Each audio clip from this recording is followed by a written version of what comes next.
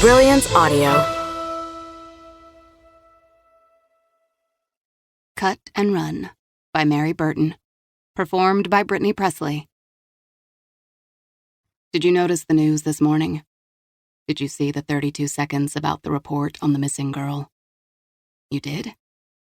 That's good. Do you remember her name or what she looked like? It's hard to remember. Most people forget. But I don't forget the missing girls. I can recall each and every one of them, and I honor their sacrifice. Everything I did, everything, was out of love. And that happiness always requires a sacrifice. Love, Daddy. Prologue. Exact time unknown. When the stairs leading down to the basement creaked, the young woman struggled to her feet. She pressed one hand to her very pregnant belly and gripped a metal pipe with the other as she listened to the steady, purposeful steps approaching the locked door. Keys rattled as mumbled curses echoed on the other side. She'd lost track of how many days she'd been waiting for him to return. She took a step back, and her fingers tightened around the weapon, once a part of her cot's frame. For days, she'd been working on the screws holding her bed together. She'd used her fingernails and a small bed spring, tearing and ripping her nails in the process of loosening the screws. Last night, the final screw and the metal rod had fallen to the floor with a loud ping. She'd wept, clutching her new best friend to her chest as she rocked back and forth. Months in this windowless box could come to an end today, if she was very careful. The first lock turned. More keys rattled.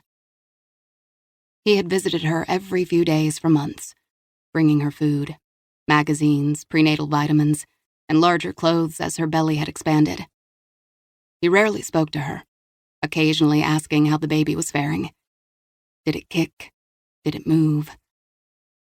She'd never been pregnant before, so she had no way of knowing what normal was or wasn't. A deadbolt turned, and the door swung open.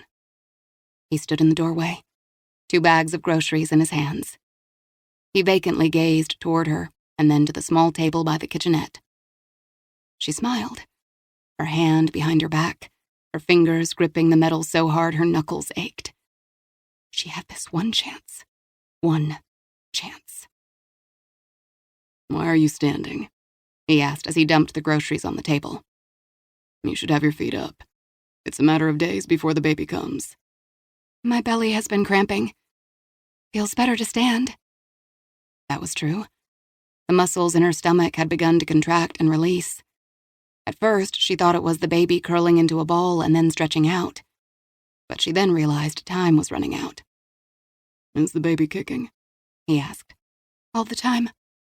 Also true. In the early weeks of her captivity, all she'd wanted to do was sleep and block out the baby and this room.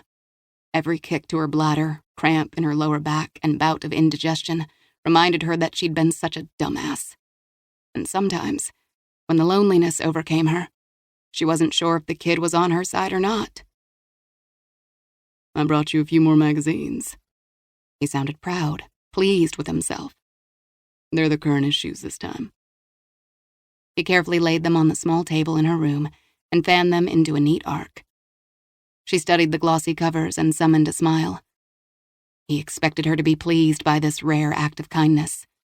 So she beamed, wanting him to believe she was docile and weak, even as her mind buzzed with images of crushing in his skull.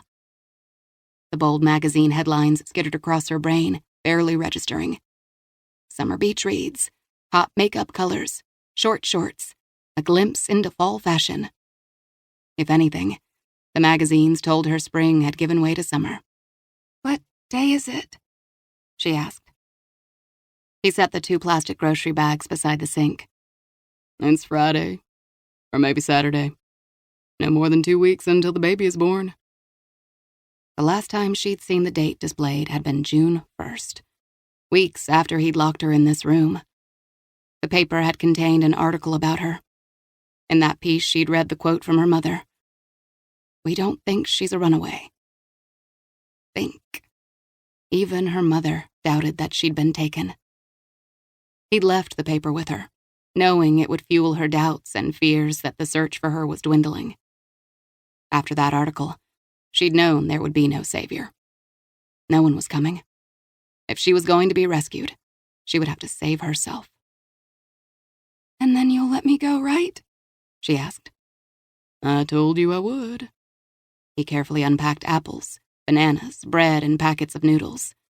There were also eggs, milk, and cheese, everything for a healthy baby.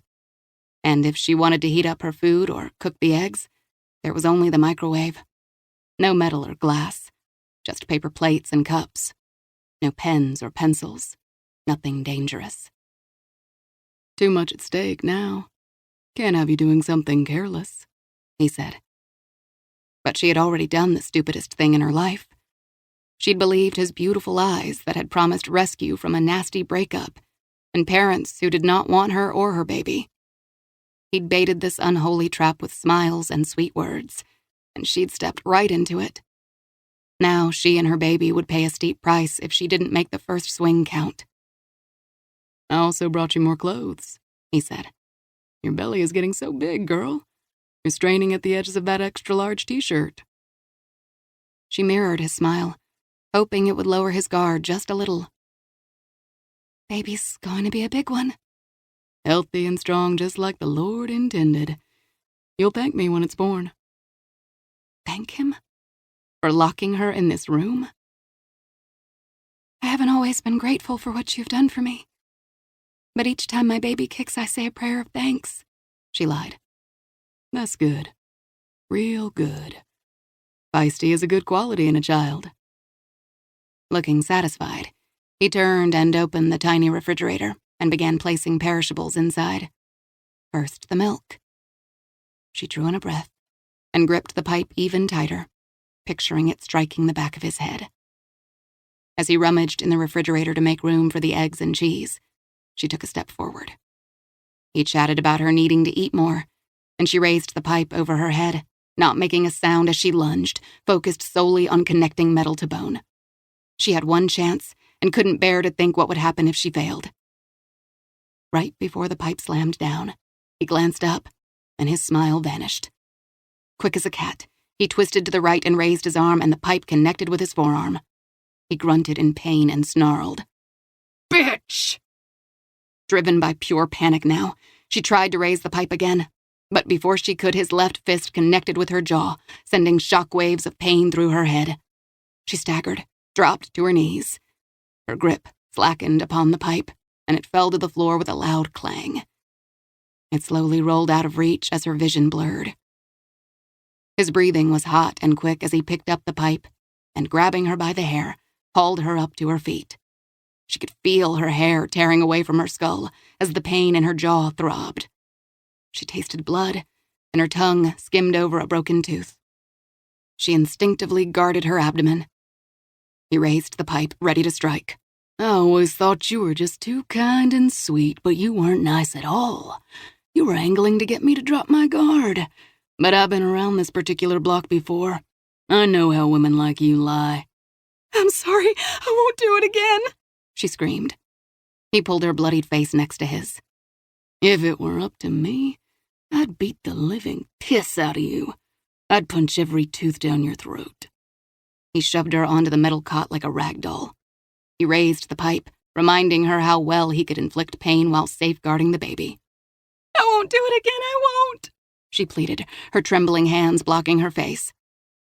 "If you try that again, I will break your hands and feet. Do you understand me, girl?" Tears streamed down her face as she tried to make herself as small as possible. "Do you hear me?" "Yes," she choked. "I won't move." He hauled her off the cot and made her stand in the corner as he dumped the mattress on the floor, lifted the cot, and shoved it out the door. It landed in the hallway, forever out of her reach. He left the room, slamming the door behind him. She didn't hear the lock or the rattle of keys. She sat a little straighter, listening to the thud of his footsteps, and wondered if she should dare make another escape attempt. But just as quickly as the idea came, she abandoned it.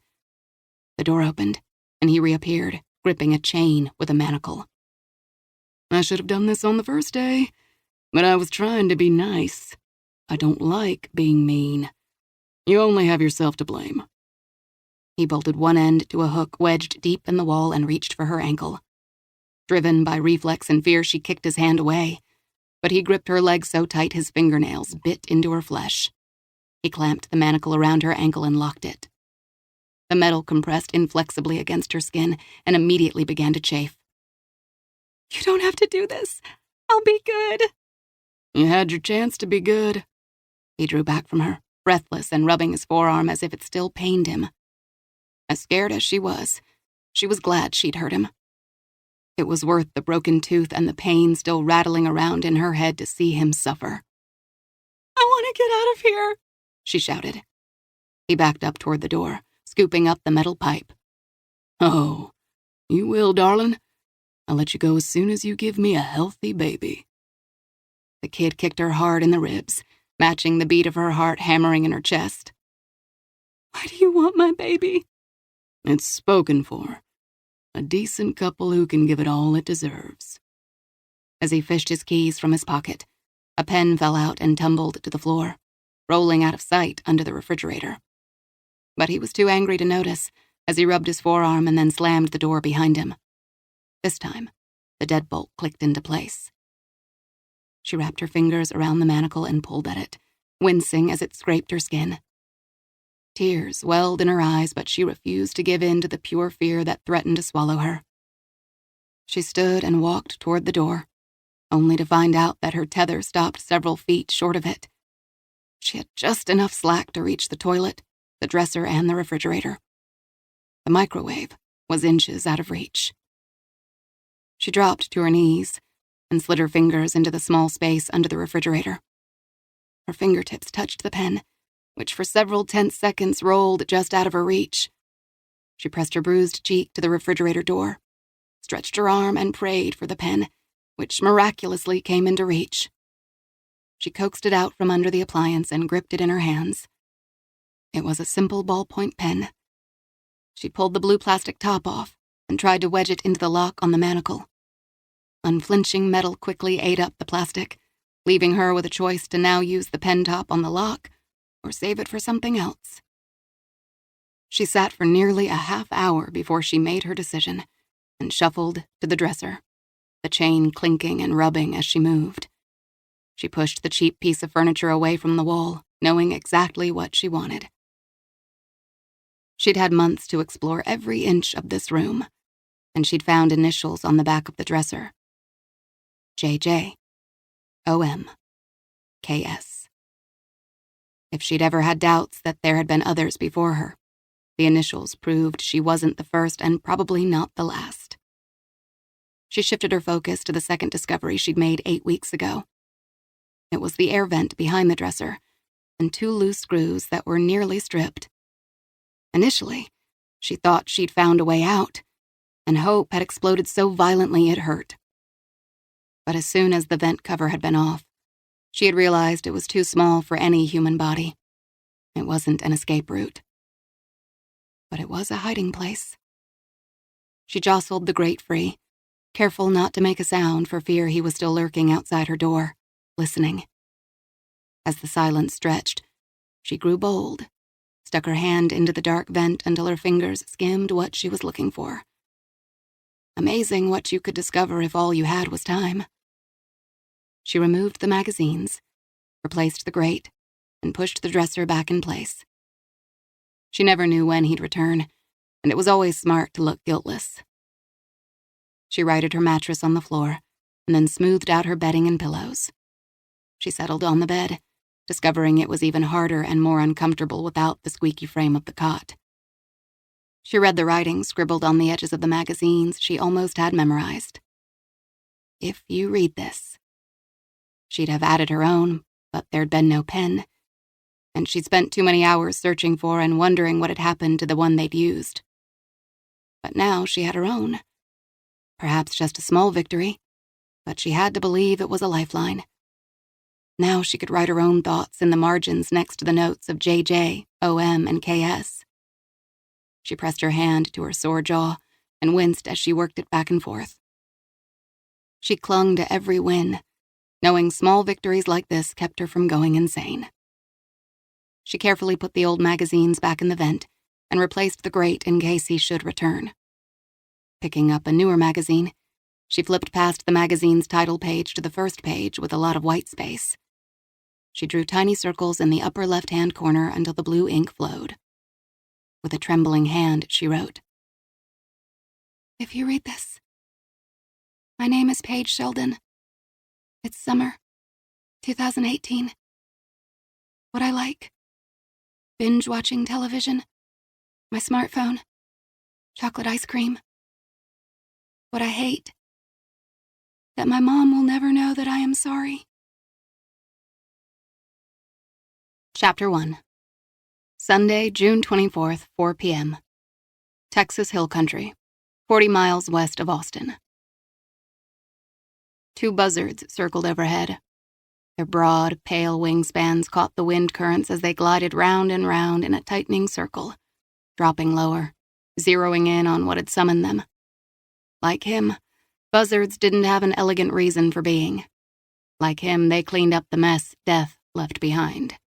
Texas Ranger Mitchell Hayden turned off the paved rural route onto the long dirt driveway that fed into Jack Crow's salvage yard. Hayden had not been in the hill country for a few years, not since before his wife had gotten sick.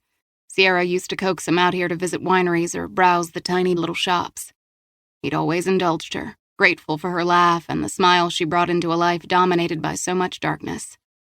She was gone now, and he'd stopped coming here.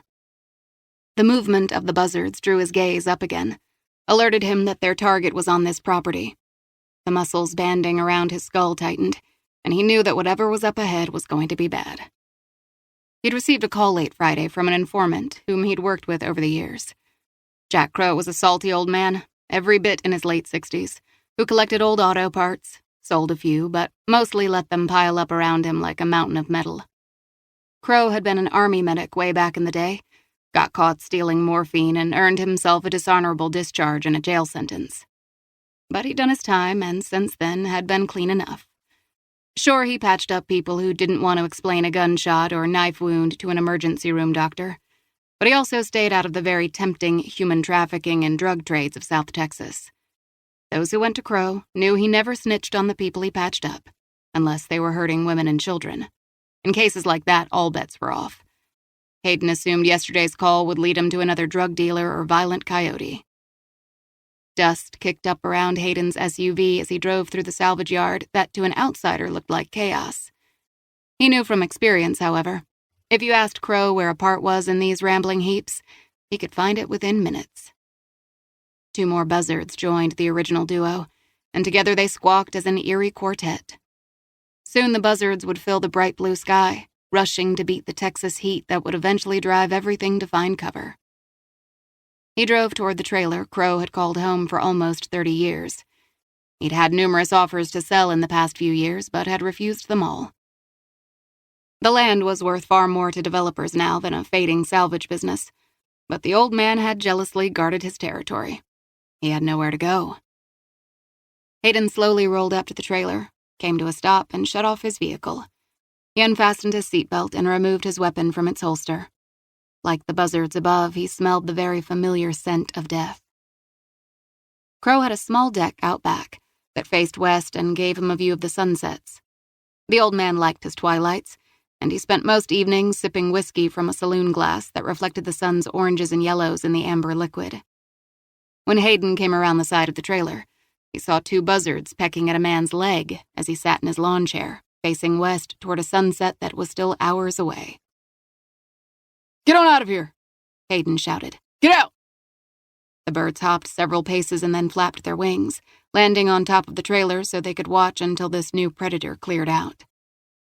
The old man was slumped back in his chair, and even from 15 feet away, Hayden could see fingers bent and twisted at horrific angles. Several of Crow's fingernails were also missing, and puddles of blood dripped and pooled onto the deck. Whoever had killed him had left slices in the flesh, knowing the smell would bring the buzzards from over a mile away. Judging by the evidence, he knew Crow had been dead for several hours, Jesus, Crow. Sadness circled like the buzzards, but Hayden chased it away as well. Instead of rushing toward Crow, Hayden searched the horizon for signs of an ambush. He moved around the trailer, scanning every angle before he climbed up the 4 narrow porch steps, crossed the wooden platform, and opened the front door. Finger resting on the trigger, he switched on a light and peered inside. The place had been tossed. The cushions on the couch had been pulled off and cut open, the recliner had been upended, and the drawers from a small desk had been dumped out on the floor. A collection of pictures, mostly of a younger Crow and a little girl, lay crumpled in the center of the room, their thin black frames smashed along with the glass. Worn carpet muffled the sound of his boots as he moved deeper into the trailer toward the back bedroom, where he discovered an upended mattress hacked open, its white, tufted innards scattered around. Determining the trailer was secure, he returned to Jack Crow's body and found that 2 buzzards had landed back on the porch. He stamped his booted foot on the deck and yelled violent curses until the raptors left him alone to study the body. The old man's rugged face was covered in white stubble, and thin lips twisted into a snarl born of pain and anger. His plaid shirt was unbuttoned, exposing a round belly protruding from a white t-shirt stained with blood and sweat. This close, he could see Jack Crow's legs were turned at odd angles, as if someone had taken a hammer or crowbar to his kneecaps. Hayden holstered his weapon, allowing the first flicker of sadness. The old bastard might have broken a few laws in his time, but under all the gruff and bluster, there'd been a decent soul. Hayden searched Crow's pockets, not expecting to find anything. However, in his front breast pocket, there was a playing card. It was the King of Spades. It was clean, the paper slick as if it had just been removed from a fresh deck. None of the gangs who circulated in the area used cards like this, but it was clear. Someone was sending a message. Hayden reached for his phone and called the local sheriff, then the state medical examiner's office. Crow hadn't given any hints about why he'd wanted to see Hayden. He just said it was real important. Crow, what the hell did they want? Chapter 2. Monday, June 25th, 3 p.m. Austin, Texas. Dr. Faith McIntyre of the Travis County Medical Examiner's Office stood at her autopsy station studying the body of the 64-year-old man lying on the gurney against a stainless steel sink. Country music played softly from a small set of audio speakers next to a whiteboard covered with her daily schedule written in tight cursive. Beside it rested a Texas mug, filled with red, green, and black dry erase markers. Above the gurney hung a microphone, as well as a large adjustable light that reflected on the stainless steel instruments on the tray. According to the death investigation report, the subject of her examination had been found sitting outside his trailer in a lawn chair and had sustained multiple traumas to his joints. Paramedics had declared him dead at the scene. When the body had arrived at the medical examiner's office, and his clothes and shoes stripped, she'd immediately noted horrific signs of torture, including 7 broken fingers, lacerations, and a shattered kneecap. This was the kind of death reserved for those who landed on the wrong side of the drug cartels. Did he have a connection to drug trafficking? Faith asked. Her question was directed at Texas Ranger Mitchell Hayden. His tan face, weathered by years in the Texas sun, was stoic and with no hint as to what he was thinking. Large hands weren't clenched at his side, but were primed to curl into fists in a blink of an eye. His large, muscled body, which had taken a gunshot directly into his Kevlar vest just 3 weeks ago, was as still as stone. Hayden had a reputation for being decisive to the point of unfeeling, but she'd known him for a few years and recognized the quieter he was, the deeper his feelings ran. Why did the Texas Rangers care about Jack Crow? She asked. Jack Crow contacted me on Friday. He never called just to chat, so if he had a story to tell, I listened. I couldn't get out to see him until yesterday, and when I did, I found him like this. Do you have any idea what he wanted to tell you? She asked. He wouldn't say anything over the phone. He never liked them because he thought his calls were being monitored. Did he suffer from paranoia? Faith asked. No. At least, not any more than the average hermit. My death scene investigator said there was nothing in his trailer stronger than aspirin, though there was a prescription for OxyContin. There were 12 unopened bottles of beer in the refrigerator. There was nothing in writing from him that would indicate why he died this way. I know. I searched every square inch of the place, but it was clear someone had gone through it before me. She lifted the dead man's wrist. I can tell you he was restrained, maybe by handcuffs, and whoever put them on made sure they were painfully tight.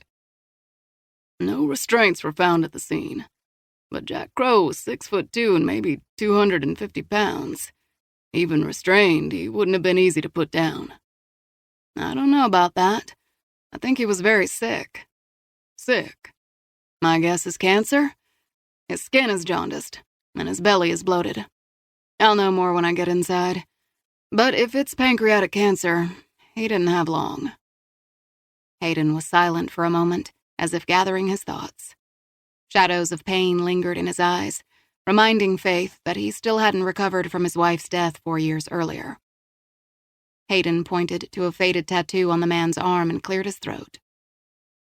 He was an Army Ranger when he was a young man. So cancer or no, he was a tough son of a bitch who wouldn't have left this world easily. She ran her gloved hands over his scalp until she felt the hard lump. There's a large hematoma. He was hit in the back of his head.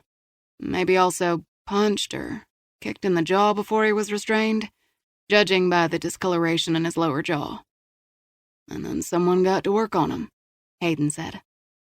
That's my thought. These injuries would have hurt like hell. But what do you think was the cause of death? Hayden asked.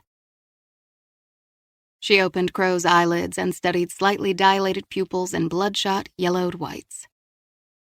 I'll know better once I open 'em up. Faith's death scene investigator, Nancy Ridgefield, entered the room. Nancy was a 5-year veteran of the medical examiner's office, and the pair had worked together since her arrival. Petite, with black hair, Nancy was methodical and caring, and had a wicked sense of humor. Doc, Captain! Nancy clicked on a computer screen and pulled up the first digital X-ray images of the right and left arms and hands. All were riddled with fractures.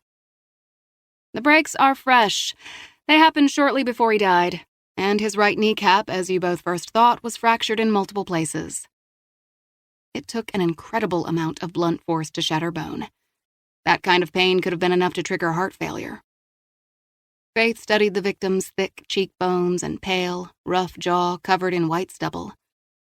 No one could have accused Jack Crow of being handsome, but she would bet he'd been striking when he was younger. Have you found his family yet? Faith asked. I interviewed a man who lives on the property. David Ledbetter, Hayden said. According to Ledbetter, Crow has a son and a daughter. I haven't yet found the son, Dirk Crow, but I located the daughter, Macy Crow, and called her yesterday.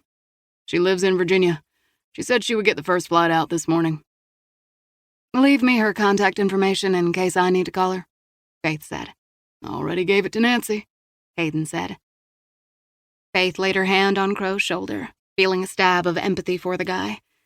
Maybe he'd not been a saint, but no one deserved to suffer like this. She drew in a breath, trying not to picture the agony that would have filled the man's final minutes. Jack Crow had to cease to be a person for now. His body was evidence, and it had a story to tell that she would not hear if her mind was clouded with emotion. She tugged the dangling microphone down a little closer and stated the patient's name, height, weight, and injuries. Beginning her external examination, Faith lifted his right arm. Though the underside of the forearm was blackened from stippling, the settling of blood after the heart stopped pumping, she saw faint, tattooed lettering that read, "Do no harm." She noted this find along with the Army Ranger tattoo into the recorder and then continued to search for other markings. There was a scar on his lower abdomen, likely from an appendectomy, and an old puncture wound on his shoulder as if he'd once been shot. She checked between his toes and fingers and checked the veins in his arms and inner thighs for signs of needle marks, but found none. She lifted one of the victim's hands and studied the fingers, now blue at the cuticles. Nancy, do you have paper? Sure, Dr. McIntyre, Nancy said. Faith scraped under 3 intact nails and Nancy held the sheet of clean paper under the hand. Several scrapings fell onto the paper. Maybe we got lucky, and he clawed his attacker. Faith rolled ink on the fingertips and pressed them to fingerprint cards. Hayden had made a visual identification, but forensic proof was also necessary. Ledbetter has worked with Crow for almost 2 years doing odd work around the salvage yard, Hayden said. Did he have anything to offer about the patient's health? Faith asked. He said Crow had been slowing down the last few months, but that the old man never complained. Faith reached for her scalpel and made a Y incision that began above his pectoral muscles and went straight down his abdomen. She peeled back the flesh, reached for bone cutters, and snapped the ends of the rib cage so she could lift it away. She unpacked the organs, weighed them, and set them aside. She noticed his enlarged heart immediately, and when she removed it from the body and dissected it, she found several severely blocked arteries. The right ventricle was badly discolored, as if blood flow had suddenly been stopped. His lungs had several lesions, and by feeling around in his abdominal cavity, she discovered a hard mass behind his stomach. She removed the stomach to reveal a tumor on the pancreas that she'd bet a paycheck was cancerous. Jack Crow had been a dead man walking for some time. He would have been in terrible discomfort, Faith said. I'm surprised he didn't get the prescription for painkillers filled. Ledbetter said Crow passed out about 6 weeks ago, and he drove the old man to the doctor. The doctor wanted to run tests, but Crow refused. Hayden drew in a slow, steady breath. Crow knew time was running out, and he knew he had a conscience to clear. Maybe, Faith said. She continued to examine and weigh the organs, and when she'd inspected them all, she repacked them into the body and sutured the Y incision. His heart failed, she said. But clearly the torture, given his weakened state of health, triggered heart failure. I'm ruling this a homicide. Homicide didn't always mean murder, simply death at the hands of another human. Her ruling gave Hayden the green light to find the killer.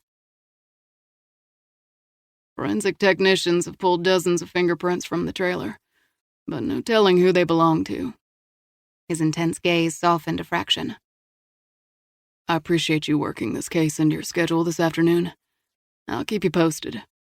Thanks. I'd like to know what happened. Mr. David Ledbetter is here to view the body, Nancy said. He also wants to see you, Dr. McIntyre.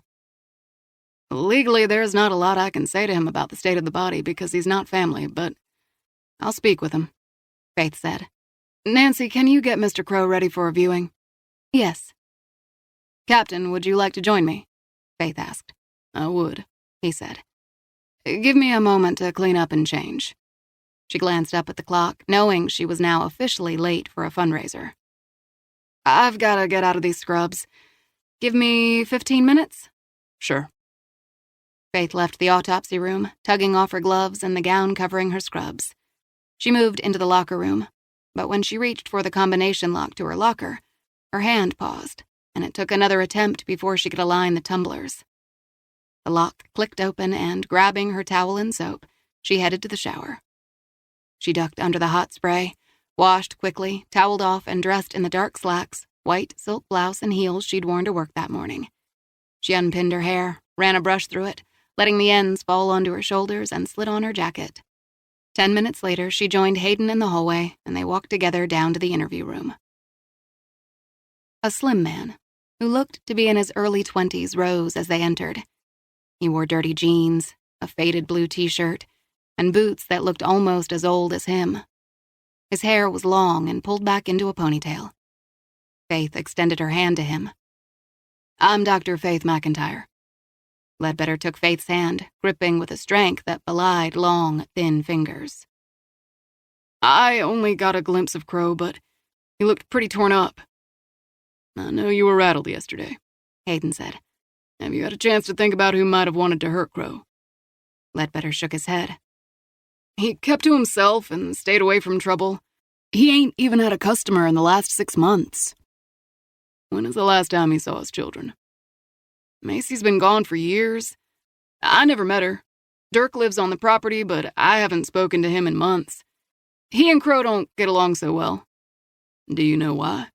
Hayden asked. Dirk wanted his dad to sell the land and enjoy his life. Crow wouldn't discuss it. And you saw no one around the yard who was suspicious? Hayden asked. No. No one's been around in weeks. You took Mr. Crow to the doctor a month and a half ago? Faith asked. Yeah. He was in bad shape. I rushed him into town and he let the doctor poke and prod, but in the end wouldn't let him do nothing. He had unfilled prescriptions? Faith asked. Yeah. He said bourbon would do the trick. We stopped at the liquor store and got a 6-pack and 2 half-gallons of premium bourbon. He also had me stop at the drugstore and get a couple of burner phones and tobacco. He loved his dip. 2 prepaid phones? Hayden asked. What did he want them for? He didn't say. Only cared that they had a GPS map and a video recorder. Was he planning to go somewhere? Hayden asked. He said not to worry when I asked. We didn't find any phones in his trailer, Hayden said. I don't know what he did with them. Ledbetter sniffed and shifted his gaze to Faith. Can I see Crow? Faith nodded. If you will follow me, I can take you to Mr. Crow. Tension rippled through the young man. Sure. The 3 walked down the hallway to the viewing room, where Nancy waited with the draped body of Mr. Crow. When Ledbetter stepped closer, Nancy drew back the sheet just far enough to show his face. At first, Ledbetter hovered back. Then, finding the courage, he approached the gurney. His face crumbled with a mixture of sadness and pity. I didn't want to believe it was really Crow, but it is. Ledbetter patted Crow on the shoulder, turned and left the room.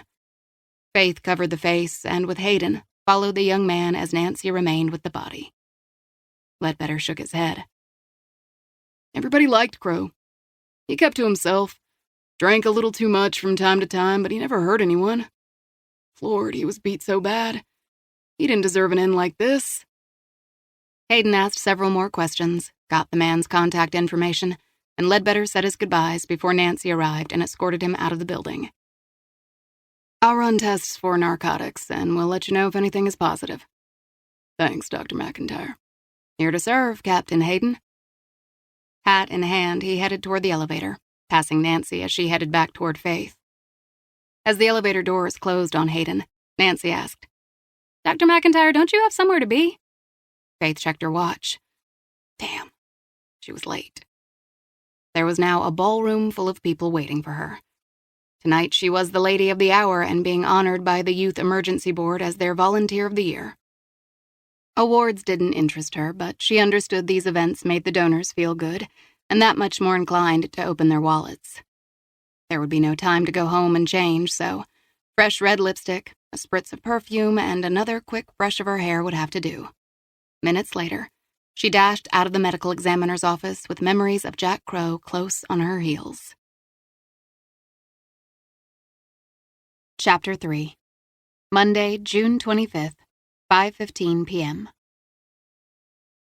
Faith left a voicemail message for Macy Crow on the drive to the Driscoll Hotel. They'd yet to speak directly, but Miss Crow had promised to catch up with Faith while she was in town. As Faith crossed the marble lobby, she found herself playing back her late father's favorite saying, "Keep your eye on the prize." And for her tonight, the prize was the new youth shelter set to break ground the first of the year. The last $100,000 needed to be raised to ensure the opening. As a string quartet played Claire de Lune, she moved past the white columns toward round tables decorated with crystal vases stuffed with fragrant white roses and placemats made from laminated drawings done by the shelter kids. She headed straight to the bar, ordered a stiff martini, and took several sips, hoping it would blur Jack Crow's broken body and enable her to fake a smile and face the former peers of her parents. Over the next few minutes, she accepted the greetings of long-absent friends and regaled them with polite stories from the medical examiner's crypt. Yes, Princess now cuts up dead people for a living. Reminisced about old adventures. Nairobi was fabulous, but Paris was wicked fun. And accepted lunch dates from women she'd not seen in years. Faith, you're charming everyone as usual. Smiling, she turned toward the familiar deep voice of Peter Slater, PJ, to his friends. She'd known PJ since they both had played hide-and-seek in the law office their fathers, Russell McIntyre and Peter Slater Sr., had maintained for over 40 years. Their fathers had met in college, attended the same law school, and hung out their shingles when they were in their 20s. The families were intertwined to the core. PJ had mourned with her when her mother had died a decade ago, and her father 5 years later. In March, when Peter Sr. had died, she'd grieved as deeply as PJ and his mother, Margaret, who'd been a second mother to Faith. Faith kissed PJ on the cheek, savoring the familiar brand of aftershave his father had also worn. "I'm sorry I'm late. Work." "Where's Margaret? She's done a spectacular job of arranging all this." Margaret was a small woman in her 60s, who was always immaculately dressed and had more energy than women half her age. "My lovely mother is drifting around the room, deciding if she'll hold her stroke awareness fundraiser here next year. You know, Mom, never satisfied unless she has 20 things going on at once." "How is Margaret holding up? This is her first event since your father died." "She has her low moments, but all in all, she's doing well. And be warned, she's talking about inviting you onto one of her event planning boards." "I love your mother, but I don't think so." PJ laughed. "Good luck refusing her. My father never could." She surveyed the room and the bounty of flower arrangements, food, and drink. "For the cost of these kinds of events, it would be far easier for the board members to simply write a check to the shelter and call it a day." "That will never happen. Not only do these folks like their parties, but also it would rob Mom of the chance to arrange an event. You know she loves this kind of thing." "Don't tell her I said so, but I can barely stand them," Faith said. "I'm a fish out of water." "You do a good job of hiding it, and your father and mother would be proud of your accomplishments." Mother, yes, but father, maybe not.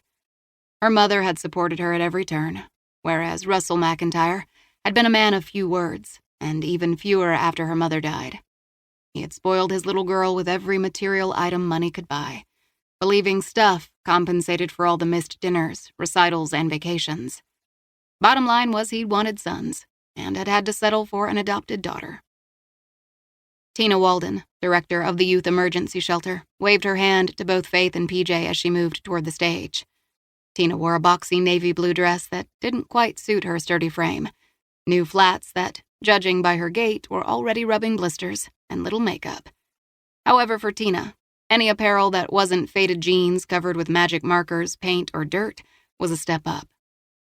"It's showtime," Tina said. Faith sipped the last of her martini, knowing as much as she wanted a second drink. Tonight was a work night, and she had an early call in the morning. "Let's do this." PJ escorted Faith up to the stage, and as she stood on the dais, he approached the microphone at the podium. He signaled for the quartet to stop and winked at his mother, Margaret, who broke off a conversation with the state senator to smile and wave at them.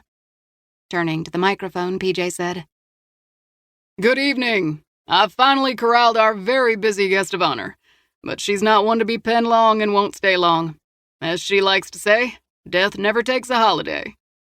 Laughter rumbled over the room as the 50 or so guests took their seats. She searched among the faces, but didn't see the one face she'd hoped for tonight.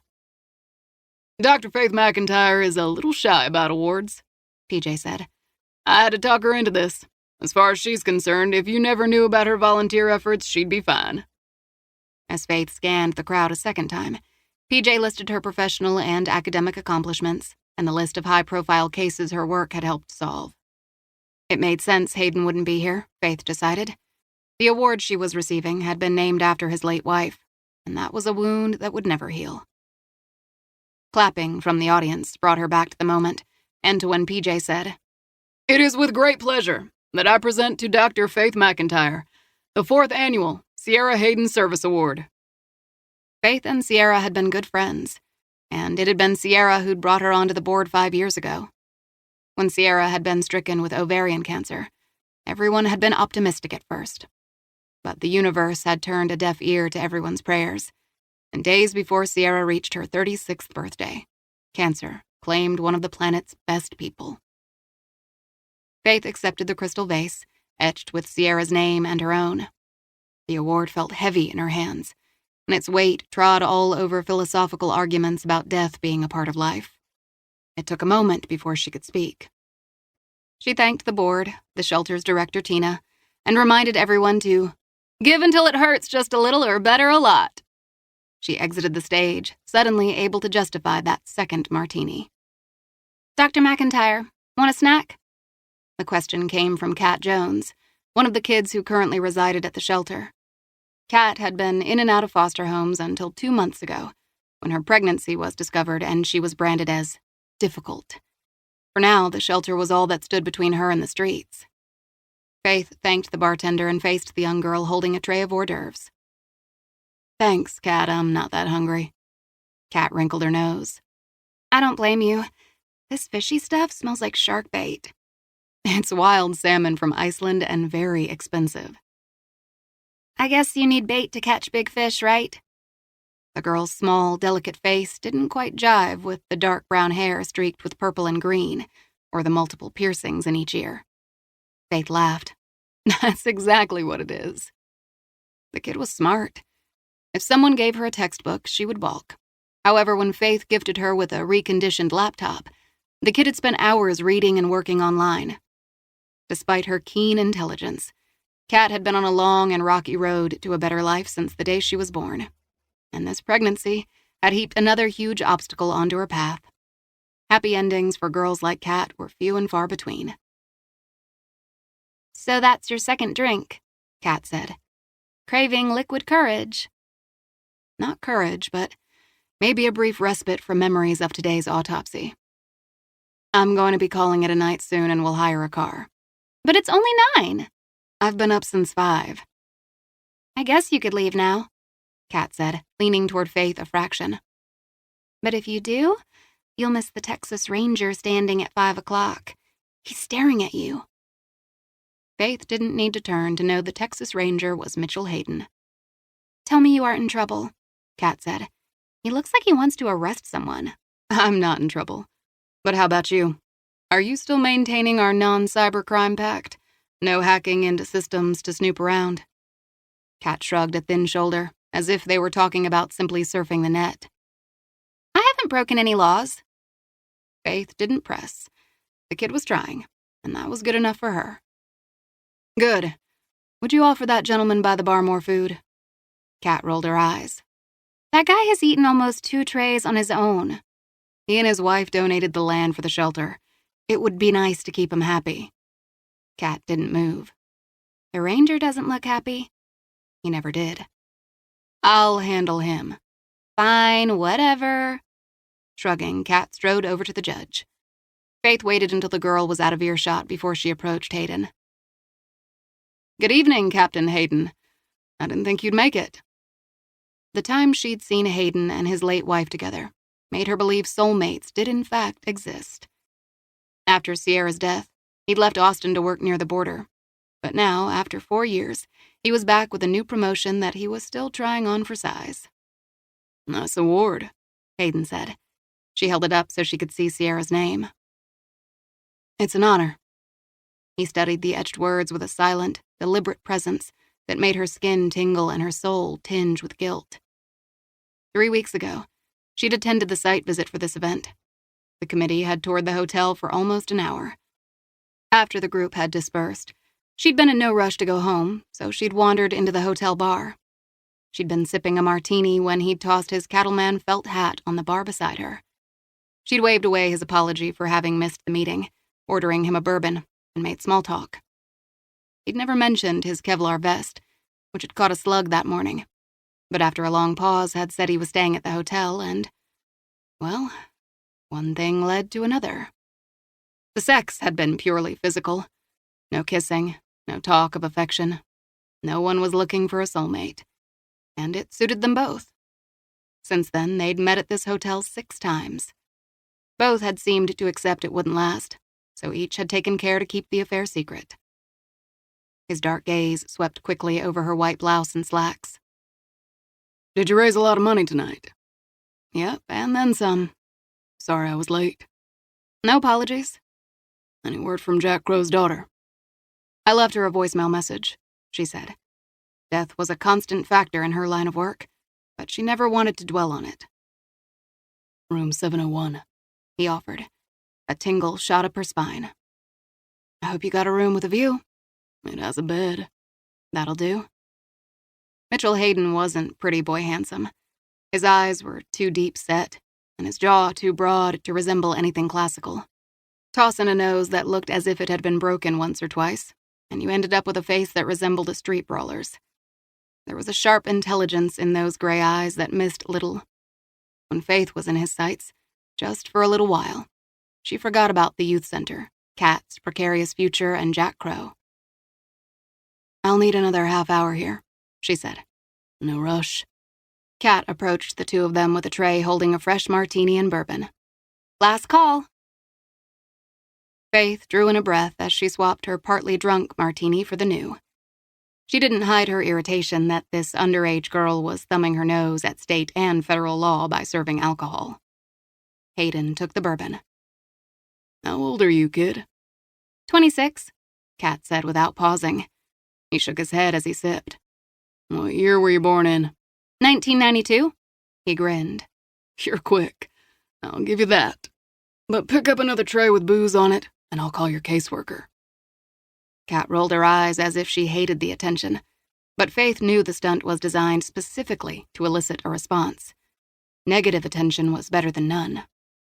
Roger that, Captain. Kat made a show of saluting. The bus is leaving for the shelter. Thanks for the gig, Faith. Glad you could make it. Don't forget I'm taking you to your prenatal visit on Wednesday. Can't wait. A bit of Kat's attitude faded as it always did when the baby was mentioned. She left the two, sauntering across the room as if daring the bus to leave her. What's that kid's story?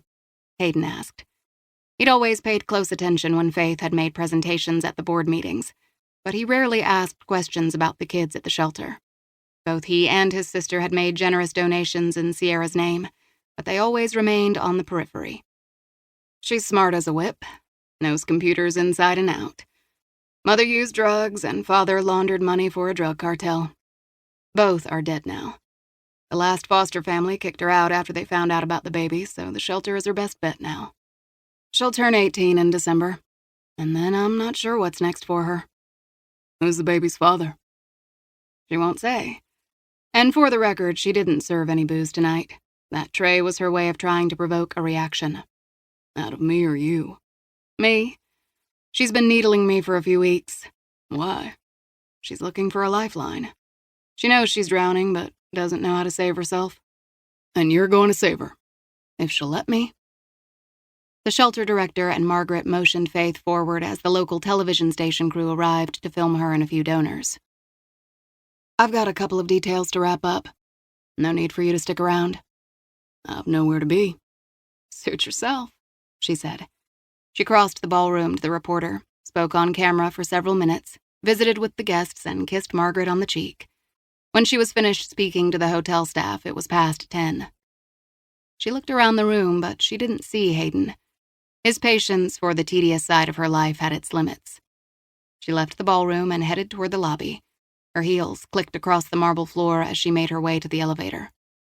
Dr. McIntyre! She turned and saw a tall, lean man with a neatly shaved face and warm brown eyes.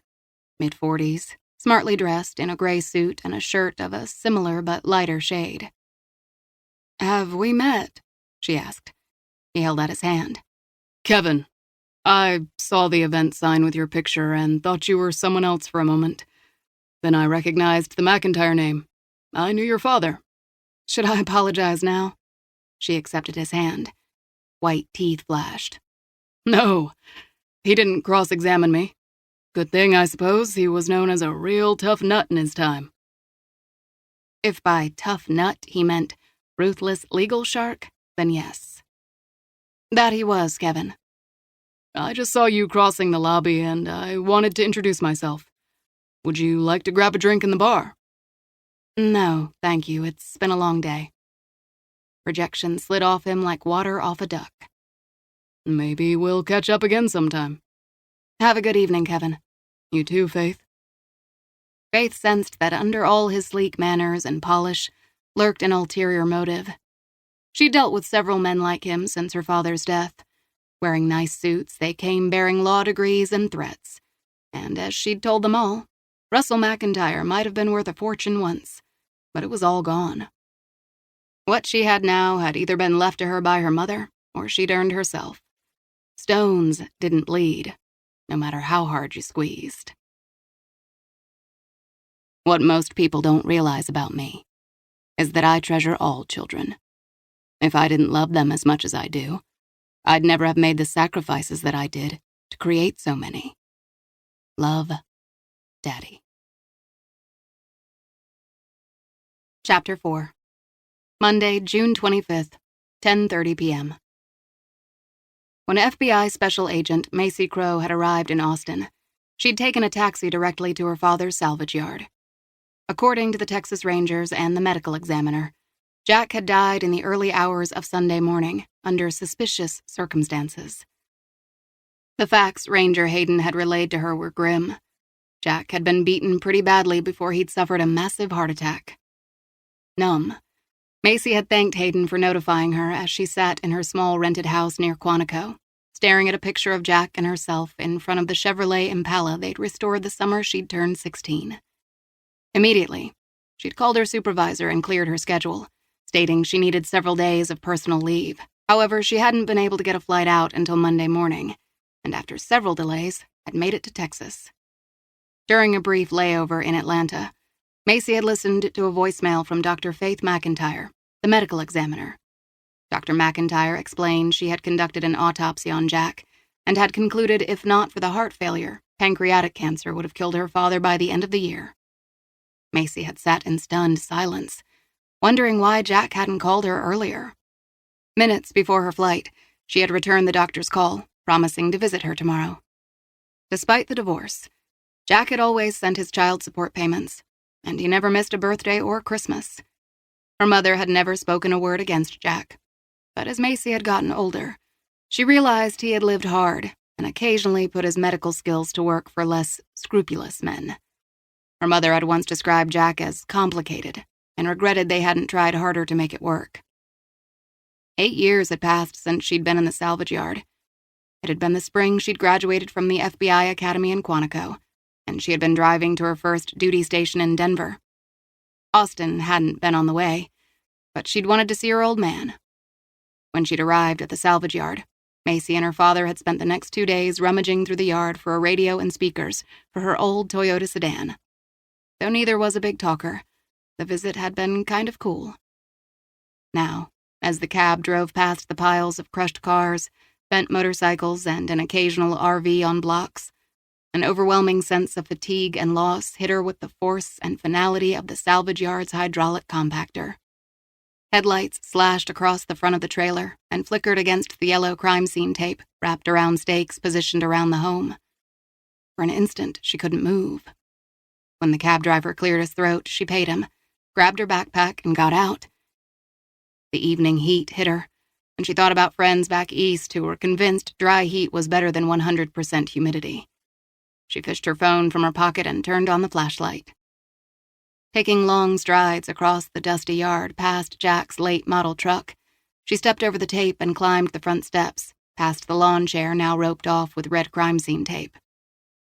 She shone her light on the chair and its red, white, and blue woven straps, and then on the cracked, sun-baked, stained deck. Both were covered with blood. The ranger said Jack had been found in that chair, which, ironically, she had shipped to him 2 years ago for his birthday. She imagined him sitting in it, smoking a cigar, and then she pictured him in it screaming in pain and dying. She pushed all the thoughts from her mind and read the orange seal placed over the door jamb by the forensic examiner. It was dated yesterday and signed by someone named Ridgefield. The front doorknob and the wooden doorframe were covered with fine black fingerprint dust. On the deck beside her sat an overturned tented evidence marker. She'd investigated enough scenes like this and wasn't intimidated by the "Do Not Enter" warning and the consequences listed in small print below it. She reached in her pocket, removed 2 of the black latex gloves always crammed in each of her jackets, and slipped them on. Using keys Jack had given her, she unlocked the door and broke the seal. Careful not to touch the powder, she stepped into a dark interior that smelled of cigarette smoke, air freshener, and bourbon. She switched on the overhead light, dropped her backpack by the door, and unholstered her gun. The place was trashed. A forensic team had come behind whoever had ransacked the place to dust windowsills, the refrigerator door handles, the broken picture frames scattered in the center of the room, and some of the now crumpled and torn pictures. Jack had never liked strangers on his property, and this invasion added the final insult. "I'm sorry, Jack." She tucked her phone in her back pocket. Jack had called her a week ago, told her he'd stocked the refrigerator with a 6-pack of Corona, her favorite. The call had been out of character, and when she had asked how he was doing, he had insisted everything was fine. She had instinctively known he wasn't fine, and had promised herself a Texas vacation very soon. One way or the other, he must have known he was on borrowed time, and that his call would be enough to ensure a visit from her. She reached for a cold beer, wedged the cap under a drawer handle, and with a quick jerk, popped the top off. As she took a long pull, she returned to the broken picture frames, picked up one, and shook off the broken glass. It was a picture of her christening. The next picture she spotted featured her with Santa. A third picture captured the moment she'd taken one of her first steps. In this space, she was frozen in time as toddler, when she, her mother, and Jack had all lived together. She crossed to the bedroom to find the mattress upended and sliced. The end table was overturned, and the lamp smashed. More black powder everywhere, an evidence tense placed by one of Jack's pocket knives, his rotary phone now on the floor, and a newly shredded Army-issue Bible he'd never gotten around to reading. She holstered her gun and set her beer down on a dresser before straightening the table and setting the phone and Bible back on top. She pushed the bed frame away from the wall and peeled back a section of shag carpeting to expose a 1-foot square hatch. Jack had shown her the hiding place years ago. "This is where you look if I die, kid." She rooted around the small opening and pulled out a zip-top bag filled with 20 gold coins, a Sig Sauer, a spare set of keys to his truck, and a brand-new smartphone. She grabbed the keys, gun, and phone and set them on the nightstand before she returned the gold to its hiding place, closed the hatch, and replaced the carpeting. When the bed was back in place, she dragged the mattress back onto the frame and dumped the blankets and sheets on it. She sat on the edge, reached for the gun, and pulled back the slide just enough to confirm there was a round in the chamber. She tucked the cig into her belt, picked up the beer, and took another long swig before reaching for the smartphone. "Very tech-savvy of you, Jack." Her old man might have been able to take a car apart and put it back together, but he had been hopeless with computers and smartphones. As long as she'd known him, he'd always had a rotary phone. She turned on the smartphone and discovered it was password protected. Knowing Jack was a creature of habit, she typed in the numbers that corresponded to Macy. 6229. The phone opened. If that hadn't worked, her next bet would have been 5225 for Jack, and her third bet would have been the year she was born, 1988. As she searched the screen, she found no emails or, God forbid, texts. There were no apps that weren't standard with the phone or any kind of call history. So why the phone, Jack? She double-tapped the home button and discovered the Maps app and Photos app were running. She opened the Photos app first and saw the image of a post office mail receipt. Jack had sent a package to her by third-class mail on Friday. She'd not received it in Saturday's mail and guessed it was still floating through the post office system. Curiouser and curiouser, Jack. She opened the Maps app and found 3 saved addresses. When she pulled the first up, she discovered the location was 20 minutes west of here, and if her memory served, the area was remote. The second location was in East Austin. The third was in downtown Austin. What the hell? If Jack had wanted to get her attention with the phone, he'd succeeded. He had left these addresses for a reason, and she sure as hell was going to check them out.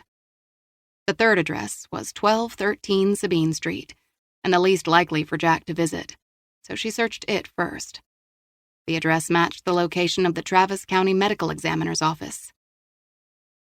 Interesting. She'd been in contact via voicemail with Faith McIntyre. Sometimes the world was a really small damn place.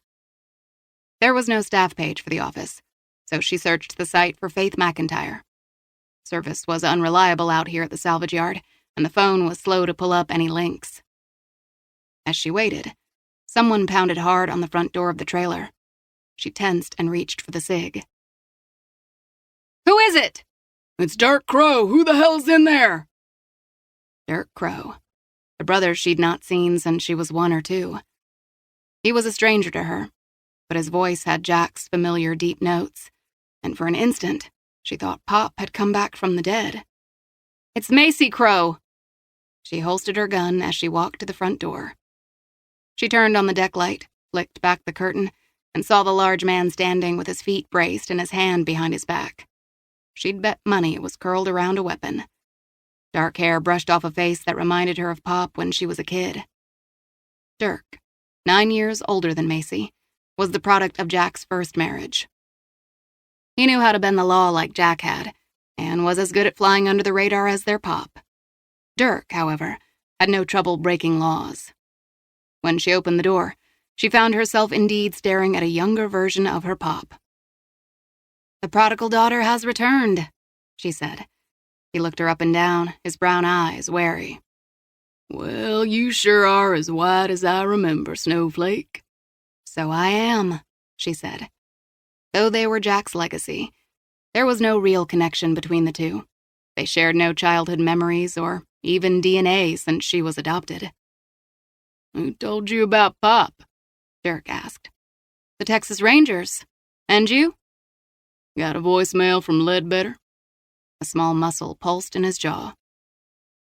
"You live on the property, and I bet the cops still had a hard time finding you," she said. "They did." He shifted, his gaze narrowing as he looked at the lawn chair. "Ledbetter tells me Jack is at the morgue." "Yeah." "He wouldn't want a funeral." "I know. I'll have him cremated." "Why you?" "Do you want to do it?" she asked. "Nope.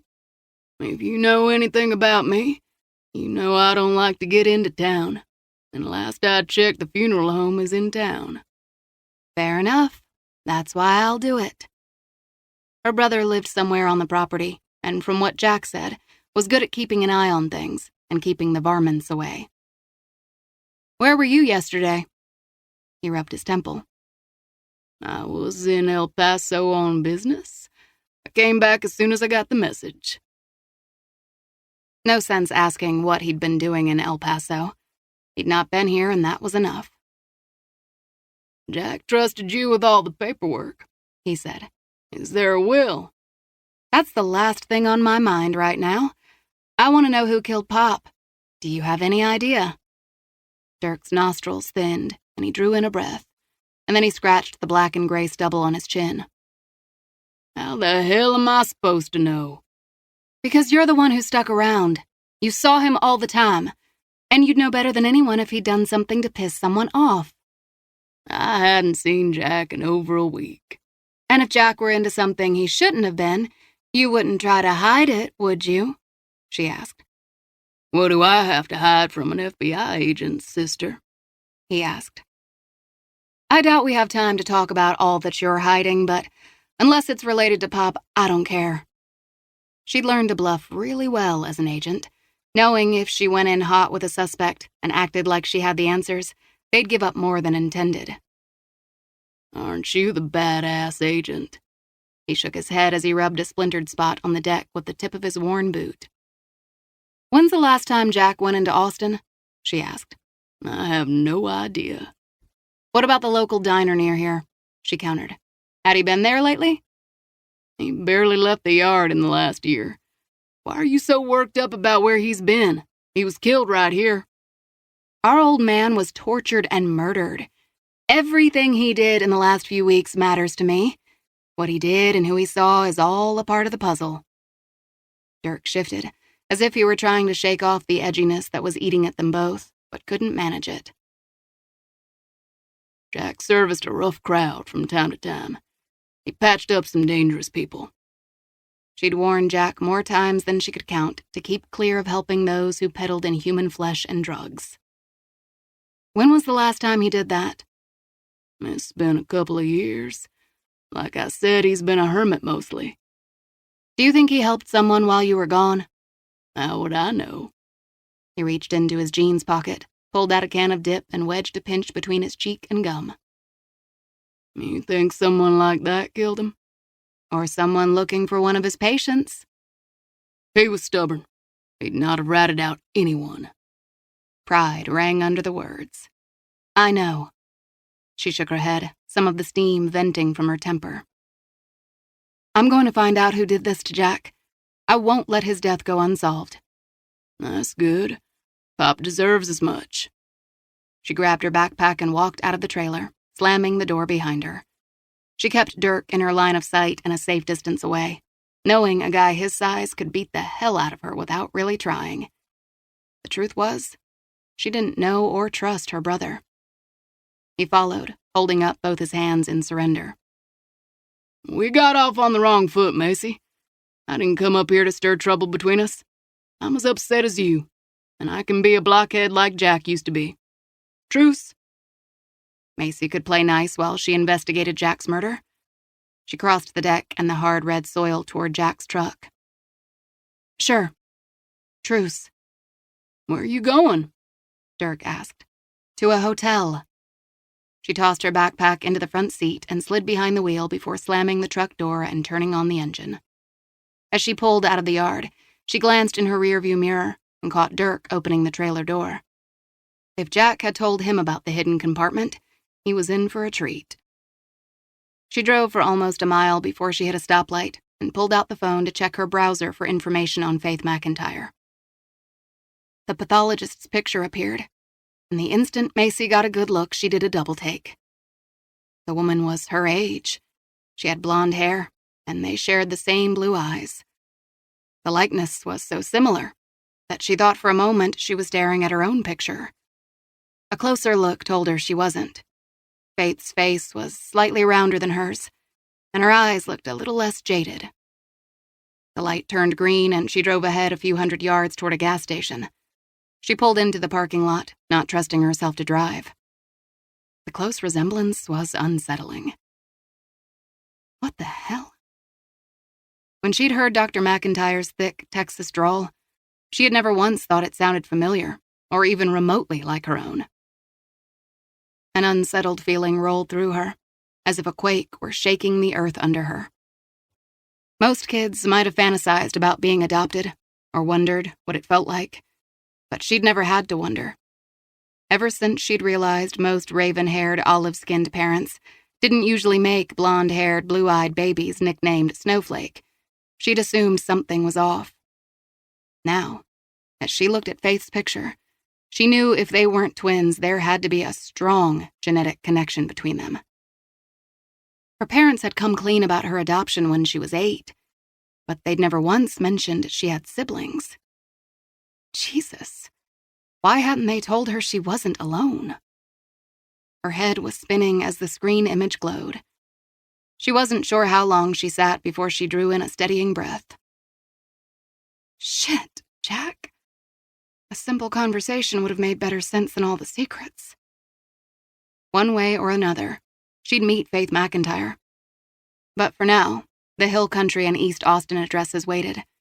She typed in the rural address, and when it loaded, she took a right onto the road and drove past a lone strip mall and scattered homes before the turnoff to Blanco, Texas appeared. The moonlight was bright enough to illuminate sparse brown land covered with scrub trees and bushes. But the land and her surroundings barely registered as her mind spiraled around the idea that she might have a sister. Did Faith McIntyre know about her? One way or another, they would have questions for each other. Which led to renewed questions about her birth mother, who had always been shrouded in "we don't knows" and mumbled comments about a closed adoption. If her mother or Jack really knew who she was, they'd never said, regardless of how often she'd pressed. Her headlights cut into the deepening darkness. Hoping to settle her racing mind, she switched on the radio and found a country western station. She'd lived in Dallas growing up before moving east for college and then the academy. But despite all the bland apartments scattered across the country, she always felt at home when she heard country music. She cranked it, hoping the melody would drown out her thoughts. The Maps app on Jack's phone reminded her of an upcoming turn, snapping her back to the present. She slowed as she searched the road for a sign. There wasn't one, and she was halfway past a small rusted mailbox when she realized she'd found her turn. She backed up and took the left, grimacing as the dry brown dust kicked up around her car. Ahead, her headlights sliced over a brick house that faced east. The windows were boarded up, and the roof looked like it had taken a beating in a recent storm. It had a low porch that ran across the entire front and a single rocker that stood eerily still. She stopped. As the engine idled, she studied the house bathed in moonlight. Out here, unexpected guests could just as easily be met with the barrel of a shotgun as a welcome.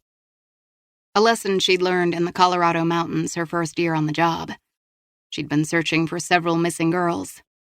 The woman on the other end of the gun had demanded her name as her gnarled finger twitched above the trigger. Macy had grabbed the gun and twisted it out of her hands, but her supervisor had reamed her out for ending up in the tight spot. After a few minutes and still no signs of life, she shut off her truck's engine, checked the gun holstered on her hip, and got out of the car. The day's blazing heat still hadn't dissipated. Sweat beaded on her back almost as soon as she started walking toward the house. A rusted wind vane squeaked softly as her gaze swept the entire area a second time. Climbing the front steps, she noticed the shades were drawn. There were also footprints in the dust scattered on the porch. Was that you, Jack? She stood to the right of the door. Hand tightening on the grip of her weapon, she knocked on the front door and waited. Being out here alone at night wasn't the smartest maneuver, and something she'd never dare if this wasn't so damn personal. A round object caught her peripheral vision, and she looked up to find a small camera covering the front porch. The house remained silent, with no response to a second knock. She descended the stairs and walked around the back. Moonlight glittered on an old set of patio furniture. Windows facing the back of the barren property were also covered in shades. She then walked to the back of the property. Dust coated her ankle boots and the hems of her jeans. Other than the footprints on the porch, it looked as if no one had been out here in years. Her gaze was then drawn to a row of 3 large rocks, arranged in a perfectly straight line. That kind of symmetry didn't happen in nature, and for some reason, the hair on the back of her neck rose. She realized what she was looking at. Grave markers. As she unholstered her weapon, she moved slowly toward the stones and saw a set of large footprints that circled the first stone several times. The footprints trailed to the second stone and the third. She knelt by the first and placed her hand on the sun-baked rock. The stones had no markings, but they were spaced almost exactly 5 feet apart. Jack had hidden this phone in a compartment beneath the carpet for a damn good reason.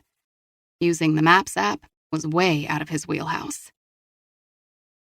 Pop, the phone tells me you were out here, but it doesn't tell me why.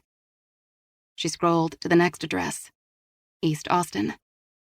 She was convinced her old man had left her a trail of breadcrumbs, and in her entire career, she'd never been afraid to chase a lead. But this time, she truly feared what she'd find. Chapter 5. Monday, June 25th, 11:30 p.m.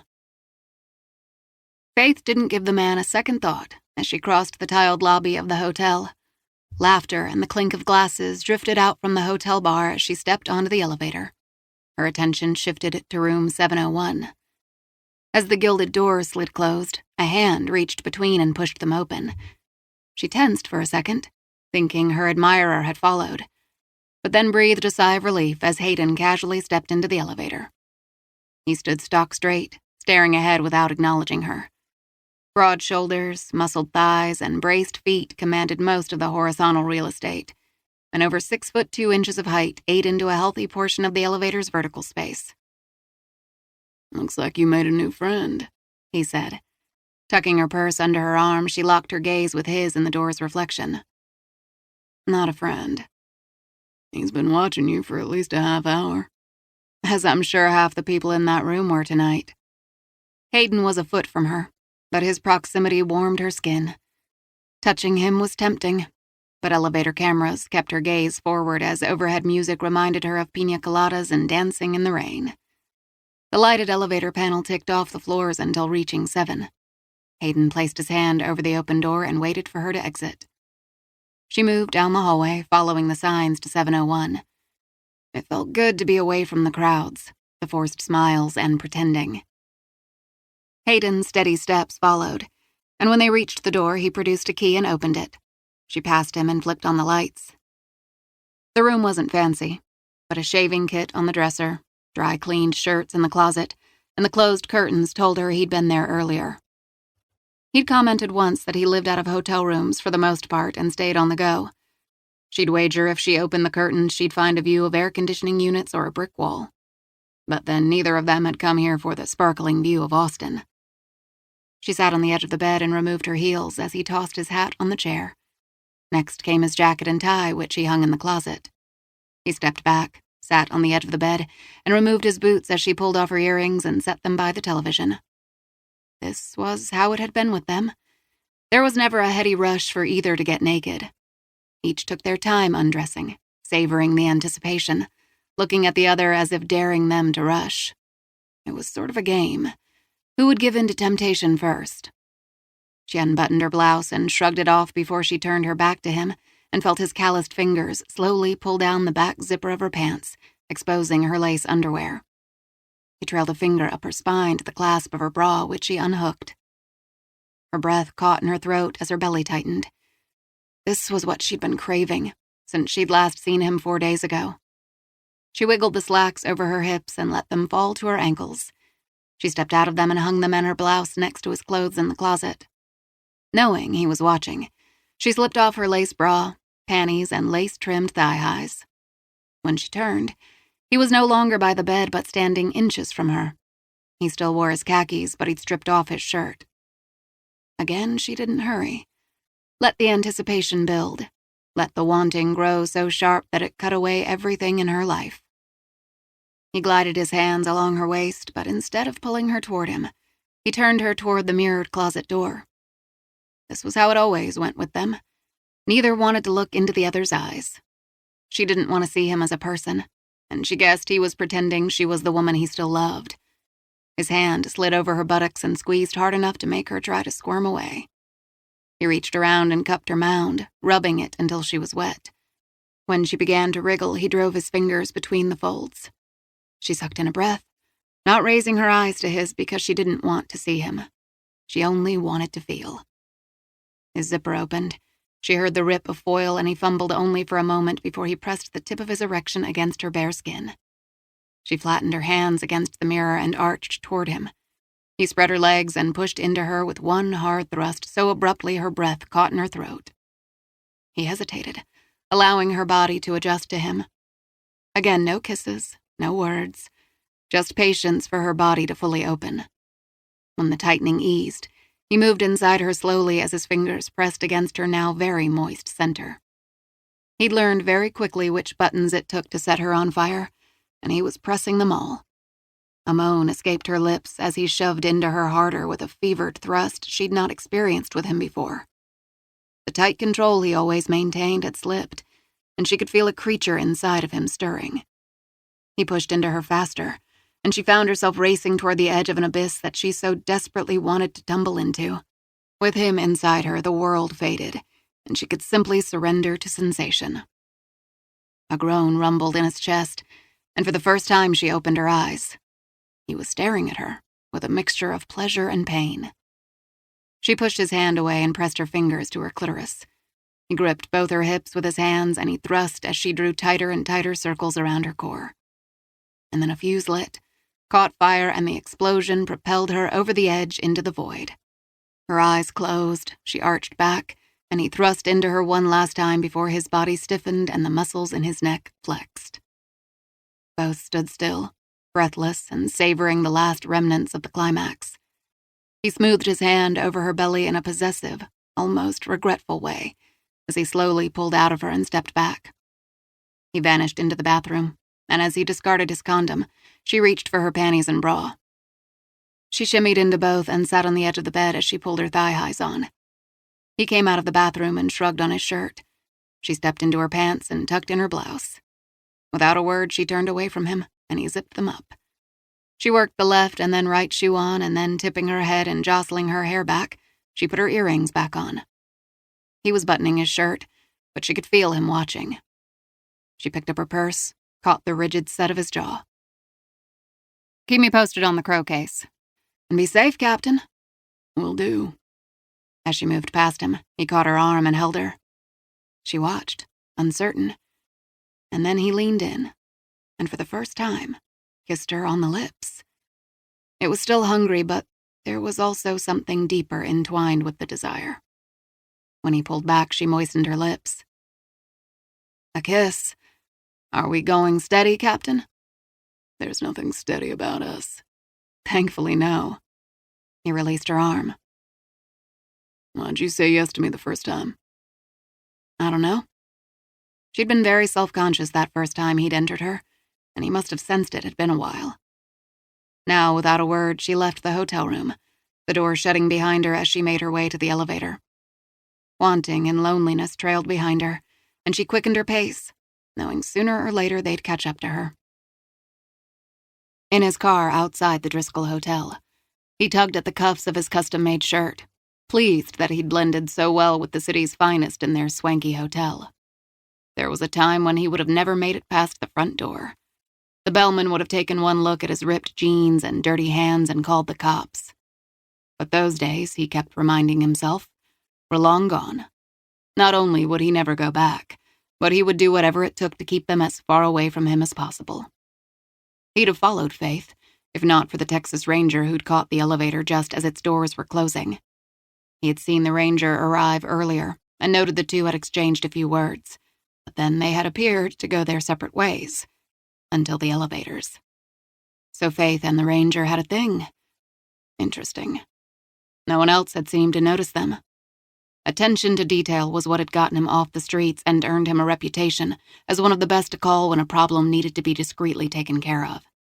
Granted, this latest list of names was going to be a challenge, but that's why he got paid the big bucks. The front doors of the hotel lobby opened, and Faith stepped out into the ring of light. She glanced at her phone as the bellman approached, and a black four-door sedan pulled up. She tipped the bellman, slid into the back seat, and the car drove off, its taillights vanishing around the corner. When he'd seen her picture in the lobby, he'd made a few inquiries about her in general. She enjoyed a solid standing as a forensic pathologist, had a curious mind, and had a reputation for being tenacious. He wasn't sure why the likes of Jack Crow and Faith McIntyre were on the same list, but it wasn't for him to question, only to execute orders.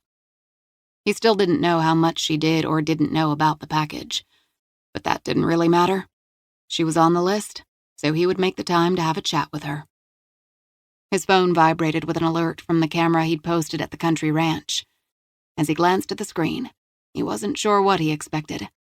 A random coyote, the sagebrushes, prickly arms reaching up toward a moonlit sky. He sure had not expected to see a woman walking toward the stones in the dark. She knelt, ran her hand over the rock, and then looked to the other two as if she'd recognized them for what they were. He stared at her face for a long moment, then did a double-take in the direction of the car that had just carried Faith away. The woman at the ranch looked exactly like Faith.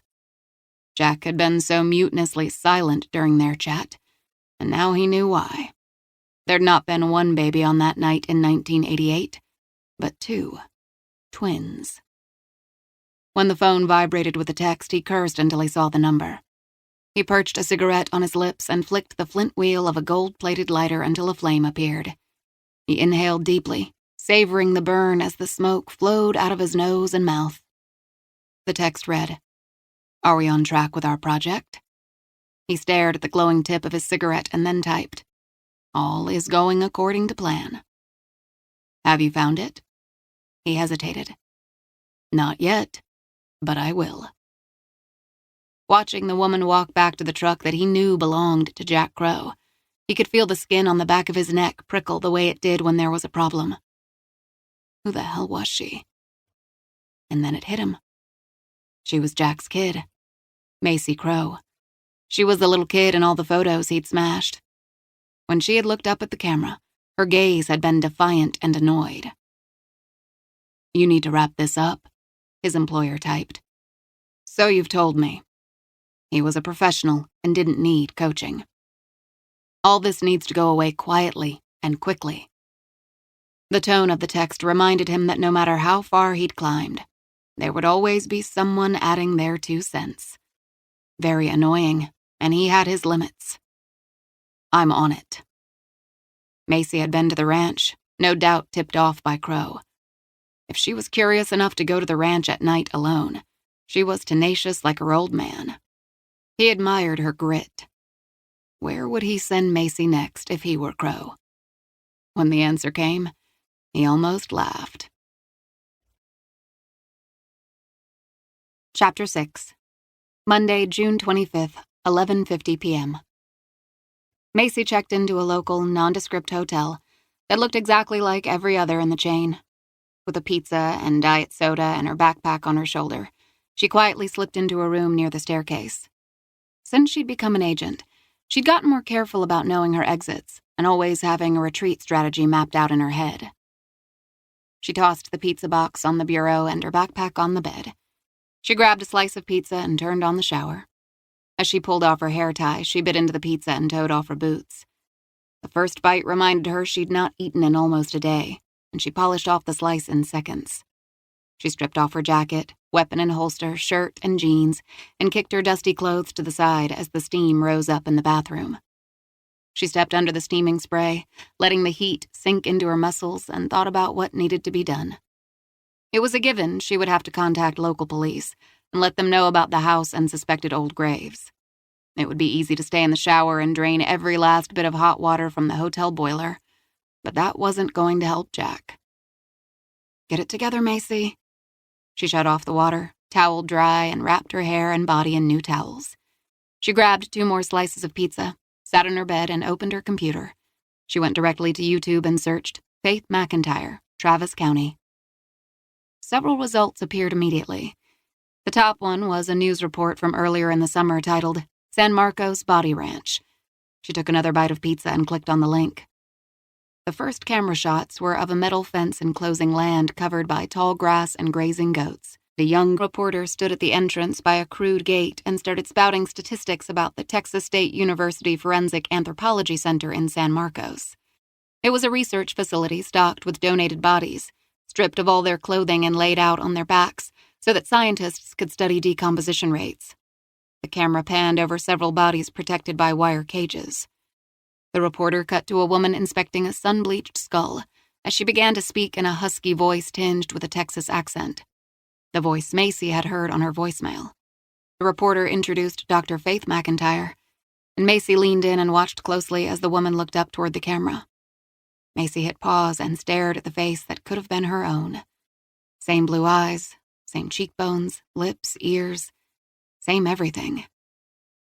She opened a new window and quickly searched social media sites, but found no trace of Faith. Like her, Faith had no presence. She did another search and found a reference to Faith, who had appeared in the paper yesterday promoting an upcoming fundraiser for a youth shelter. If she wasn't this woman's identical twin, then she was related in some way. After all these years of not resembling anyone in her family, she'd found someone who looked exactly like her. That elicited a bone-deep satisfaction. She brushed a tear from her eye, along with any temptation to call Faith right now. First, Jack. Focusing, Macy searched the last address Jack had visited after he'd been to the ranch. The address matched a local bar in East Austin called Second Chances. On the bar's website, she learned the place had been owned for almost 30 years by a guy named Danny Garnett. Garnett didn't look familiar to her, and she guessed his age to be a few years younger than Jack's. One of the postings on Garnett's social media page promoted a Memorial Day celebration at the bar where all veterans drank for free.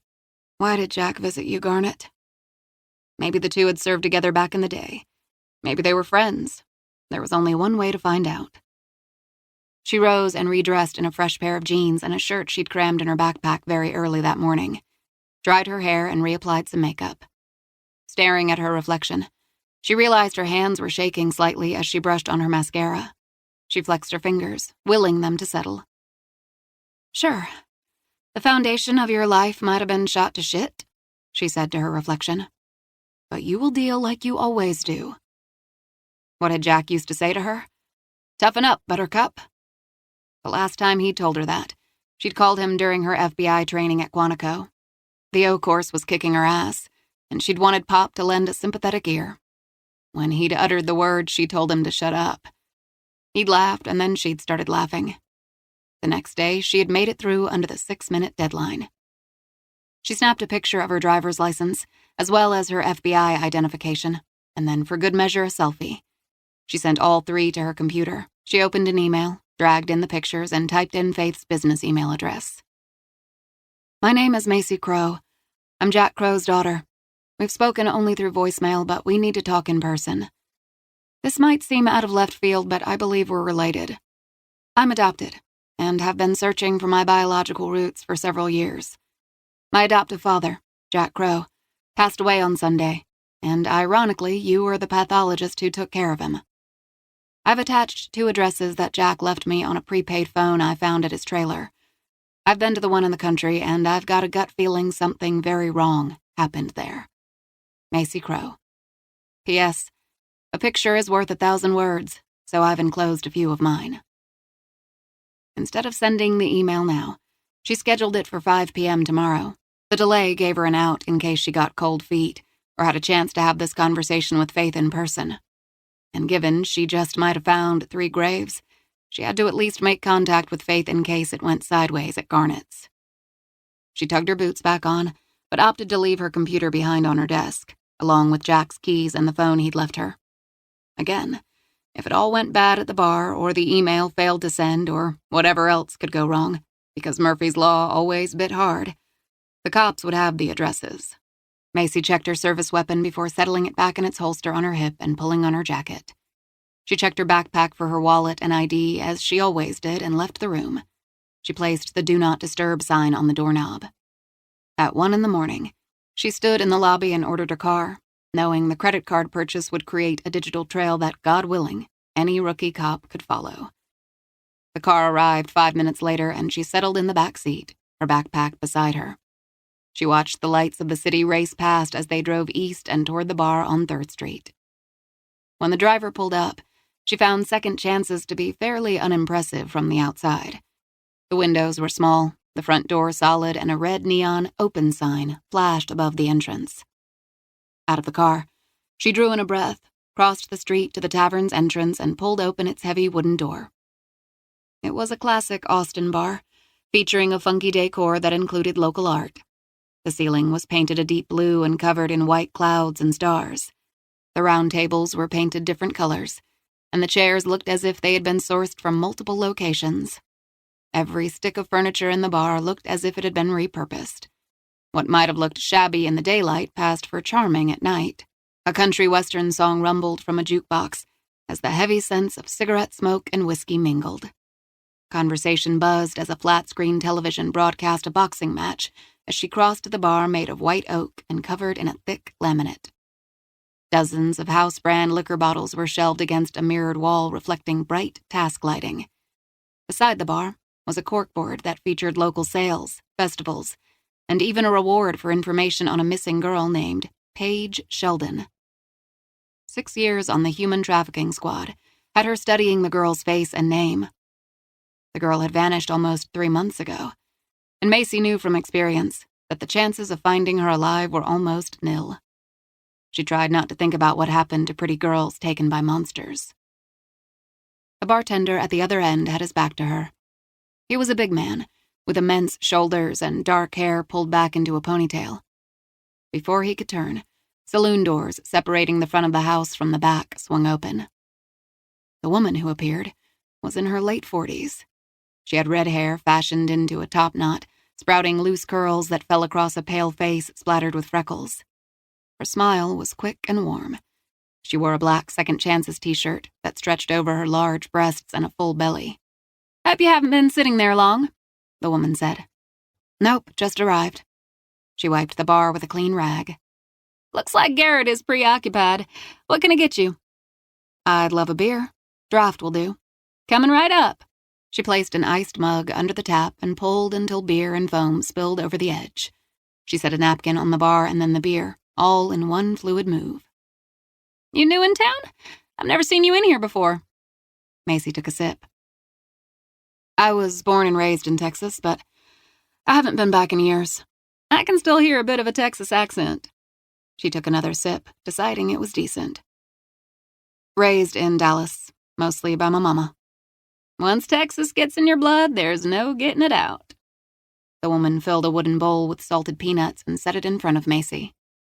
So what brings you back? My dad passed, cleaning out his things. Sorry to hear that, baby. My name is Heather. I'm Macy. I was going through my dad's things, and I found a note saying he had a good friend who worked here. She lied. Danny Garnett? The woman's smile didn't vanish, but it seemed to freeze. Well, you found the right place. Garnett owns the joint. He's the lug over there. I didn't know my father that well, so I guess I'm trying to talk to anyone who knew him. It was always best to stick to the truth unless a lie was necessary. Made it easier to keep the story straight. The woman fiddled with a ringlet that coiled behind her ear. Who was your daddy? I might know him as well. Macy studied the woman's face closely as she took another sip of beer. Jack Crow? Heather's smile dimmed and she dropped her gaze. Macy knew enough about body language to know the woman recognized Jack's name, and she'd looked away so she could compose an answer she thought would work best. Jack Crow? Yeah, he owned a salvage yard about 15 miles from here. I barely knew Jack growing up, so I'm on this discovery tour. I only have a few days before I have to get back to school. I teach kindergarten. Heather raised her gaze and the smile returned. I had to think for a minute. It's been a long time since I've seen Jack. Maybe Heather had not been there the day Jack visited. Or maybe she was lying. He's a hard man to forget. Heather tapped her index finger on the bar as if pinning down a memory. I remember a big bear of a man like Garnett. That was Jack. You think I could talk to Garnett? Sure thing, baby. Heather tossed a faltering smile and then moved down to the end of the bar. She placed her hand on Garnett's shoulder, and he looked a little annoyed until she leaned in and spoke. Garnett's body straightened, and his smile faded. Macy couldn't hear, but she guessed news of Jack Crow's kid arriving wasn't good. When Garnett turned, he wore a broad grin on his face. He studied her as he moved closer. She sipped her beer, meeting his gaze and doing her best to smile, even as she wondered if he was the guy who had broken Jack's fingers and knee before her old man's heart had seized. You must be Garnett. I sure am. And you're Jack Crow's kid. Heather tells me Jack died. Heart attack on Sunday. The lines on Garnett's face deepened. I can't believe it. Yeah, it was out of the blue. No one saw it coming, she said. She imagined the worry and sadness that had flashed in his gaze giving way to something more hard and calculating. But whatever she thought she'd seen was gone as quickly as it had come. He said you two were friends back in the day. We sure were. He saved my ass a few times. That 1,000-watt smile dimmed just a tad. So, how did you find me? Saw a note with your name on it. Jack didn't have many friends, so I took a chance. Pretty savvy for a kindergarten teacher. She laughed. You've got to be quick to stay ahead of those 5-year-olds. His deep-throated laugh rang a little hollow. I wouldn't know. I don't have kids. She lowered her gaze to her beer, not wanting to put him on the defensive. She paused for effect before she slowly lifted her eyes. Had you seen Jack lately? It's been years. We always said we'd keep up after the army, but you know how it goes. She nodded as she sipped her beer. I was just hoping to learn more about my old man. Figured I'd try. I wish there was more I could tell you about him. All my stories are over 30 years old. I'll take an old story, she quipped. He shrugged. When we were in the army, I got into some trouble with the MPs. I think they'd have thrown me in the brig and tossed the key if Jack hadn't intervened. He could schmooze anyone when he put his mind to it. The MPs let me go, and Jack never told a soul. He was the kind of guy you could always rely on. But you two lost touch. It happens. Life moves on. She wondered if Jack had gone to his grave protecting Garnet's secret. That was Jack, loyal to a fault. Drink up. You've barely touched your beer, Garnet said. She raised the mug to her lips. No letter, no call, nothing recently. Just seems odd he'd write your name down and not follow through with a visit. He grinned, shaking his finger at her. You really sound like a cop. She laughed as she patted her index finger against her temple. Being a teacher, I'm saddled with an analytical mind that won't accept an unsolved problem. I guess you're a chip off the old block. Jack was like that. Macy reached for her wallet, but Garnet shook his head. How much do I owe you?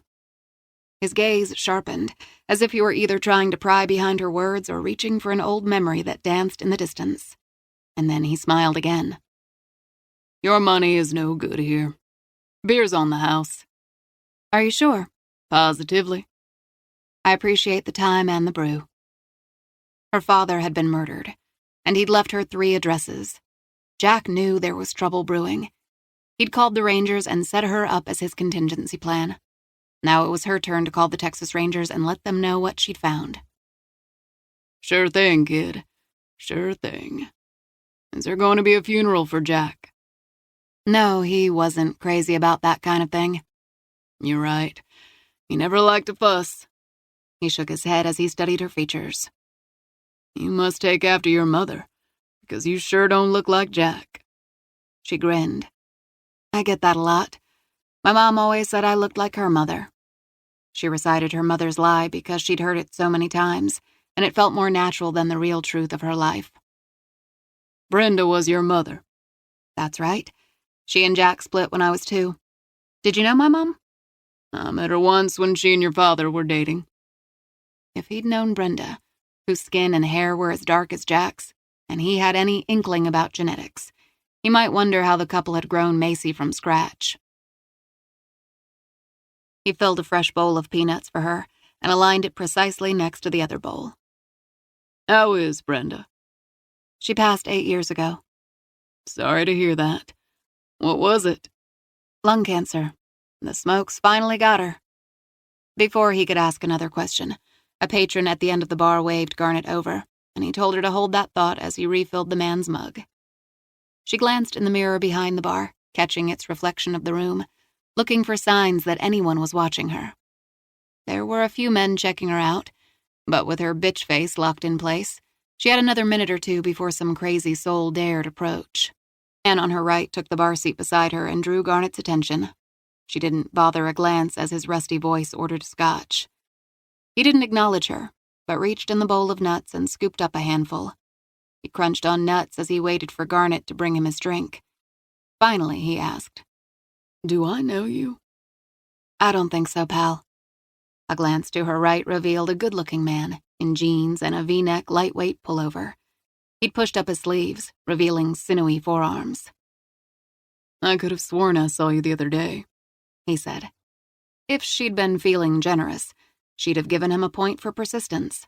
But she wasn't, so he got 2 strikes for his inability to read social cues. Not me. I don't live here. What brings you to Austin? He asked. I didn't come for conversation. He laughed. Ouch. Tough crowd.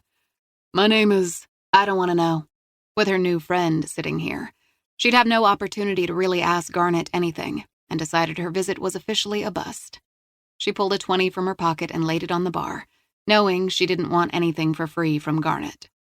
She took one last long pull from her beer and slid off her bar stool. Leaving so soon? The man asked. I have an early flight in the morning. Back to? An enchanted land far, far away. He scooped up another handful of nuts. It's a small world. My Spider-Man sense says we'll see each other again. He tossed several in his mouth. Crunch, crunch. She rose and left the bar. After crossing the street, she decided to cut down the side street as she fished her phone from her pocket and ordered another car. The driver promised to meet her on the street that ran parallel to this one near the park. When she wondered why, she then realized this section was one way. As she walked, she saw another poster of Paige Sheldon. This one was torn and weather-beaten, and someone had drawn a mustache over her smiling lips. When did a missing girl become a damned joke? Without thinking, she snapped a picture of it with her phone. Might mean nothing, but better to have the reference at her fingertips. Walking away from the bar down 3rd Street, she searched her phone for Mitchell Hayden's phone number. Unlike Spider-Man's sense, she did trust her own, and it was telling her that the morning was going to be too late to call the Rangers. Just outside the arched entrance of Comel Pocket Park, she saw a homeless man. He was wearing an Army-issue jacket, and when he looked up, their gazes locked. For a quick instant, he reminded her of Jack, and she wondered where Jack would have ended up without the salvage yard. Knowing she'd given her last 20 to the bartender, she crossed the street to an ATM, pulled out $60 and returned to him. She gave him 20. "Thanks, pretty lady," he said. "Don't drink it. Get something to eat." "I will." He crumpled the bill up into a tight fist. "I was just dreaming about a hamburger." Now is the time to get one. She thought about the poster of the girl and pulled it up on her phone. "Have you been around here long?" "Years. This is my home." She showed him the picture. "Did you ever see this girl?" "The missing girl?" "That's right. She vanished in April." "I saw her around. She wasn't here long, though." "Where do you think she went?" He shrugged. "People come and go. That's the way it is." "Did the cops ever talk to you?" Macy asked. His eyes narrowed. "Are you a cop?" "No, man," she lied. "Just a girl wondering if I'm even playing with the right puzzle pieces." He laughed. "That happens to me." She smiled as she studied the doodles made on the picture on the poster. "Seems like people have forgotten her. Like it's all a joke." "People forget, but I don't." "What do you remember?" "She was nice. She was scared. She shouldn't have been on the street." No kid should have. "When did you see her last?" "I don't remember." He dropped his gaze and wrapped his arms around his folded knees. Why the hell she was talking to a homeless guy in the middle of East Austin about this girl was beyond her. "Okay, well, thanks anyway." He didn't respond, and she figured the chances of him eating a hamburger were slim, but she kept moving down with her sights set on the car's location and her attention on the search for the Ranger's number. What happened next came so fast. Headlights flicked on and tires spun over the pavement, kicking up gravel. An engine revved and had her turning. She saw the headlights moving, the truck quickly picking up speed and aimed directly toward her. She started running and took a hard left onto Comel Street, pumping her arms, knowing the truck was gaining on her. In the next instant, she felt metal crashing into the back of her left hip with such force, it sent her flying to the right onto the pavement like she was no heavier than a rag doll. Her backpack flew into the shadows seconds before her head, back, and torso hit the ground hard. Brakes skidded and the tires kicked up rocks as the truck turned around. Headlights glared on her broken body, and she knew one arm was bent at a sharp right angle and a femur bone jutted out of her thigh. A deep gash on her forehead oozed blood that dripped into her eyes, blurring her vision. Adrenaline rocketed through her body, but she knew it wouldn't last much longer. She'd been careless, and it was going to cost her life. In the distance, she heard the homeless dude screaming as pain shot through her body. She raised her head slightly and saw that he was waving his arms as she struggled to hang on to consciousness. She tried to drag herself away, but pain paralyzed her. Truck wheels screeched in reverse, away from the approach of the flashing blue lights of a cop car. Agony hammered her body as she looked up at the stars, heard the man yelling now for an ambulance. Macy thought about Jack, her mother, Faith, and the stones she'd seen on that barren stretch of land. She thought about the poster of the missing girl. Would she also die like the lost girl and just be forgotten? As much as Macy wanted to say something, she couldn't form the words to whoever was now pressing 2 fingers to her throat. "Hold on for me," the woman said. But Macy's grip on consciousness was slipping fast as the darkness rose up around her, pried her fingers free, and sucked her under to what she accepted as death. Chapter 7. Tuesday, June 26th, 4 a.m. The early morning air was humid and thick as Hayden pulled up to the flashing lights of 3 Austin cop cars parked on the perimeter of Comel Pocket Park. His partner's black SUV was parked across the street, and a collection of news vans had already gathered down the block on the other side of the yellow crime scene tape. Out of his vehicle, he drew in a deep breath and took a moment to settle his hat on his head before he strode down the side street toward the crime scene and the female uniformed officer.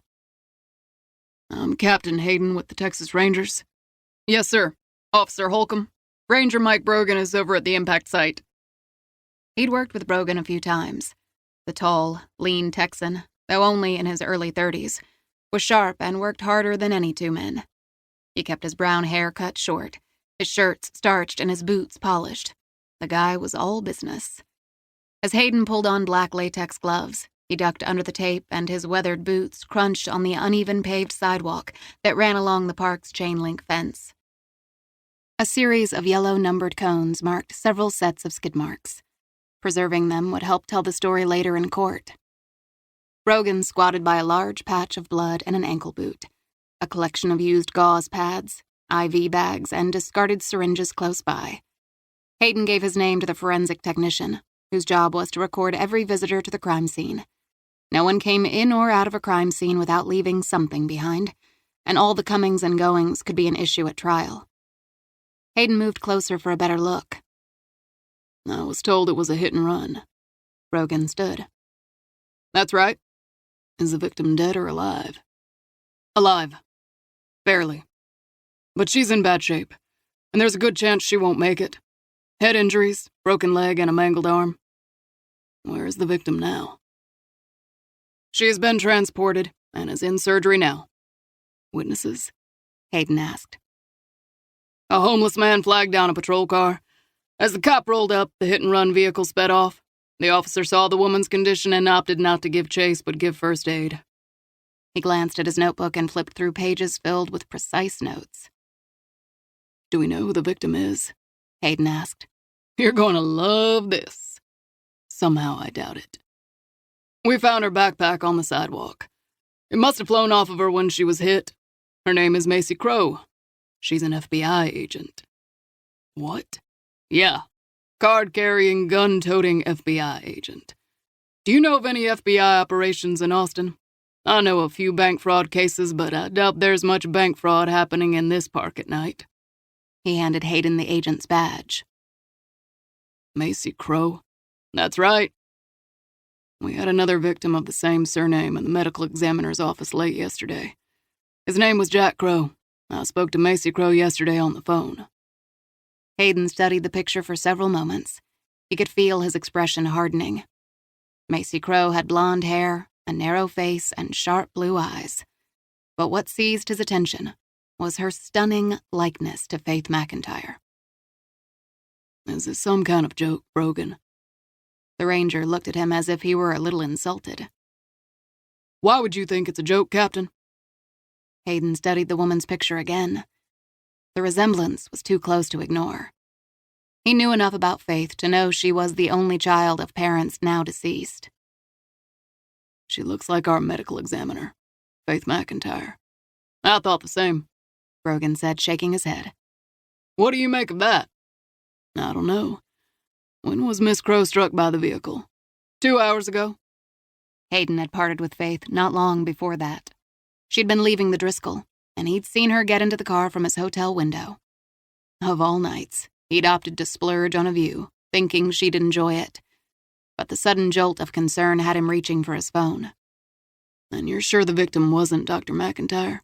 "Nothing to suggest she's the doc. Why do you ask?" Hayden ignored the question and dialed Faith's number. She picked up on the second ring and her voice was remarkably clear. "Faith McIntyre?" "Doc, this is Mitchell Hayden. Sounds like you're up." "Yes, I am. What can I do for you?" He heard the curiosity in her tone, but she was too careful to make any kind of innuendo until she understood the true nature of the call. I'm at a crime scene, and there was some confusion.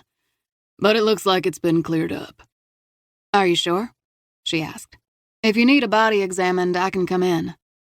Hayden glanced down at the blood and discarded bandage packets. So far, the victim is still alive. I'll touch base in the morning. Sorry to trouble you. Okay. Hopefully the victim won't be coming my way. Did you speak to Jack Crow's daughter? We traded voicemail messages. We've not spoken directly. She was headed to Austin. Why? I've got to run. I'll call you in the morning. One way or the other, Faith would have to be told about Macy Crow. What's going on? She asked. Something's off. I'll explain all in the morning. Trust me on this. Sure, but I want the full story tomorrow, Faith said. Understood. He hung up, realizing he was deeply relieved Faith had picked up the phone. Brogan held up a bagged cell phone and handed it to Hayden. Her last search on her phone was for the Texas Rangers. Did she place a call? No. I also called Quantico, and the ASAC confirmed she's an agent, but he couldn't or wouldn't say what she was working on. Thought maybe you could give your sister a call and find out what she knows about Macy Crow. He texted his sister, Special Agent Kate Hayden. She traveled with an FBI profiling team and had made it a standing policy that Hayden and his mother text rather than call. She promised to respond as quickly as she could, and had always kept her word.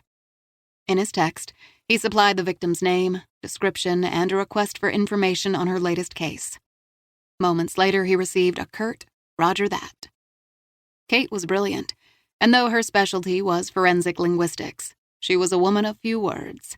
Some saw her silence as arrogance, but he knew Kate was always thinking and processing, and often forgot about social niceties. They were two peas in a pod, according to their mother. She'll get back to us. Hayden slid the phone back in his breast pocket. Where's your sister these days? Brogan asked. No idea. A few buddies of mine in San Antonio say she's as charming as you. Kate had solved a complex case in San Antonio recently, but had ruffled a few feathers in the process. I'm still the nice one. Shit. Brogan adjusted his hat, shaking his head. Remind me to stay clear of your sister. Macy Crow's in town because her old man was murdered. Since she's FBI, I'm guessing she wanted to know more about what happened. Brogan nodded. Takes matters into her own hands. Something we both would have done. So what the hell was she doing in this part of town? I don't know. Despite what was portrayed on television, the FBI didn't just roll into town and take other investigations. They worked in conjunction with local law enforcement, and when they had an operation, they kept the Texas Rangers apprised. Did the responding officer say anything else? Hayden asked. Said the victim tried to speak but was incoherent. She then lost consciousness. Is an Austin PD detective on scene? Hayden asked. Detective Lana Frank is en route. She's juggling 2 other homicides tonight. Where is Crow's backpack? Over there in the shadows where it fell. No one other than me has touched it yet, Brogan said. Let's have a look at it. Hayden signaled to the forensic technician what he was doing and waited for her to follow with her camera. As the technician snapped pictures, he moved around the bloodstain on the road and through the grass to the red backpack now lying up against the chain-link fence of the park. The backpack was marked with a yellow evidence tag. He knelt and unzipped it and found a wallet, a hotel room key, and several fast food receipts. Where's the officer who responded? Hayden asked. Officer Beth Holcomb is over by her vehicle, Brogan said. He rose, asked the technician for pictures and an inventory of the bag, and then found Officer Holcomb. She was talking to an older man, wearing disheveled clothes and carrying a large grocery bag crammed full of clothes and food. Holcomb, mid-sized with an athletic build, had pulled back her black hair into a neat bun at the base of her neck. Hayden extended his hand and introduced himself in Brogan. Officer. She shook his hand and then laid her hand on the forearm of the man beside her. Rangers, this is Sammy Kent. He lives in the doorways up and down this street, which is my beat. Sammy and I cross paths a lot. Not much happens here without him seeing it. Sammy hovered close to Officer Holcomb as his dark eyes shifted from Hayden to Brogan, sizing both men up. His green jacket looked to be Army issue, as did his boots. Mr. Kent, My name is Mitchell Hayden. Sammy locked eyes with him. You a Texas Ranger? Yes, sir, I am. Did you serve? Sammy gripped his bag closer to him. I did. Operation Desert Storm. Thank you for your service, Mr. Kent. How long were you in? 3 years? 3 years meant he'd not finished his first enlistment, which ran 4 years plus. Were you injured? Medical discharge, but I wasn't injured. Many of the homeless had mental health issues, which meant whatever Sammy told him could be suspect. What can you tell me about what happened? Lady was walking down the street, and she stopped and gave me a 20. Told me to get something to eat. She say anything else? Asked me about a missing girl? Showed me a picture. Who was the girl? Paige? Were you able to tell her anything? Hayden asked. Nope. The earth swallowed up Paige. It's done it before and it'll do it again. Hayden checked his rising frustration. It wouldn't help Miss Crow. Where was she going? That way? Sammy shrugged, sniffed, and nervously rattled the change in his pockets. Toward the park? How did the woman seem? Was she upset or worried? Sad, maybe? But she wasn't worried or nothing. She passed me and wasn't more than 50 feet ahead when a dark pickup came out of nowhere. When the truck hit her, she flew through the air like a rag doll. She hit the ground so hard I thought she was dead. Freaked me out, and I went running toward her screaming. Officer Holcomb came to the rescue right away. You've met the woman before? Hayden asked. The old man shook his head. I've never seen her before. And she just came up to you? Hayden asked. Yep, came out of nowhere. Did she say why she was here? Brogan asked. No. We got more black pickups in Texas than I can shake a stick at, Hayden said. Did you happen to recognize the driver? No, never saw the face, but I think it was a guy. Driver had on a baseball hat, Sammy said. It all happened in seconds. Thank you, Sammy, Hayden said. Is she still alive? So far, Hayden said. I saw a guy fly like that once, Sammy said. After an IED blew up. He lost his legs, and he was screaming something terrible. But this woman that was hit tonight... He paused to steady his voice and press fingertips to his tearing eyes. She didn't scream. Hayden patted the man on the shoulder, waiting for him to steady himself before he turned to the policewoman. Officer Holcomb, are there security cameras posted along the street? Holcomb nodded. Several of the businesses around here have them, and there's my body camera and dash cam footage. I want to see that right away. Hayden fished out a 20 from his pocket. Officer, can you buy Sammy a meal? Sure, she said. Thanks. Keep me posted on how she's doing, Holcomb said. She's one of us. I will. Hayden's phone rang and he saw his sister's name on the display. He walked away from Sammy, Brogan, and Holcomb. Kate. I made calls regarding Macy Crow. Her tone was clipped and sounded slightly annoyed. It was always directly to the point with Kate. No, how are you doing, or how's the weather? Small talk was foreign to a sister. However, when Sierra died and Kate had been in northern Maine leading an investigation, she'd driven 3 hours to the nearest airport and taken a red-eye so she could be present at the funeral. He'd not spoken to her or anyone that day. He'd been so broken and angry. After the visitation at their mother's house, Kate had left Austin. These days, he and his sister shared a mutual respect and had each other's backs, but no one would ever describe them as warm and sensitive. Give me what you have, he said. Macy Sunday Crow, age 30, was attached to Quantico, Virginia. She's also spent time in the Denver, Seattle, and Kansas City field offices. She looks much younger than 30. He thought the same about Faith and had been surprised when Sierra had told him she was a pathologist. For the last 6 years, she's worked juvenile sex trafficking cases because she can pass as a teenager. She broke a big case about 2 months ago and was just promoted. On Sunday, she called her boss, said her father had died, and she was taking personal time. Does she have a boyfriend or other family? No to a boyfriend and yes to a brother who lives in the Austin area. I have no address for the brother. Neither did he. So far, there had been no sign of Jack Crow's son. Any cases she was working that might have triggered this attack? Like I said, that human trafficking case was big. According to the woman's file, she's not afraid to mix it up. She'll throw down with the best of them. Kate could have been describing Faith. Thanks, Kate. Of course. Have you called Mom lately? He didn't get Kate on the phone often, but had promised never to let her go without trying to connect. He could hear the gears in her very linear brain shifting from professional to personal. She's on a cruise with 3 of her girlfriends from church. She's actually back. I saw her 2 days ago. She says she's left you messages. I'm working a case.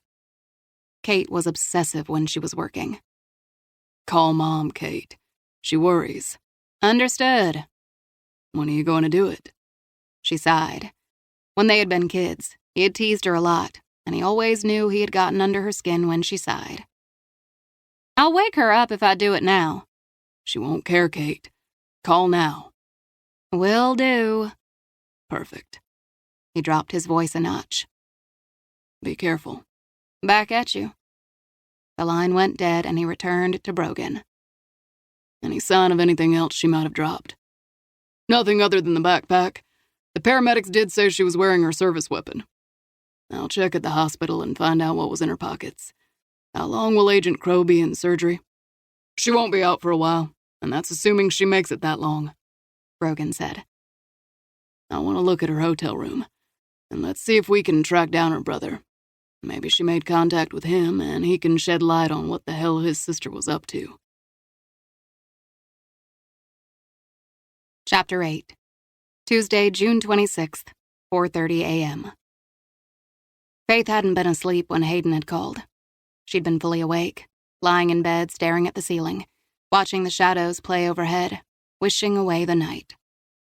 But after his call, she immediately got out of bed, worried and sure something terrible had happened. Hayden was not the type of man to just call to hear the sound of her voice. That wasn't him, or them.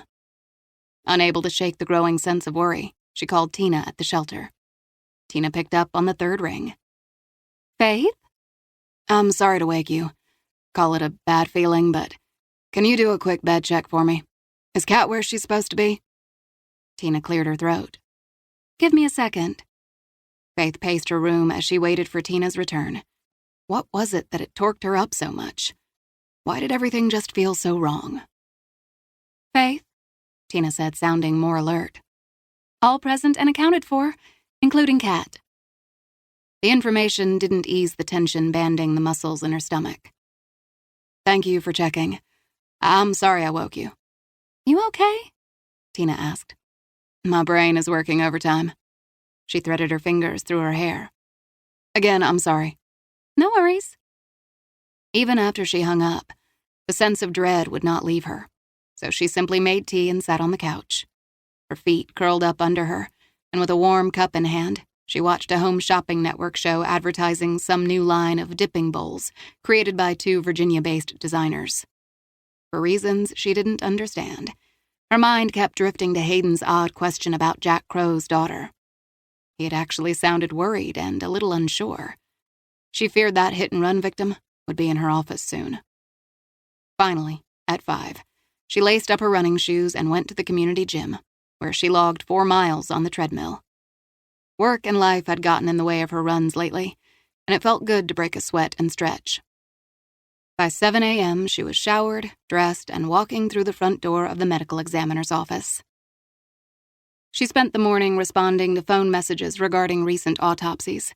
She often received calls from family members who needed medical terms translated into plain English so they could better cope with their loved one's death. These people were vulnerable and emotionally distraught, and they relied on her professionalism and kindness to survive the grief.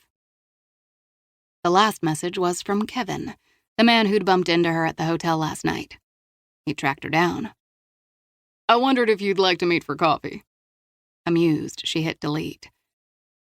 She imagined Hayden kissing her, his hand to her breast and her heart beating a lot faster. Sorry, Kevin. I have enough complications right now. As tempted as she was to call Hayden, she left it to him. He'd said he'd call, and that was good enough for her. She spent the next hour writing up her final reports on 2 autopsies she had performed 2 days earlier. The first patient had been a 70-year-old woman who'd been on the golf course with her friends when she'd suffered a massive stroke. She was dead before the ambulance had arrived, and her children wanted to know if she had suffered. The subject of her next report was a 53-year-old male, successful by all accounts, who died of an overdose of painkillers and alcohol. She filed both reports and met Nancy in the autopsy suite. It was close to noon when she checked her office voicemail and discovered another phone message. It was from the principal at Kat's school. "This is Principal Boswell at the high school. Kat Jones hacked into the school computer system today. She didn't disturb anything, but she proved she could do a lot of damage if she chose to. According to our school records, you're her emergency contact." Kat hadn't mentioned this tidbit about assigning her as the emergency contact. "We're sending her to the shelter. She has a 3-day suspension." Faith closed her eyes as the principal rattled off her name and number. "Damn it, Kat." "Did I hear my name?"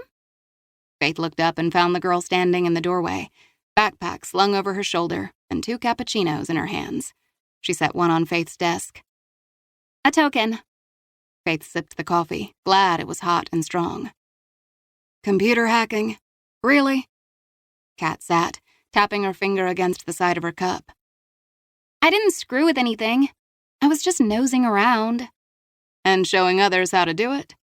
"Teach the children, as they say." She sipped her coffee. "Besides, the next 3 days will give us bonding time." "I have work to do. You have class assignments to turn in. You are going back to the shelter." Kat's brow furrowed with frustration that went deeper than any worry over a school suspension. "I'm ahead of the teachers. I showed them how to solve problems. Makes them feel threatened and challenged. And I get bored. And the kids at the shelter are fucking morons." "Enough with the swearing." "So now we're in 1900? Do you want me to wear a hoop skirt, too?" "Wrong historical reference, and we're in my office, so don't swear." "So what do we do?" Kat asked. "I take you back to the shelter, and then I return at 5:30 p.m. and take you to your OBGYN appointment." "I hate it at the shelter." Faith reached for her purse. "Let's go." "You're still wearing scrubs," Kat persisted. "I'm coming right back." They made their way through the building, and when they were seated inside Faith's car, her phone rang. It was PJ. "Buckle up." More eye-rolling as Kat clicked her seatbelt. Faith accepted the call. "PJ." "So, a little bird, meaning my mother, tells me you broke a few records with your fundraising last night," he said. "I haven't had a chance to talk to Tina or Margaret yet, but I'm headed to the shelter now." "You will be pleased. You did an amazing job." "It wasn't me. Your mother needs to take all the credit. No one organizes an event like that better than her." She put the car in gear and drove to the parking lot exit. Kat turned on the radio and chose a rap station.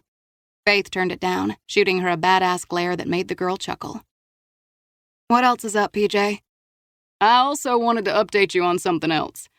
Remember when you asked me to look into your adoption?" "Sure, right after your dad died." As Kat reached for the radio dial, Faith tossed her a warning look that dared her to try. It did the trick. She turned right onto the street and made her way to the first stoplight. "Well, I found a name for you. I've been digging through your father's files for the last few months, and I found nothing. Then it occurred to me to check his old date books. I retrieved them from archives a few days ago. Your father was a stickler for keeping meticulous details of his appointments. The book I'm looking at now dates back to 1987. The year before she was born." "Okay." "Your father had a series of meetings with a woman by the name of Josie Jones. The first meetings were in July of 1987 to discuss a shoplifting charge she was facing. You remember he did a lot of pro bono work then?" "I remember hearing Mom talk about it." "Russell defended Josie and got all the shoplifting charges dropped." A horn honked behind her, and she realized the light had turned green. She started driving. "Okay." "She appears in his date book 10 more times after her case was cleared. The last entry was May 2nd, 1988. "That was a month before I was born." "I had a buddy in robbery pull her picture." PJ dropped his voice a fraction. "I'll text it to you. You might be a little stunned." "Why?" "Just have a look at it. I might have found your birth mother." She glanced to Kat, wishing she were alone. I'll have to call you back later. I'm on my way to the shelter with one of the kids. Sure, of course. She hung up, the phone still gripped in her hand. PJ was efficient and didn't delay. If he was sending a text, it would be coming soon. Within 15 seconds, the text arrived, and despite her lack of privacy, she glanced at her phone long enough to open the attachment and then back up at the road as the image loaded. When she looked back down, she drew in a sharp breath. She was staring at a black and white mugshot of a young girl who looked like her. Blonde hair, light-colored eyes, the face, the lips. Too stunned and not quite able to process, she dropped the phone in her lap and focused on the road ahead. Texting and driving? Kat quipped. I know, it's a bad combination. As if sensing Faith's unease, Kat held in whatever comeback she had at the ready. What's going on with you? You look like you've seen a ghost. I might have. Who is it? Josie Jones? She could be my birth mother. Can I see? Normally far more guarded, Faith handed over the phone. Wow, you do look like her. I didn't know you were adopted. Kat stammered. You make it sound like it's a bad thing. I'm not sure if it's good or bad, Kat said. It can be a very good thing if handled properly. Kat sat in silence for a moment and then handed back the phone. You've never heard anything about your mom before? No. My parents didn't like to talk about it. And when I was older, I tried to find her. Hit nothing but brick walls. A frown settled on Kat's face, and some of her natural vibrancy faded. So this Josie Jones just got erased, like she never existed? The girl's tone cut through Faith's own confusion and reminded Faith that Kat was completely dialed in to every word coming out of her mouth. It doesn't have to be like that with you and your baby if you choose adoption. Adoptions can be open now. You can have contact with the child if that's what you want. That's not what Mrs. Myers said. Who's Mrs. Myers? She's with social services. She came to talk to me a few weeks ago. She told me it would be better for me to close this chapter and get on with my life because I'm so young. Faith gripped the wheel, speaking with as much calm as she could muster. You never told me about the visit. Kat shrugged as if to say, whatever. Going forward, don't speak to anyone about adoption unless I'm there. This is huge. You won't be doing this alone. Kat flipped the sun visor up and down a few times, then reached for the radio and turned it up again. Why are you being so nice to me? This time, Faith turned the radio completely off from the control on her steering wheel. I like you, Kat. I can help you with placing or keeping the baby. I can also help you with college if you'll let me. College? Might as well land on the moon. No, it's not that kind of a long shot. What if I don't want help with school or the baby? Faith turned a corner and then shot the girl a grin. Then you're shit out of luck, kid. Because I'm probably going to continue to butt my nose into your life until I know you're on solid ground. A ghost of a smile tugged at Kat's lips as she turned the radio on again. They listened to a rap song that had Kat sitting a little taller and finally tapping her hand on her knee. Faith's mind drifted back to the image of Josie Jones. Could all this be as simple as a note in a date book? Are you going to track down this Josie Jones woman or what? Kat asked. I just need a little time to digest it all. It's fairly overwhelming, but yeah, eventually, I'm going to get to the bottom of this. Chapter 9. Tuesday, June 26th, 12:45 p.m. Hayden and Brogan arrived back at headquarters to view Officer Holcomb's dashcam, as well as the security footage videos that had been forwarded to Hayden's computer. The uniforms had tracked down 3 cameras that had captured a dark truck driving in the direction of Comel Pocket Park and Macy Crow's crash site. Hayden shrugged off his jacket and brewed a fresh pot of coffee. He handed Brogan a cup, and the two sat in front of the computer screen. The first block of dashcam footage showed the path of Holcomb's vehicle charging forward, lights flashing on the buildings of East Austin as her headlights caught the park's west side seconds before she came to an abrupt stop. The audio recorded the squeal of her tires as the visual captured Sammy Kent screaming by Agent Crow's contorted body lying on the ground. Officer Holcomb sounded breathless, amped, the slight edge of panic contained when she called in the incident, requesting backup and an ambulance, and then offered a description of the situation. As she ran forward, the jostling image of her camera was hard to follow until she stopped and leaned over Macy Crow. Her hand was trembling as she felt the injured woman's neck for a pulse. She's alive. Barely. Head trauma, broken bones. A split second passed, and then more calmly. Ma'am? The police are here. Just lie still. Help is on the way. Oh, Jesus H. Christ! Sammy shouted. That truck came out of nowhere and just mowed her down. What truck, Sammy? Holcomb asked. A dark blue, maybe black truck. Did you see the plates? ATX something? Oh, sweet Jesus, is she dead? There's so much blood. Sweet Jesus. Blood oozed from the woman's scalp as the wail of sirens grew closer. Sounds gurgled in the woman's throat. Hayden could see Macy's lips moving. Ma'am, I need you to stay still, Holcomb said. The ambulance is almost here. You're going to be all right. Help is here. Jesus, look at her arm, Brogan said mostly to himself. All Hayden saw was Faith. Intellectually, he knew it wasn't her, but that was all his mind registered. Beautiful Faith, broken and battered. He resisted the urge to call her a second time, even though he needed to hear the sound of her voice. Don't try to move, Holcomb said. Agent Crow tried to raise her head. She was trying to talk. Officer Holcomb lowered her head closer to the injured woman. Do you know who did this to you? Jack. The woman went still for a moment, but the officer remained crouched close. Sirens grew even louder, and then the woman moved again. Paige. The paramedic crew arrived, and the officer reported what she'd seen as they went to work on Agent Crow. The audio captured Holcomb's desperate whispering.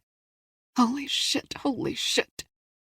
The officer who'd been so steady when he'd spoken to her was struggling to get control of her own emotions. Jack is her father, Brogan said. Who was Paige? A teenager who went missing recently. Hayden rubbed his hand over the stubble on his jaw. Let me put in another tape. Security footage from the store across the street from the park captured a truck driving into the park at 2:01 a.m. Its lights were off, and it moved slowly toward a darkened corner and waited. 5 minutes later, Crow came into the camera's view as she passed. He saw her pause and talk to Sammy, move to the ATM, and then hand something to Sammy. Just as she left Sammy, the vehicle came out of the shadows and barreled directly toward her. You see that? Hayden said. That was no accident. I got a partial on the plate along with the make and model, Brogan responded. Running it now. 10 minutes later, they had the name of the owner of the vehicle, a 2008 Ford truck that had been reported stolen several hours before. The truck belongs to Randy Kelly. He lives in North Austin. He's been arrested for selling narcotics and is currently on probation. Let's have a talk with him, Hayden said, reaching for his jacket. Hayden and Brogan drove to the North Austin neighborhood and to Randy Kelly's apartment building. They climbed to the second floor and banged on his door. Inside, they heard footsteps, muttered oaths, and a lock turn. Who is it? Texas Rangers. We're looking for Randy Kelly. 2 more locks clicked and the door opened. The guy who stood before them was shirtless, wore jeans, and his hair stuck up. That's me. You find the truck? Mind if we come in, Mr. Kelly? Hayden asked. I have questions. Kelly nodded and stepped back. Is my truck okay? Your truck was used in a crime we're investigating. Shit, Kelly whispered as he pulled on a shirt that had been on the floor. Kelly's one-room apartment had a Murphy bed, a small kitchen, and a bathroom. Several action movie posters decorated the walls. A couple of pizza boxes were stacked on the kitchen counter, and dirty clothes were scattered on the floor around a card table holding a laptop. Where did you last park your truck? Hayden asked. I work construction and odd jobs. I slipped into a bar to get a beer yesterday evening, and when I came out, the truck was gone. What is the name of the bar and where is it? Hayden asked. It's in East Austin. Rodney's, on Linden. I parked the truck on 7th Street and went in for a couple of hours. I came out around 11 and no truck. I called the cops right away. You're sure about where you parked your truck? Brogan asked. Yeah. I'd had a few beers, but I was in good shape when I came out. I know where I parked my truck. I was supposed to work today, so I couldn't get plowed. You said it was used in a crime? In a hit-and-run accident sometime after midnight, Hayden said. Shit, Kelly hissed. Does anyone else have keys to your truck? Hayden asked.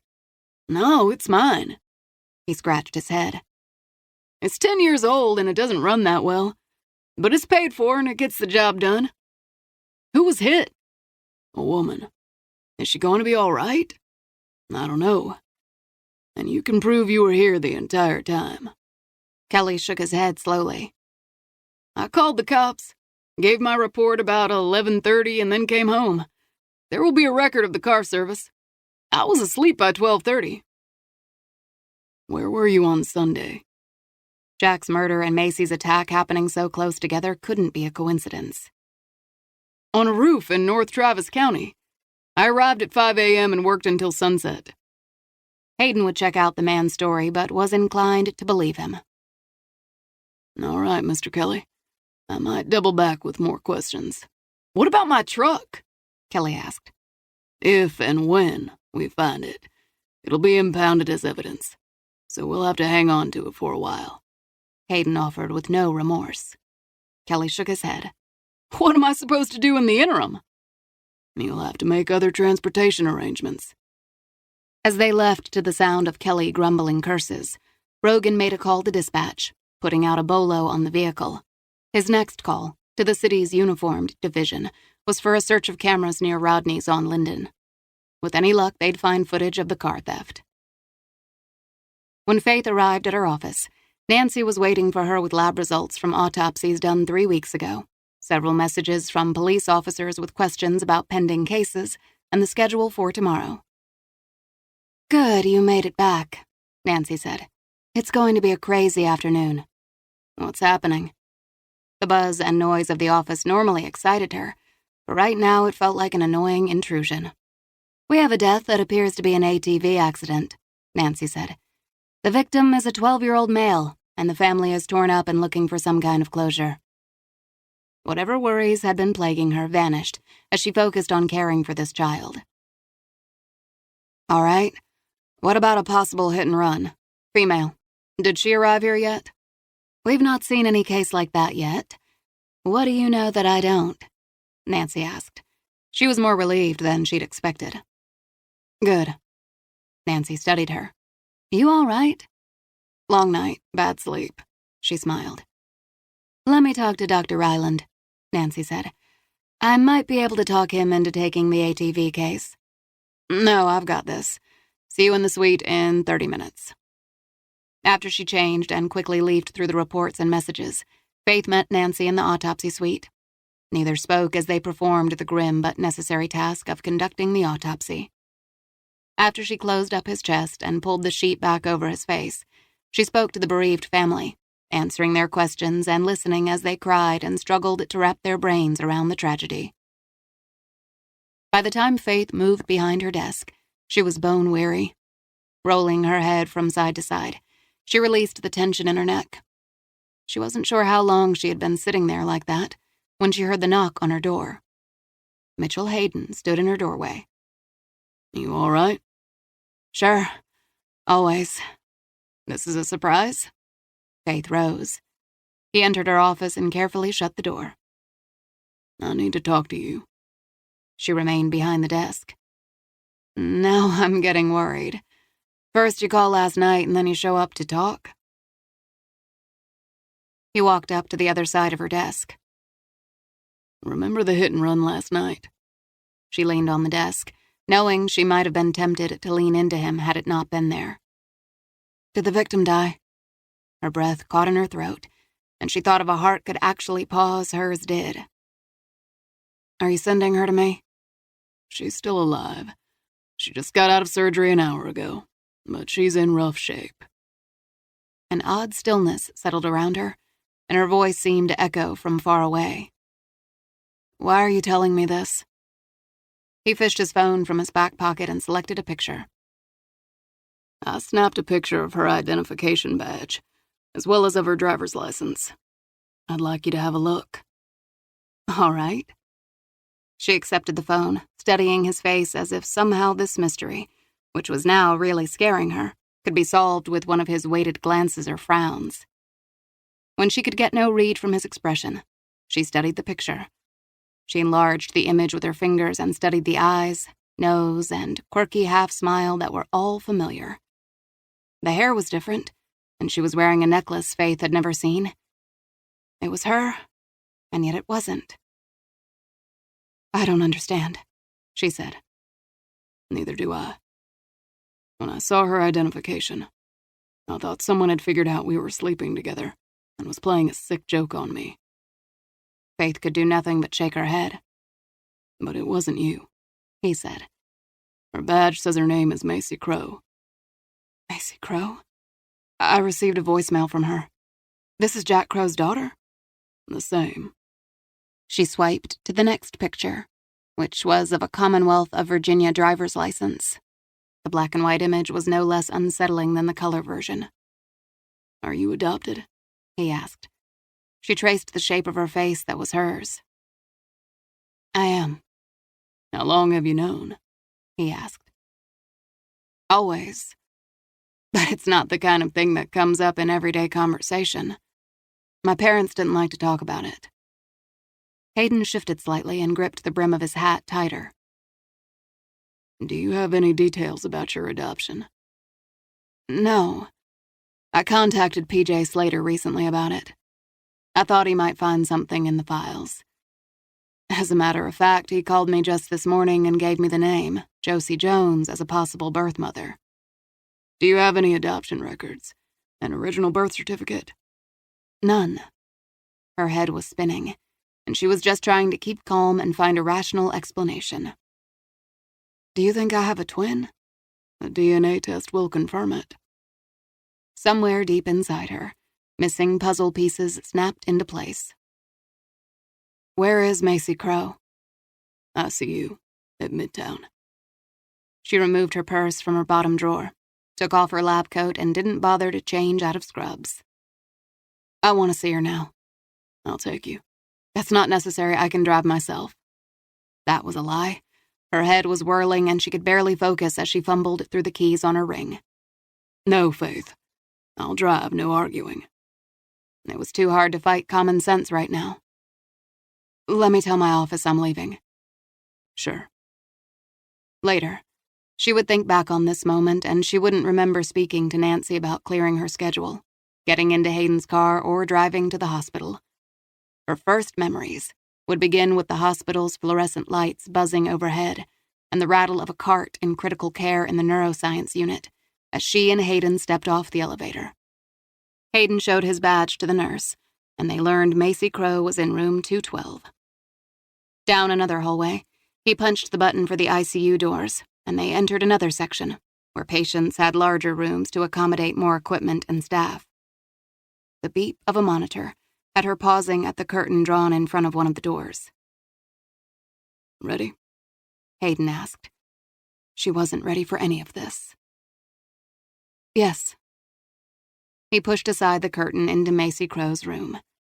Her bed was positioned in the center and surrounded by machines. Her right leg was in traction, and there were pins in her thigh. Her arm was set in a cast, and her head was heavily wrapped in white gauze. Bruises and swelling made her face unrecognizable. Faith stepped closer. Her mouth was dry and her body stiff as she leaned over the bed.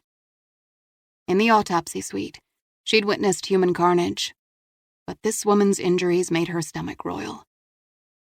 My God. Tubes fed into Macy's mouth and nose. Faith reached a trembling hand out and touched the woman's right wrist, which seemed to be the only spot uninjured. Faith cleared her throat. "Macy? My name is Faith. I don't know if you can hear me, but I left you a voicemail yesterday about your father, Jack. And as it turns out, we might have something in common." The beep, beep of the monitor picked up. Hayden's presence behind her was calming, and she was glad he'd been the one to deliver the news. No drama, just facts. Macy, I'm here with Captain Hayden of the Texas Rangers. He's working your case. He's going to figure out what happened to you and Jack. He's a pretty crackerjack crime fighter. The attempt at levity fell flat. Concentrate on getting well, and leave the rest to him, okay? Her voice cracked on the last word, but a deep breath settled the rising panic. Faith studied the agent's hands. Like Faith's, Macy's fingers were long, the deep nail beds unpolished and short. A knock on the door had her turning toward a man dressed in a white lab coat. The guy was young, and his head was covered in a shadow of dark stubble. I'm Dr. Bramley. Hayden removed his identification from his breast pocket. Mitchell Hayden, Texas Rangers. This is Dr. Faith McIntyre. How is Special Agent Crow doing? Dr. Bramley rubbed his eyes and then moved toward the bed, automatically glancing at vitals on a monitor and then the drip from an IV. She made it through surgery, and that is very encouraging. There is head trauma. Aware that Macy could be taking all this in on some level, Faith kept her tone clinical and tightened her mental grip on her trademark control. There is, but the good news is that we got her into surgery quickly and were able to relieve the cranial pressure. Once the swelling abates, we'll reevaluate. But as I said, she made it through the night, and that's a real testament to her strength. Faith looked at the unconscious woman and had so many questions for her. The thought of her not making it was almost unbearable. What are her other injuries? Fractured femur and arm, cracked ribs. When Miss Crow came into the ER last night, I didn't think she'd make it through the hour. But as I've already said, she's hung in there. She's tough. Did she say anything in the ER? Hayden asked. She was unconscious when she got to us, Dr. Bramley said. I've called city police, Hayden said. A uniformed officer will be arriving soon to watch her room. No one gets in or out without clearing it past the officer or me. Her brother just arrived, the doctor said. He's in the waiting room. We weren't able to let him see his sister because we were examining her, but I've agreed for him to visit for a minute or two. That's Dirk Crow? Hayden asked. Correct, Dr. Bramley said. I'd like to meet him, Faith said. So would I, Hayden said. I've been trying to reach him since Sunday. The waiting room is down the hall and on the right. Faith reluctantly released Macy's hand. Drawing in a breath, she left the room with Hayden at her side, and they made their way to the waiting room. There were several men in the room, but her gaze was instantly drawn to the large man cradling a crushed coffee cup in tattooed fingers. There was no missing the square jaw, thick brow, and muscled arms that so resembled Jack Crow. When the man looked up, he stared at her with narrowed eyes glinting with wariness. Macy, what the hell? He tossed the cup in the trash and grabbed his cap as he stood. I'm not Macy, I'm Faith McIntyre, Faith said. He didn't look convinced as he approached her, working his big fingers over the bill of a sweat-stained ball cap. If you're not Macy, you look just like her. I know. How is it you look so much alike? I'm not sure yet. The more people who noticed her resemblance to Macy, the more unsettling it was. You're Jack Crow's son? She asked. That's right. Dirk Crow? He said. He barely glanced at Hayden as he stepped toward her. He smelled of motor oil, the hot sun, and Texas dust. Jack kept up with Macy over the years, but wasn't keen on me hanging out with her. I saw her for the first time yesterday at Jack's trailer. I've been trying to reach you since Sunday, Hayden said. I had news about your father. Yeah, Ledbetter caught up to me, Dirk said. He told me. That's why I went to the trailer. The place looked like holy hell. Did the cops do that? We left the black fingerprint powder, but the rest was as we found it. Any idea who might have killed Jack? Like I told Macy, not a clue. I've been in El Paso for over a week. Did you know there were two of us? Faith asked. Not for sure. What do you mean? She demanded. When Macy and her mother, Brenda, left for good, Jack commented it was better that Macy was gone. He said she was safer. I asked him why, and he said, as soon as someone started seeing double, there were going to be questions. I asked if she was a twin, and Jack caught himself and said no. Did he ever bring it up again? She asked. No, never. Jack didn't trust anyone with whatever secrets he had. He went silent for a moment. Hayden, do you have any idea who killed my old man? Not yet. Dirk flexed his fingers, making some of the tattoos on his forearms shift and move. How is my sister doing? He asked. She's holding her own, but she's in bad shape, Hayden replied. Well, I want to see her, he said. In a minute. I understand from Ledbetter you and your father got into a fight a few months back. You wanted him to sell his land. He's sitting on a gold mine of dirt, Dirk said. Land prices are high, and now is the time to cash in, but he was a stubborn old bull and wouldn't listen. You've been in El Paso for a week. When's the last time you saw Jack? We hadn't spoken since we fought, so it's been a few months. He sniffed, cocking his head toward Hayden. You think I killed him and then ran over my sister? I didn't say that, Hayden said. Dirk twisted the bill of his hat tighter in his fingers. But you're thinking the money is motive enough? I do. I can give you the names of the people I was with in El Paso. They'll tell you I was there. What do you do for a living, Mr. Crow? Construction foreman. I was in El Paso interviewing for a job. There are people that can vouch for me. I'll need those names and addresses before you leave here today. I'd also like your address. Sure. How old was Macy when your parents adopted her? Faith asked. A couple of days old, I guess. She was small, and Pop and Brenda were worried she might not make it. But she was tough even then. He shook his head and looked into her eyes again. I'm not going to pretend we cared about each other. There's 9 years between us, and I haven't seen her in almost 30 years. But she's still family. Did your father ever mention the adoption? Faith asked. I asked him once about it, and he said he never thought about it and loved her like his own. I gotta say, he kept up with her better than me. Those two always seemed more wired alike from what he said. He was proud as hell when she became an FBI agent. Dirk shook his head, a bitter frown twisting his lips. Can I see my sister now?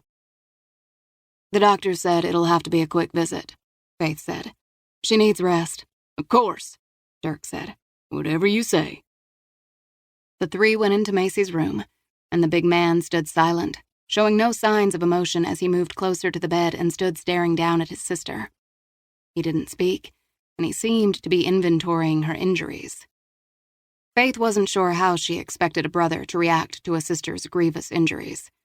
She didn't have a brother, but expected something beyond the nothingness emanating from Dirk Crow. A nurse entered the room and checked Macy's monitors. Everyone, please leave now. You can come back tomorrow, but for now my patient needs to be kept as quiet as possible. When they exited the room, the uniformed officer was posted by it, and Hayden spoke to him briefly before the three moved silently to the waiting room. Hayden asked for contact information, which Dirk supplied along with the names of the people he'd seen in El Paso. Is the cop going to stay outside her door? Dirk asked. Whoever did this to her must have been responsible for Jack. The cop is staying, Hayden confirmed. I don't know shit, Dirk said. But it doesn't take a genius to see when a father is murdered and a daughter is nearly killed. It ain't just a string of bad luck.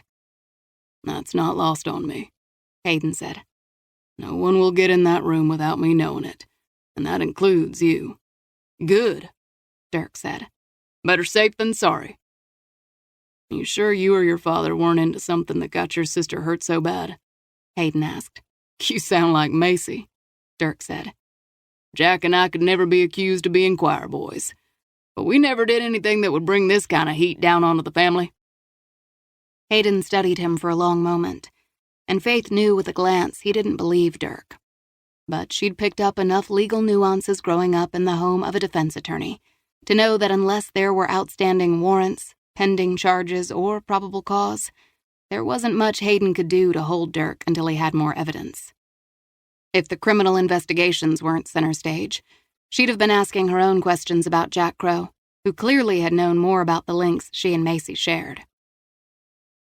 As far as the outside world is concerned, Macy Crow died from complications in surgery," Hayden said. Dirk's grim expression mirrored the feelings jabbing at Faith. "To protect her?" "Yes," Hayden said. "No one will hear it from me," Dirk said. "I'll see you again soon, Faith." "When we get the chance, I want to talk to you about your father." "Sure, whatever you want." When Dirk's large frame vanished behind the closing elevator doors, she felt as if she'd been blindsided. But she didn't have the luxury of giving in to her emotions right now. "I need to talk to the nurses. I'm AB negative, and if we're twins, she will be too." "Good idea," Hayden said. The whole point of her relationship with Hayden was that it was casual, and neither burdened the other with anything too personal. Now he had a ringside seat at her life turning upside down. "You don't need to stick around, Hayden. There's nothing you can do here." "I can stay." Restless energy swirled around him, and she sensed ghosts of the past were circling. He'd spent a lot of time at hospital bedsides with his late wife. "I'd rather you didn't. I want you out there finding the sick bastard who did this," she said. He lightly touched her arm. "I want you to be very careful, Faith. If I caught your resemblance to Macy in a split second, other people will as well." "Fair enough. But how are you going to control what the hospital says about her condition?" "I can keep it under wraps for a little bit and buy us some time." "I also would not recommend releasing Macy's picture to the media. The last thing this hospital needs is a reporter snooping around." "Will do." His expression softened a bit as he debated how to handle this very personal thing with her. If their relationship had been strictly professional or solely personal, it would have been straightforward. But they were in a gray area. Neither one wanted to overstep or crowd the other. "I know this has been a kick in the gut." "It has been exactly that," she said. "I'm not taking this well." "You look like you are." "What other rational choice do I have?" "Yeah, I suppose that's all we can do." "Don't worry about me, Hayden. I'm a survivor." Hayden took her hand, squeezed it. A kiss and a hug would have been welcomed, but again they found themselves stuck in that damned, muddled middle. She returned to Macy's room and walked up to the edge of her bed. She brushed her fingers over Macy's. A sudden surge of anger burned through her body. Faith could explain the causes and results of death, but she'd never fully understood it. There were times when it was a blessing, and other times a curse. The only constant was that it was always waiting for everyone. "Macy, you're going to have to make that son of a bitch death wait a long time if I have any say in this." Chapter 10. Tuesday, June 26th, 4 p.m. Hayden stepped into his office and pulled off his jacket. Anger and helplessness were tag-teaming his ass, and he was running out of patience. He hated leaving Faith alone outside that damn hospital room, looking so hurt and lost. She was one of the strongest people he knew, but everyone had a breaking point. She'd insisted, however, and he knew she was right. He was of no use to anyone there. "How did Dr. McIntyre take the news about Agent Crow?" Brogan asked. "About as well as you could expect." He shifted his thoughts away from the memory of Faith's lost and confused look and back to the case. "I saw Macy's brother Dirk." "Where has he been?" "In El Paso. I called 2 of the names he gave me. He was interviewing for construction work." "That's pretty far to go for a job. He must really need the money." "He admitted he was putting pressure on Crow to sell the land." Hayden rolled his head from side to side to release the tension. "The financial statements for Jack Crow arrived. We also received several surveillance tapes overlooking the area where Randy Kelly's truck had been parked." "Good. I also want to see Dirk Crow's financial records." "Do we have enough probable cause to get a judge to sign that warrant?" Brogan asked. "I'd say the attempt on Macy's life gives it to us.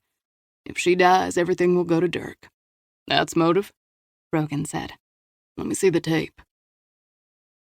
Brogan keyed up the footage, and the black and white image that appeared featured a bakery a few blocks from Como Pocket Park. The camera caught the rear of Kelly's truck. At 7:05 p.m., Kelly pulled up and parked, and then dashed into a bar around the corner. Brogan sped up the recording, and over the course of the next couple of hours, several dozens of people passed by the truck. At one point, a couple paused by the dented tailgate. The man kissed the woman, and as she wrapped her arms around his neck, he pressed her body against the side of the truck. His hand slid up her skirt, and though others passed, the two were oblivious to having an audience. Minutes later, she adjusted her skirt, and they moved on. It was at 10:30 p.m. when a hooded figure appeared. He kept his head down and hands in his pockets as he walked up to the truck, looked in through the front driver's side window, and then walked past, disappearing from view. Not long after, he reappeared, and this time with no one around him, he cracked the side window with a glass punch. Glass shattered into the front seat, allowing him to shove a gloved hand inside. He popped the lock. The thief kept his head down the entire time, as if he knew there were cameras around. He leaned under the steering wheel to hotwire the ignition and drove off like he owned it. Not once did the camera get a good shot of his face. "This guy's good," Hayden said.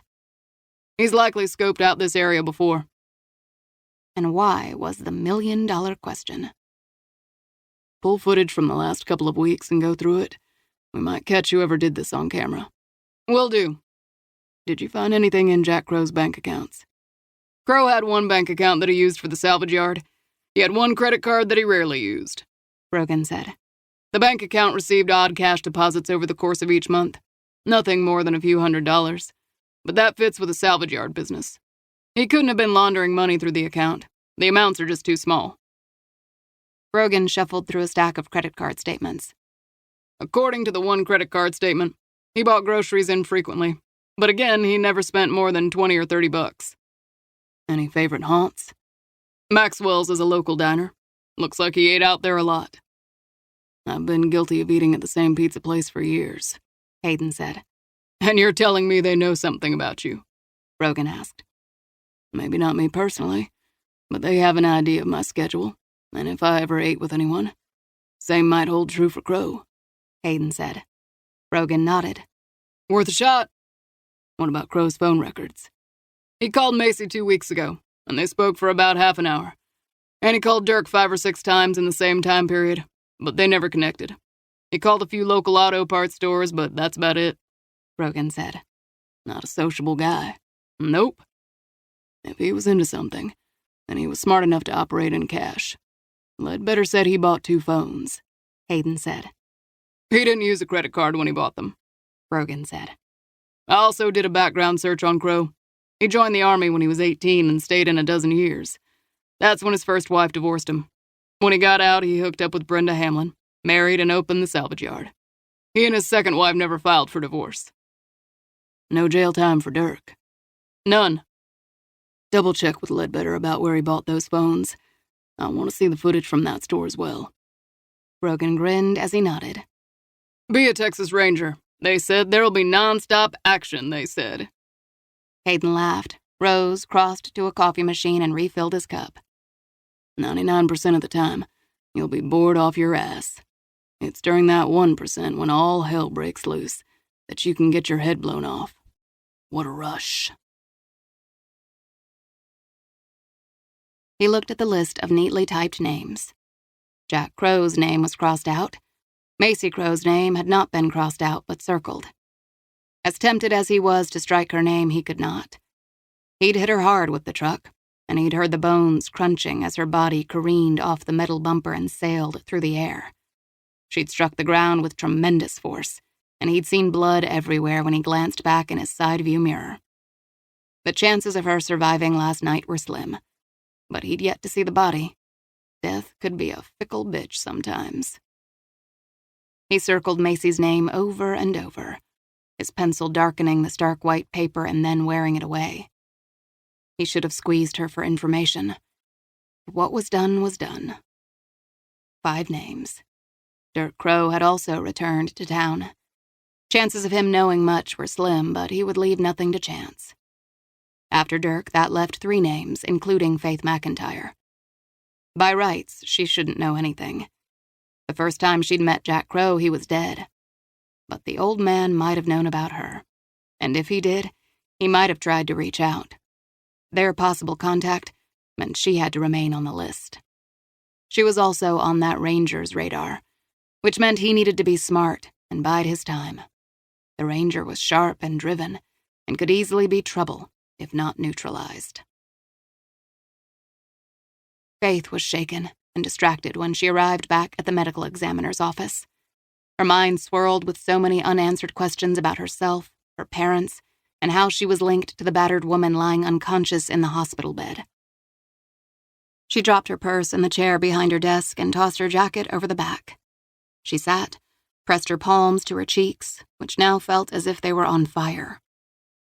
The halls were quiet, the daily hum of activity gone, and 5 pink message slips lay in the middle of her desk. Her phone's message light was blinking.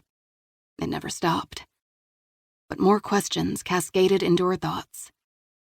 Had Macy simply been dealing with her father's death when she got that drink at the bar? Or had Crow told her something that had put her on a dangerous quest? Dirk's spotty knowledge of Macy's adoption reminded her of all the information swept under the carpet, or just plain hidden by her parents. Why don't I look like my cousins? What was it like the day I was born? Was I a difficult delivery? Her mother had not come clean about the adoption until Faith was 11. She remembered how stunned and then angry she'd been. Her mother had assured her it made no difference. Faith had wanted to believe that, but she realized now she had never fully released her anger. Her phone buzzed and she answered it absently. Dr. McIntyre. Doc, this is Tina. Just confirming you're taking Kat to her appointment today. You're always early and she's convinced you've forgotten. She glanced at the clock on the wall. She had. I was held up. I'll be there in 20 minutes. Can you let the doctor's office know we're on the way? Will do. The walk down the hallway, touching base with Nancy, and the drive to the shelter were a blur. She wasn't even truly processing when she walked up to the shelter and pushed through the front door. Faith wove through the shelter's cobbled rooms, searching for Kat, who had promised to be in the lobby waiting. She had to have the girl at the OBGYN by 6:45. She'd wanted to leave extra time so she could talk to Kat's doctor. She found the girl sitting in the game room, a beanbag chair molded around her body as she frowned into the screen of a 2-year-old laptop Faith had given her. It was now covered in dozens of stickers, including ones that read, Think Different, Girl Power, and Do Not Disturb. Kat lumbered up from the beanbag chair and closed her laptop. Where have you been? Dead people run my life. The words could have passed as a dry quip, but no truer words were spoken. What she would give right now for 5 minutes of living, breathing parents willing to answer questions. Kat picked up her backpack and shoved her computer inside. That's the best excuse I've ever had when someone flakes on me. As they walked to the car, Faith cut her eyes to the kid who was acting like her tardiness was no big deal, when it was a big deal. I didn't flake. Whatever. Ready to see your doctor? No. Kat had had no prenatal care until her 24th week, when her foster mother had realized the kid wasn't getting fat, but was pregnant. Her foster mother had no desire to deal with the pregnancy, so she'd turned Kat over to the shelter. Almost as soon as Kat had arrived, Faith had had her figured out. Though the kid seemed hell-bent on screwing up her life, Faith had taken her under her wing. In the car, Kat buckled her seatbelt and began immediately fiddling with the radio. She selected another station that made Faith's ears hurt and reminded her that as young as Kat still thought Faith was, Faith had aged out of the latest music playlist. So, I've been doing a little detective work, Kat said. Looking into colleges? God, no. Might as well be chasing unicorns. More glibness. Had she been this difficult as a teenager? Faith found herself struggling to stay positive in the face of so much hormonal negativity, and understood now why her father had sent her on so many lavish excursions during her high school summer vacations. That's not true, Kat. I've told you that there are options if you want it. The girl held up her hand with flair to silence Faith, as with the other hand she rummaged in her pocket for a rumpled piece of paper. I looked up your Josie Jones. Faith was completely derailed by Kat's comment and swiveled her head around toward the kid, staring until she heard, Watch out! Faith hit her brakes and stopped seconds before she rear-ended the car in front of her. She pulled into a gas station parking lot. It was several deep breaths before she attempted to speak. "You did what?" Faith asked. "I did a search for Josie Jones while I was killing time this afternoon." "You shouldn't have done that," Faith said. "It's really personal." "You're always up in my face about super personal things. Turnabout is fair play." "It's different." Kat looked ahead carefully, making a show of folding her piece of paper. "So you don't want to hear about what I found?" Faith tapped her hands on the wheel. She was supposed to be the adult in this situation. She should remind Kat to mind her own business, but she knew the kid could find things on the web that most could not, and her curiosity was stronger than her indignation. "I want to know." Kat waved the piece of paper in front of her face like a fan. "Maybe I won't tell you now." "You're telling me, kid." The girl's laugh rang with a genuine brightness she'd never heard before. Carefully, Kat unfolded her paper. "I found out that Josie wasn't much different than me." "What do you mean?" "She had been in foster care on and off for several years before the system cut her loose when she turned 18. A couple of days before her 19th birthday, she was arrested for shoplifting, but the charges were dropped. Do you want to see a picture of her?" "I've seen her mugshot." "It's another one." Faith's heart leapt. "How did you find it?" Kat looked almost offended. "What kind of detective would I be if I couldn't find a basic picture?" "Detective. Cute. More like a hacker." "Such a harsh term." She dug in her pocket and pulled out a picture printed on regular paper. "This picture is from a Dallas paper. When Josie was 15, she won a science competition." Faith held the picture, amazed at how already she was starved for details about this woman she'd only just learned about. The image wasn't high quality, but she could see the young girl standing next to the mayor and the secondary school principal. The headline read, "Foster Child Wins Science Award." A surge of outrage shot through her as she wondered why the reporter had defined Josie by her place in the social services system. "Check out the headline," Kat said. "I see it." "She was pegged like me." "You aren't pegged." Faith's attention shifted to the girl's bright smile, her blonde hair and tall, lean frame. Grateful there was no trace of the sullenness found in Josie's mugshot, she kept dissecting the girl's features, searching for any clues about her. "The second I saw Josie's picture, I saw a resemblance to you," Kat said. "Do you think so?" "Oh, yeah." She wrestled the excitement and sadness from her voice. "I wonder how she ended up in Austin." "I haven't figured that out yet, but I will. I'm also searching for siblings, aunts, uncles, etc. I want to find out where she ended up." Faith was surprised by how much she needed to believe that everything had worked out for Josie. "Any traces of her yet?" "No, which is odd. Even back in the 80s, aka the Stone Age, people left some footprints. She left none. The world swallowed her up just like it's trying to do to me." As quickly as Faith's hopes for information rose, they fell. "Kat, you're not going to be like Josie. The world is not going to devour you."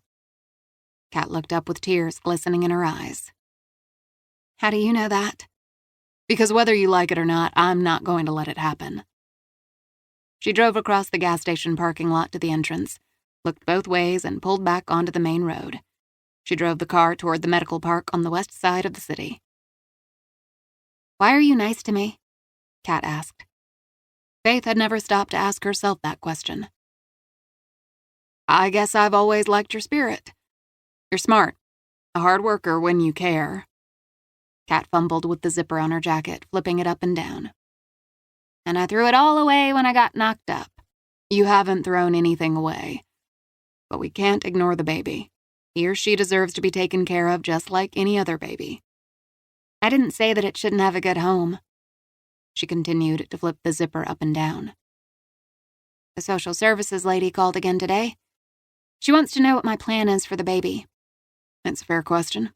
Babies are a lot of work, and you do need a plan." "I don't want to give it to strangers." "Then you won't. If you decide to find adoptive parents for the baby, you can meet them." "What if adoption screws up my kid?" Faith arched a brow but kept her gaze on the road. "Do I look screwed up?" "No, you're pretty together." Kat seemed to chew on their conversation. How old were you when you were given away? Given away? It sounded harsh when Kat said it. Days? Maybe hours old, I think. I don't know for certain.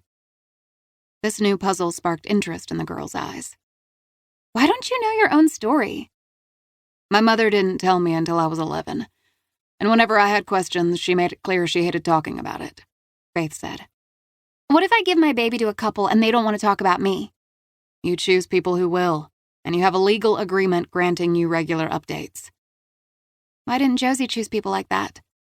I don't know. Again, there was more silence and brooding from the young woman in the passenger seat.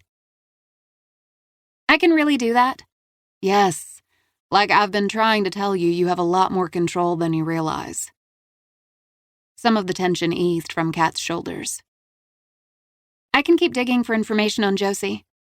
Let's just worry about seeing the doctor now. Then I need to get you back to the shelter. I hate seeing the doctor. Doesn't matter what you want. It's what you and the baby need. Kat's doctor's visit confirmed she and the baby were doing well. She was 34 weeks into her term and on course to deliver at the end of July. An August baby, Kat had quipped. Probably going to be the hottest day of the year. They drove in silence back across town to the shelter. When Kat looked at the brick building, she shook her head. I hate the shelter. Faith got out of the car and walked with Kat inside. She hugged Kat until the girl's tense muscles relaxed a fraction. It's going to be okay. It wasn't the first time she had regretted leaving the kid here. She had considered speaking to social services about fostering Kat, but found she was just as afraid of committing as the girl was. No commitment had always worked for her. Hell, it was the cornerstone of her life, as well as her relationship with Hayden. But lately, instead of enjoying her freedom, she felt increasingly constrained and isolated. Kat pulled away. How do you know it's going to be okay? An odd sense of worry and tension swept through her, but she still smiled. It has to be. Chapter 11. Time, unknown. Maybe June. Paige flexed her fingers in the darkened room, running a trembling hand over the slick pages of the magazine she'd written in. Writing without light, she doubted her words were intelligible, but it gave her comfort to write. The baby weighed heavily, and she could barely sleep at night now that all she had was the thin mattress lying on the concrete floor. An aching tooth was not helping, and since he had left, the baby had been constantly kicking, as if it knew its time was coming, and it was scared shitless too. The manacle on her leg had rubbed her skin raw, and she could see the wound had begun to bleed. When she heard footsteps on the other side of the door, she sat up and quickly tore out the pages with her handwriting, folded and tucked them in her bra. She shoved the magazine and pen under the mattress, her heart beating so fast she could barely think. The lights clicked on, and she winced at the sudden stimuli onslaught. She blinked several times until her eyes slowly adjusted. She looked up at him. He was frowning, something he'd been doing a lot lately. There had been a time when he had smiled at her. That smile, though welcome, was complete bullshit. "Came to check on you, girl," he said. He came every few days, and so far had never returned this early. She drew her feet up as far as the chain would allow. Did he figure out he'd dropped the pen, or that it was hidden under her mattress? If he found the pen, the papers stuffed in her bra, or the magazines in the grate, she didn't want to imagine what he would do next. "Why?" She spoke barely above a whisper.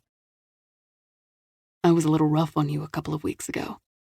I lost my temper, and that's not right." "I shouldn't have hit you," she said. "I'm sorry." "No hard feelings. You got grit, and I like that. We'll be good for the baby." The nice words didn't hide the fact his mood could turn on a dime. "I brought you a hamburger, fries, and a chocolate milkshake.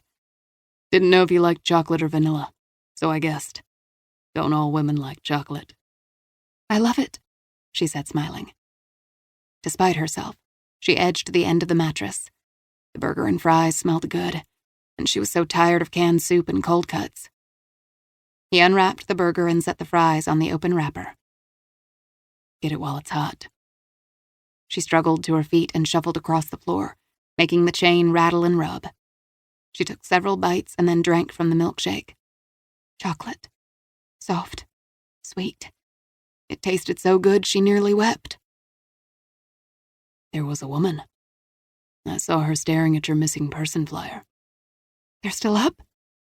She didn't mean to sound so excited. There aren't many left. He tried to downplay this bit of good news, but hope still clawed at her chest. Someone was looking for her. She kept her gaze on the fries, trying not to let her raised spirits show.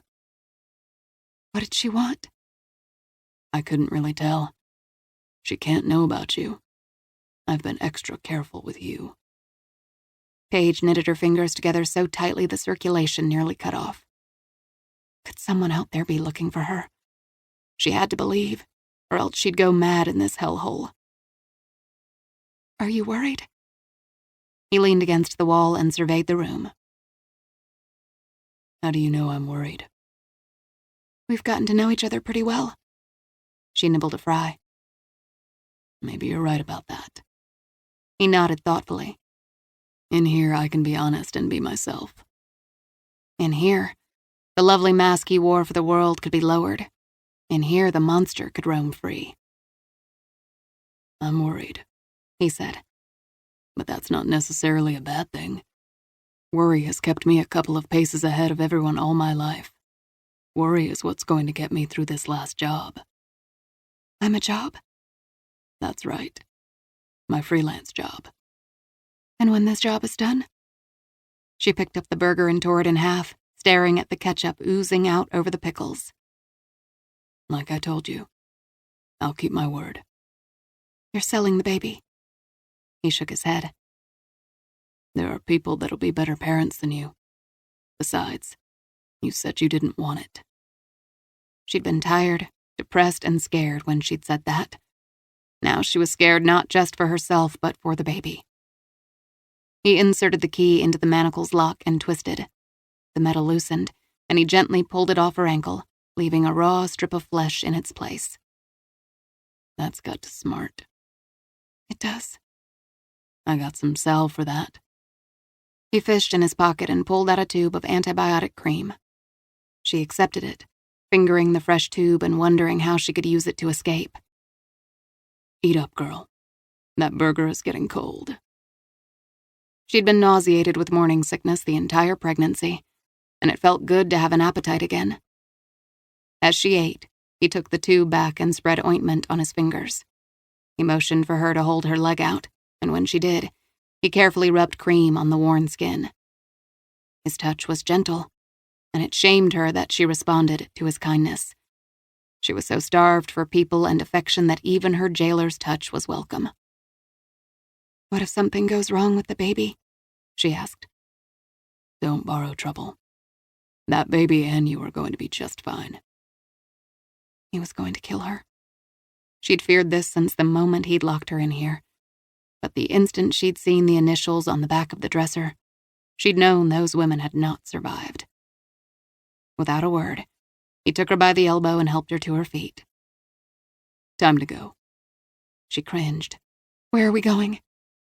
It's a better place than this. A bigger room. When she didn't move fast enough, he grabbed her tighter and pulled her the rest of the way to her feet. Let's go. She dug her heels in. At least she was familiar with this hellhole. Here she at least had the pen and the 2 magazines containing the words of the other girls. Where are we going? Like I said, a new place. I don't want to die. He shook his head, grinning as if she'd lost her mind. You ain't going to die. Her belly felt heavy as she stood there. I don't have shoes. You don't need shoes. You won't be outside long. Taking her by the arm, he pulled her out of the room, past her discarded cot still tossed against a cement wall, and toward a set of stairs. She glanced back at the room. Every night she'd dreamed of escaping it, but now that she was leaving, she was terrified. That room was the devil she knew, not the unknown hell about to come. As she tried to keep pace with his long strides, her gaze swept the room. There was a washer and dryer, and even some of her clothes drying on a clothesline strung between 2 posts. There were shelves stocked with canned food, baby provisions, and medical supplies. It could have been anyone's basement. It looked ordinary. It was normal. He yanked her and forced her up the stairs. She'd barely had any activity in the last few months, and found by the time she reached the top stairs she was breathless with legs of rubber. He yanked her through a kitchen equipped with avocado green appliances that screamed 1970s retro. The smell of Clorox hung in the air. "I'm afraid," she stammered. "No reason to be worried. We're just getting you to a nicer room." "Please just let me go. I won't tell, I just want to go home." His fingers tightened around her forearm. Not painful yet, but close. "I could shove sleeping pills down your throat, but you don't want me to do that. It's bad for the baby." More questions sprang to mind, but she held them close, knowing he would make good on his threat. He always did. He dragged her through a small living room covered in gold shag carpet and then out the front door. As her bare feet stepped onto the rough wood of the front deck, she was greeted by bright afternoon sunshine. Wincing, she had to look away from the sky, even as she savored the first lungful of fresh air she had inhaled in months. It smelled so sweet she nearly wept. Her face tipped toward the sun and absorbed every bit of its warmth. She'd been such a fool to take the sun, her mother, and her freedom for granted. "No dawdling." He jerked her toward his truck, opened the front door, and ordered her inside. She struggled with her belly and unsure legs. She was still breathless when she climbed up into the seat. "Put your seatbelt on. Don't want you getting hurt. And there are sunglasses in the glove box. Put them on." She clicked the seatbelt in place. "Where are we going?" "I told you not to worry. It's a better place." "Like as in dead? Like heaven?" He laughed. "Like another house." He then pointed a meaty finger at her, and his tone changed instantly. "Get out of the car while I'm walking to my seat, and I will break your legs when I catch you. You hear me, girl?" "I hear." He came around the hood quickly, watching her, and before she could map out or process escape, he was behind the wheel. He started the engine and drove down the graveled driveway.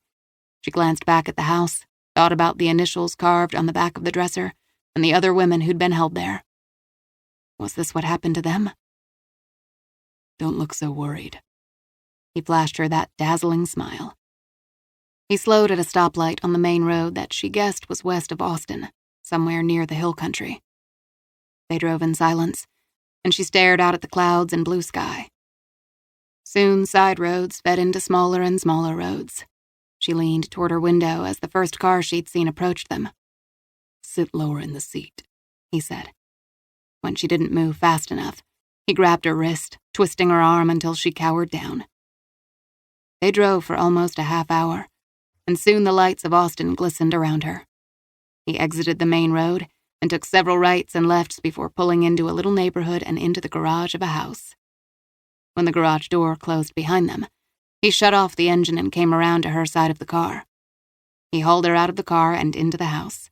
She had barely seconds to register her surroundings before he dragged her down a set of stairs and toward another door. Another prison. He opened the door and flipped on a light. "Go on. Get inside." This space was half the size of the other.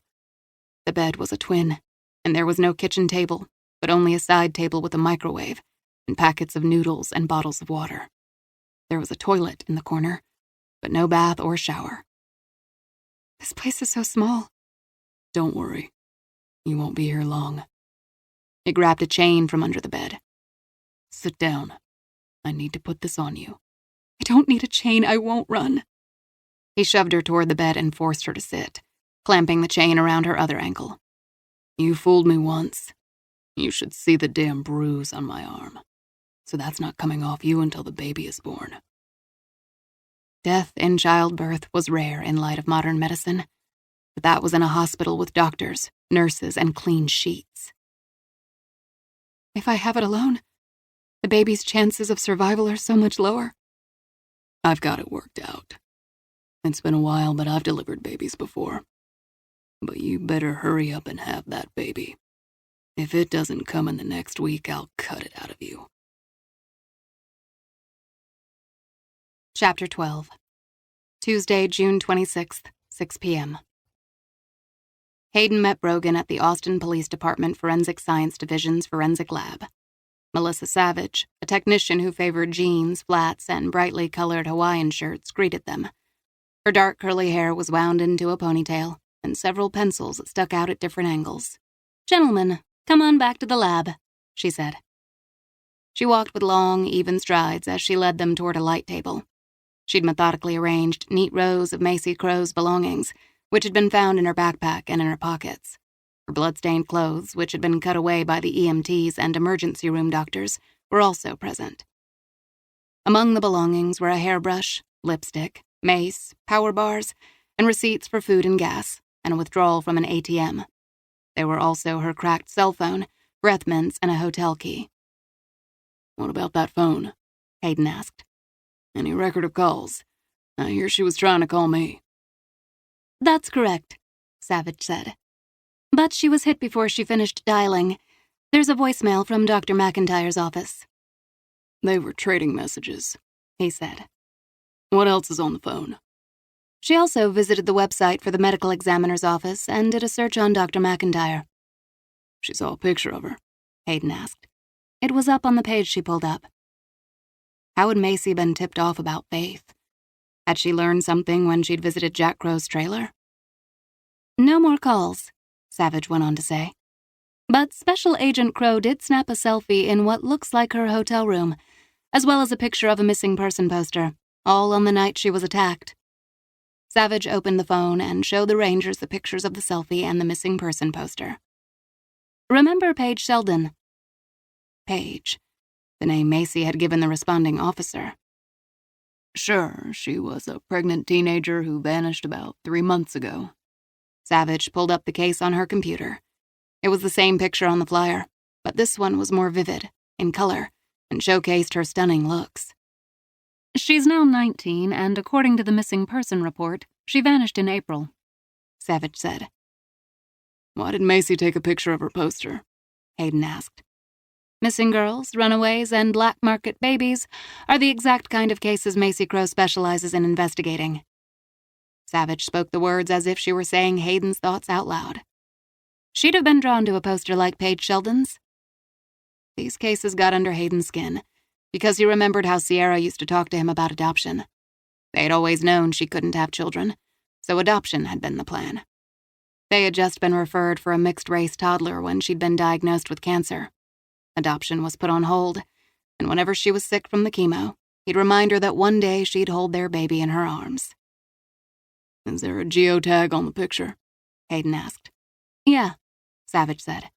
"It was taken on 3rd Street outside a bar called Second Chances, which is 2 blocks from where she was struck by the vehicle." "Her old man gets brutally murdered. Macy's in town less than 5 hours, visits a bar, takes the time to snap a picture of Paige Sheldon's flyer, and then an attempt is made on her life," Hayden said. "I want to talk to Paige Sheldon's family.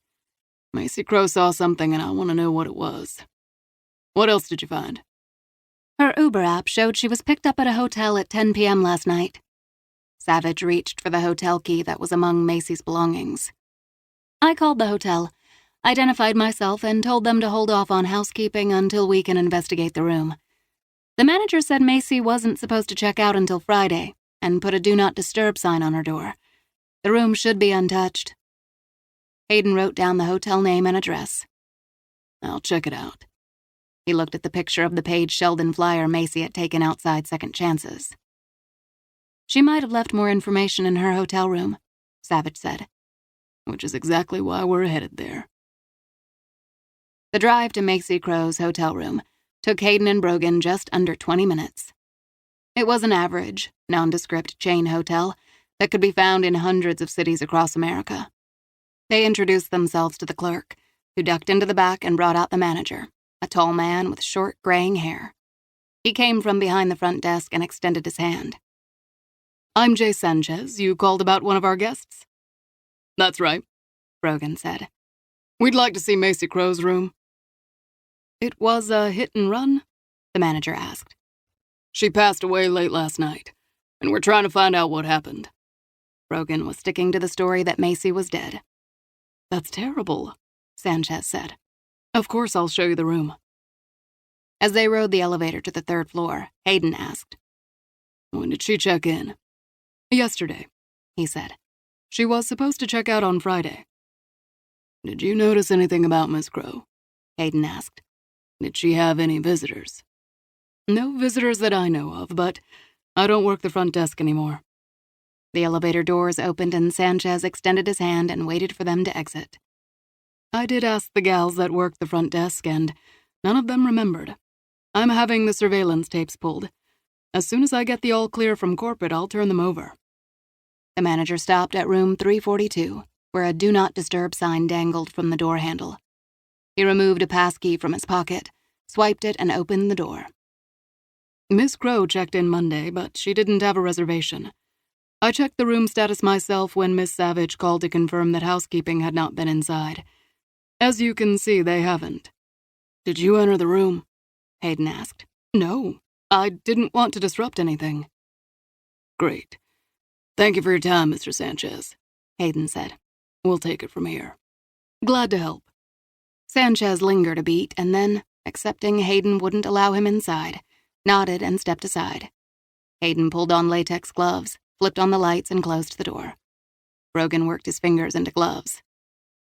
"Give us a clue, Macy." The room was furnished with the standard 2 double beds, a desk and chair, a bureau, and a television. Both beds were still made, but judging by the towels on the bathroom floor and the open soap packets, she had showered in the short time she was here. A blue zippered bag filled with cosmetics, tampons, toothbrush, toothpaste, and razor sat on the bathroom counter. In the shower, the shampoo and conditioner bottles were open. Hayden looked at the blonde strands of hair in the hairbrush, and his mind flashed to a memory of Faith, running her hands through her very thick hair. She'd quipped once that sometimes the locks were like having a sheepdog on her head. There was a coffee maker plugged into the wall, and beside it were 2 wrapped mugs and K-cups. The trash can was clean. Hayden stripped the top blanket on one of the beds and removed the pillowcases from the pillows before yanking off the sheets. He skimmed his hands under first one mattress and then the other, but found nothing. Brogan opened and searched the bureau drawers. The first was empty, except for a Bible. None of the others held anything. He then crossed to the simple desk where a computer and phone sat in full display. There was also a set of keys, which he guessed was for Jack Crow's truck. "Here we go." Brogan opened the laptop. Hayden rubbed the back of his neck and studied the stickers on the outside of the computer. "Hiking. A Hello Kitty sticker, a triathlon logo, and a literacy emblem. Athletic, quirky, and smart." Brogan booted up the computer. A screensaver appeared featuring Macy standing atop a peak in a lush green mountain range that reminded Hayden of the Appalachian Trail. Her hair was tied back in a ponytail, her sunglasses were on top of her head, and she wore a blue puffer jacket. Straight white teeth flashed, and she had her hands in the air as if she'd crossed a finish line. He would have sworn on a stack of Bibles it was Faith. "She worked for the FBI," Brogan said, "and yet she doesn't have a passcode on her computer. She wanted us to see this. One more precaution just in case." Hayden picked up the keys and walked to the window. Pushing back the curtains, he scanned the lot until he spotted several dark trucks. He began clicking the unlock button on the chain. The lights on the truck parked closest to the hotel winked. Brogan picked up the phone. "Looks like a burner, like the one Ledbetter said Crow bought." Ledbetter said Crow bought 2 phones. "The phone found on Macy was her own personal phone. There is only one burner that I see. Any activity on the phone? No call, text, or email history," Brogan said. "But there are 3 addresses in the Maps application." "Where are they?" "The first is out in the Texas Hill Country. The second is in East Austin near where she was hit. And the third is for the Travis County Medical Examiner's office." Jack Crow left Faith's work address for Macy. "Looks like it.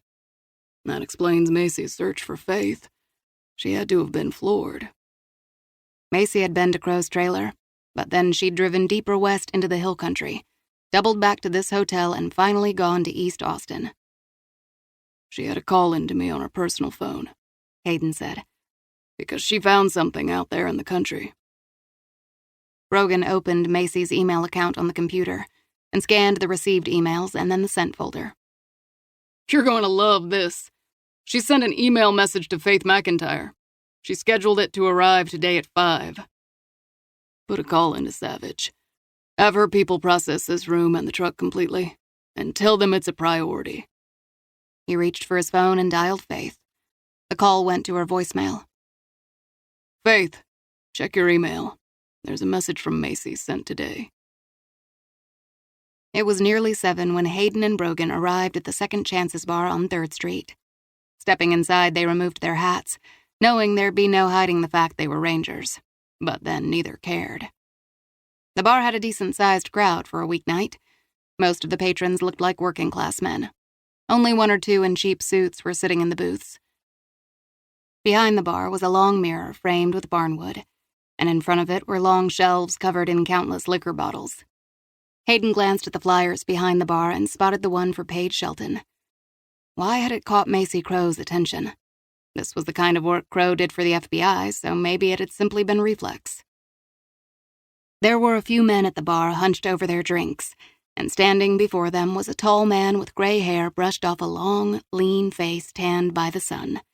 He wore a bright red t-shirt that read, "Second Chances," jeans, and worn cowboy boots. He grinned when he spotted the pair. How can I assist 2 of Texas's finest? Hayden made the introduction as he showed his badge. You are. Danny Garnett. I own the joint. He set the bottle of booze on the bar. What can I do for you? We're following up on a case lead. We had a hit and run at the park. I heard about that. Cops weren't giving out many details. What can I do to help? Victim snapped a picture a block from the bar. Thought she might have come in here. Last night was hopping. We have a 2-for-1 special between 8 and 11, and that brings 'em out of the woodwork. Hayden pulled out a picture of Macy Crow. Never seen her in here. Garnett studied the picture, nodding. I do remember her. She's not the average gal that comes in this bar, and she stood out. There were several guys staring at her last night. One tried to hit on her. He handed back the picture. How is she? She didn't make it. Hayden watched Garnett's face, carefully searching for any hint that he knew more than he was saying. Shit. His face crumpled and he looked down, shaking his head, rubbing the bar rag over an already clean section. Where was she hit? Right down the street near Canal Pocket Park. And you were here the whole night. I was, he said. Slinging drinks, like I said. 2-for-1 night is crazy. And you got people that can confirm it? Brogan asked. Sure, dozens. Say the word and I'll find a few folks to back me up. Garnett shook his head and then seemed to think better of holding back. Look, I don't like to share what my customers say, but Macy was here to ask me about her dad, Jack Crow. She told me he died on Sunday. Terrible. Crow and I served in the military together. He saved my ass a couple of times.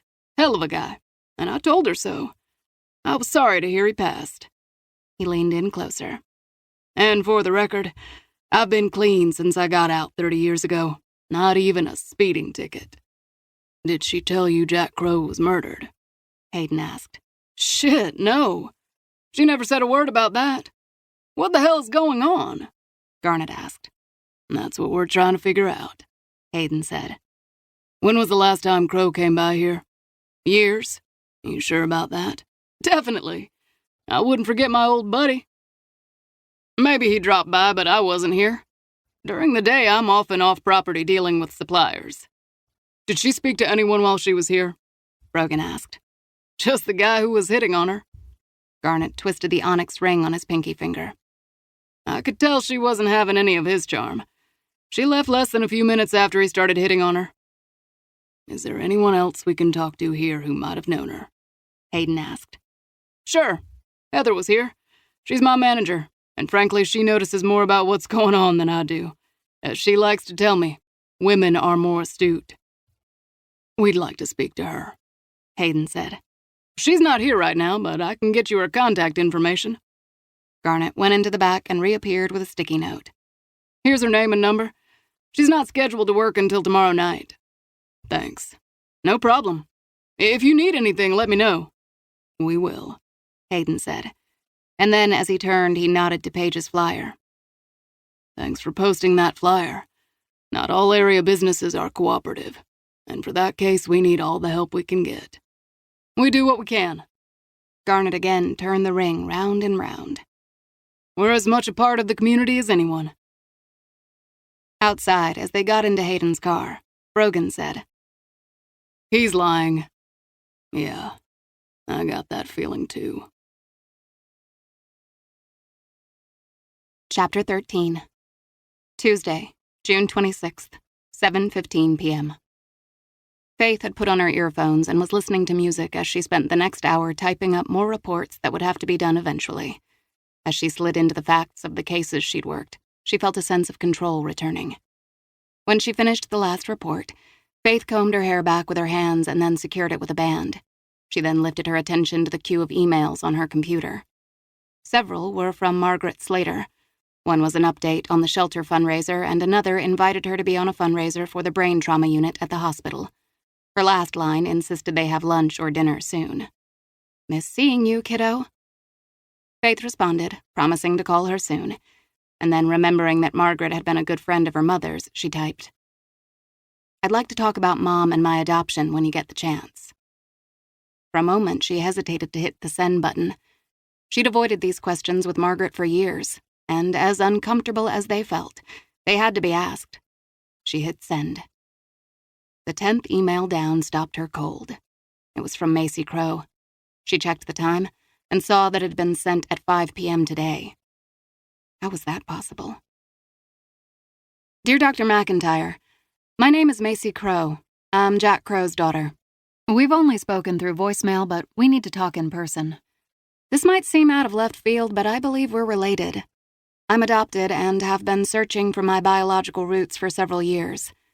My adoptive father, Jack Crow, passed away on Sunday, and ironically, you were the pathologist who took care of him. I've attached 2 addresses that Jack left me on a prepaid phone I found at his trailer. I've been to the one in the country, and I've got a gut feeling something very wrong happened there. Macy Crow. P.S. A picture is worth 1,000 words, so I've enclosed a few of mine." Faith studied the selfie and caught the wry expression that telegraphed, "Ain't this something?" For a long moment she stared at the picture, seeing herself but also noticing subtle differences. Multiple reactions collided as she looked at what could have been her face. Joy, curiosity, anger, sadness. She wasn't sure how long she sat just staring at the picture and reconciling it with the image of Macy lying in the hospital bed. Hands trembling, she tapped her index finger on her mouse. She glanced at the clock. It was after office hours, and she realized the sounds of the office had faded as most of the staff had left for the day. She had almost an hour and a half before sunset. There wasn't much traffic now, and if she hurried, she could reach the ranch. As tempting as it was to go alone, it wouldn't do her or Macy any good if something happened. Hayden needed to have this information. A knock on her door startled her for a moment. Nancy poked her head inside. "What are you still doing here?" "Like you, catching up on paperwork." "Remember the autopsy you did last week? Miller was a 38-year-old male who suffered sudden death after a blinding headache. You determined it was an aneurysm?" "Sure." Cranial examination had determined massive blood present in the brain cavity due to an arterial tear in the brainstem. "His wife is in the lobby. She didn't realize how late it is, and I ran into her on my way out. She's still struggling and wants to talk to you." As anxious as she was to get to the ranch, she knew this took precedence. "Send her in." Faith spent nearly a half hour with the young widow and mother of 2. She explained how her husband's death was due to genetics, and the weakness in the vessel would have been very likely inoperable, even if it had been detected. It was terrible genetics. After the meeting, she grabbed her purse and headed toward her car, checking her messages for the first time in a couple of hours. Hayden had called. She listened to his message and then texted him back, explaining she received Macy's message. She reached her car and got in. She sat, absorbing the day's residual heat radiating from the seats. Her phone buzzed and she glanced at the display. Mitchell Hayden. She drew in a breath and answered the phone. "Hayden." "Where are you?" "In my car, but still at the medical center," she said. "You've read Macy's email." She sat straighter. I have. How did you know about it? We found her computer in her hotel room. Why didn't you call me immediately? I only just received it. It's been nonstop on this end. Again, they were trapped between a personal relationship and a professional one. Distance and anonymity had worked well for them up to this point, but this case was twisting around them both, forcing them to interact with each other more than either had originally planned. I'm 5 minutes away. Stay put. Understood. She grabbed her purse and got out of her car, and in just under 5 minutes, a dark SUV pulled up beside her and the passenger window rolled down. Hayden nodded to the empty passenger seat. Let's go. She sensed his irritation as she got into the car. I just planned to have a look around. He shot her a glance. He pulled onto the main road and wove through a town toward I-35. Has Macy Crow sent you any other communication? No. Are you sure about that? An edge sharpened in his tone, and she sensed a line drawn between them. The Rangers were on one side and she on the other. Fine. So be it. I would know if a twin communicated with me, she said. Those are the details that don't normally slip by me too often. He drove in silence for several miles, and then asked in a softer tone that radiated genuine concern. How are you holding up? Hayden, don't patronize me. That's about the one thing I can't take right now. I like you better when you're an SOB. His frown telegraphed his own uneasiness with this new journey they were taking together into uncharted emotional territory. And for the record, I feel like I'm trapped in an episode of The Twilight Zone, she said. I've been there before. Not a good place. No, it certainly isn't. She watched as the cityscape yielded to the rugged, brown countryside covered in scrub trees and cacti. She pulled up the email from Macy as he drove, referencing the map. Strong, weathered hands, which gripped the steering wheel and looked suited for hard work or a brawl, were so gentle when they ran over her skin. His watch was older, a throwback to the 50s. He'd always worn it, but she'd never asked about it. Nice watch. You don't strike me as the type to chase the vintage look. He didn't spare the watch a glance, but his pride was evident. It was my grandfather's, then my father's. A tradition the oldest male inherits. Still keeps perfect time. Faith countered. My mother nurtured a deep reverence for her 6th-generation Texas lineage. Continuity was important to her. She and I would stand in front of the portrait of my great-grandmother and she'd say, "Generations of stern stock like us. One day you'll have a daughter and carry on the line." Faith had been proud to be the descendant of a strong line of women, and when she found out she was adopted, she realized she would never be a genuine standard-bearer for the Wallace women, whose lineage ended with her mother. And it bothers you? He asked. Sometimes. You saw how Jack Crow died. I'd bet you my watch he did that for Macy, who by all accounts is not his flesh and blood. A sudden surge of sadness wrapped around her voice. Don't mind me, feeling sorry for myself. She clicked on the radio and selected a country song. They listened as he made his way through the still congested evening traffic clogging up I-35. By the time he took their exit, there'd already been a fender bender up ahead, and the sluggish traffic was coming to a stop. He turned right onto a rural route that wound farther west, closer to the hill country. Another 5 miles, and he slowed as he approached a rusted mailbox. He took a left and plowed down the dusty driveway. The SUV kicked up plumes of dust. The driveway cut through fallow fields. In the distance, Faith spotted a brick rancher surrounded by tall weeds, an old Ford truck on blocks, and several large oil drums. Hayden parked, but he didn't get out right away. He studied the area. Stay close to me. Don't wander off. I've worked my share of crime scenes. Like I said, stay close. He got out of the car, shrugged off his jacket, and tossed it in the back seat. His hand automatically went to the weapon on his hip. He touched it lightly as he appeared to go down a mental checklist. Faith joined him at the front of the SUV. She studied the house, knowing from experience that the least remarkable places could hide the worst horrors. Let's have a look at the house first. He strode up the 3 front steps and tested the door handle. It was locked. The curtains were drawn over the large front display window, and the side windows were also covered. But the dust on the porch had been disturbed, and it wasn't just from the one set of footprints that he had expected after Macy's visit. He estimated there were at least 3 sets. He looked up and pointed to what Faith suddenly realized was a very small security camera. "A camera?" she said. "Not only will they know we've been here, but also Macy." He walked around back and stepped onto a patio made of cracked stone pavers. Off to the side was a set of rusted patio furniture. Hayden's boots crunched on the gravel lining the patio as he stepped out onto the dusty earth around it. The sun had cooled, and its light was dimming quickly now. Soon it would dip completely from the sky, but tonight would be a full moon. Hayden studied the land as if reading a book. He moved northwest 30 paces.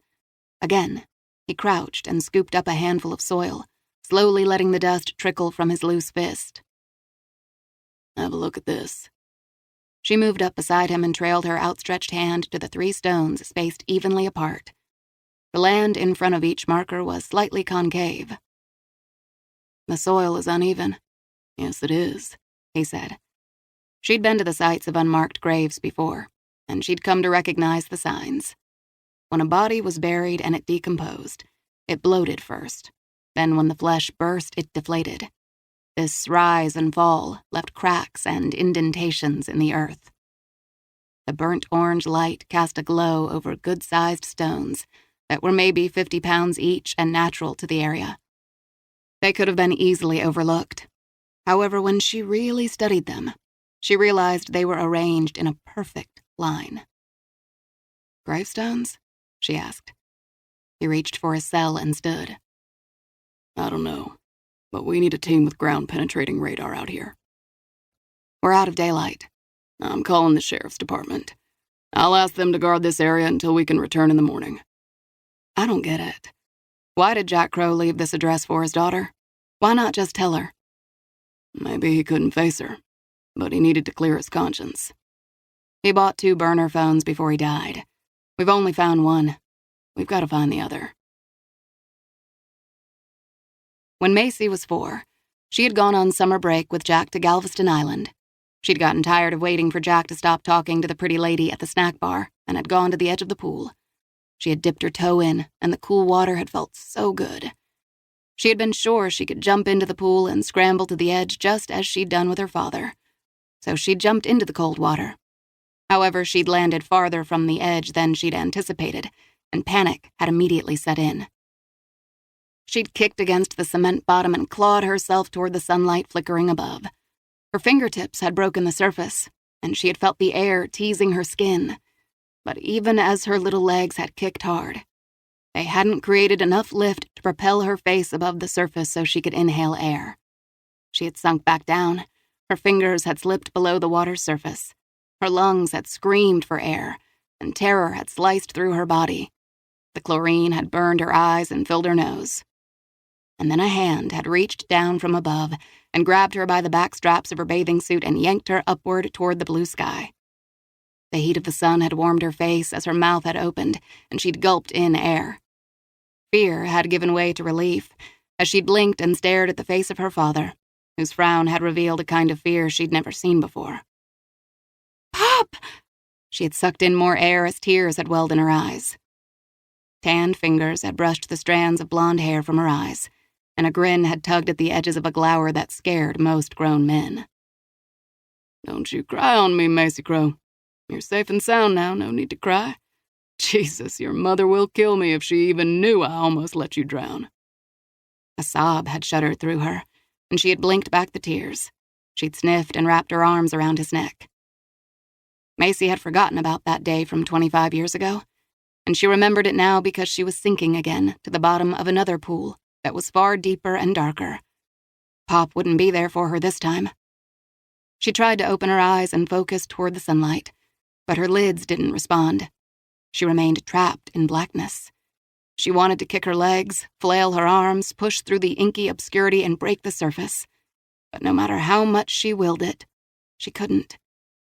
In the distance, she heard hushed chatter and the beep of equipment. There were people around her. She wasn't alone. Once, she thought she heard her brother's low and angry voice, but it vanished almost as soon as she heard it and was followed by more poking and prodding. Dirk, throw me a lifeline, pull me up, I'm here, I'm alive, don't leave me. Macy couldn't remain in the darkness. She knew something important. She couldn't quite remember what it was, but she was certain if she could reach the light and air, she could find the missing pieces and finish the puzzle. Come on, Dirk. Somebody, anybody, pull me up. I'm right here and I'm sinking fast. It was just after 10 when Faith pulled past the guard station at the entrance of her North Austin gated community. The townhouse development was less than 5 years old, and she'd taken out a hefty mortgage last year to buy her first adult home. Her row of townhomes was located toward the rear of the property and backed up to woods.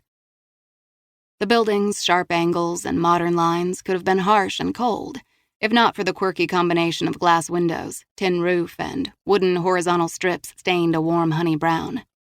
The building had an artistic vibe that blended with the water-efficient landscaping that provided touches of green cacti blended among rocks. There was a 2-car garage space and metal steps that led up to the wooden front door with an ornate wrought iron handle.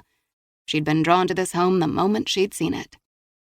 As she pulled into her driveway, her headlights caught the silhouette of a person sitting on her front steps. Tensing, she slowed and rolled down her window to get a better look. The figure was slight and wore a hoodie. "Who are you?" Faith asked as she reached for her phone. "How did you get past the guard? No, wait, don't answer that. Tell it to the cops." Chill, Faith, it's me, Kat. Faith gripped her phone. "What are you doing here?" I came to see you, the girl said. Faith's heart was still jackhammering. "You're supposed to be at the shelter." Well, I'm not, I'm here. "How did you get here?" Faith asked. Uber. "You don't have a credit card." I sweet-talked a visitor at the shelter, said my mom was sick. She liked the kid's moxie. "What's going on, Kat?" The girl approached her car, her hand gripping the strap of her backpack. We need to talk. "Is something wrong with the baby?" We need to talk about DNA, Faith. Out of her car, she closed the garage and climbed the front steps. She opened the door and clicked on the lights. "What about DNA?" You registered your DNA with an ancestry site, the girl said, following her inside. After Peter Slater Sr. died, she'd lost what she thought was her last connection to her past. She'd wanted to broach the subject of her adoption with Margaret, but had been waiting for her to regain her footing after her husband's death. In April, in a moment of frustration, she'd tossed her DNA into the ever-growing pool of people searching for some clue about their family's past. Faith had checked the site a few times, but she'd had no matches, which for now was fine. She had enough on her plate with work. "How do you know that?" Faith asked. I'll explain after I eat. Kat looked from side to side. I'm starving. Do you have anything you can whip up in the kitchen? As annoyed as she was at the kid for showing up unannounced and dropping one of her bombshells, she wouldn't press until Kat ate something. "Sure." Inside, the foyer's cathedral ceiling crisscrossed with beautiful wood beams. Hanging on the walls was an eclectic mix of paintings, photographs, and etchings. She'd collected some from around the world, but the majority of it had belonged to her mother and grandmother, who'd both loved art. Since Faith had been a little girl, her mother had told her that the women in their family loved art. Faith had never quite had her mother's eye for it, but she'd inherited a deep appreciation. Kat studied the artwork. Like most who entered, she stopped and stared. Pretty sweet. Where'd you get all this stuff? My grandmother, mother, and me collected this stuff from around the world. It's all I have left of them. Cool. Each piece tells a story. But the way you've put it all together tells a bigger story. That's kind of what I do with computers. I string a lot of code together to create something new. Faith looked at the collection, realizing she'd never thought of the art as a whole. She'd always thought of the separate pieces and their unique stories. Now, she realized, she'd blended hers among her mother's and grandmother's and had told a new story. She set her purse and keys on a side table and reset the house alarm. She made her way down a long hallway to a modern open kitchen. It was outfitted with a spacious marble island illuminated by 3 industrial pendant lights, stainless steel appliances that she rarely used, and white cabinets stocked with mostly unused dishes from her mother and grandmother. She opened the refrigerator and pulled out a loaf of bread, grapes, sparkling water, and several cheeses that had served as her dinner the last couple of nights. Kat dropped her backpack by the island and sat at one of the bar stools. Through the glass doors of the upper cabinets, she openly studied the collection of hand-blown glassware and platters made by a favorite potter in North Carolina. Faith pulled the loaf of bread from its sleeves and sliced into it. She slathered mustard on the bread and then layered the bread with meat, cheese, and lettuce. She cut the sandwiches on a diagonal and arranged them neatly on plates with handfuls of grapes. Kat took several bites. I'm starving all the time. The baby is growing. She handed her a paper towel and then poured her a glass of sparkling water. Starting to feel like an alien invader is in my body. You have less than 6 weeks to go. Kat set down her sandwich and wiped her fingers with the paper towel. That reminds me. That lady from the adoption group called again. She wants to meet, but I keep putting it off. You can't do that, Faith said. I know. Will you come with me? Yes, in fact, I can call her and set up the meeting, if that works for you. Okay, sure, whatever, Kat said. She took that as high endorsement and was gratified that the girl trusted her with something so important. Consider it done. Eat up. Kat finished her sandwich and settled back in her chair. When's the last time you checked the genealogy site? I haven't. When she caught Kat's quizzical gaze, she sipped her own glass of water. You aren't the only one who doesn't want to deal with adoption. Maybe that's why we have each other, Kat said. You help me and I help you. How's that? Faith asked. You have a hit on your page. She set her glass down carefully. What do you mean I have a hit? A half-sibling. What? A week ago, she would have discounted the news as suspect, but with the arrival of Macy, she knew anything was now possible. Let's backtrack. How did you even know I registered for the site? You strike me as the type. It's a very scientific and technical approach. And then I pictured you getting super busy and forgetting to follow up. I watched you at the fundraiser and wondered if you even have time to sleep. But then I realized you aren't ready for the truth. I'm also a master of avoidance, if you haven't noticed. The spot-on assessment was disconcerting. And so you searched the most recognizable sites and hacked into them? Kat picked off a piece of bread crust and popped it into her mouth. Hack is such a harsh word. What would you call it? Now that they'd shifted from the topic of the baby to computers and hacking, the girl came back into her own. I had a look around on a few sites. And found me. She'd thought twice about sending her DNA into the site. She'd felt as if she was opening herself up to a world she wasn't sure she'd really wanted to know about. And a half-sibling. She left you 2 messages in your account's inbox. Kat removed her laptop from her backpack, opened it, and pulled up the genealogy site. With no hint of apology, she logged into Faith's account. You have a new password, by the way. Can't be too careful these days. Do I? Faith plus Kat equals ! Thanks for sharing. Next time, make a password that doesn't just include the year of your birth and your initials. Very amateur. Good to know. Kat tapped on the screen. Her name is Marissa Lewis. She is a 29-year-old lawyer living in San Antonio, less than an hour south of here. The girl folded her arms over her pregnant belly, looking pleased with herself. You must come from very smart stock. Memories of the country graves jabbed at her, and she wondered if she and Marissa Lewis were connected to any of them in some way. Her fingers trembled slightly, and she wasn't sure she could bring herself to reply to Marissa. Could she really be biologically connected to this woman? And if they were half-siblings, did they share a mother or father? It was possible that Josie could have had more children. Again, she thought about the 3 gravestones.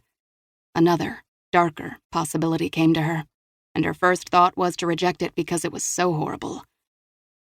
But if working in the medical examiner's office had taught her anything, it was that humans did unspeakably cruel things to each other. Do you want me to message her? Kat asked.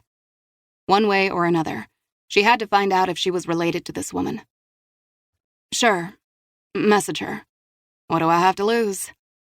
Kat's fingers tapped quickly, and before Faith could even consider changing her mind, the girl hit return and said, Done. Thanks. I think. You don't sound very happy about it. Kat peered at her over the edge of her laptop. It's all a little much. But you want to know the truth, right? Kat said. You want to know your birth family? She heard the girl's fear. She was afraid of being forgotten by her own child. I do. I want to know everything I can about them. They both were silent for a moment, and then she said, Let me call the shelter and tell them you're spending the night here. We both could use a good night's sleep. We will find the truth, Faith. The truth. Whether she wanted to know it or not, the truth was barreling toward her, and she had no choice but to meet it head on. Chapter 14. Wednesday, June 27th, 1 a.m. Hayden had spent the better part of the evening on the phone, arranging for the state forensic team to inspect the land out in the country. When he'd told them he wanted a team in the field in the morning, there'd been some grumble until he explained it was the case Macy Crow had been working on. Word of Macy's death had spread among law enforcement in the Austin area. One of their own had gone down, and regardless of which law enforcement agency Macy had been attached to, the Rangers and local police felt her loss personally. He climbed the stairs to his one-bedroom apartment. He unlocked the door, stepped inside, and flicked on the lights. He rarely spent time here. He was either working a case or, when he was unable to face beige walls another night, staying in a hotel. He locked the door behind him and tossed his hat and keys on a small table by the door. He shrugged off his jacket and hung it on a simple peg. This place was set up so that nothing in it reminded him of what he'd lost. The couch, coffee table, and end tables were standard and had been discounted floor models. The television was widescreen with high definition, though he rarely turned it on these days. And the one bit of art was the Texas state flag, which he'd hung on the wall over the couch. His mother had told him he would have to do better than a month-to-month lease overlooking dumpsters, and then told him to hang a few pictures for God's sake, as she'd unpacked a new set of white dishes and a basic collection of pots and pans. When she'd discovered the cactus plant she'd left was nearly dead, she'd taken that back. He strode into the kitchen and loaded the coffee maker with strong Mexican coffee. As the machine warmed up and gurgled, he grabbed a sausage biscuit from the freezer and popped it in a microwave. By the time it was ready, he was pouring his first cup of coffee. In the next 20 minutes, he polished off the biscuit and downed 2 cups of coffee before laying his clothes on a neatly made bed. He stripped and turned on the shower. As the steam rose up around the shower door, he looked in the mirror, loaded shaving cream on his face, and quickly whisked the blade around his jaw and up his neck. Each day for the last 4 years, he'd wondered when the good Lord was going to release him from the purgatory of life. When he realized his Maker was content to let him remain among the living, he'd taken matters into his own hands and embraced every fool risk a man could take. There were some Rangers who wondered aloud how he'd survived the bold chances he'd taken, but he was solving cases and getting results. Eventually, those successes drifted up the chain of command and got him exactly what he did not want: a promotion. Steam from the shower fogged the mirror, and when he wiped it away, a haggard face stared back at him. He realized he just might get his wish, and how foolish it was. His life wasn't anything close to the one he'd had with Sierra, but for right now, he liked what he had with Faith, whatever the hell that was. He stepped into the shower, letting the hot water wash away the remnants of shaving cream, fatigue, and the aches and pains in the ribs still lingering from a fight with a drug dealer last year. Out of the shower, he toweled quickly. Fueled on caffeine, his body was so wired, the chances of sleep were slim to none. But he lay down, knowing he should at least try, because he'd been a cop long enough to know even a little crappy shut-eye cleared the fog from his brain. He needed every advantage he could take. He closed his eyes, but his mind kept turning. Faith, Macy, Jack, Paige. There was trouble connected to that damn ranch. He didn't fully understand the correlation, but one way or another, he would get some answers in a few hours. When his cell rang, it was 4 a.m. The cell's display read, Melissa Savage. Clearing his throat, he sat up and on the third ring said, "This is Hayden. I have surveillance footage from several shops between Second Chances and the spot where Macy Crow was hit. I'll be there in 20 minutes. He dressed in the Ranger's trademark khakis, white shirt, boots, and string tie. He brewed fresh coffee and filled a to-go cup. He was fairly certain if he were cut, he'd bleed Java. The streets were quiet at this hour, as were the hallways of the Justice Center. He moved down the third-floor hallway toward the light spilling out from the last door on the right. In the office, Melissa Savage was sitting cross-legged in her chair, cup of tea in hand, watching what looked like raw video footage. A coffee pot on the counter gurgled out fresh brew. Hayden knocked on her door and she looked up over her glasses. Do you ever sleep, Savage? Every Saturday, whether I need it or not. I hear you. Mind if I grab a cup? Help yourself. Brogan is on his way. Hayden crossed to the coffee pot as the last bit percolated out. He pulled the pot and filled his cup. One sip was a jolt to the heart. You drink it this strong? I don't touch the stuff, but I've worked with cops long enough to know they run better on high octane. I figured Ranger Brogan might want a cup or two to keep up with you. He'll get that. As if on cue, Brogan arrived and wordlessly went to the machine and filled a paper cup. He all but drained the first cup before topping it off with more. Weak coffee, Savage. She didn't look up from her computer and deadpanned. You're just bummed I didn't write your name on the cup with a cute smiley face like the local coffee barista downstairs. Hayden wasn't in the mood to listen to one of Brogan's rare attempts at banter. What did you find, Savage? She leafed through the pages of a spiral notebook until she found a note that had her backtracking footage to a different timestamp. We know when Macy Crow was struck on Monday night, per Officer Holcomb's body and dashcam footage. I was sent footage from 3 retail shops. All 3 picked up Macy Crow, and all confirmed what we already knew. So I backed up the dates and started looking for Jack Crow. She pressed a button. Here is what I found on Wednesday, June 13th at 7 p.m. The camera's lens captured black and white footage of the back alley that ran behind the main street. There was a lot of people coming and going from the back entrance of this particular bar, Savage said. And it's always amazing to me how many people do what they do in public. Just about everything is on camera these days. Do they not realize someone is watching? Hayden thought about the moment in the elevator with Faith on Monday night. It had been all he could do to keep his hands off her. Savage tapped her screen with her fingertip and stopped the footage. What's so special about that 7 p.m. time slot is that Jack Crow visits second chances. According to his son and assistant, Crow was practically a hermit, Hayden said. I talked to the owner of Maxwell's, Brogan said. They said he used to come every night at 5 for dinner. Burger well done and extra fries. But about 2 months ago he started coming less, and they hadn't seen him at all the week before he died. Well, he made it to second chances on June 13th, Savage said as she tapped the screen. We start with the first sighting at 7 p.m. I found security camera footage of him entering via the alley entrance.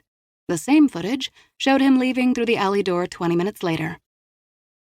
What were the chances that Crow had not seen Garnet during those 20 minutes? It was possible, but not probable. Savage sped up the tape to 7:20 p.m. Crow's broad shoulders were slightly stooped and his face was pale, but there was no missing the anger in his expression. He paused by the back door and pounded his fist against the building's brick wall before he shoved his hands in his pockets and walked away. He's pissed, Hayden said. And that kind of anger doesn't jive with showing up at a bar and not finding your buddy there. Note that no one follows him as he leaves the alley toward his truck. She pressed another button, and the image on the screen switched to a camera across the street. Crow was never picked up on this camera, but his truck could be seen in the background driving away. Seconds after, a hardtop Jeep followed. Could be a coincidence, Hayden said. Savage froze the frame and tapped on the license plate. I hear you, and I'd have bought into that as well if not for the third camera. The third camera was mounted across from Second Chances, and it captured the Jeep in full frame. The driver got out. He was wearing a hoodie and appeared to be male.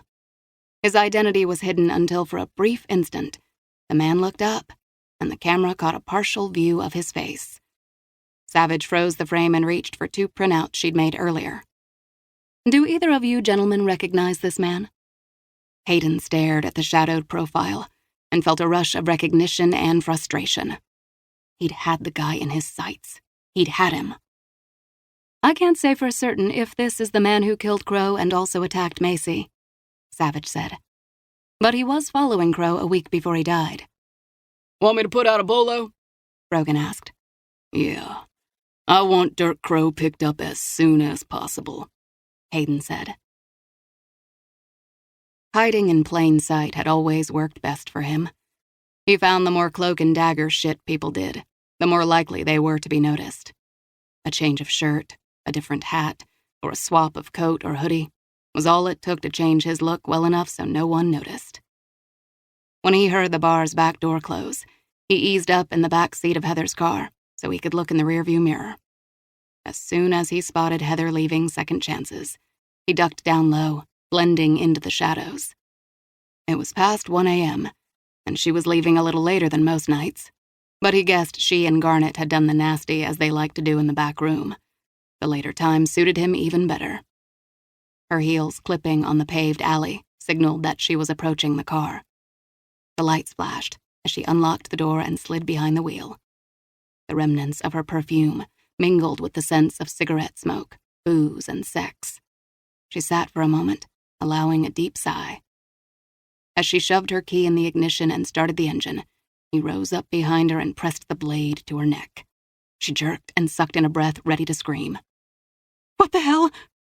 He clamped his hand over her mouth, the razor tip pressed against her beating jugular.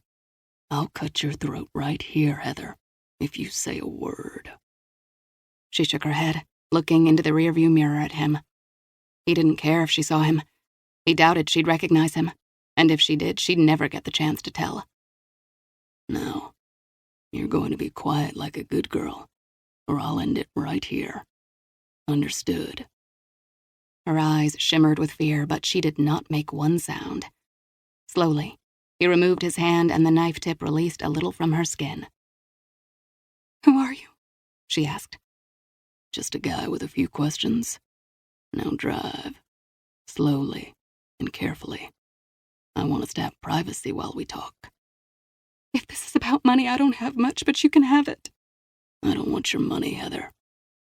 His gaze didn't drop to the full cleavage, but remained locked on her face in the rearview mirror.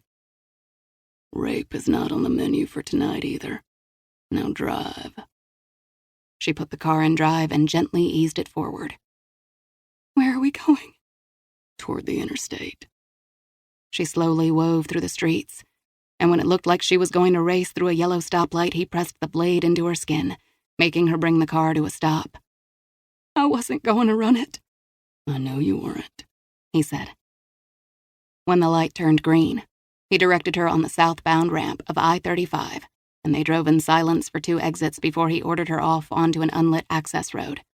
He told her to stop under an underpass, cut the headlights, and turn off the engine. Most exits were populated with too many businesses and too many lights, but there were a couple with undeveloped land that would work nicely. He'd chosen this exit earlier in the day while scouting his route. Instead of stopping immediately, he had kept driving on the access road, just double-checking that no one was following him. He was paranoid that way, always doubling back and going around corners multiple times. Meticulous. And now he was parked here with Heather and getting to know her better. "You must have me mixed up with someone else," she said. "I'm a waitress and I keep my nose out of everyone else's business." "I know who you are. I know you're close to Danny Garnet. Am I right? And I bet you know a few of his secrets." The shift in her gaze lasted only a split second. "I work for the guy, but he doesn't trust me with secrets." He released a long sigh, fearing she wasn't going to make this easy. "I was hoping we could avoid any lying." He grabbed a handful of her hair, wound it around his hand, and sliced the tip of his knife along her jawline. Blood immediately oozed from the open wound. "Jesus!" she screamed. She cupped her hand to her cheek. "I'm bleeding!" "Don't get worked up. It looks worse than it is. Wounds on the face always bleed a lot. More for show than anything. But I did get your attention, didn't I?" "Please." "I'll take you apart bit by bit, Heather. I don't want to, but it's up to you. Tell me where it is and I'll walk away." "I don't know where it is." What are you talking about? I thought he'd given it to Crow, but the old bastard died before I could get anything out of him. Crow could have given what he had to Macy, and if he'd not reacted so quickly, he could have grabbed her, asked her questions. But she'd seen the ranch, and he couldn't have her calling in the troops. He needed more time to find this damn package. He raised the blade to her eye. Garnet is blackmailing my client. He has evidence. Where is it? Her breath was quick and rapid with fear. I don't know what Garnet's got planned. He said I just needed to be quiet and patient.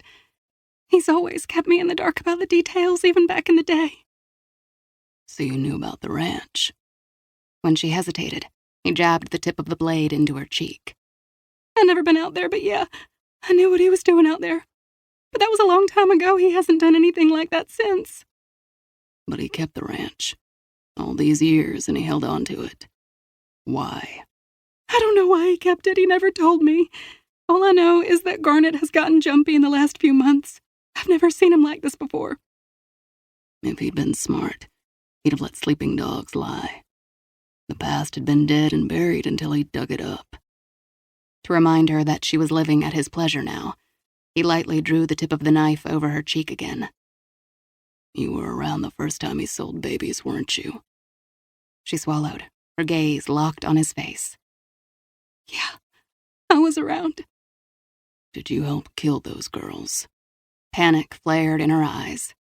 We didn't kill any of those girls. They all got paid for their time and were sent on their way. How do you know that? He told me. How easily people accepted a lie over a painful truth. You're a smart girl, Heather. Do you really think that's what happened? She paled, as if facts she did not want to acknowledge had smacked her in the face. He didn't kill anybody. He wasn't here to debate this point. That's neither here nor there. The bottom line is that Garnet is blackmailing a client of mine. He's got evidence that can prove what went on at that ranch. I don't know about that. You notice things. Did he give you any hints about where he could have put any evidence? What kind of evidence? The kind that could upset a lot of lives if it came to light. Why has he started returning to the ranch? What? I have a tracker on his car. Why has he begun going back out to the ranch? He'd been watching Garnet come and go from the ranch for a couple of weeks, but he'd not investigated, fearful a search of the house would tip off Garnet, who would then expose the evidence. I didn't know that he was, Heather said.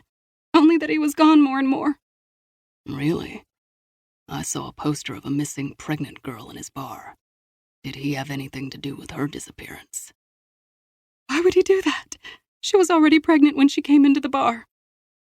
Ah, more layers to the puzzle. Why is that important?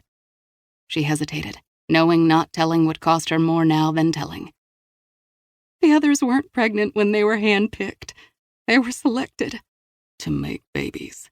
I don't know, and I don't know anything about a new girl. It would explain why he's going out to the ranch, wouldn't it?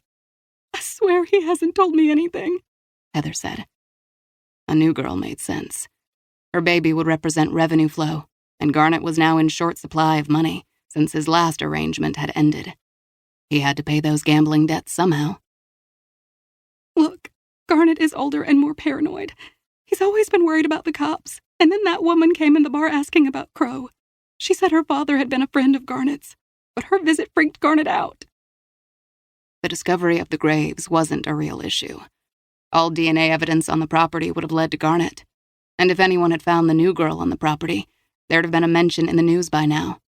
And even if the cop had the girl under wraps, whatever DNA she was carrying in her belly wouldn't trace back. Still, he was left with the problem of finding whatever evidence Garnet was holding against his client. How long have you been with Garnet? 32 years. That's a long time. He loves me.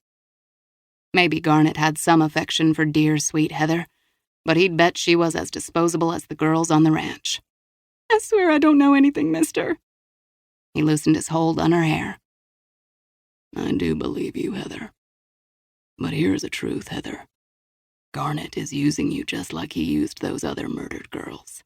He's not using me. Heather, you're smarter than this, I hope. Please let me. Before she could finish the sentence, he burrowed the blade quickly into the side of her neck several times until he had opened a big hole in her jugular. Even a surgeon couldn't save her now. As the air gurgled in her throat, she grappled with the door handle, and to her credit, she was able to get it open. Killing Crow at his place had been easy. Not as fruitful as he'd hoped, but easy. Running over Macy had been an impulse and poorly planned. He'd gotten the job done, but he'd taken too many risks. The knife was the best way to finish the task. Blades were far harder to trace than bullets. But he'd not found Garnet's smoking gun, and until he did, he had to tread carefully. He got out of the back seat and watched as she stumbled to her feet and staggered forward.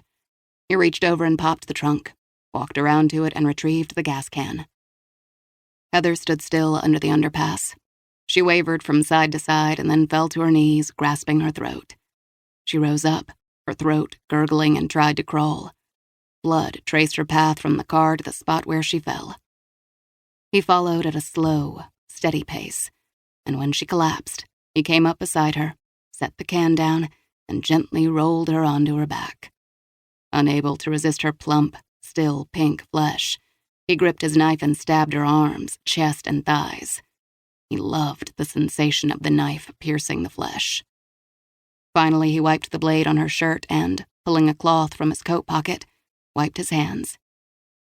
He stayed by her and waited another 5 minutes, listening to his heartbeat blend with the cars rushing above on the overpass.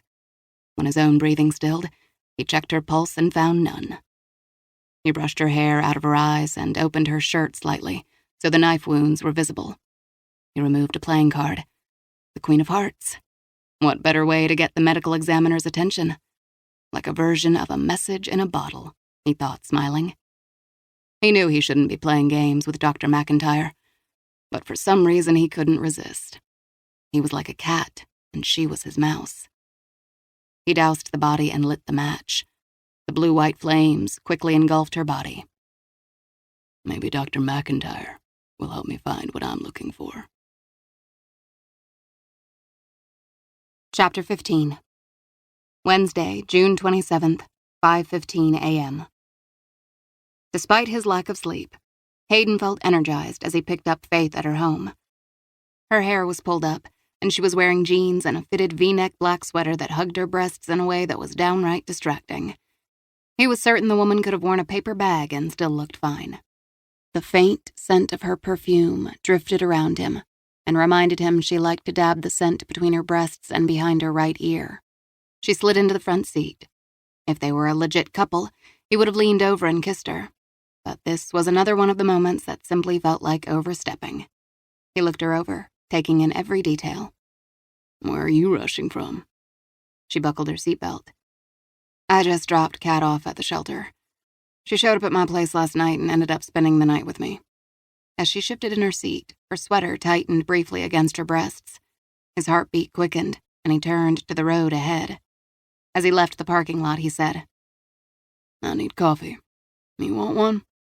"Bless you," she said. "I would kill for a cup." He pulled up to a fast food drive-thru and ordered a couple of coffees. "Toss in a bagel, cinnamon raisin, and I'll love you forever," she said. "I'm starving." He ordered 2 bagels, refused the money she offered, and paid the clerk at the window. She took the cups, settled them in the cup holders, and removed the drink tab on each. There was an odd intimacy in this moment. Sierra had done the same thing a million times. She sipped her coffee while staring out at the city rushing past. "How's Macy?" he asked. "I spoke to the nurse this morning. She's hanging in there, which is saying a lot. No quitting her. And the nurse noticed she twitched when spoken to. It may simply be a reflex, but I'd like to think it was deliberate." "Might have been. Just because someone's not awake doesn't mean they don't know you're there," he said. "I know," she said.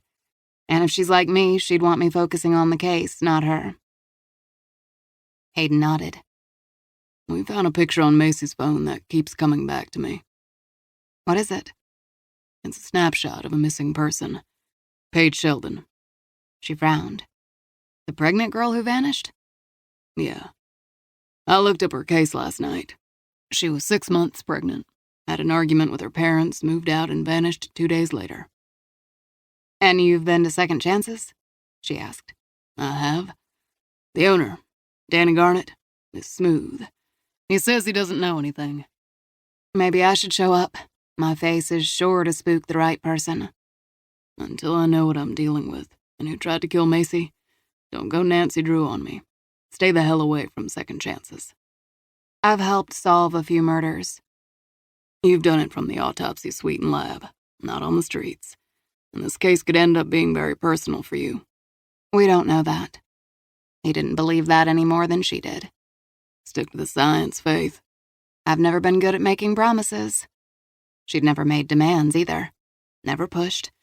That had been just fine in the beginning, but it bothered him now. He wanted her to rely on him more.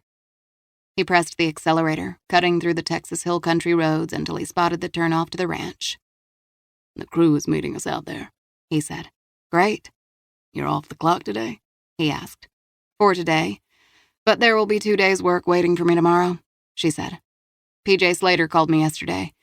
He's found multiple references to a woman named Josie Jones in one of my father's old date books. He thinks Josie might be my birth mother. Does he have any information on her? Not much. She was arrested for shoplifting, and my father defended her in court.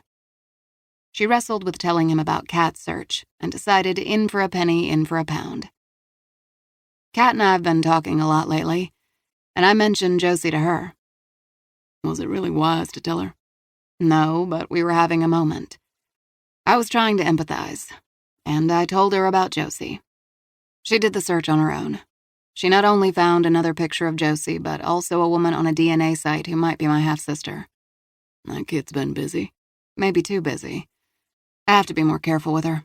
She's more fragile than she lets on, and her attaching herself to me in my drama can't be healthy. I can have our own people look into Josie Jones. The kid might have missed something. It would be interesting to talk to one of Josie's family members. They must have more information about her. Don't get ahead of yourself, Faith. You don't have hard evidence that this woman is your birth mother. Josie vanished 31 years ago, Hayden, about 9 months before Macy and I were born. Crow sends Macy out to the ranch, and we find what might be graves, and Macy is snapping pictures of another pregnant girl who's missing. The coincidences are starting to pile up. He shifted in his seat.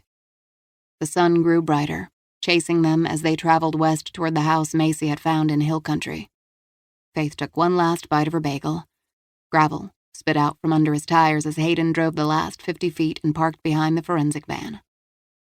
As they got out, he could see that the recovery team had already unloaded a ground-penetrating radar machine, and 2 officers appeared to be mapping out their plan of attack on a paper grid. He introduced Faith to a tall, uniformed officer with dark hair and a football lineman's broad frame. Dr. McIntyre, I'd like you to meet Officer Lance Pollard. He runs this equipment. She extended her hand. We worked together before, in a way. About 2 years ago. Remember the man who killed male prostitutes and buried them on his land? Pollard tugged his right ear and glowered. I found them and you identified them. That's exactly right, she said. Hayden remembered the case. There had been 14 victims, and Faith had yet to identify all of them. In her press briefings, she'd promised she would not quit until every last one of the victims had been identified. Pollard tugged on latex gloves. Do you have any idea how many victims we're looking for today? Judging by the terrain and those stones, I'd say there are 3, Hayden said. We'll sweep the area in a grid pattern, starting by the house and working our way out, Pollard explained. As you remember, the equipment puts off an electromagnetic wave into the ground. The signal keeps traveling until it hits any dense object such as rock, bone, or buried debris. The material will reflect the signal and its image will show up on my display. She folded her arms. The medical examiner's van is on standby. Pollard flipped the switch, and as it hummed to life, he studied the display console mounted on the top. Satisfied, he began to move in a straight line that ran parallel to the house. Hayden, do you know who owns the house? She asked. We traced it back to a man by the name of Sam Delaney. He's currently serving a lifetime sentence for murder. However, the property taxes are not in arrears, Hayden said. Who did Mr. Delaney kill? His girlfriend. They were fighting. He hit her. She stumbled, struck her head on a stone fireplace, and died. Were you able to get a search warrant for the land and the house? She asked. I did. Utilities were shut off to the house years ago, but there's a generator there. It's relatively new, but it's almost bone dry. We're refueling the generator, and it should be up and running soon.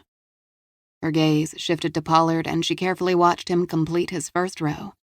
This could take a while. Very easily. She shook her head. What else have you found out about Sam Delaney?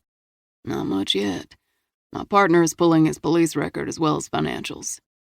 The generator motor started up, and the lights in the house behind them switched on. The forensic team started to assemble their gear and move toward the front door. The sun cast a brilliant hue over Faith's features, and Hayden found himself staring at the high slash of her cheekbones, the brilliant blue of her eyes, and the curve of her full lips. He'd always recognized that she was a stunning woman and, in the years after Sierra had died, acknowledged his strong sexual attraction to her. He thought that one evening in the hotel would have put to rest all the fantasies he'd had about her. But what he'd learned was that once was not nearly enough. In fact, he was finding it hard to envision a day when he didn't want to be with her. Faith nodded toward the house. I'd like to see inside. Sure. We'll get booties and gloves and have a look. At the forensic van, they slipped on booties and gloves, and he held back, allowing her to go first as they approached the officer positioned at the yellow crime scene tape perimeter. They showed their identifications to the officer, whose job it was to protect the integrity of the scene. He recorded both their names as part of what would be an ongoing log of anyone who visited the scene. As soon as they crossed the narrow front porch and entered the front door, Hayden was struck by the musty, stale smell of the house's interior. Unpleasant, but manageable, Faith said. They both were acquainted with the sickly sweet smell of a rotting body that could permeate nostrils, clothes, and shoes. It was a scent never forgotten. However, as they moved closer to the kitchen, he detected the faint whiff of a cleaning agent. Do you smell that? She threaded her long fingers together, working the gloves deep between her fingers. I do. Someone recently cleaned this room. The house looks in too good a shape to have been closed up for the past 30 years. She stood back, studying the small living room with an oversized easy chair that had been patched in several places with duct tape. Beside the chair was an old end table with a large brass lamp. On the end table was a picture of a woman standing beside a tall, lean man. Hayden didn't recognize him, but wondered if he was Delaney. Judging by the clothes and hair, he guessed the photo was taken decades ago. The woman in the photo had shoulder-length blonde hair, pale skin, and blue eyes, like Faith. Who is she? Faith asked. Her expression was pensive, as if she were reading his thoughts. I don't know. Faith cocked her head, her gaze roaming over the woman's smiling face, which was vaguely familiar. She's not Josie. No. I find myself looking into the eyes of any woman who's at least 50 and wondering if she's the one. Faith picked up the picture and turned it over. I would like to talk to Garnet. Don't worry. I'll be returning to talk to him as soon as I leave here. I understand, but I want to be present. I need to know. And so does Macy. Carefully, she stepped back from the photo. What's Jack Crow's connection to all this? Still a mystery. He knew Garnet, so he must have had some idea of what happened here. She crossed the small L-shaped kitchen. No dishes in the sink. The counters, though, covered in dust now, had been wiped clean, and the washed dishes were in the drying rack. She put her hand over her mouth and opened the refrigerator. Hayden braced, knowing it could be a capsule of revulsion. However, the appliance had been wiped clean, and the freezer emptied. They entered the bedroom and found the bed made. The towels in the bathroom were hanging neatly on the drying rack, and the trash cans had been emptied. A fine coating of dust covered the counter and faucets. Faith opened the closet in the bedroom and paused. Have a look at this, Captain. He came up behind her and saw 5 boxes of newborn disposable diapers. There were also several canisters of powdered baby formula, unused baby bottles, and packages filled with yellow baby blankets. An odd thing to be kept at an empty house? Yes, it is. Hayden opened the door from the kitchen and flipped on a light that illuminated a set of wooden stairs. Watch your step. Faith followed him down the dozen steps to a basement that stretched the length of the house. To the left was an upended cot, as well as a laundry room with clothes hanging on the line. She walked toward the clothes, inspecting them. Big enough for a pregnant belly. They're dry. He turned to the other side of the room and saw the next door. He tried the handle, but the door was locked, so he called up to the uniformed officer and asked for a crowbar. He banged on the door. Paige, are you in there? They both listened but heard nothing. He didn't want to imagine the girl unconscious or dead, but the possibility was very real. Footsteps on the stairs had him turning toward a young, uniformed officer carrying a crowbar. The officer handed the bar to Hayden, and he wedged the tip under the lock. With a hard jerk, he popped the lock. The officer held the door handle and stood ready for Hayden to give him the word to yank. God, I hope we find her, Faith whispered. The door swung open in one quick motion. As the officer covered Hayden, he moved into the room and flipped on the light. He cut his eyes left, right, and up, making sure that no one had planned an unpleasant surprise. He continued to sweep the room, looking behind a curtain that hid a toilet and shower. When all was clear, he motioned for Faith to come inside. She's not in here. He holstered his gun. She entered the room, her posture tense as she looked around the small space. Her expression was stoic, but her eyes betrayed her distress as she looked at the tiny bath facility, what amounted to a kitchen and the mattress. Her gaze settled on the chain and the cuff that lay open on the floor. She knelt, hand outstretched, not touching the cuff but studying it closely. Tears glistened in her eyes before she blinked them away. There's dried blood on the metal. We'll have it tested for DNA, Hayden said. She drew her fingers back from the cuff as if they burned. It doesn't look that old. I think when Macy came out here, someone was watching the camera feed and saw her, Hayden said. Whoever was held here was moved. It has to be Paige. There are large clothes to accommodate a pregnant belly and baby diapers in this house. That blood will tell us if she's in our databank. Jack Crow knew about this place, and he left that phone with the address for Macy. He knew he was running out of time and wanted to tell her something. She crossed to the dresser and opened the top drawer. She inspected various undergarments before she moved to the next drawer, filled with more oversized shirts and pants. He looked at the dust on the floor and saw that the dresser had been recently moved. Let me have a look behind the dresser, he said. She stood aside as he gripped its sides and moved the piece of furniture. His gaze went first to the wall, which was solid cement. He then shifted to the back of the dresser. It was cheap particle board tacked to the flimsy frame, but at the base of the board were letters carved into the wood. Officer, help me move this out more. Together they slid the dresser out several feet so that Hayden could stand behind the dresser. Faith joined him. He looked over the letters, his body tensing when he saw P.S. She drew in a breath. Paige Sheldon. She was here.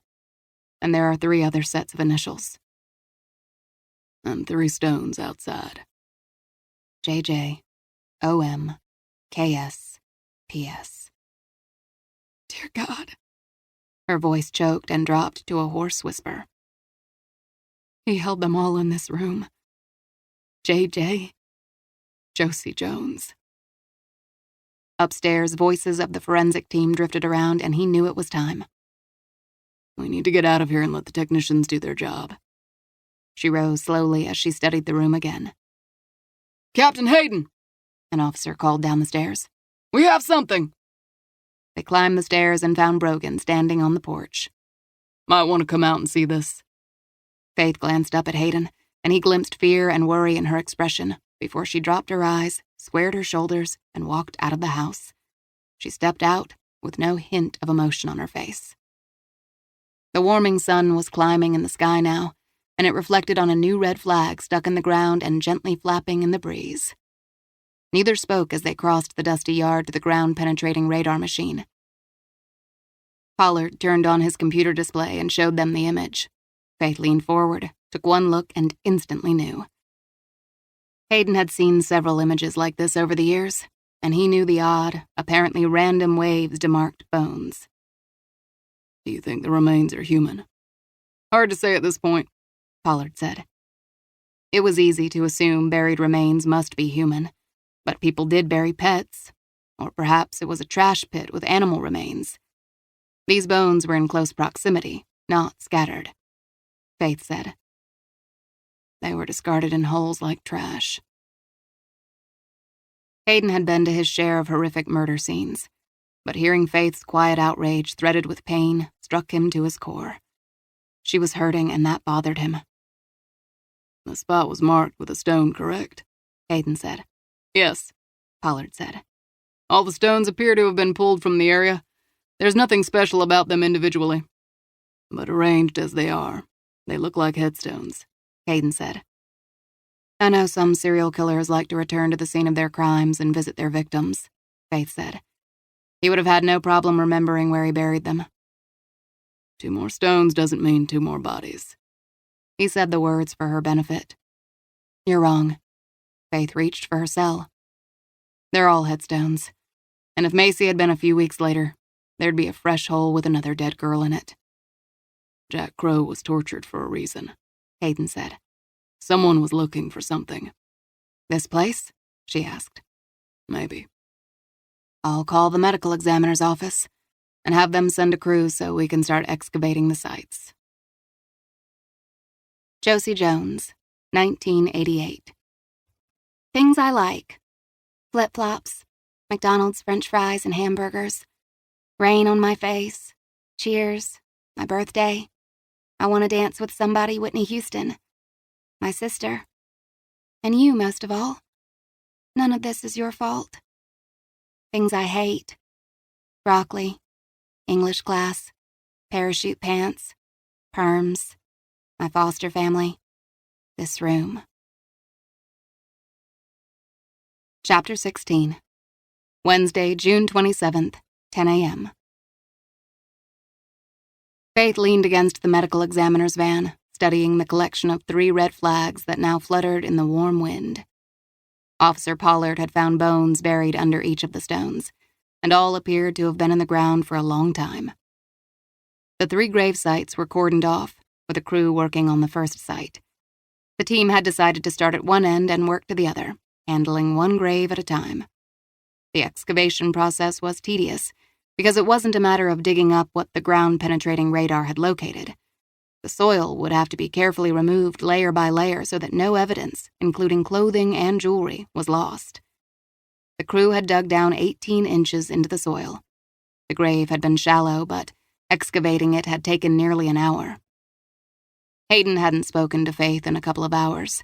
He'd been busy searching the house and the grounds and coordinating a more extensive background search on Sam Delaney. But she was glad for the solitude. So far, she'd done a good job of controlling her emotions.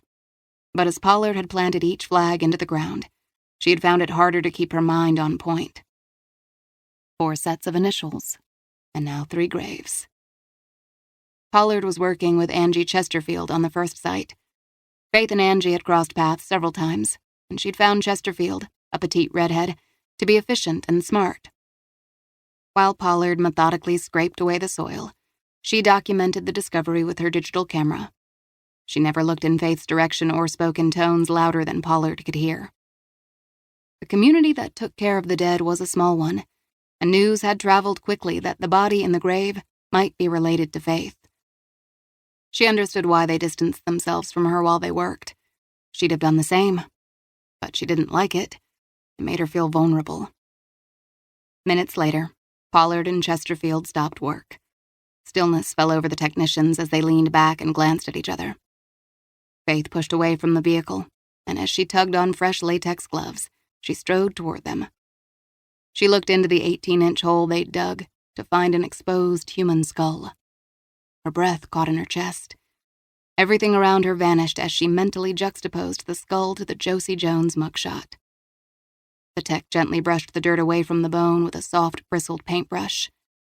Each swipe of the brush perhaps brought Faith closer to the secrets shrouding her birth. She'd always wanted to know, needed to know her birth mother. Many times she'd imagined their first meeting.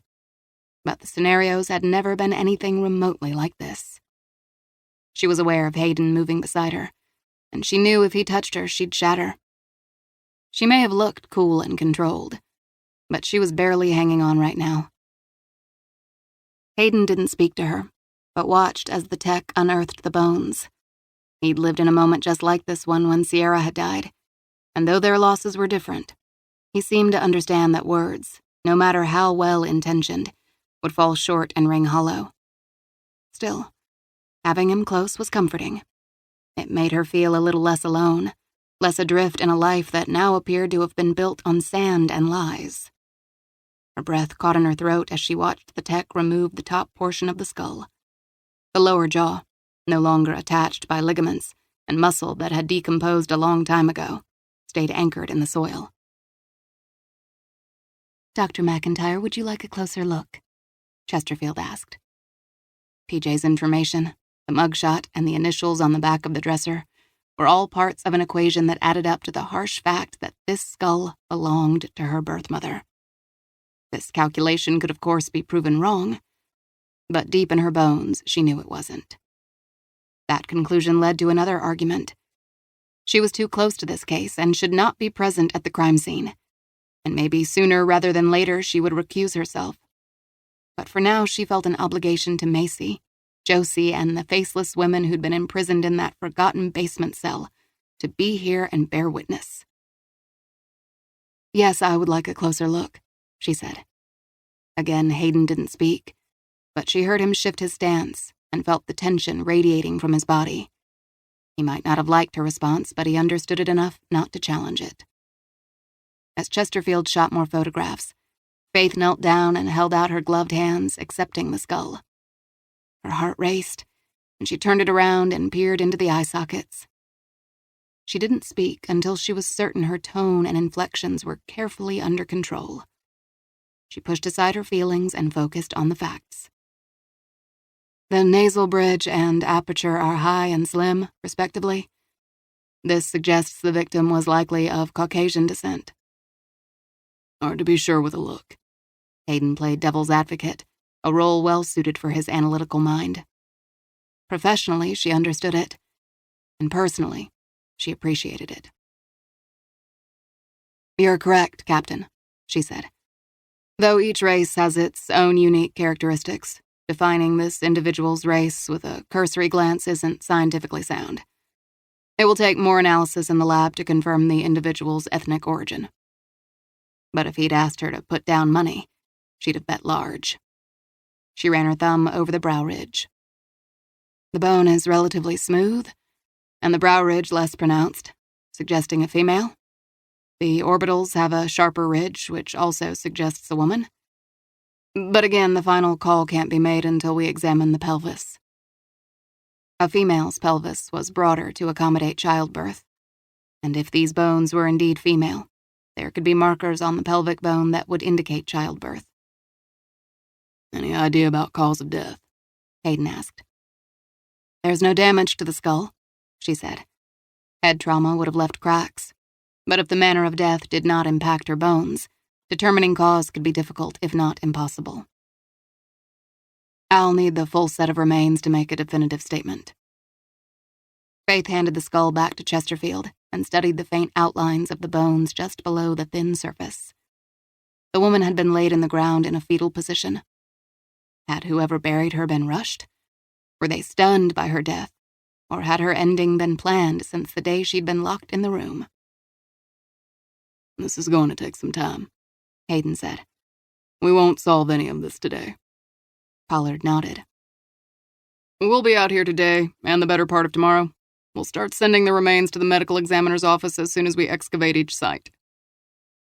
"Yes, this can't be rushed. I don't want any potential evidence lost." Faith rose, brushing the dust from her gloved hands. "I could stay, but you have this under control. If you need me, I'll return to the site immediately." She turned from the grave, grateful not to be hovering. She yanked off her gloves and wiggled her fingers, wishing she could forget the weight of the skull in her hands. There was never any such thing as an easy death investigation. Death, even when it was a mercy, was never stress-free. She'd learned over the years to guard her emotions. Country music, Nancy's steady comments, and the exhaustion after a long run all kept her mind on an even keel. However, this sight would require every tool in her bag of tricks. I'd like to show you something we found in the basement room. Hayden's long strides caught up to her easily as she reached the forensic van. What is it? She tossed her gloves in a disposable bag. It's better if you see it, he said, giving no hint. She braced, truly not wanting to return to that wretched prison. Of course. He guided her back toward the house and up onto the porch. They each paused on the front steps and pulled on fresh gloves as well as paper booties. This house was now an active crime scene, and the less contamination they brought into it, the better. Her eyes adjusted to the interior as she followed Hayden through the house and down the basement stairs. Inside the room, a light flashed as a forensic technician snapped photos. Hayden motioned for her to pause as he entered the room and spoke in low tones to the technician. The man soon appeared at the door, nodded to her, and stepped aside. Hayden stood behind him and signaled her forward. In the room, she noticed the dresser was still away from the wall, but she also noted that a ventilation grate behind it had been removed and was encased in a plastic evidence bag. What did you find behind the grate? Her voice sounded so professional that for a moment, she wasn't sure that it didn't belong to someone else. 2 magazines, Hayden said. They both date back to 1987. They're on the table. She shifted her focus to the small round table and the 2 magazines. Both were fashion magazines and featured headlines such as Beauty Blitz, 100 Ideas for Spring, and How to Talk to a Boy. The smiling girl on the cover had rich, dark hair and wore a red sweater, striped miniskirt, white tights, and flats. A thick gold chain with a heart dangling from it hung around her neck. A black and white composition notebook in her hand, she stared coyly at the camera. Hayden carefully folded back the wrinkled cover of one of the magazines to the title page. Words were written in a teenager's loopy style all along the margins. The first entry was dated 1988, the year Faith was born. My name is Josie Jones. I'm 19. I am your mother, but you will never know me. Josie wrote messages in this magazine, Faith whispered. Yes, Hayden said. Pain, sadness, and anger hitched in Faith's throat as she scanned the words scribbled in fading ink. She imagined the young girl sitting at this very table, locked in this room, pregnant and alone. Somehow Josie had known she wasn't going to get out alive. Does she name the man holding her? She called him Daddy. He must have never told her his name. Does she say who fathered her baby? I haven't gotten that far yet. It's going to take some time to go through this. She turned to the next page, and in the white margin, the top line on the left page read, I've begged and pleaded with him to let me go. He swears he'll let me go, but he has lied before. She pressed her trembling hand to the page and felt the deep creases the pen tip made in the thin, glossy paper. She never stood a chance once she entered this room. None of them did. No, but I'm hoping Paige Sheldon has a chance. She still might be alive, Hayden said. I know, but she's running out of time. Her baby has to be due any day, and who knows what will happen during a birth unattended by a doctor, or what her jailer will do to her afterward. You need to take a break. This is not a good place for you, Hayden said. You're right, I should leave. But this case has wrapped around me and frozen me to this spot. He laid a hand on her shoulder. I'll drive you back to town, Faith. Let's go. No, you're going to be needed out here, she said. I can ask one of the uniforms to take me. There's nothing I can do here for the next couple of hours. No one is going to miss me. I'll drive you. She dug her nails into her hands, focusing on the discomfort. Sure. Thanks. In his car, she buckled up. He paused to speak to several officers and then slid behind the wheel. He tossed her a pointed glance before he backed up the vehicle and pulled onto the main road. Are you doing okay? Of course she would be okay. If not for her own sake, then for Macy's and Kat's. But the road between right now and okay would be a long one. I'm handling it. That's not what I asked. Talk to me, Faith, he said. It wasn't an easy sight to see, she said. I suppose the day we get used to something like that is the day to worry. She watched as the barren landscape raced past and was glad each new mile put distance between her and that place. She was suddenly anxious to get back to the city and see Macy. Can you drop me at the hospital? I want to visit Macy. I can make my way back to the office after that. Have you received any new updates on her? He asked. I spoke to a nurse this morning. She told me she's still unconscious, but I want to see her today. She's alone, and she's the one who led us to those graves. She thought about the date of birth on Macy's driver's license. It was her birthday. Do you have any idea how odd it feels to think I could have a twin? From only child to having a twin sister and perhaps a half-sister if Kat's right. That is one hell of a jump. Family is a good thing. You have a sibling? A younger sister. She's with the FBI. Are you too close? She was suddenly curious to know what it felt like to have a sister. We were as kids. We had a falling out when we were teenagers. He hesitated, as if the telling still troubled him.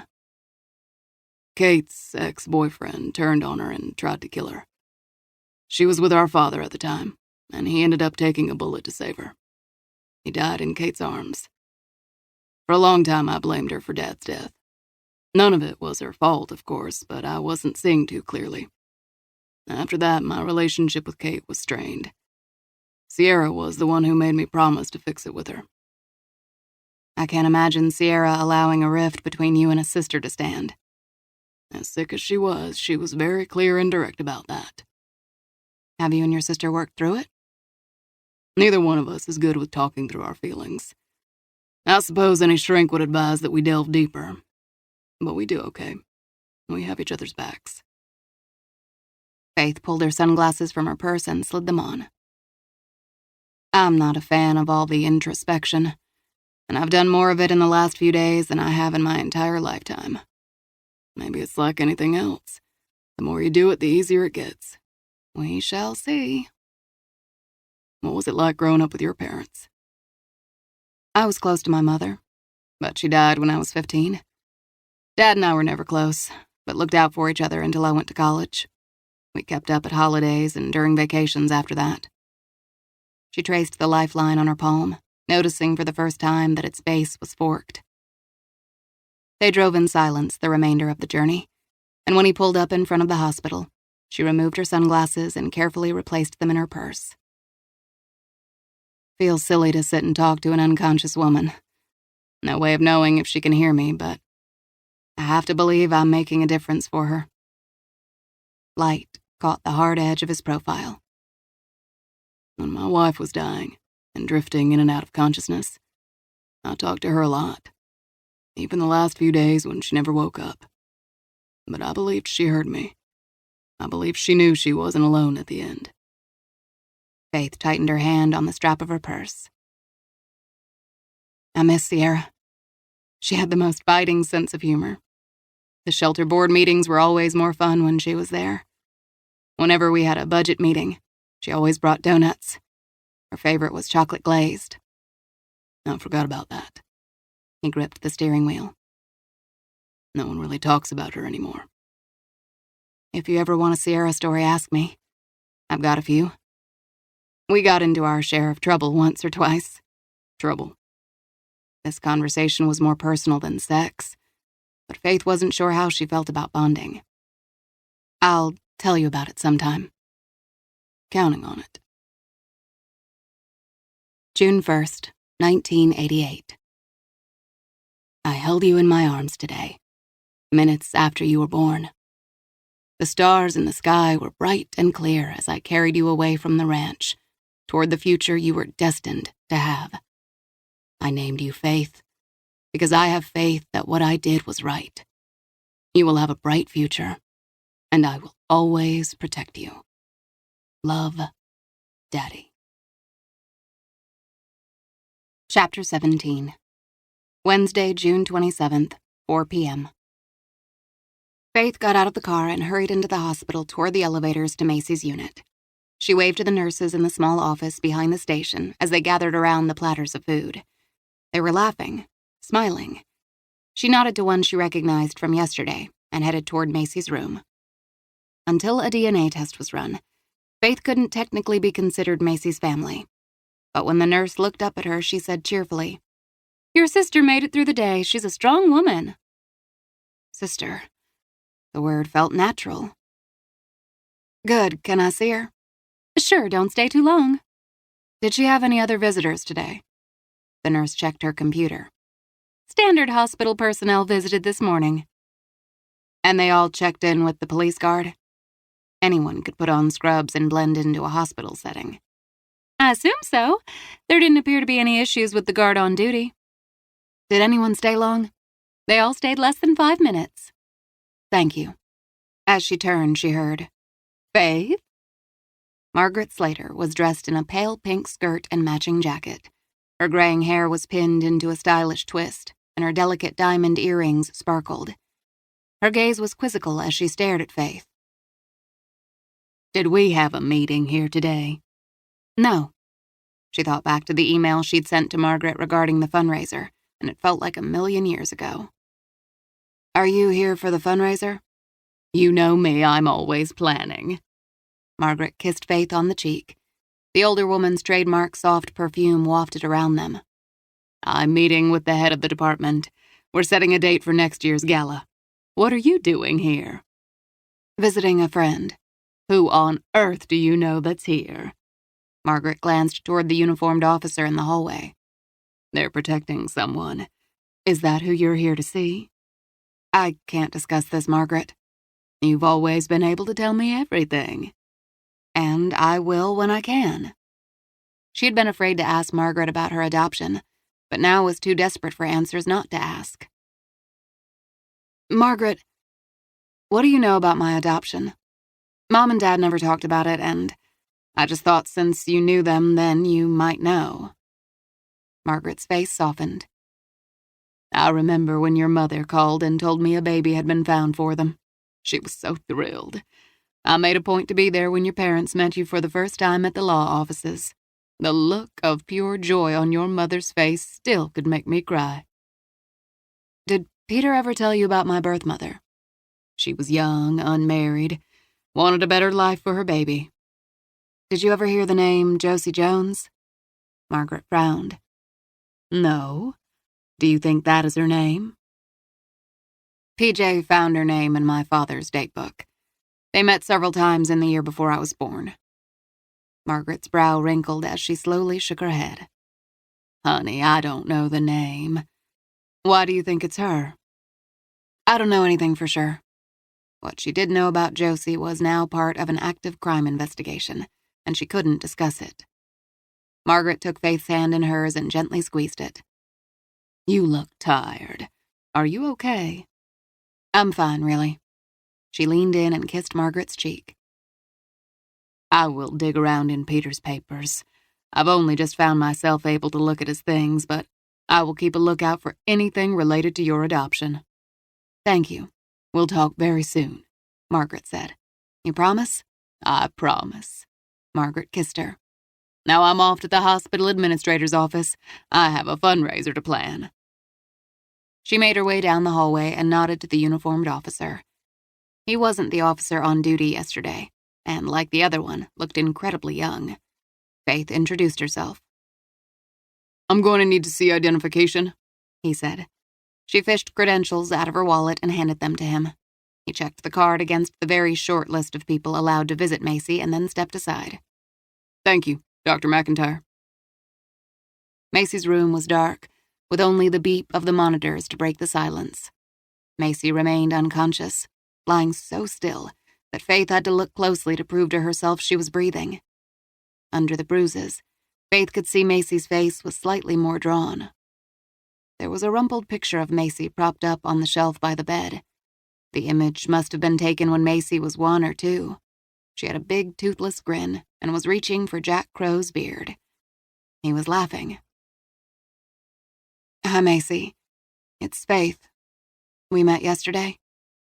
She reached for the edge of the blanket and pulled it up a fraction before she sat. "This picture of you and Jack is remarkable. You looked so much like I did as a baby. When you get well, I want to compare more pictures. I ran track in high school, ran my first marathon last year, and finished in 3 hours and 33 minutes. Not a gold medal win, but respectable." A slight moan mumbled in Macy's chest. Faith glanced at the monitors. Macy's blood pressure was low, but not dangerously so. She laid her hand over Macy's fingers, which were cold and didn't respond to her touch. "You're holding steady, Macy. That's good. You just need to keep hanging in there. You'll get better every day." "I received your email, Macy, and I've been to the place you mentioned. The Texas Rangers are involved now. I'm involved now." The heart rate monitor seemed to speed up, and Faith could have sworn Macy understood the wagons had circled around her and she wasn't alone. "We went to the farm and saw the stones. You were right to be concerned. The Texas Rangers swept the land with radar."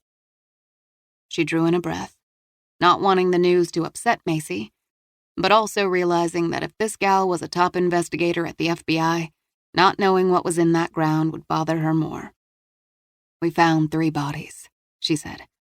"We've only partly removed the first, but it appears to be a female." The heart rate monitor picked up again by several beats. "You can hear me, can't you?" Faith said as she studied the monitor. "Can you squeeze my hand?" Several seconds passed with nothing. "Macy, if you can hear me, move your fingers." More moments, and then Macy's fingers jolted. It could have been involuntary and was hardly conclusive, but it was a good start. "You do hear me?" Faith was rewarded with more movements in her fingers. "That's good, Macy. I'm assuming you can hear me and you're listening. I'm going to talk to you like a medical examiner would to an FBI agent, okay?" The fingers twitched. "Good. I've always done better with facts rather than feelings, and I'm betting you're a facts-based girl, too." The heart rate monitor stayed slightly elevated. "So the graves are being processed. It's going to take a couple of days to excavate thoroughly, and when it's time, I'll be part of the team that examines the remains. Hopefully, we'll be able to determine manner of death. We also found a room in the basement of the ranch. Macy, these crimes may have spanned months or even years." She detailed the discovery of the dresser. "I have a lead on JJ. She's a woman named Josie Jones. She vanished about the time we were born, and my father represented her in court. She didn't trust her voice to tell Macy about the journal written in the margins of the magazines. Who knows? Maybe she's important to us and the case." She sat for several minutes. "I've already spent too much time thinking about Josie and comparing her face, our faces. There are precious few details on her, but my imagination keeps filling in the gaps. It's not a particularly smart approach, and I know I'm setting myself up for disappointment." She paused, catching her own breath, and then added, "But enough about me. You concentrate on getting better. That is your only job. I'll be back soon to check on you, promise." Faith rose, patted Macy's hand, and left the room, feeling like she was abandoning her. Macy could hear the soft, steady voice, and found herself transported back to an afternoon when she and her mother were living in the small Dallas apartment. Her father had called that day, and when her mother had spoken to him, she dropped her voice to a hushed tone. When she had finally handed the phone to Macy, she looked worried but made an effort to smile. Jack had been upbeat and said he'd decided on a change of plans. They weren't going into Austin, but east to Galveston during their summer vacation together. "Sun, surf, and sand, kiddo. Gonna be great." After the call, she had pressed her mother, wanting to know what Brenda and Jack weren't telling her. When her mother hadn't answered, Macy had argued because that's what she'd done since the moment she could talk. Those days she had picked fights whenever she could. She hadn't known why she was always mad, and in moments of clarity, had wondered why she couldn't just shake it and be happy. She'd always known her mother wasn't her birth mother. Most of the time, it hadn't bothered her. But lately, it had been driving her nuts. She didn't look like the stocky, olive-skinned parents who she knew loved her. She had felt like an outsider. One afternoon, when she'd questioned if her mother was real, Brenda had looked her squarely in the eyes. "I'm as real as it gets," her mother had said. "You didn't give birth to me. What was my real mother's name? I want to see her." Her mother had been quiet for a moment and then, shaking her head, had said, "She's dead, kid. Buried in the cold ground when you were a baby. All you got is me." The news had hit Macy like a slap to the face. She had stumbled back and run, her mother's apology chasing after her. Later, there'd been tears and an oath from her mother that she didn't really know what had happened to her birth mother. There'd also been hugs and a truce that had lasted until her mother's death. The stones, the graves, and a young girl logically unconnected to the girls missing for decades, who was still missing and ready to have her baby. Faith had found the stones, the graves, JJ. She was getting closer. She was walking Macy's own path. Words of caution rumbled just out of her reach. She had a warning for Faith. He was still out there, and she knew his face. Hayden pulled up in front of the hospital, turned in his seat, and faced Faith. Sunlight caught her hair and highlighted her expressive eyes and the full lips he wanted to kiss. "Let me know if you need anything today." She smiled and laid her hand on his arm. "Thank you." There were so many things he wanted to say to her, but the words stuck in his throat. "I've asked Detective Lana Franklin to pull old missing persons cases that fit around the year 1987. I also want a list of pregnant girls that might have gone missing. There might be some answers there." Her brow furrowed. "I hope so." Unable to resist, he leaned over and kissed her. "We'll figure this out." She squeezed his hand and kissed him back. "Thank you." When she got out of the car, he waited and watched her vanish into the hospital before driving to the middle-class neighborhood in northern Travis County that was home to Paige Sheldon's mother and stepfather. The front lawn was neatly cut, the bushes trimmed, and the house freshly painted.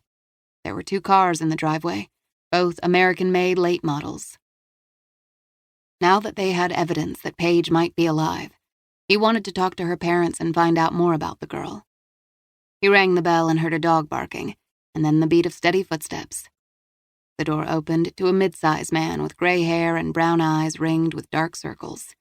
He wore a collared, long-sleeve shirt that he'd rolled up to his elbows, and his tie hung loose. He had the look of a man who'd had a long day. Up came the identification badge. "I'm Ranger Mitchell Hayden with the Texas Rangers. I'm looking for the parents of Paige Sheldon." The man's face grew grim. "Texas Rangers. Do you have news about Paige?" A small Cairn Terrier stood obediently beside the man's legs, sizing him up. "And you are?" "Fred Owens, Paige's stepfather. May I come inside?" "Sure, of course." He stepped aside. "What do you know about Paige?" "Fred, who is it?" A woman wearing jeans and a sweatshirt stained with blue paint rounded the corner. "What's going on?" "Texas Rangers hear about Paige." The man hugged his wife close. "This is my wife, Vivian. Please tell us what you know, Ranger Hayden." Inside, Hayden was greeted with the scents of pine cleaner and baking bread. "You a cook, Mrs. Owen?" "Never much to speak of, but since Paige vanished, I'm cooking her favorites all the time just in case this is the day she comes home." Vivian scooped up the small dog and then clasped her husband's hand, her knuckles turning white with tension. "Smells nice," he said. "Just say what you have to say, Ranger Hayden," Vivian said. "We've been expecting a visit like this for months, and now that you're here, I just want you to spit it out." "We have evidence suggesting that Paige has been held captive since she vanished." Vivian's eyes filled with tears, and she nestled close to her husband, who wrapped his arm around her. "How do you know?" "We believe we found the location where Paige was being kept. But when we searched it, Paige wasn't there." He refrained from telling them about the manacle and the blood. "Why wasn't Paige there?" Vivian asked. "For whatever reason, her captor moved her. By what we found, it was fairly recently. What about the baby? Vivian asked. There was no sign that she's given birth, Hayden said. Where was she held? Fred asked. A remote location in the hill country. For now, I can't say exactly where. How did you even know to look in this place? Fred countered. Your daughter's name came up in another case. Another law enforcement officer was interested in her case. What does he say about all this? Vivian demanded. The officer, a female, passed away before we could ask her. He hated lying to them about Macy Crow, but until he knew who was behind all this, he would stick to the story. Vivian drew in a sharp breath, and tears spilled down her cheeks.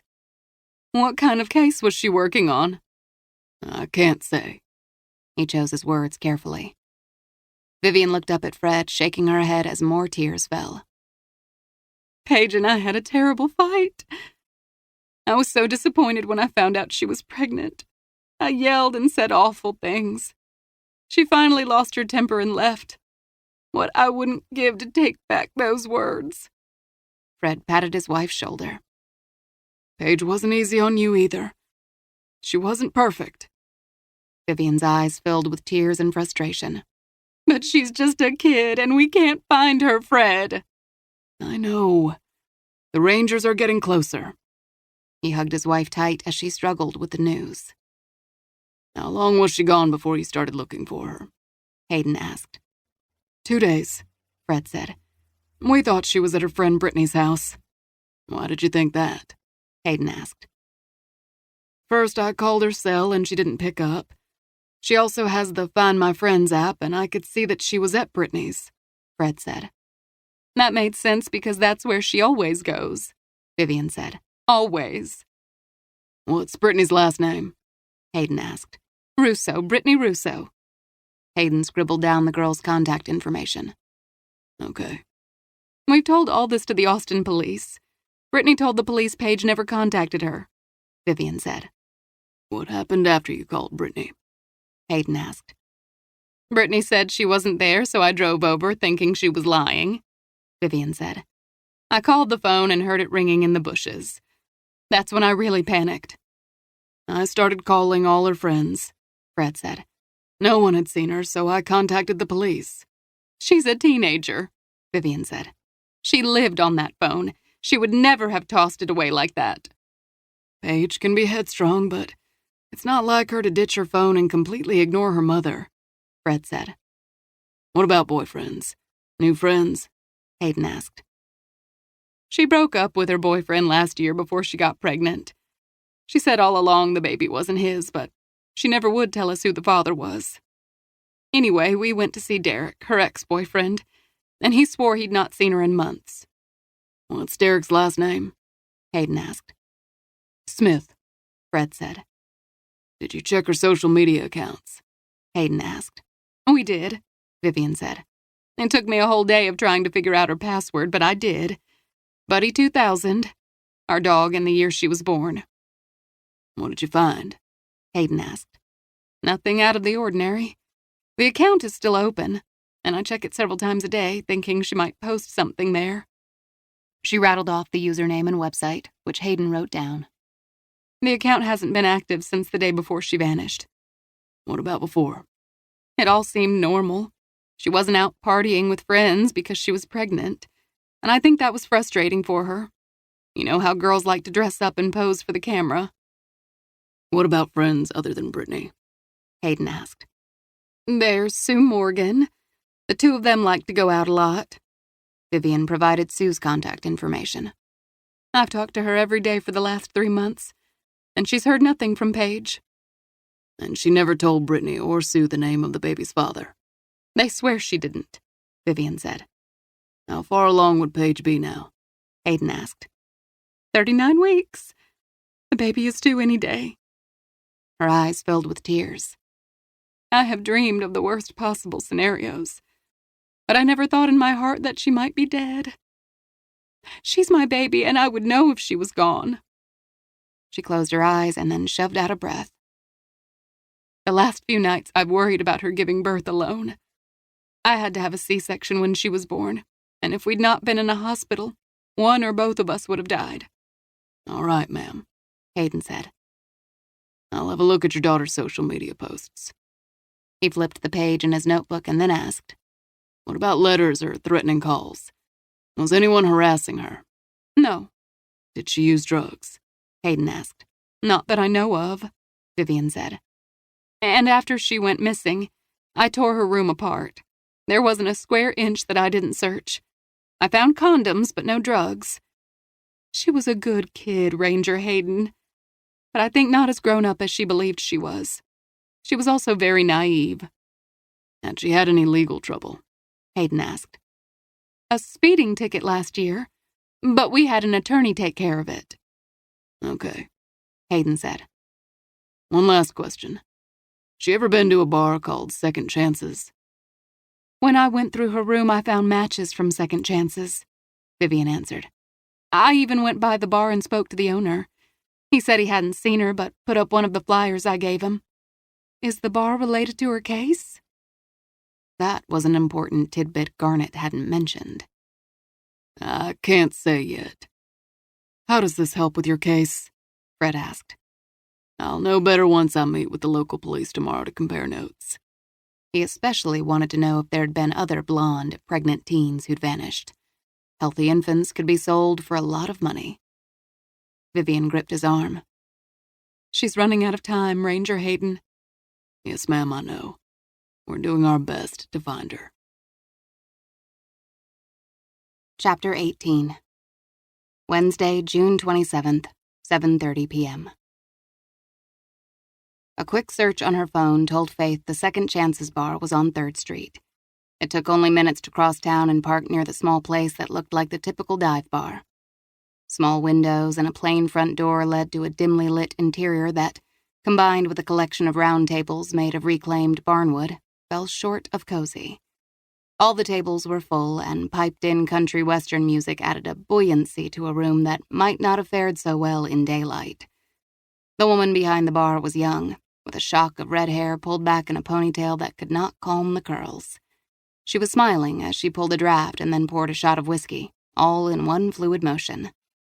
Faith found a spot at the end of the bar. If there was anyone who didn't look the part of a Second Chances customer, it was her. She settled her purse between her legs and tried to pretend she belonged. The woman came up to her, wiped the wet bar, and set down a paper napkin. What can I get you? Bourbon, neat. Ah, the lady knows the wisdom of not ruining a good bourbon with water or soda. I'm a purist, she said, smiling. Be right back. And sorry for the delay. We're short-handed tonight. No worries. The waitress took her order to the bartender, who filled a shot glass. We also have menus if you're hungry. Nothing fancy, but tasty. Thanks, just a bourbon for now. You look familiar, the woman said. I've never been in here before. I could have sworn I've seen you. But then I'm new at all this and don't remember the faces as well as the boss. Had she seen Macy? Or had she caught Faith on television a few weeks ago? Maybe I've got that kind of face. The boss would know. He's good with faces. Never forgets one. Then he would remember Macy, and he would notice her. She sipped her bourbon, certain if she asked about Macy or started showing pictures, she'd only raise suspicions. The waitress was summoned by a customer at the other end of the bar, leaving Faith to stare into the mirror behind the bar and watch the crowd behind her.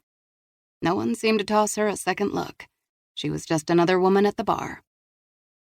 Saloon doors that separated the front end of the building from the kitchen swung open, and a man in his late 50s pushed through. He was fit for his age and had a full head of hair. If not for the crow's feet around his eyes and the deep laugh lines running the length of his face, he could have passed for a decade younger.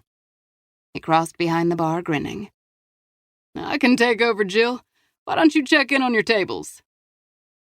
Garnet looked at Faith's drink and then her face and froze. That split second told her he'd seen Macy before, but he quickly covered up his shock with a very charming grin. Can I freshen that up for you?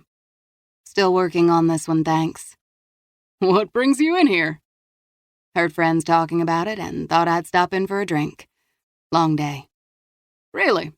And what do you do? I'm a medical examiner. Wow! That's an intense job. He held out his hand. Danny Garnett. Faith McIntyre. I've seen you before, Dr. McIntyre.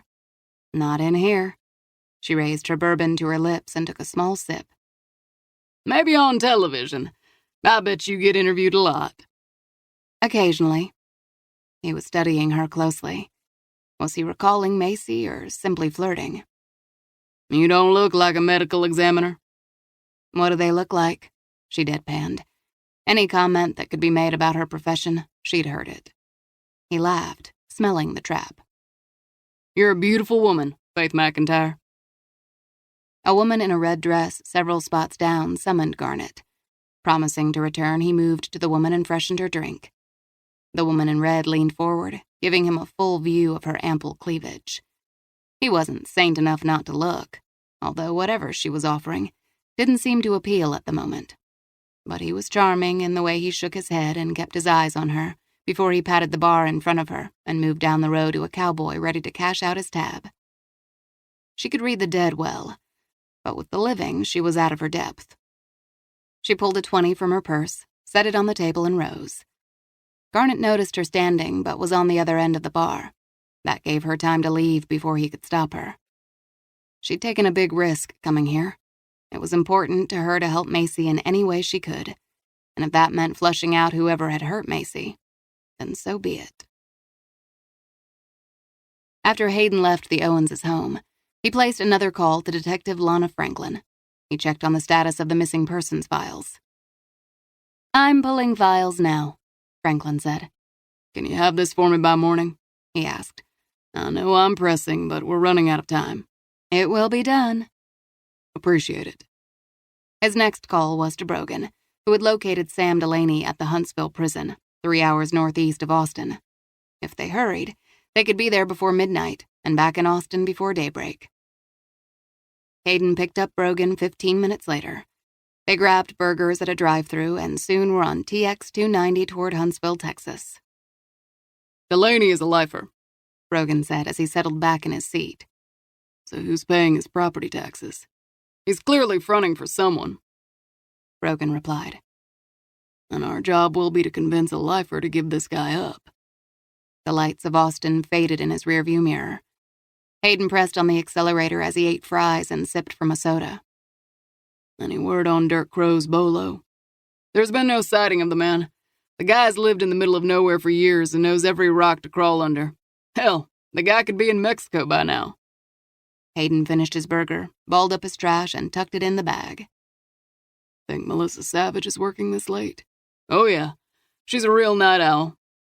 Hayden dialed her number and she picked up on the second ring, sounding alert. I'm in the car with Brogan, and we're headed to Huntsville. You're on speaker. Understood, she said. Tell me you found something on that surveillance footage. My eyes are crossing. I've reviewed 10 days' worth of footage from a dozen different establishments near the Crow property and Second Chances. And? Dirk Crow comes and goes from the salvage yard daily until 2 weeks ago, and then he goes AWOL.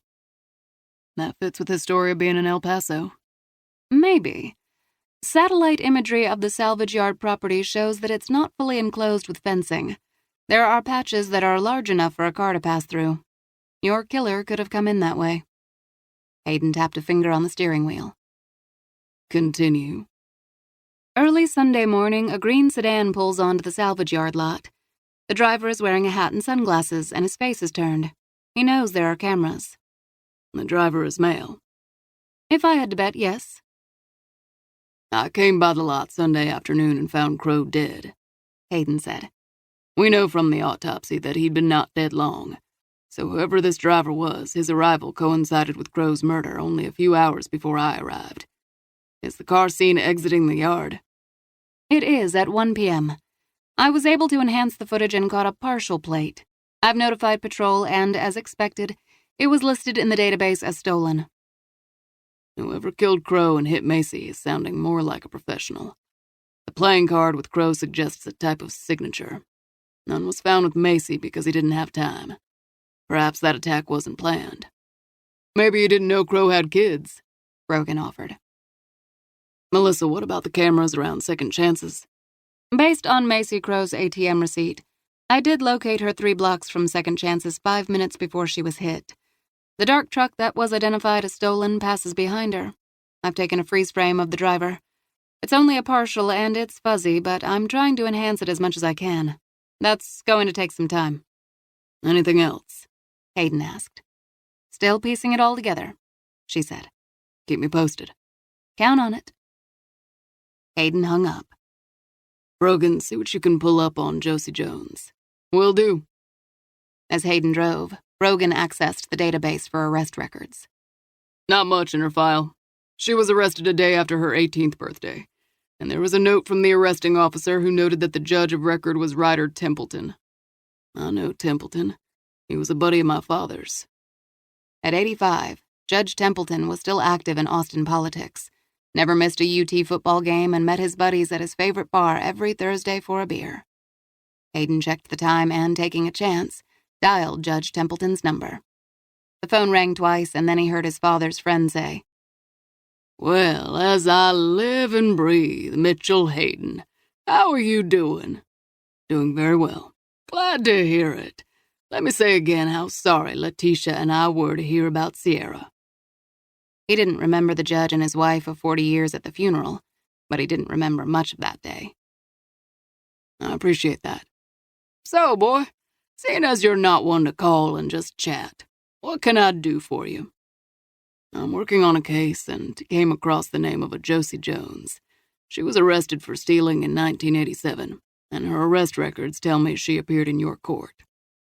"I have a good memory, but you're going back 30-plus years. I presided over thousands of cases. I remember you used to keep a personal log on your cases, and sometimes made notes. I thought you might have a note or two about this woman. Letitia has been after me for years to throw out all those log books. They're taking up too much attic space, she says. Though what the hell else she wants to put in the attic is beyond me." "Tell me you saved them." "Of course I did. I can't throw out my logs." Dogs barked in the background, and Hayden pictured 2 basset hounds, which had always been the judge's preferred breed. No doubt the judge was sitting on his back porch overlooking Lake Travis and sipping a whiskey. "Let me poke around. Might take me a day or two, and it would be nice to prove to Letitia that those old logbooks still have a use. Any help you can offer would be much appreciated," Hayden said. "Mind telling me why you care about a case from the 80s? We came across several graves on a hill country ranch. I think Josie Jones might be one of the bodies. Her name could very well be a dead end, but I've got to at least try." "Understood." His chair squeaked as if he had leaned forward. "I hear you and Dr. McIntyre were friendly at the fundraiser the other night." Austin was a big, small town. "She and I are on the board of the shelter together. You two make a handsome couple." A quick glance to his right caught Brogan now looking toward him with a renewed interest. He could have backed away from the comment and denied it, but he didn't. "I guess we shall see. Well, you're a fool not to chase that gal. Smart as a whip. If I were 40 years younger, you'd have some real competition." The comment wasn't lost on him. Faith might be his shot at a new life. "I'll keep all that in mind, sir. Okay, now, I'll get back to minding my own business, and we'll call with an update soon. Appreciate it, Judge. I'll owe you one." 2 hours later, Hayden and Brogan arrived at the Texas State Penitentiary in Huntsville. Built in 1849, it was the oldest Texas state prison. It held the state of Texas execution chamber, the most active chamber in the United States. "The warden knows we're coming, and we'll have Delaney up and ready to talk," Brogan said. As Hayden stopped at the guard station and stated their purpose, each ranger showed his identification badge before they were waved through the gates. Moonlight bathed the prison's red brick walls. They removed their hats and made their way through security, where they checked their weapons and into the building. The warden, Buddy Westchester, a short man with a round belly and dark brown hair, met them just inside. They all shook hands. "Well, I can tell you Mr. Delaney was not happy having his beauty sleep interrupted." "That's a shame," Hayden said. "I know he's got to be worried about fine lines and wrinkles at his age." Westchester laughed. We'll make it up to him somehow. The humor quickly faded from his expression. Brogan tells me Delaney has hill country land and there are bodies on it. That's right.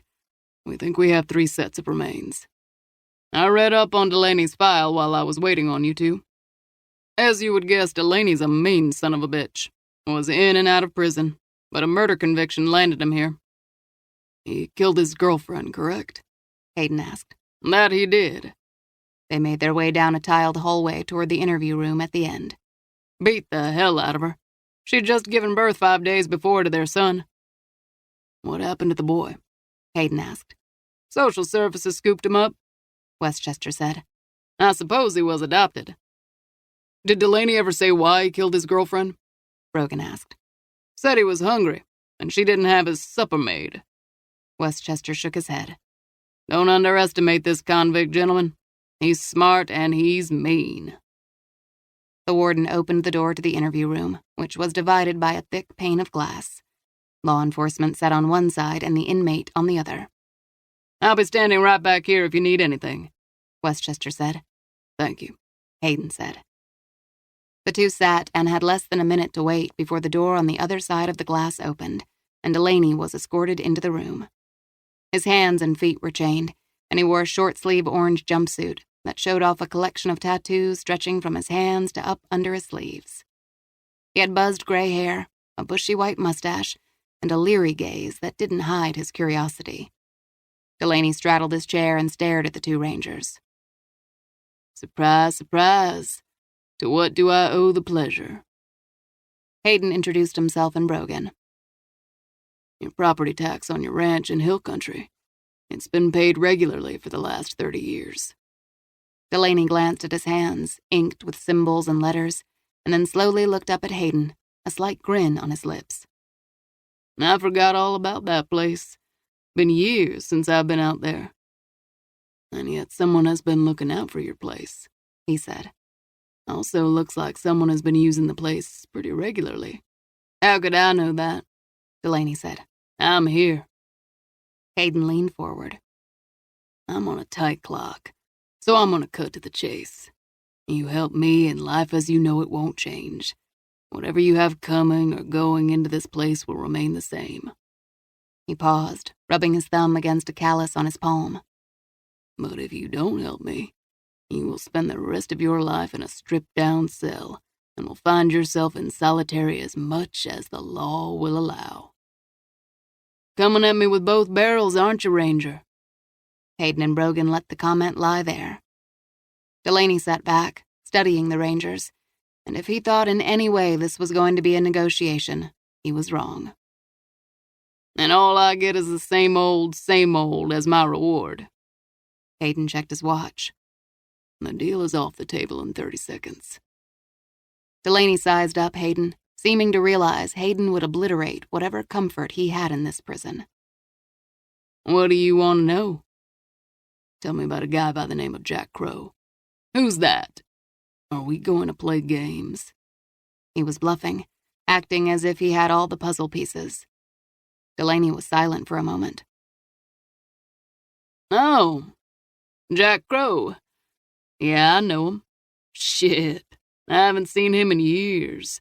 Tell me the son of a bitch is rotting in hell somewhere. Why do you say that? Hayden asked. I'm pretty sure he's the one that tipped the cops off to my hiding spot when I went on the run after he patched me up. Why would he do that? He stroked his mustache and sat back. He took exception to what I did to Susie. Susie Gallagher, your girlfriend? Brogan said. That's right. Sweet Susie, Delaney said. Crow could be a real high and mighty kind of guy. Always said he'd never hurt a woman. But his hands weren't clean either. What dirtied his hands? Hayden said. You been to the ranch, Ranger? Delaney said. Spill it out for me, Hayden said. I don't have first-hand knowledge, but I heard there might have been a grave or two out there. Who's in the graves? Hayden asked. I don't know exactly, he said, but I know for a fact that Crow dug at least one of them. Which one? Hayden said. From what I heard, the first. Did Crow kill her? Delaney's cuffs clinked as he rubbed his nose. That I don't know. All I heard was that he dug the grave for a woman and a child. Who told you about the graves? Why did they end up on your land? Delaney looked over Hayden's shoulder to the warden. Hayden caught Westchester's reflection in the glass as the warden shifted his stance. The ranger asked you a question politely, Westchester said. You can help or not. Are the cameras recording? Delaney asked. I'll switch them off. The warden made a call from a phone mounted on the wall, and after a few seconds turned and said, They're off. Who told you about the graves? Hayden asked. Delaney stared at the warden. Hayden guessed the prisoner was as good at reading the warden as the warden was him. My stepsister, Heather. Heather. For a moment, the name didn't trigger any memories. And then he asked. Heather Sullivan. She works for Garnet. Is she still with him? Delaney asked. Imagine that after all this time. That girl had nothing but blind loyalty for Garnet. She'd do anything for him. Chapter 19. Wednesday, June 27th. Midnight. Faith knew Hayden had mentioned Detective Franklin, and he was reaching out to her to search missing persons. On the chance that the detective had found something, she called. Dr. McIntyre, Franklin said after Faith introduced herself. What can I do for you? I'm working with the Texas Rangers on several missing persons cases. I spoke to Hayden a few hours ago. I have his files, the detective said.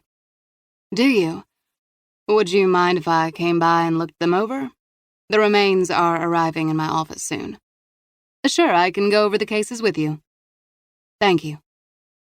15 minutes later, she entered the lobby of the Austin Police Department and took the stairs to the 3rd floor. Faith found a short woman in a small conference room painted in a faded beige and furnished with a rectangular conference table, several worn chairs, and a whiteboard covered in headshots. Franklin was frowning over a collection of files. She wore black, slim jeans, a cotton blouse, and heeled boots. Her hair was tightly twisted into a bun, and her badge hung from a chain around her neck. Detective Franklin? Faith asked. Dr. McIntyre. I took the liberty of pulling all the files that not only matched the initials the captain gave me, but also fell during the suggested time frame of 1985 to 1993. That actually narrowed it down to 3 files. Faith set her purse on the conference table and rested her hands on her hips as she studied a stack of files that the detective had decided didn't match the criteria. All those women are missing? Faith asked incredulously. Franklin tacked up one last photo and stepped back. There are always women who vanish, but it's moments like this when I realize just how many. The disappearances of these women likely had never made the evening news, and if they had, it had been a brief mention quickly forgotten by the public. The fact that many lived on the streets and near the margins was what made them such easy prey. A hunter could go on for years, choosing and killing without ever being caught. I'm particularly interested in Josie Jones, she said. Franklin tapped on the smiling face of a woman with feathered blonde hair that skimmed her shoulders. She had bright blue eyes and high cheekbones that could have been Faith's own. What do you know about her? A majority of the women I initially identified as missing had been prostitutes. But interestingly, the woman who corresponded to the initials the captain gave me had only minor legal infractions and offended once or twice. All were also runaways, with blonde hair, Caucasian, and under the age of 20. Tell me what you have, Faith said. Franklin tapped her finger on Josie's face. Josie Jones was the first to go missing, in 1987, Franklin said. Next was Olivia Martin in 1988, Kathy Saunders in 1989, and, of course, Paige Sheldon in early April. Faith was impatient to hear about Josie, but kept her thoughts to herself, allowing the detective to continue. Ironically, Josie Jones's sister was very involved in her sister's case until about 10 years ago. Her name at the time was Maggie Jones. In the case of Olivia Martin, her brother Ralph Martin, who's 50 now and runs a sandwich shop in Austin, last checked in with the department a decade ago. Kathy Saunders' father, Rex Saunders, also stayed up to date on his daughter's case. He died 5 years ago, but she has a sister now listed as a contact. Do you have addresses for these people? I have last known addresses for all these individuals, but I don't know if they're current. She handed her the family names written in bold ink on a yellow legal pad. Thanks. What can you tell me about Olivia Martin and Kathy Saunders? Olivia Martin, aged 19, vanished in 1988. She left home after a fight with her parents, but by the time her parents tried to find her, she'd fallen off everyone's radar and whatever trail there might have been had gone cold. There were no further hospital or arrest records for her. She'd been arrested the year before for trespassing and being drunk in public. Faith moved closer to the board, studying the faces of the victims. Like Josie, Olivia had a slight frame and light-colored eyes and hair. And Kathy? Franklin sifted through the 3 folders until she found the files. Kathy Saunders was 17 and had dropped out of high school. She was originally from Waco, Texas, but after a fight with her mother, hitchhiked to Austin in 1988 and was arrested for larceny in December of the same year. Police determined she'd checked into a hotel in East Austin but vanished from there. The owner remembered her because she stiffed him a night's rent. That was the last she was ever seen. Were any of these women pregnant? Franklin flipped through several pages. Not that any of their families were aware of. And they were all last seen in East Austin, correct? Franklin grabbed a handful of red pushpins and pressed each into the last known locations of all the missing girls. Faith studied the pins tightly clustered in the area where she'd just been. They're all within walking distance of Second Chances. I know the owner of Second Chances. He's kind of a bright spot in the community. Whenever the cops collect for kids in need, he always steps up. He's well liked, Detective Franklin offered. How long has Garnet had his bar? I've been on the job 15 years, so at least that long. Since I've known him, he's never had any problems with the law. That made sense. Any arrest records would draw attention to him. So how does a former enlisted Army soldier come up with the cash to open a bar? Faith asked. Good question. Maybe he sold 2 babies, she said more to herself. 2? Twin girls. If my theory pans out, Josie gave birth to twin girls before she died. The Rangers found the body of Jack Crow on Sunday, and Hayden believes Crow knew about the ranch and the twin girls. Jack Crow didn't appear to have the kind of money a black market baby would cost, but he'd ended up with Macy. What had Crow done all those years ago, and how had he gotten custody of Macy? Funny you should mention stolen babies. Hayden called and asked me to identify any pregnant missing girls. I found 4. They don't look like these women, but they were in Austin and pregnant when they disappeared. They were never found? Not a trace of them or their children. Right now, they had lots of pieces and few connections. Who represented Olivia and Kathy in court? Franklin scanned the files. As she moved through the pages in each folder, mild curiosity hardened into suspicion. Slater and McIntyre represented them all. Paige's belly was contracting. Not hard and not often, but the pains had started to tighten and release, warning her the time for the baby was coming soon. She rose up off her cot and walked around the small room toward the door. The cuff on her ankle stopped her from reaching the handle. Its metal rubbed her flesh raw. Blood oozed onto the floor when she stood. He'd been saying from the beginning that he was doing all this for her own good. He said he was saving her immortal soul by forcing her to bring this baby into the world. She never once believed him. He didn't care about her soul or even his. It was always about the money. In a perverse way, she missed her initial holding area. At least there she'd had the magazines she'd found in the vent shaft on one of those early nights when she'd searched every corner for some kind of way to escape. The notes had started with Josie, who of all of them had written the most. Olivia and Kathy wrote far less, but Josie had used up every available bit of space, and when she'd filled the first magazine, she'd used another until her notes abruptly stopped. Paige had read the notes so much she had memorized them. Things I hate. Broccoli, English class, parachute pants, perms, my foster family, this room. Paige glanced toward the door, listened to make very sure he wasn't close, and then pulled the torn magazine page from her bra. She stared at her words, which echoed the thoughts of the other girls, who'd understood the horror of being locked up, the isolation and the fear of delivering a baby alone. She didn't have her pen, but she glanced around the room until she saw a heating grate. She folded the paper and pushed it through the vent until it disappeared behind the grate. Then she flipped over a small wooden table. With her fingernail, she started to dig her initials into the cheap wood, because she needed to believe that someday, somehow, someone would realize she'd been here. The world was not going to eat her alive. When he saw Faith leave Second Chances, he knew it was time to deal with Garnet, who was certain to panic after seeing a Macy clone staring him right in the face. He'd hoped to locate the evidence Garnet was holding over his client before he killed him, but it looked like it would be wiser not to delay. And who knew? Maybe Garnet would be easier to persuade than Crow. Chapter 20. Thursday, June 28th, 5 a.m. Dawn was approaching when Hayden and Brogan made it back to Austin. They parked down the street from a closed Second Chances.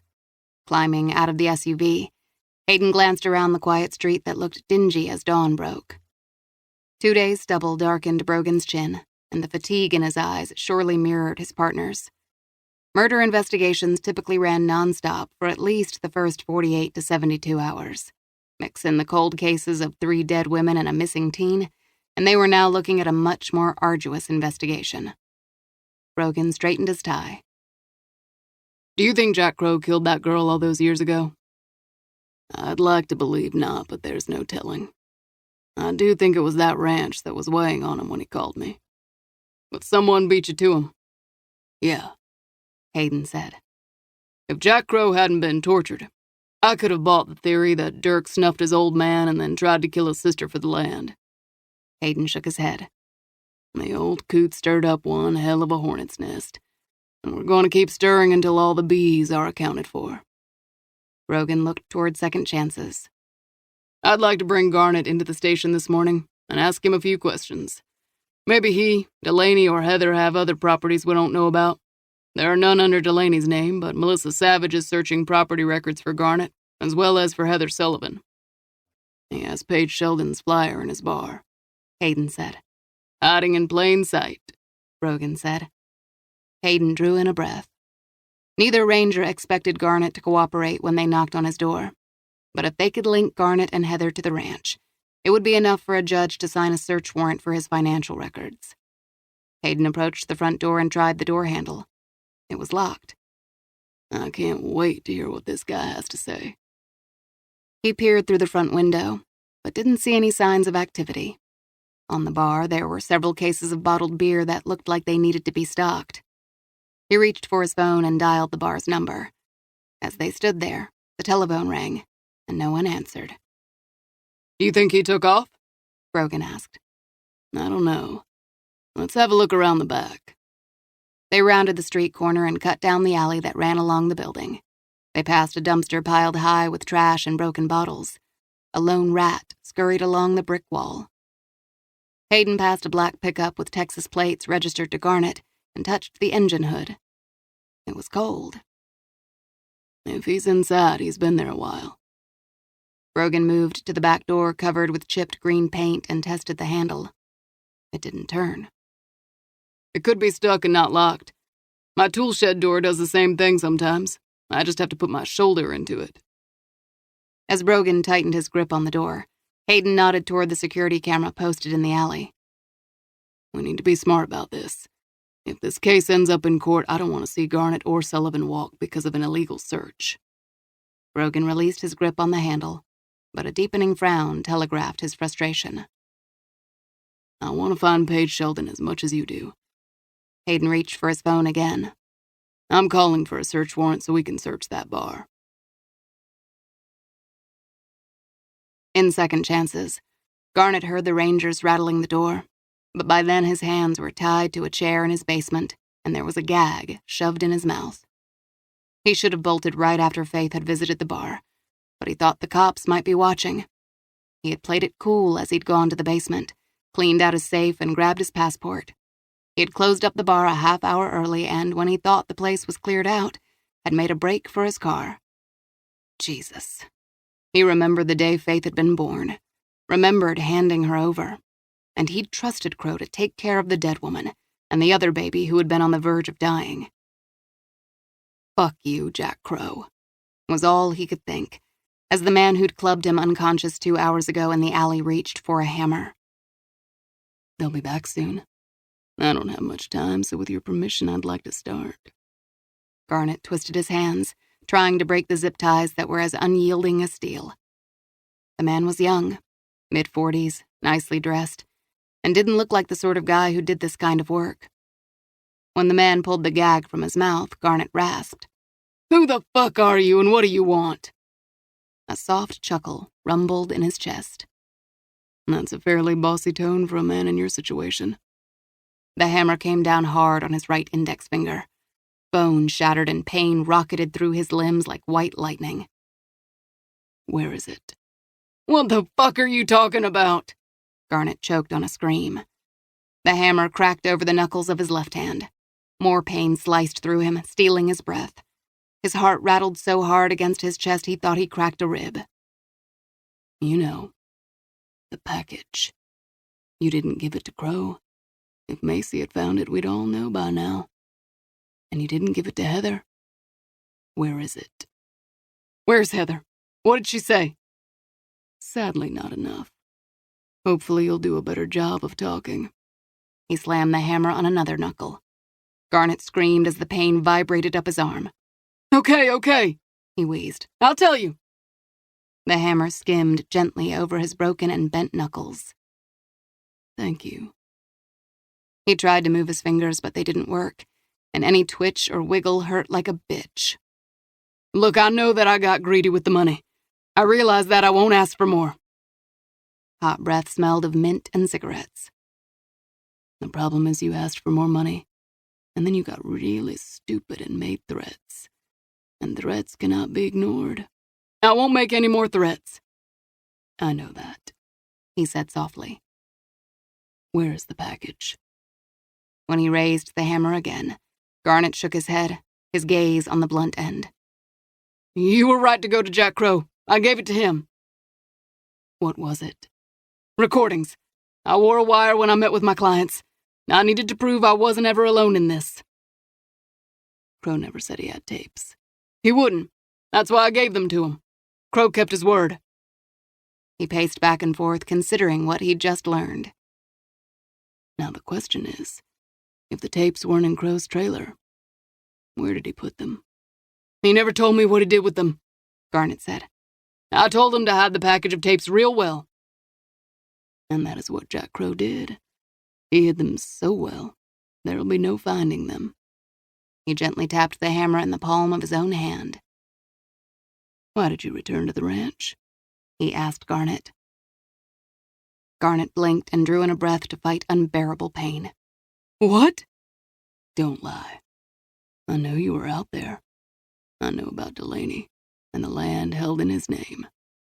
Why did you go back there? Shit. How could he have been so stupid? As he considered an answer that sounded right, the hammer rose. Garnet sucked in a breath, braced as he shouted, Okay, I'm selling another baby.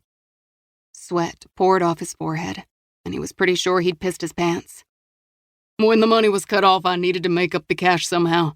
There was a girl, and I locked her in the same room that we used years ago. The cops didn't find her out there. I moved her after Macy came by. She said she was a teacher, but she had the look of a cop. She is a cop. FBI special agent. I knew she'd be trouble. She won't be trouble again. I took care of that. Without warning, he brought the hammer down on Garnet's left index finger. His scream echoed in the basement room. I'm hoping we can be friends. And friends help each other out, don't they? Are you my friend, Garnet? Best fucking friend, he said. Exactly. I want to know where you've stashed your latest little baby maker. Garnet looked up through bloodshot eyes. He was screwed every which way to Sunday. If he'd just kept his damn mouth shut, he could have gone to a new town. Heather and he could have found themselves another baby mama. Where did you get this one? He asked. Garnet shifted, wincing at the slightest move. She came into the bar after she had a fight with her parents. I saw an opportunity and I took it. How long have you been holding her? Since early April. He smiled as he scratched his chin. Garnet, you're quite the businessman. How much do babies go for? He asked. What?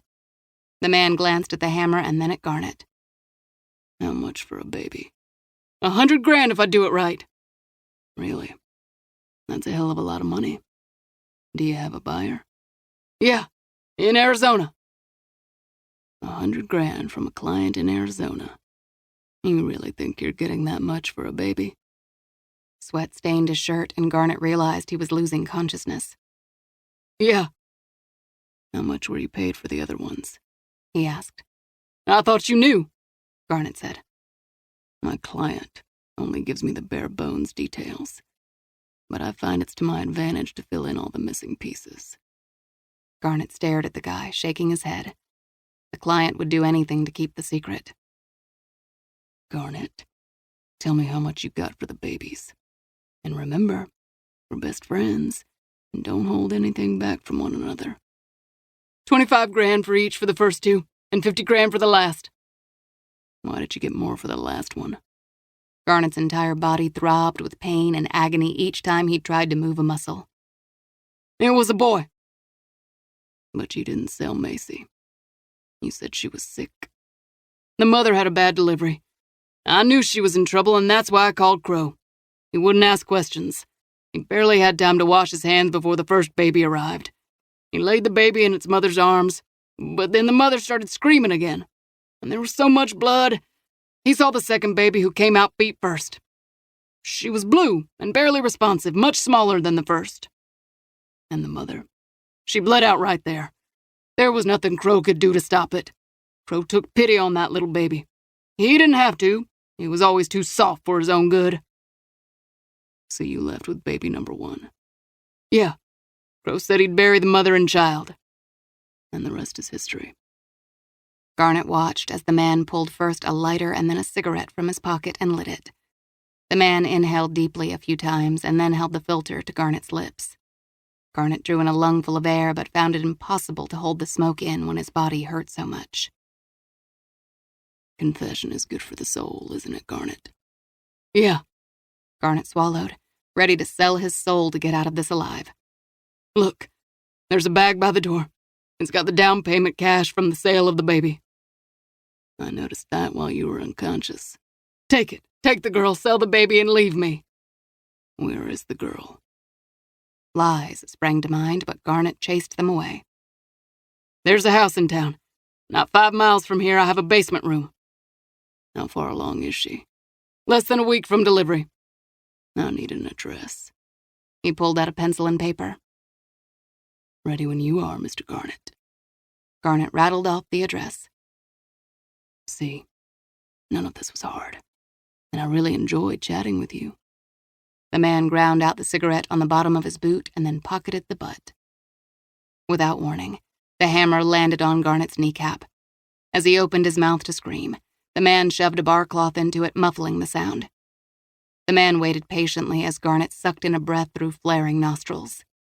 For several minutes, the world shrank away, and it was just him, the pain, and this crazy motherfucker ready to beat him to death. The man studied the hammer and its gore as if it were a piece of artwork. I want you to understand that technically, this is business. But honestly, I like hurting people, especially my best friend.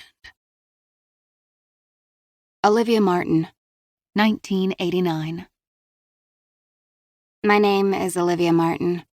I've read all of Josie's words so many times that I've memorized them. I hear Josie's voice inside my head, especially when I can't sleep and the baby is kicking. I am so afraid. I want out of this box. I want to live. I don't want you to read this after I'm dead, but I know the chances of living get slimmer every day. Things I like. Tell It to My Heart by Taylor Dane. Wild Wild West by The Escape Club. Chocolate. Sunshine. The Feel of Grass. My Mom's Burned Spaghetti Sauce. Things I Hate. The Streets. Cold Weather. Loud Cars. Vitamins. Beasts That Smile. Chapter 21. Thursday, June 28th, 7:35 a.m. Faith was able to speak to the principal at Kat's high school and get the girl reinstated. Kat wasn't happy about it, but Faith wasn't trying to win a popularity contest with the girl. Kat might have had more innate intelligence than her teachers, but if she didn't graduate high school, there was no chance she'd go to college. If there ever was a kid who could thrive with a degree, it was her. Faith's next stop was again the hospital, though this visit was quick because she had to get back to the autopsy suite. The first set of skeletal remains would be delivered today. When she arrived at the medical examiner's office and passed by the break room, Nancy held up a fresh cup of coffee for her, which Faith gratefully accepted. Knowing her possible connection to the case would come up sooner or later, Faith said, "There is a possibility this set of remains belongs to my birth mother." Nancy stood stock straight for a moment as she processed what Faith had said. How can that be? She could feel the foundation of her life rumbling and shaking. I'm not exactly sure how all the pieces fit together. And when I do know how, I'll explain it all to you. Nancy studied her. You're going to be okay. Don't worry about me. Give me 5 minutes to change and I'll meet you in the exam room. Faith changed into scrubs and 10 minutes later pushed through the swinging doors of the exam room. Nancy stood at the head of a sheet-covered gurney. Nancy tossed one last quizzical glance at Faith, who didn't blink, and gently pulled back the sheet. The skeletal remains were laid out in anatomical order, with the skull at her right and followed by rib bones, vertebrae, pelvis, femurs, and feet bones. The bones were brown and brittle, and looked as if they had been buried for years. Younger bones had a greasy feel and were sometimes referred to as green. She stood beside the skull and stared into the sightless eye sockets. As she re-examined the skull's facial structure, she affirmed the individual had been Caucasian. Josie's mugshot showed she'd had a narrow face and high cheekbones, characteristics consistent with this skull. I could take a snapshot of the skull and superimpose it over the picture I have of her. How many images do you have of the woman you have in mind? Nancy asked. 2. 3 would be better. The more angles we have for comparison, the better. I know. I'm looking for a quick affirmative to an identification that might take weeks. Mind if I do the preliminary evaluation? Nancy said. You can check behind me to confirm. Sure. Nancy cradled the skull in her hands. The molar teeth are intact, which is a good thing. If we can extract DNA, the lab can test for mitochondrial DNA, which can be cross-checked against your DNA, Faith.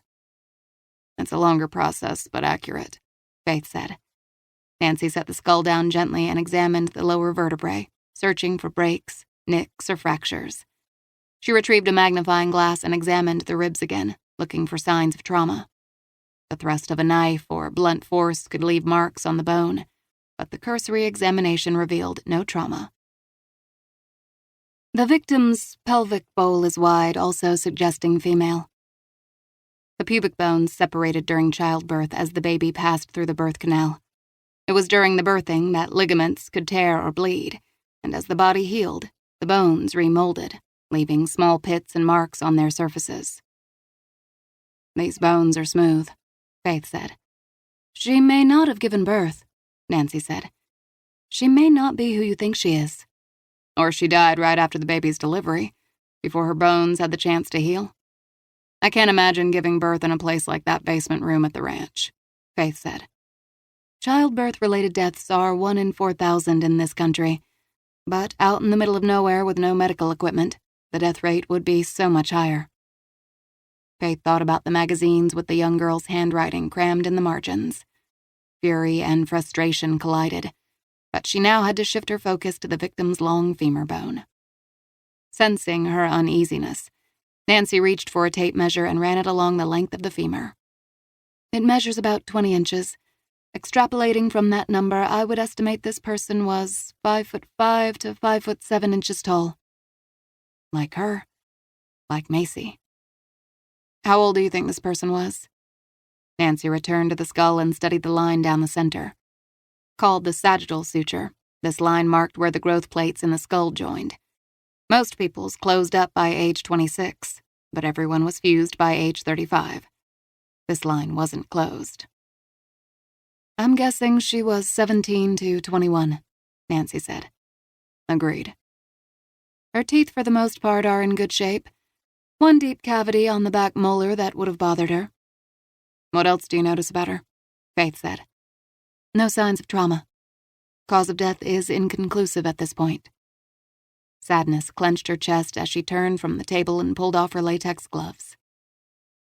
I want to see the other 2 sets of remains the moment they arrive, understood? Will do, Dr. McIntyre. Chapter 22. Thursday, June 28th, 7:45 a.m. Hayden had been on the phone since before dawn with several judges until he found one willing to sign a warrant for Garnett's Bar by early morning.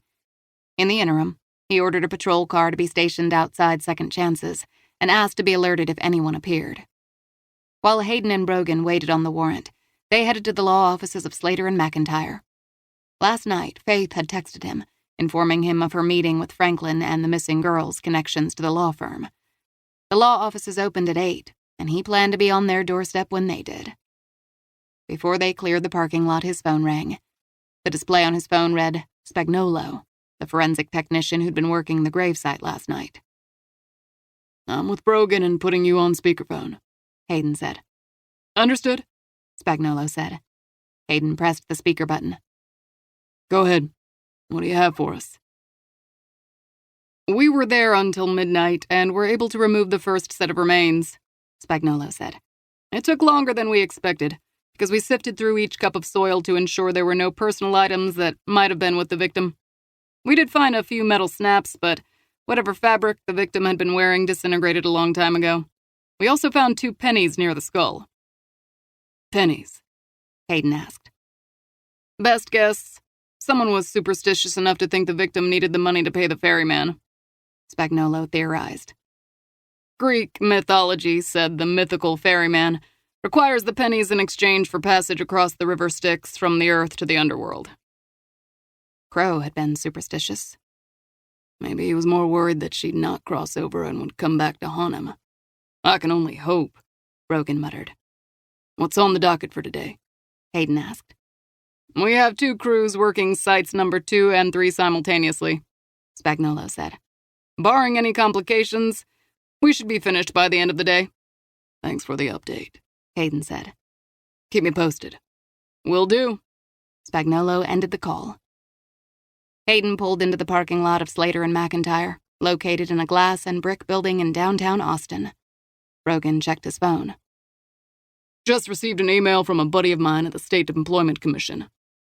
Are you going to make me guess? Hayden asked. Guess who worked for Slater and McIntyre in the mid-'80s? Danny Garnett. Correct. So did Jack Crow. Interesting. As they stepped through the front doors, they removed their hats, and Hayden's gaze was drawn to the portrait of a man with a round face and thick, graying hair wearing a crisp, dark suit standing in a law library. The painting, hanging near the receptionist's mahogany antique desk, depicted only one of the firm's 2 founding principals, Peter Slater Sr., when he was in his early 40s.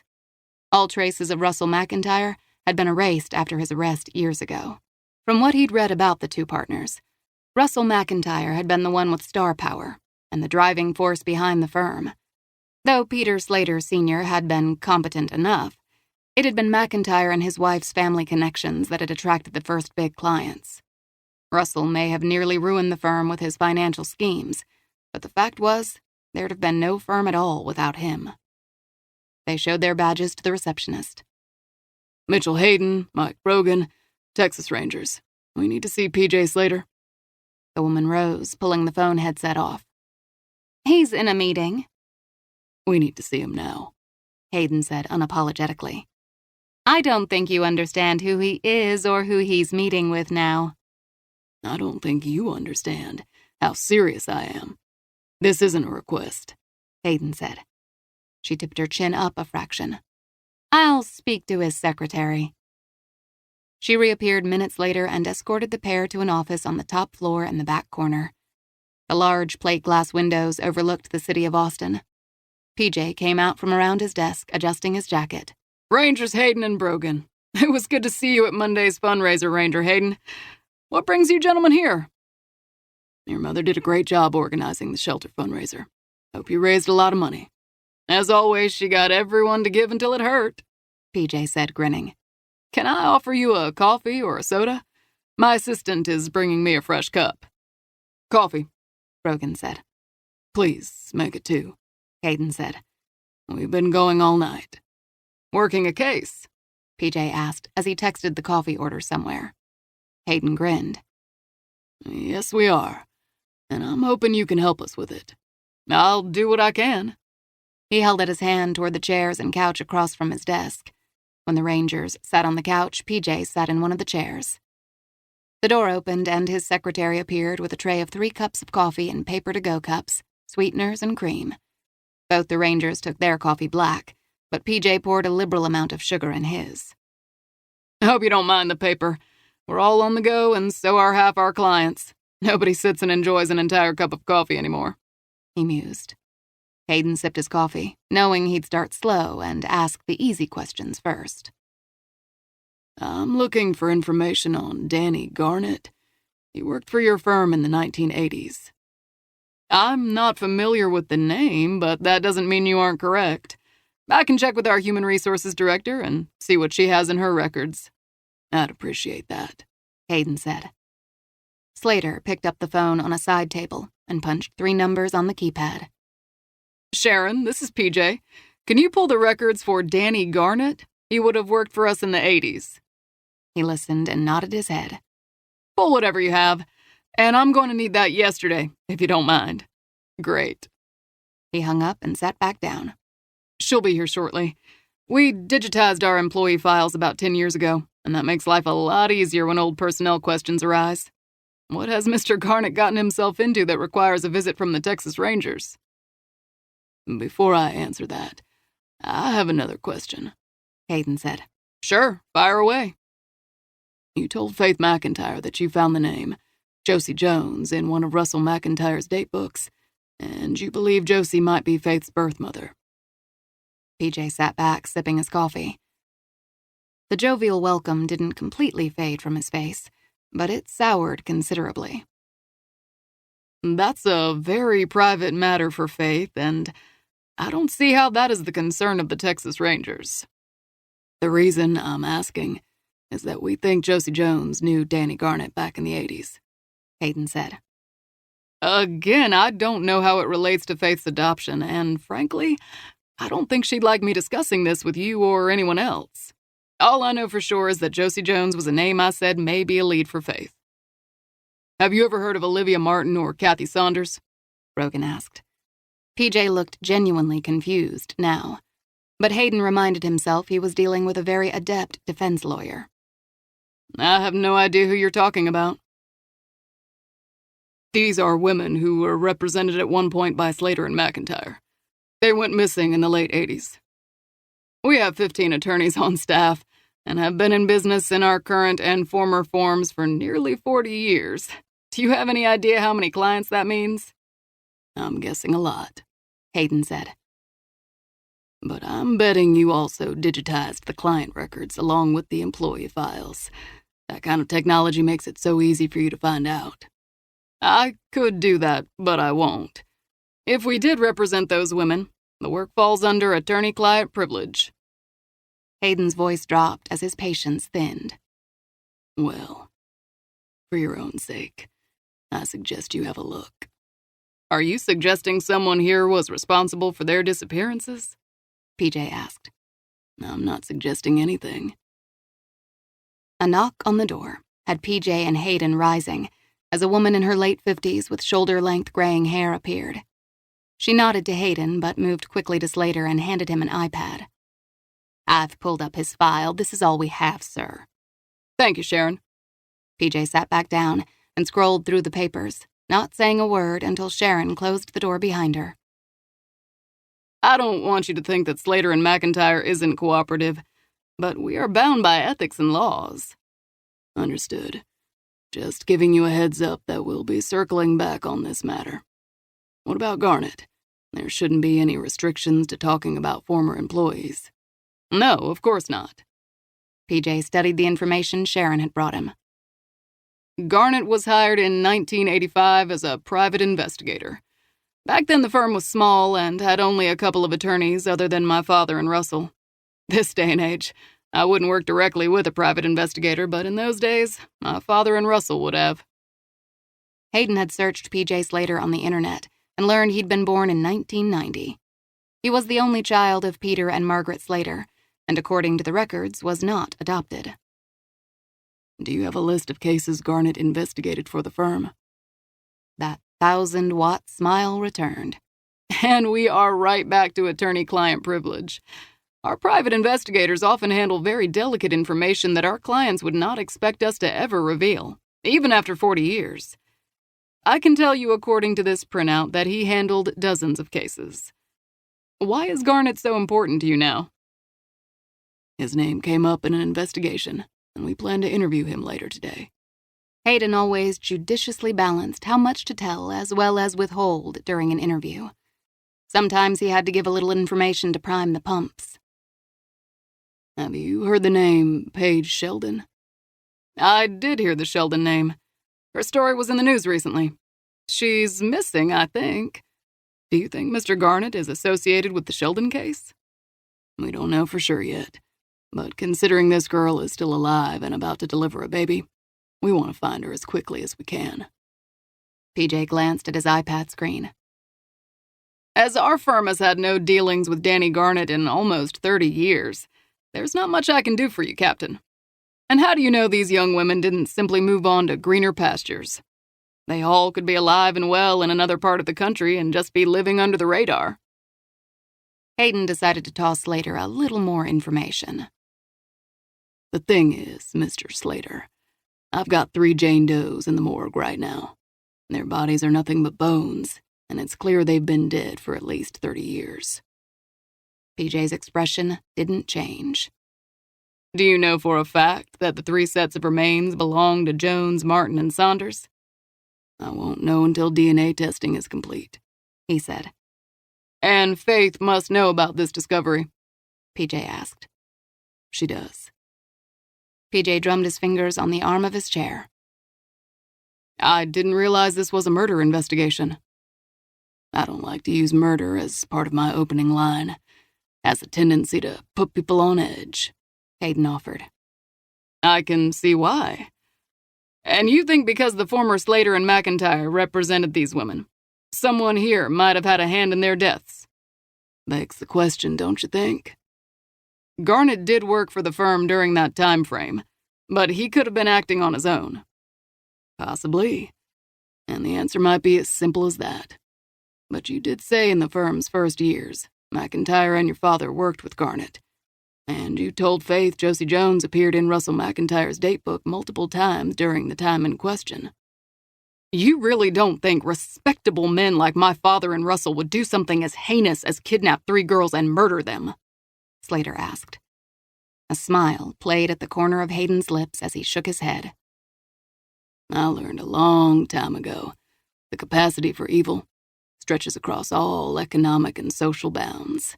My father and Russell did a good bit of pro bono work in the early years as a way of giving back to the community. Maybe by representing these women, we unwittingly put them in Garnet's path. How would we have control over what he did on his own time?" "Does it say Garnet was a felon in his files?" Hayden asked. "It says his offenses were nonviolent, nor were they felonies. My father and mother have always believed in second chances." Funny he should say second chances, the name of Garnet's bar. "Ever met a Jack Crow?" "No," Slater said. "What about Sam Delaney? We can keep playing Do You Know, but the fact is, I wasn't even born when these women disappeared. And since my father and his partner are dead, there is not much I can do for you. Faith said you checked McIntyre's date books and found Josie. I suggest you do the same for the other girls. I also suggest you read up on their files and find out who represented them. Most of Russell's records were seized during Mr. McIntyre's federal investigation. I was lucky to find the date books. Your father's records are intact, I assume. Slater was young, but he wasn't stupid, and he'd already shepherded this firm through his father's death. If either Russell or Peter Sr. had a hand in these girls' deaths, he suspected PJ would find a way to hide it. It was easy to be high-minded and moral until your entire world was challenged. Hayden would have signed an oath with the devil to save Sierra, and he'd bet PJ would hide evidence to save his firm. I'm not releasing my father's records, especially when he isn't alive to defend himself. Those girls deserve justice, Mr. Slater. Of course they deserve justice. You aren't fresh out of the academy. You know when you walked in the door I couldn't divulge my clients' names or discuss firm business. PJ tugged at the end of his monogrammed cuff. You were hoping because I'm young, I'd make a mistake. But I can assure you that you aren't the first person who's tried to test my mettle since my father's death. It never hurts to ask, Hayden said with a grin. And you're right about me being on the job for a long time. But one thing all that time has taught me is to know when something isn't right. He leaned forward. And Garnett's involvement with this firm does not smell right, Mr. Slater. So until you help, I'm not going to be far from your doorstep. You're wrong about this. I know my father and his partner did things differently than I do. I know they understood how far a law could bend. But I don't run the firm like that. We have nothing to hide. I hope you're right. He picked up his hat while he and Brogan rose. They all shook hands and PJ walked them out of his office. Brogan paused. Hell, forgot my hat. He hurried in and out of the room in seconds, returning with his hat and a coffee cup. You're right about these to-go cups. Very handy. Glad you like it, PJ said. Despite Brogan's grin, they all knew they'd fallen on opposite sides of this case and would fight tooth and nail to protect their turf. Outside, the two Rangers got into Hayden's SUV. As they settled, Brogan reached for an evidence bag from the glove box. He opened his door, poured out the coffee onto the parking lot, and dumped the cup into the bag. I grabbed PJ's cup and left mine in its place. PJ's DNA may not be admissible, but I'm kind of curious to know who spawned him. Hayden slid on his sunglasses. Assuming all three of those girls had babies, he'd be the right age if he were one of the stolen babies. As I understand it, he's not adopted. I'll believe that when I see DNA results that do not link him with any of the three dead women, Hayden said. His phone rang as he backed out of the space. Captain Hayden. Hayden, this is Judge Templeton. I got something for you. I was fast. The old man's tone was serious. You don't call in favors all that often, so I knew it was important. I did find Josie Jones in my daily journal. As you said, she was arrested for shoplifting when she was 18. According to my notes, she was very pretty and had a fancy lawyer defending her. Slater and McIntyre. How'd you know? Lucky guess. Who was the attorney of record, McIntyre or Slater? Peter Slater, Sr. He saw to it she didn't do any jail time. PJ had told Faith that Josie had been in her father's date book. Was PJ lying? Or was Russell's date book misleading? Thanks for the update, Judge. He ended the call and checked his watch. Let's get that cup dropped off, and then we're headed to second chances, search warrant or not. Chapter 23. Thursday, June 28th. Noon. I've got more information on Josie Jones, Kat proclaimed, suspending any salutation to Faith on the other end of the phone. It was lunchtime, and Faith had spent the morning conducting the autopsy of a 70-year-old male who'd accidentally been shot by his neighbor. The buckshot had severed the femoral artery, and the victim had bled to death before the neighbor could get him in from the country. Faith sat down behind her desk. Kat, I thought you were in school. It's lunchtime. We get 20 minutes on the prison yard to ourselves. She rubbed her fingertips to her temple. You're back there because I sweet-talked the principal, and it's not a prison yard. Broom Hilda is in her office. She can't see me. Do you want to know about Josie or not? Faith pushed aside the temptation to reprimand Kat about sticking her nose where it didn't belong. Just spill it. I found Josie's older sister's address. Her new married name is Stapleton, and she lives right here in Austin. Kat rattled off the address. The cops had given her the same name, but she'd not had the time or courage to follow up yet. How did you find that? Faith, everything's on the internet if you know where to look. Apparently. So are you going to see her? Kat asked excitedly.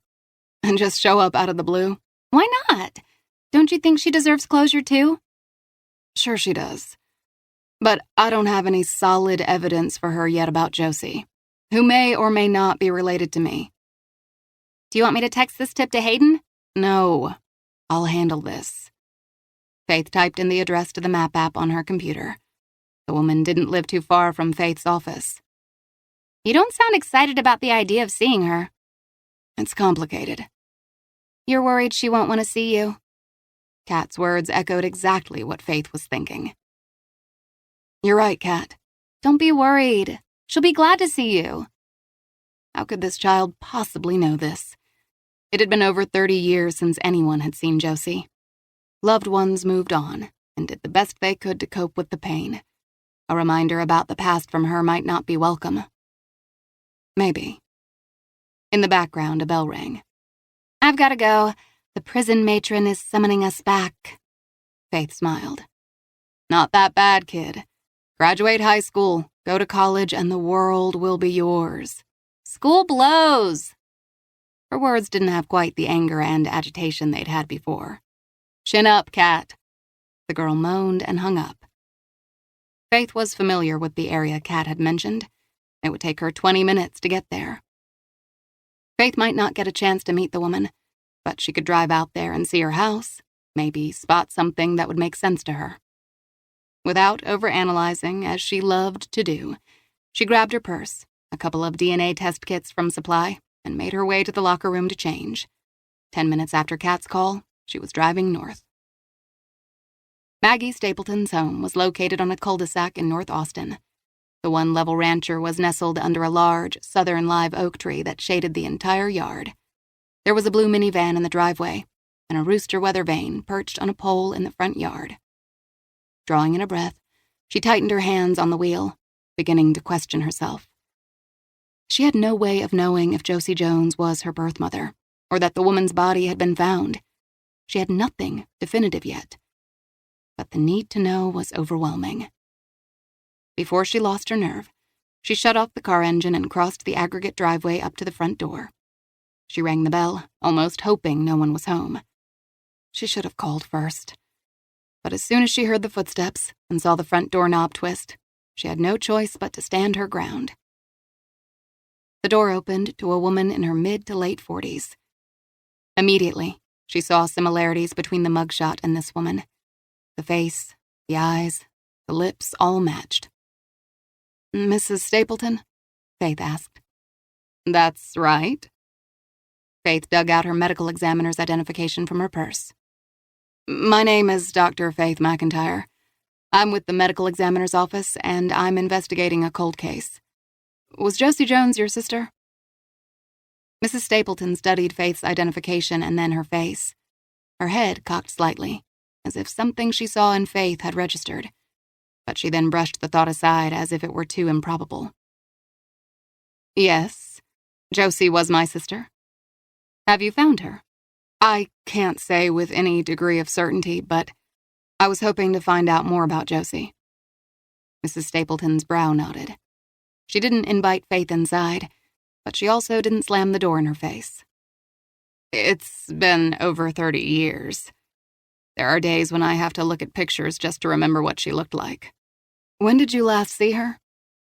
It was the fall of 1987. I was a sophomore in college, and Josie was a senior in high school and working part-time. She was in foster care, and I wanted to have her come live with me, but the judge said I was too young to take care of her. She moistened her lips and cleared her throat. Josie was a beautiful girl, and she knew it. But she was always so restless. She was bored so easily, was always looking for a new thrill. The first time she got arrested was for stealing her foster mother's watch. The second time, Josie was almost 18, and her foster mother felt like she needed a hard lesson. So she stepped back and let Josie face the police and courts. Tough love, she called it. From what I've learned so far, she was acquitted of the charges, Faith said. That's right. The day she turned 18, Josie came home like she could pick up where she left off. Her foster mother, who was having none of it, kicked her out. The woman told Josie to find her own place to live. Josie grabbed a few things and left. She said she had someone who said he'd give her a job and a place to live. I never saw my sister again. Do you know who that person was? The cops asked her foster mother that question dozens of times, but Josie never told her or me. Mrs. Stapleton folded her arms over her chest. Why, after all this time, are you here? We found a set of remains in the hill country. I'm trying to identify them. Mrs. Stapleton raised her fingers to her lips. What makes you think it's Josie? There are several factors that I can't discuss right now. Mrs. Stapleton's eyes watered. To think, he might have found Josie after all this time. I prayed for years that she'd show up healthy and whole. But as time passed, I lost hope. Do you have anything that belonged to her? I have a few pictures. Mrs. Stapleton reached for the door, glanced at Faith as if she were trying to process all the information and emotion flooding her brain. Does the medical examiner always make personal calls like this? No, this is an unusual case. Mrs. Stapleton stared at her, and then pushed open the door and motioned Faith inside. The one-level house had a great room with a vaulted ceiling, bedrooms on one side and the kitchen on the other. Bright light streamed into the room onto a large collection of houseplants. An artist's easel was propped against the wall along with some paintings. You're an artist? Faith asked. I do portraits. Not getting rich, but it's a good business. She crossed to an intricately carved box on the coffee table and opened it. Inside was a stack of older photos that curled at the edges and were slightly yellow. I wish I had more of Josie. Mom never took many, and neither did her foster mother, who had 5 other kids to care for. Mrs. Stapleton gently handed the stack of 6 photos to Faith. Nervous energy burned through her body as she glanced at the first picture of 2 young, tow-headed girls standing by a Ferris wheel. She flipped to the next picture and found the 2 girls a couple of years older. Josie, in these pictures, was a far cry from the somber girl in the mugshot. Each image featured the girls a little older, until she reached the last picture. It was just Mrs. Stapleton. Can I snap pictures of these? Faith asked. We'll need it for the files. Sure. Faith carefully laid each one on the coffee table and took pictures with her phone. Thank you, Mrs. Stapleton. She handed back the photos along with her business card. I promise to keep in touch. Mrs. Stapleton followed Faith to the door. Josie did tell me the job she'd been hired for was a nanny position. Nanny? Yes. She said something that was odd then. She said the man who hired her liked her looks a lot. He hired Josie based on her looks. Yeah. That sounded off to me, but Josie told me I worried too much. When she went missing, I relayed that comment to the police, but they never found any evidence that she'd interviewed for a job like that. I've always wondered if I had said something more to her. Would she have been more careful, and would she be here now? Josie wouldn't want you to believe that. No good will come of it. The guilt is all I have left of her, I guess. Did Josie say anything else about this guy? She said he was handsome, classy.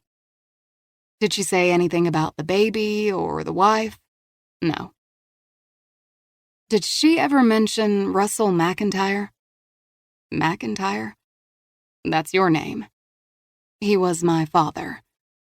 There is evidence that he might have represented your sister in court. Your father knew my sister. Her name appeared in his date book multiple times, Faith confessed. I don't recall the name. Mrs. Stapleton slid her hands into the pockets of her jeans. Was she hired to babysit you? She vanished a year before I was born. Faith cleared her throat. When was the last time you saw Josie? The day she was supposed to be meeting the child she'd be babysitting. Anything could have happened to the girl that day, but she had one way of narrowing the search. I brought a quick DNA test. Would you mind taking a cheek swab? Sure, I'll take whatever test you have. Faith removed the packaged test and latex gloves. Carefully, she slid on the gloves before breaking open the test. Just open your mouth so I can take a quick swab. Mrs. Stapleton opened her mouth and watched as Faith swabbed the inside of her cheek. When Faith was done, the woman ran her tongue over the area. When will you know if the remains you found are linked to me? Very soon. She replaced the swab in the glass vial and sealed it in a plastic bag. If she could prove that Mrs. Stapleton was her aunt, then she had proved her connection to Josie. But it would take a mitochondrial DNA test to prove the bones in the ground were Josie. Thank you, Mrs. Stapleton. Call me Maggie. Maggie, I'm Faith. Warm eyes studied her closely. You look like Josie. Faith stood perfectly still as her heart thumped in her chest. She wanted to explain everything, but she was in the middle of a police investigation and couldn't. Do I? The instant I saw you, I saw her. She promised herself as soon as she could, she would tell Maggie the entire story. I guess I have that kind of face. A half smile teased Maggie's lips as she shook her head. No, you don't. Faith felt an odd kinship with this woman. One way or the other, you'll see me again. She left, crossing quickly to her car and sliding behind the wheel. She was rattled, unsure and nervous, but she was also exhilarated. She looked at the DNA test kit and then glanced up to find Maggie still staring. She waved and drove off. At her first stoplight, she called Hayden. He answered on the first ring. Faith, are you all right? I've just visited Josie Jones's sister. If he heard the tremor in her voice, he ignored it. Does Nancy Drew ever go to school? A nervous smile tugged at her lips. When it suits. Where are you? At the forensic lab, he said. I also have a DNA sample that needs testing. Who does it belong to? PJ Slater. PJ? Did he give you a sample? He left a cup behind, Hayden said. That's not going to be admissible in court. I'm looking for confirmation that he's the product of one of those girls, not court evidence. Why PJ? He's the right age, has your coloring, and his father was at the epicenter of all this. But he wasn't adopted. So I've been told. Would you give me a DNA sample? Sure. Good. Then we'll know soon enough, won't we? Why would Margaret and Peter lie about their son not being adopted? I don't know, Hayden said. I'll be there in a few minutes, she said. Faith drove straight to the state forensic lab, and before she went into the building, she pulled a second test from her purse and swabbed her own cheek. Inside, she turned in Maggie Stapleton's DNA sample, as well as her own. She gave orders for her sample to be compared to Stapleton's and anyone that Captain Hayden had dropped off today. Rounding the corner, she saw Hayden standing at the end of the hallway.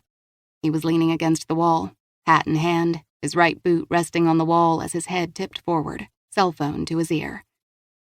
She didn't know what exactly she had with him, or even where it would go, but she was so glad to see him. Straightening her shoulders, she moved toward him, and as her heels clicked on the tiled floor, he looked up, pushed away from the wall, and ended his call. He looked tired, but a small grin appeared as she approached.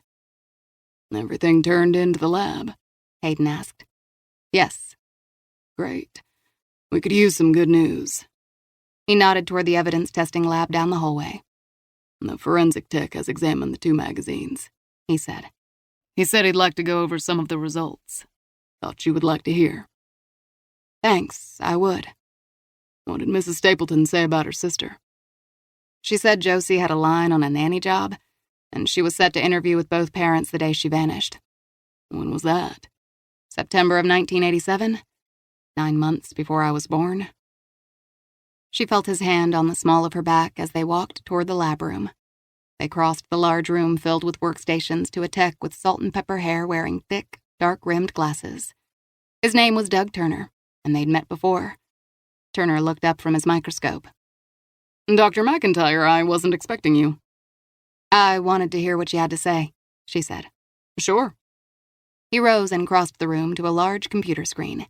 He pressed a couple of buttons, and the title page of one of the magazines appeared. To save possible evidence and the integrity of the pages, I have photographed the magazine and it's now in storage. He selected another file on his computer, and the next page in the magazine appeared, along with a fingerprint highlighted by black powder. I pulled several prints from the magazine's cover as well as the interior. The large thumbprint you see on the right came from the magazine's cover. It's too big to be a young girl's, Faith said. Correct. The technician said. I've already run the fingerprints against the APHIS database, and it's a match for Danny Garnett. Hayden shook his head. I've been on the phone the last half hour trying to light a fire under the judge. His clerk promises I'll have a warrant for second chances in the hour. The fingerprint should seal the deal, Turner said. Brogan and I were at second chances earlier, and from what we could determine from the outside, there was no one at the bar. I was also there last night, Faith said, and when she looked up at his hardening features, she said, I can make all your logical arguments, Captain Hayden, so save the lectures. I wanted to see the place for myself. Unlike you, I went during business hours and got in. And? The bar was packed, and Garnett was working hard to fill drink orders. When did you see him? Hayden asked. About 7:30 last night. A muscle pulsed in Hayden's jaw. That was an unnecessary risk. Maybe. She deflected his ire back to the technician. Garnett was taken aback when he saw me. I think he thought I was Macy at first. What else did you find, Mr. Turner? I found more fingerprints on the inside of the magazines. Since all the missing girls had arrest records, I was able to match prints to Josie Jones, Olivia Martin, and Kathy Saunders. They were all there, and it appears each wrote notes in the magazine. Faith watched as the technician slowly clicked through the photos of the different pages of the magazine. What I like, what I hate. Josie had started the trend, and each girl had followed suit. She read through the notes, her throat tightening. The sets of bones all had faces and identities now. They all had stories. We also found several hair strands on various pages. I've bagged them and will run DNA against them. Easy to assume the hair found would just belong to the girls or Garnett, but there was no telling if evidence of another suspect was involved. When they left the room, Faith said, Test my DNA against Garnett's. The idea that that man could be her biological father was nearly unbearable.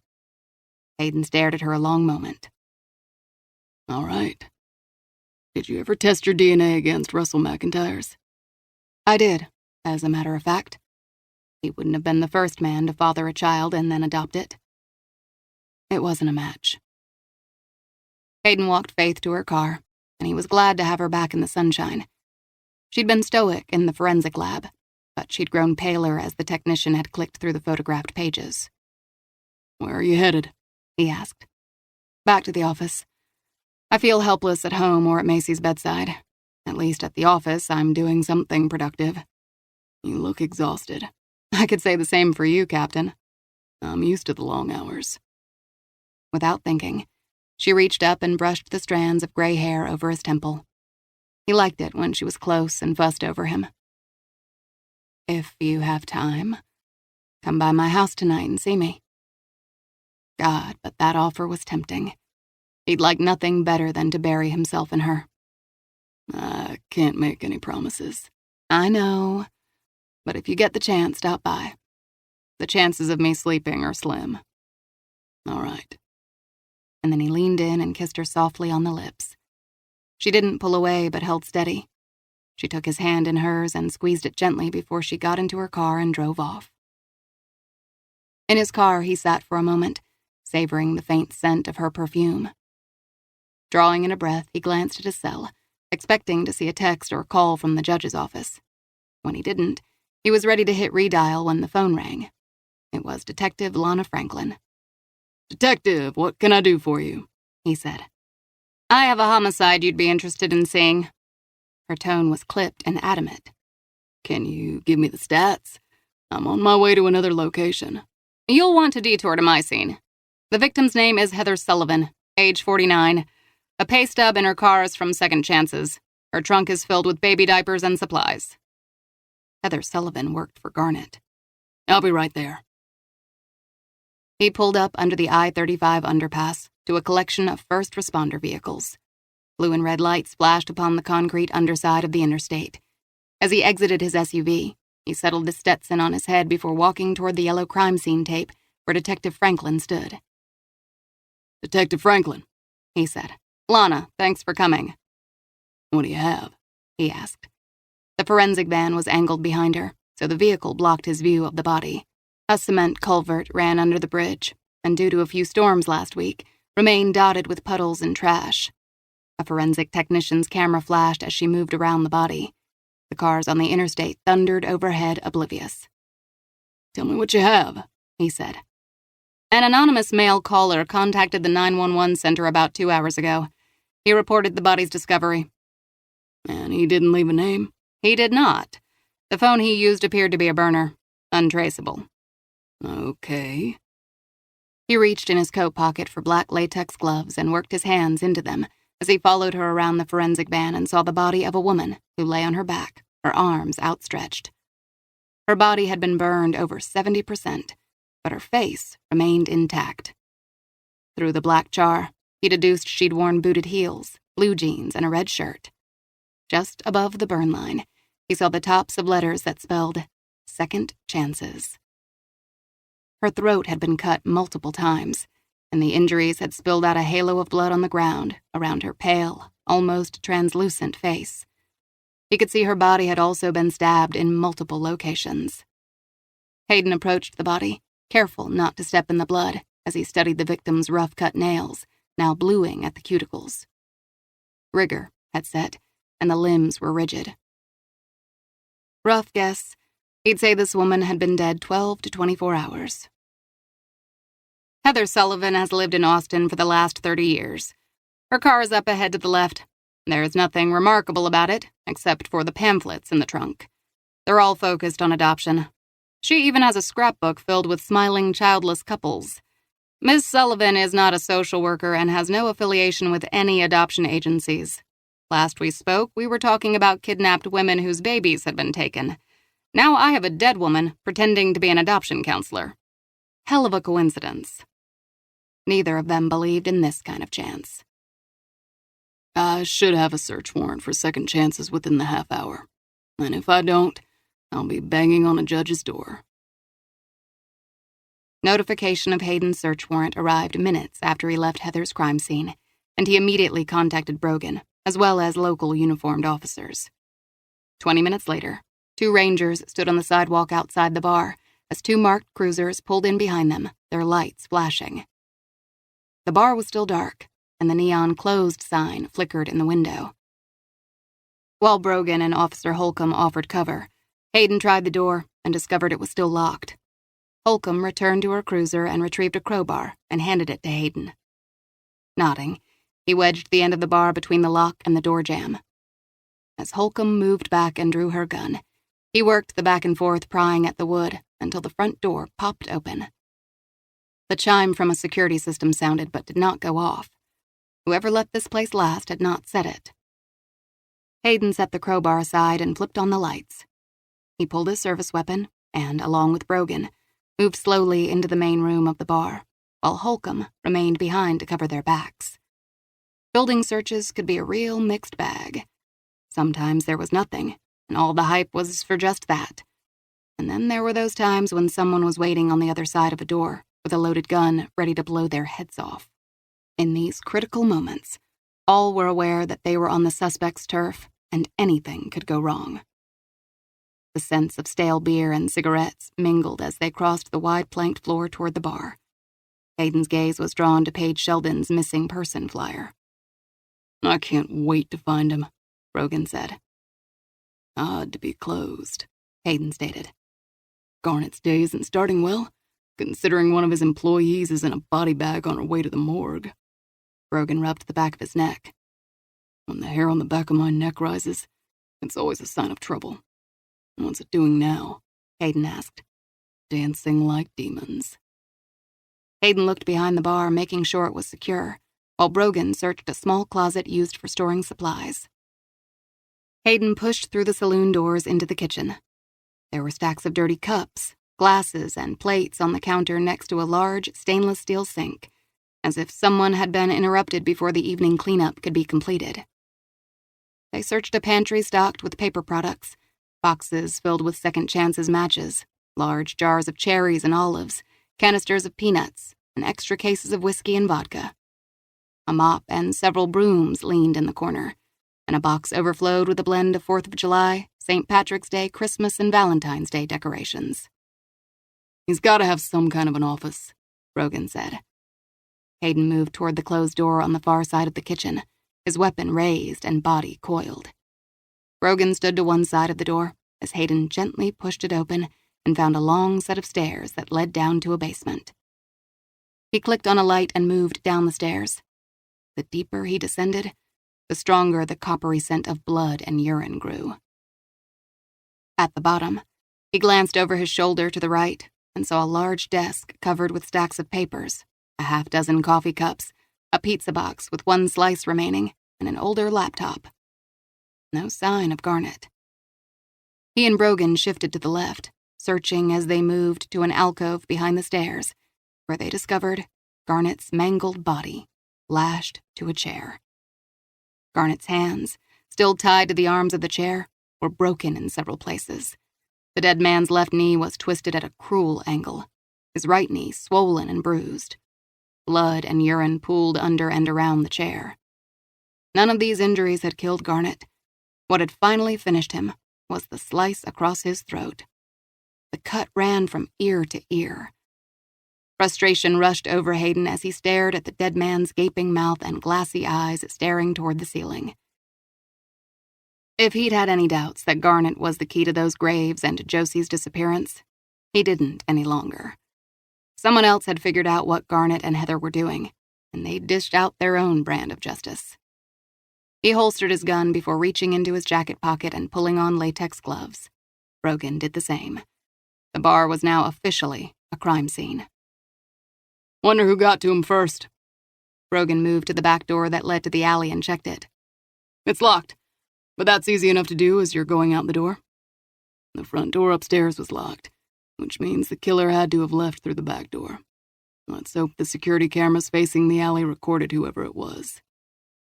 Hayden cataloged the man's injuries. "He didn't die quickly, and it looks like he might have been trying to keep his secrets. That still might have given him time to kill Heather," Brogan said. Garnett could have killed Heather, but in light of the torture he'd endured only a few hours ago, it was highly unlikely. "I don't think so. Garnett might have been taking the girls, holding them, and even killing them. But there's another player in this game." "He's cleaning house?" Brogan asked. "Crow, Macy, Heather, and Garnett all had some connection to those girls in the basement. Dirk also might be considered connected to this," Brogan said. So was Faith. The pounding on Dirk's trailer door woke him from a sound sleep. He lurched to his feet, causing empty beer cans to rattle from his lap to the floor. He staggered forward and looked out the window to find a man in a dark suit, his eyes hooded with sunglasses. Fuck. The cops. Rubbing his hands over his face, he blinked and sniffed in a lungful of what passed for fresh air in his trailer. He opened the door. "Yeah?" The man looked up at him, and even with dark glasses, his gaze felt cold and heavy. Dirt Crow. That's right.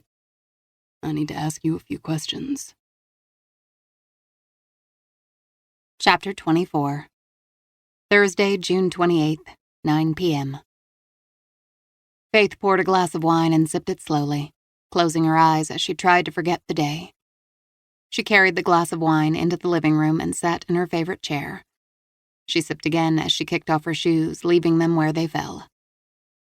The doorbell rang, and she moved leisurely to the door, peering through the peephole. Mitchell Hayden towered on her front porch. She opened the door. "Hayden." He removed his hat. Mind if I come in? She was glad to see him. "Sure." And when he stepped inside, she said, "Can I get you a wine or beer?" Beer if you have it. "Coming right up." She closed the door behind him. "Follow me." She sensed his curiosity as he moved through her house, staring at her odd blend of artwork. He paused to study the oil painting featuring exquisitely detailed flowers in a vase done by a Russian artist in Washington, D.C. Nice place.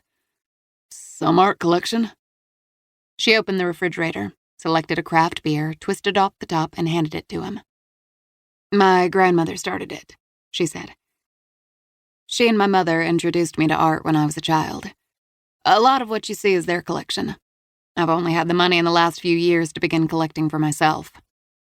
He took a sip of beer, his gaze on her. "I wouldn't know good art if it broadsided me." "It's not complicated. If you like it and it makes you feel good, then that's all that matters." "What pieces did you buy?" "With my very own money." She sipped her wine and moved to an acrylic seascape with a young woman and her 2 small blonde children. The 3 all looked toward the ocean, their faces either turned away or covered with the brim of a hat. When I think about it now, it's kind of prophetic. A faceless mother with 2 blonde children. His frown deepened as he looked at her. "How are you doing?" "Me? I'm a champ." "Seriously?" This conversation felt more intimate in some ways than the sex they'd had. Confused, angry, hurt, more confused. Where the hell did I come from? She shook her head. I always wondered why my parents weren't more honest about my adoption. Now I know. I can only assume they thought they were protecting you. Or themselves. She didn't want to talk about herself or her issues any longer. "How is the excavation going?" "They unearthed the last 2 bodies this afternoon. They're also female. We'll be viewing all the remains tomorrow. Now it's a matter of confirming they're who we think they are." He took a pull on the beer. She set down her wine glass, took his beer, and set it on the counter as well. "Garnet and his coworker were found murdered tonight." "What?" Her first reaction was frustration. She feared now that it might never get sorted out. "Neither one of them died easy. We still don't know who or why, but the forensic team is going over their murder scenes now. There were supplies for a newborn at both crime scenes." She wasn't sorry for either one of them. That wasn't a very Christian thought, but she still couldn't begin to imagine the pain and suffering those 2 monsters had caused. There was so much death and loss, and in this moment she was tired of trying to process it all. "Do you have to be anywhere in the next hour?" "Nope." She smiled. "Can I take your jacket?" "Sure." He shrugged it off and handed it to her. She laid it on the chair. She'd never brought him back up to her home. Up until now, it had been hotel rooms, and they'd kept whatever it was between them at arm's distance. She reached for his tie and loosened the knot. He looked tense. He ran his hand up and down her arm. "Do I?" She wrapped her arms around his neck and kissed him. She was tall for a woman, but still had to stretch to reach his lips. He banded an arm around her waist and pulled her firmly against him. The malaise that had dogged her when she'd pushed through her front door faded away and was replaced by a delicious excitement that made her forget everything but this moment. His full erection pressed against her, kicking up her heartbeat several clicks. Her fingers skimmed down his shirt over his flat belly, and she reached for his belt buckle. His breathing deepened as her long fingers unfastened the top button on his pants and slowly pulled down his zipper. She slid her hand down and wrapped it around him. He sucked in a breath, kissing her again and cupping her backside with his hand. He squeezed, kneaded and pressed himself against her. It's going to be right here and right now if we don't find a bed quick. She considered the carpet on her living room floor, but saved that idea for another time. She released him. Down the hallway. Faith started down the hallway, not looking back, knowing he would follow. As she moved, she reached for the hem of her sweater and pulled it off, the same as she had done alone countless times before. She let the sweater fall to the floor and reached for the hook in her bra. She paused at her bedroom door, unlatched her bra, and slid it off. It dropped to the floor. When she looked up, he had paused to watch. Still interested. Yes, ma'am. She moved into her bedroom, sliding off her jeans and tossing them aside. She loosened the clip in her hair and let it fall loosely around her shoulders. The light from the hallway dimmed, and she knew he was watching her. Good. Just the idea of him watching her tip her head back and cup her breast lightly made her hot. She heard his clothes hit the floor. She didn't turn, didn't coax him, but waited for him to come up behind her and pull her close. She didn't have to wait long. Barely seconds passed before she heard the steady beat of his bare feet cross the hardwood. Strong hands rested on her shoulders. Next, he kissed her on the back of her neck. She closed her eyes, giving herself over to the sensations. This was how it had been for them. She always faced away from him as he entered her from behind, never saying a word. She liked the impersonal nature of their sex. No emotion, just physical sensation. This time, he turned her around. She considered making a joke about the conventional nature of the move, but when she caught him staring at her breasts, she forgot what she was thinking. He kissed her nipple, sucking it until all she could do was tip her head back and give in to the firing nerve endings that threatened to short-circuit her brain. He kissed her lips and cupped her bottom again, but this time, when he took her hand, he guided her toward the bed. Move to the center, he said. She could have argued, but she didn't want any words to get between them. So she sat on the edge of the bed and very slowly scooted her bottom to the middle of the mattress. He watched, clearly savoring the sight of her slim legs and narrow waist. Put the pillow behind your back and lay back, he said. Again, the order excited her. So she pulled her pillows from under the comforter and stacked them on top of each other. She lay back, cupping her breast. Like this? Yeah, like that. He crawled up on top of the bed and smoothed his hands up and down her legs, and then over her flat belly, before teasing the nest of curls between her legs. She hissed in a breath, anxious for him to take her. She wanted an explosion of sensation. She wanted release. But Hayden was in no rush. He nestled between her legs, kissing her breasts again as the head of his penis rubbed between her legs. She moistened her lips and slid her hand to his erection, ready to guide him inside her. Not yet, he said. Why are you teasing me? He gently nibbled her nipple. You don't like it? She closed her eyes, pushing toward him. I didn't say that. Then what's the rush? We aren't the type who linger. I've got a few extra minutes. He spent the next 20 minutes teasing her body and bringing her so close to release she could see the edge of the abyss. But each time he pulled her back, making her endure more of this sweet torture.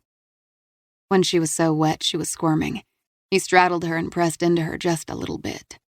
She raised her hips, her body coaxing him deeper. Hold still, he said. You're cruel. Want me to stop? God, no.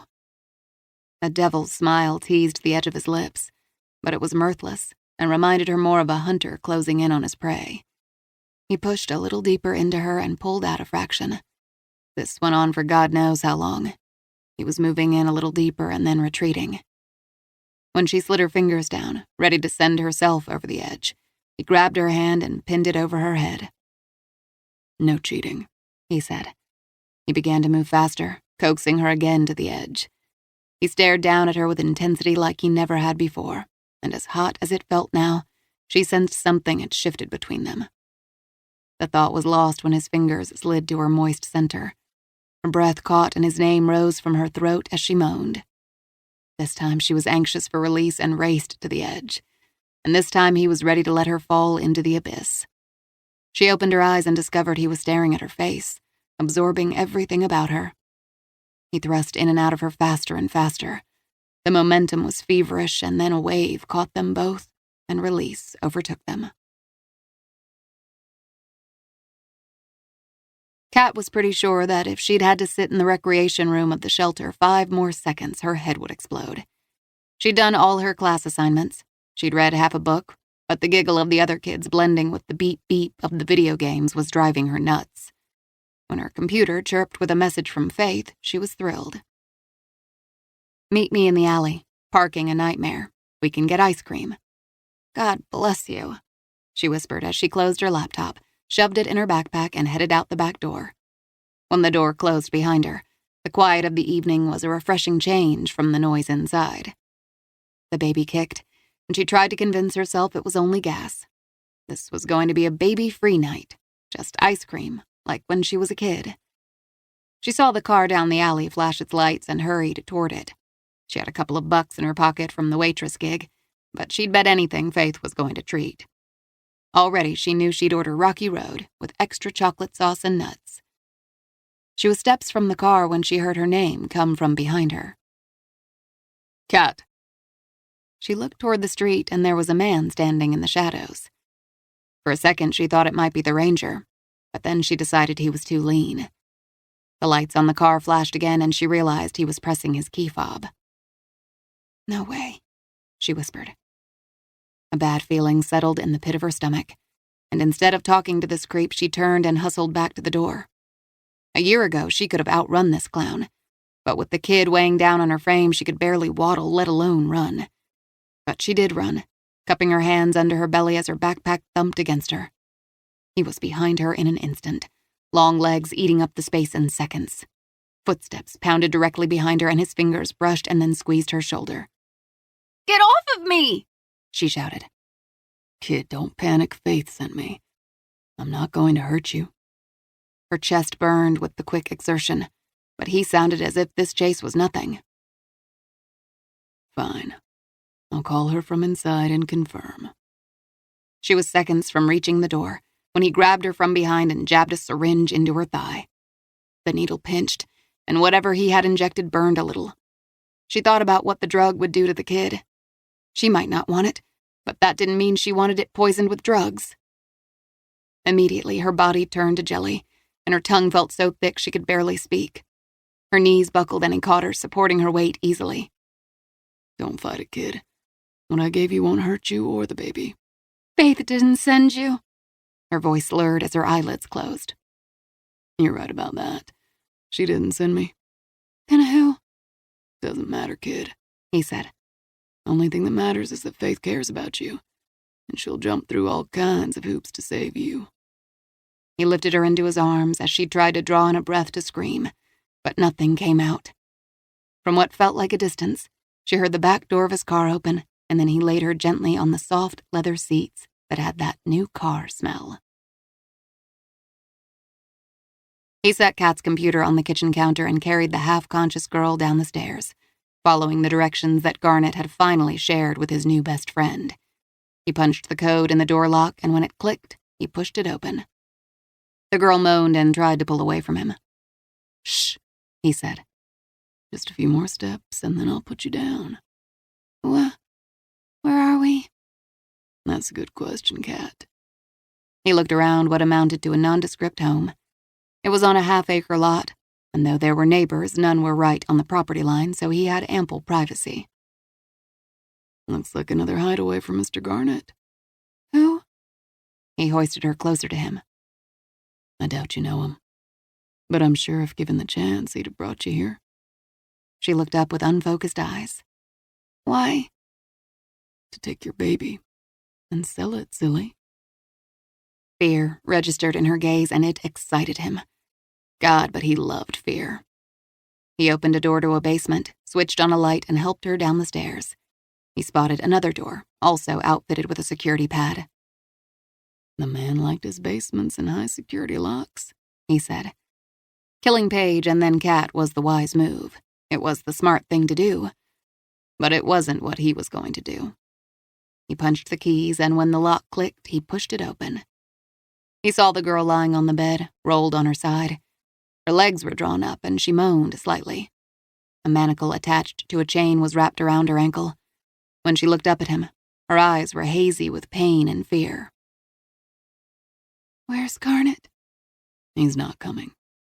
He walked Kat inside and lowered her onto the end of the bed. He tried to sit her up, but she slumped over. "But I brought you a friend." Paige pushed up, wincing as she straightened. "Who is she?" He grinned. "Paige, this is Kat, your new best friend." He realized the bed was wet and that Paige's water had broken. Anxious to be out of the room that smelled stale with the heavy scent of birthing, he prepared to head back up. "Are you going to just leave us?" Paige said. "My baby is coming." "I know. Don't worry. I'm betting the cavalry will be here before you know it." "Who?" The chain rattled as she shifted. "You'll see." She screamed for help as he closed the door. He didn't bother to lock it. Paige wasn't going anywhere, and Kat would be lucky if she could stand in the next 12 hours, considering the juice he'd shot into her veins. He opened Kat's backpack and removed the computer. Opening it, he logged into the Wi-Fi account he'd created. "Come and find us, Faith," he whispered. Chapter 25. Friday, June 29th, 5 a.m.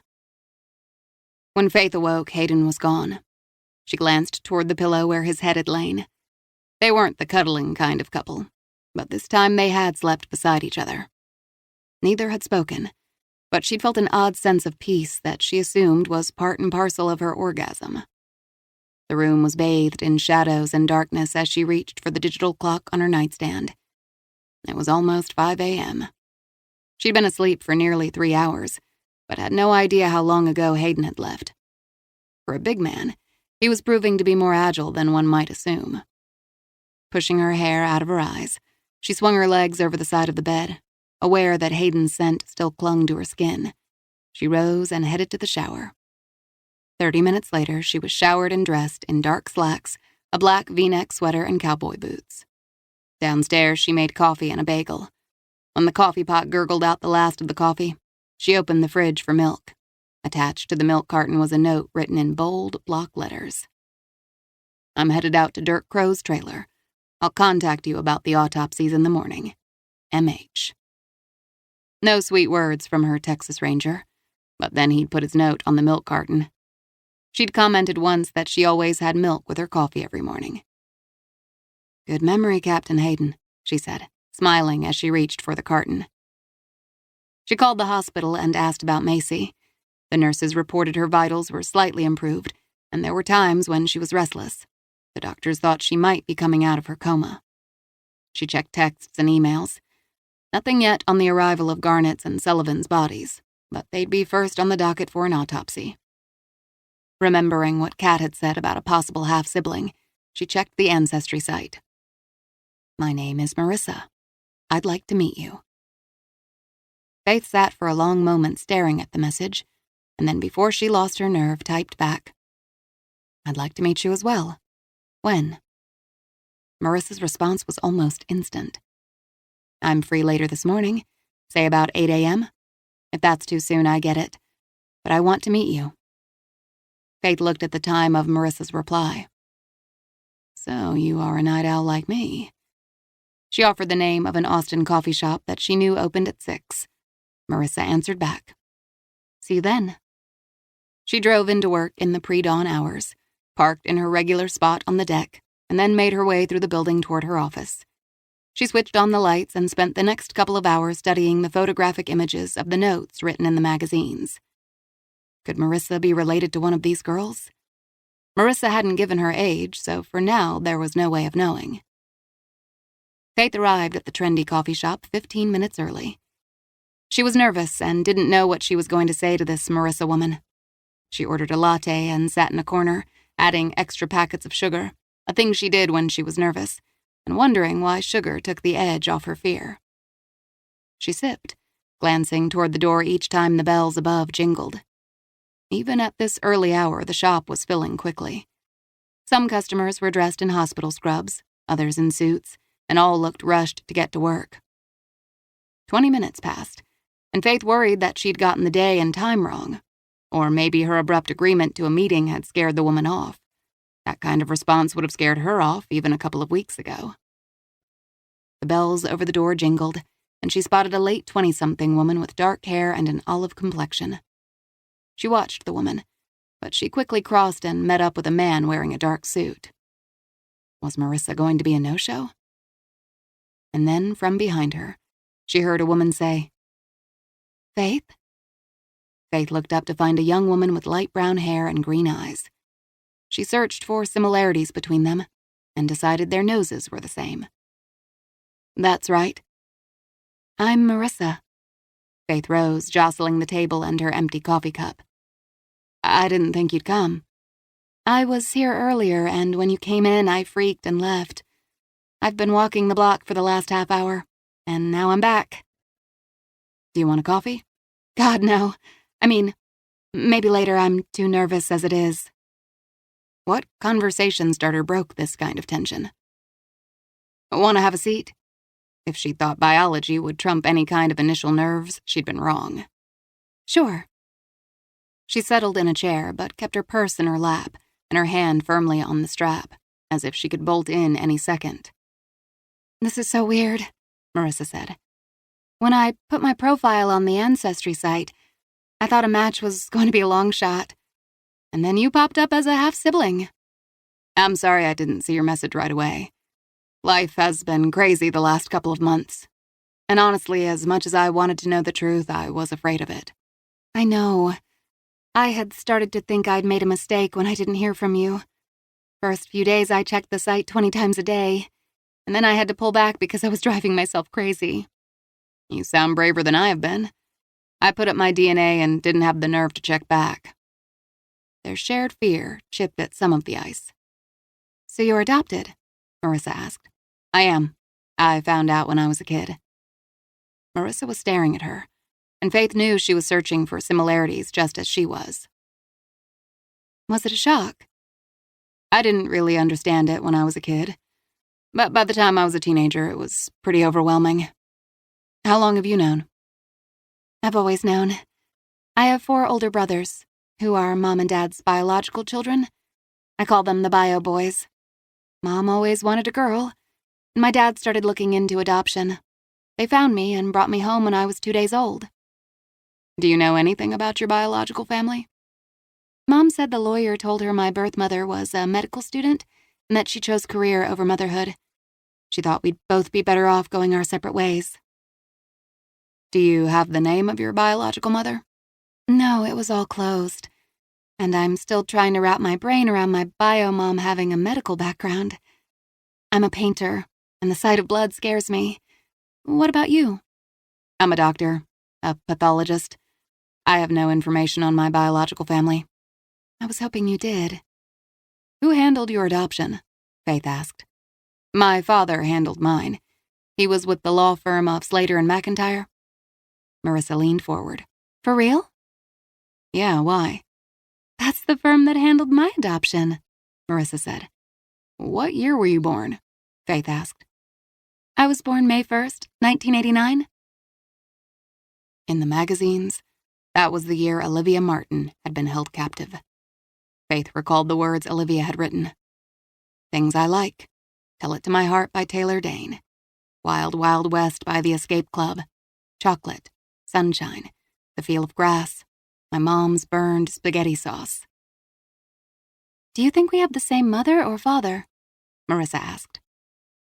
It would take DNA testing and more investigation. But if Faith had to guess, Marissa and she had been born to different women, and they'd both been fathered by a monster. "I don't know yet, but I have a few lines in the water. As soon as I know more, I'll be happy to share it with you." Hayden arrived at the Crow salvage yard less than an hour after he left Faith. As he drove through the piles of scrap metal and cars, he caught the flash of several cop car lights near another trailer.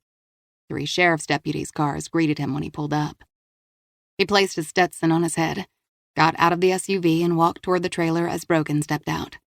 Hayden paused to shake hands with the deputies on duty, and then crossed to his partner. "What did you find?" "Dirk's dead. Someone roughed him up pretty good before his throat was cut. There was also a playing card on his lap. It was the ace of diamonds. Hayden removed his hat and slid on black latex gloves as he stepped inside the trailer. It was almost a mirror image of what they'd found at Crow's, only Dirk was sitting in his recliner. His fingers were broken, and one knee was shattered. The place appeared to have been ransacked. "What the hell is this guy looking for?" Rogan asked. "He knows who's responsible for taking those girls 30 years ago," Hayden said. "And he knows there's evidence that could ruin him, or he's protecting someone." Faith arrived back at the medical examiner's office mid-morning. She found Nancy in what was now called the bone room, with the remains from the ranch. The first two sets had been arranged in anatomical order, and the third was partly complete. Faith grabbed a fresh set of gloves and took in the sight of the 3 gurneys arranged side by side. All likely had been young girls held in that basement, murdered, and then buried. "Any idea how long sets 2 and 3 have been in the ground?" Faith asked. "Rough estimates are at least 25 years, but it could easily be longer. At this stage, we're only guessing," Nancy said. "That timetable matches with forensic evidence found in the room in the ranch. We have an idea of who we might be dealing with here, but so far no confirmed identification." "We might have caught a break with victim number 3, Nancy said. "She has a metal plate in her right femur." "Did you reach out to the manufacturer?" Faith asked. "I contacted the surgical implant company late yesterday, and I heard back just a few minutes ago," Nancy said. "What did you discover?" Faith asked. "The plate on the femur of victim 3 was indeed surgically placed in a young girl by the name of Kathy Saunders. In 1985, Miss Saunders, age 15 at the time, was involved in a bad car accident. She suffered a broken femur requiring the plate."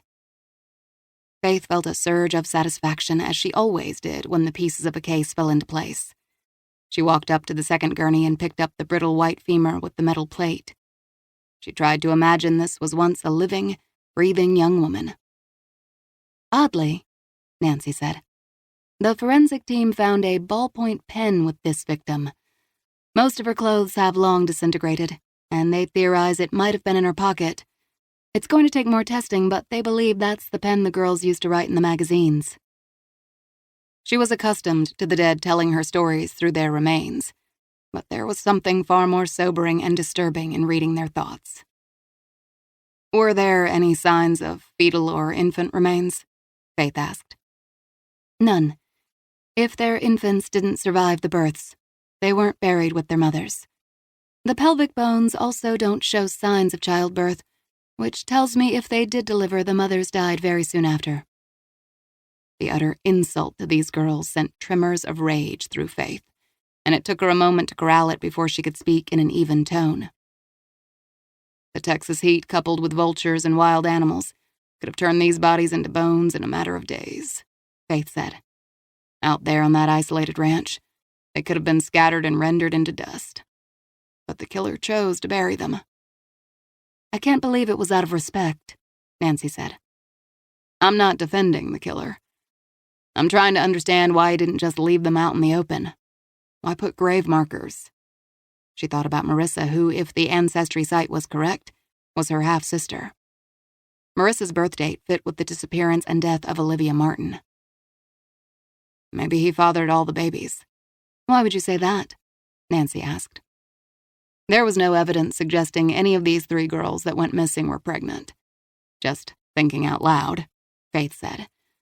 "There are sociopaths who are obsessed with passing on their DNA."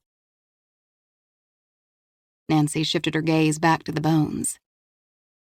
"This was his own little baby farm?" "I think so." The idea was too disturbing for her to consider right now. "Any signs of trauma to the bones?" "None," Nancy said. "These girls could have died any number of ways that would not leave a mark on the bone. Drowning, suffocation, poison, or hemorrhaging could be detected in the tissue. But once it had decomposed, the clues that would have solved the manner of death would have been lost. Check all the teeth and see if you can get mitochondrial DNA. That might help if any offspring are identified later." "How would we even begin to find these kids? They would be adults now." "We'll worry about that later," Faith said. The walls of the room felt as if they were shrinking, and her head felt light. The idea that she was the product of a madman and an imprisoned runaway made her physically sick. What else is on the schedule for today? The bodies of Garnett and Sullivan have also arrived, Nancy said. They're both ready to be autopsied. When it rains, it pours, Faith said. Did the detective say which body they wanted us to begin with first? Captain Hayden asked that you start with Heather Sullivan. Nancy shook her head. I've seen a lot of gruesome deaths in my years here, but the last week has taken it to a whole new level of evil. It's not been easy. Hopefully we can help stop the killings. Both women knew they had to do something, and do it fast. Set up a room, Faith said. I'll be ready to go in a half hour. Will do, boss, Nancy said. 30 minutes later, both were in the suite, ready to begin, when the swinging door opened and Mitchell Hayden, now gowned up, entered the room. He moved with quick, purposeful strides, his gaze holding hers only for a second before he nodded and said hello to them. Faith tugged down the overhead microphone. Captain Hayden, is a detective from Austin Police joining us? Their detectives are running down surveillance tapes and witnesses. He tugged on latex gloves. Ready. She nodded to Nancy to pull back the sheet.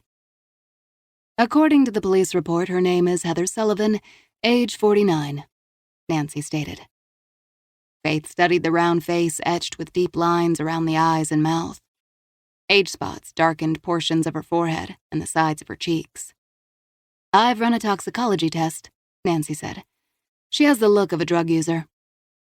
When Heather Sullivan had been dressed, she'd looked trim, but here on the table, Faith could see she was painfully thin. X-rays of her lungs showed a couple of questionable spots, Nancy said. Faith turned her attention to the victim's neck, which had been stabbed and sliced. Judging by the angle, she guessed her killer had been behind her. Nancy, did you get a liver temperature? Faith asked. Rigor mortis gave an approximate time of death, but either a rectal or liver temp was the most accurate way to go. After death, the body lost heat at a rate of 1.5 degrees per hour until it reached the temperature of its surroundings. I did, Nancy said. It was taken as soon as she arrived here. The temp was 78 degrees, which almost matches the air temp at the crime scene. Her body was burned, so that might throw off my estimate, but best guess, she's been dead less than 26 to 35 hours, Nancy said. Faith inspected her charred skin. The burns occurred after death. We think the same person killed Sullivan, Garnett, and Crow, Hayden said. In Crow's case, he used a hammer before the man suffered a heart attack and died. With Garnett, the killer used a hammer first and then sliced his throat. He didn't use a hammer on Heather, Faith said. Maybe she was frightened enough and talked before he had to. Faith continued her external exam, cataloging scars and any signs of old injuries. She found nothing else that might hint that there'd been trouble in this woman's life. She reached for the scalpel, made her incisions, and removed the rib cage. She took out and weighed each organ. The uterus showed no sign of pregnancy, but there was significant scarring. I doubt she could have had children. I believe she may have had a botched abortion or miscarriage that wasn't treated properly. She removed, weighed, and cataloged all the organs and then repacked them back into the abdomen. She opened up the throat and noted the damaged jugular. As she tipped the head back and studied the throat, she saw what looked like a white piece of paper.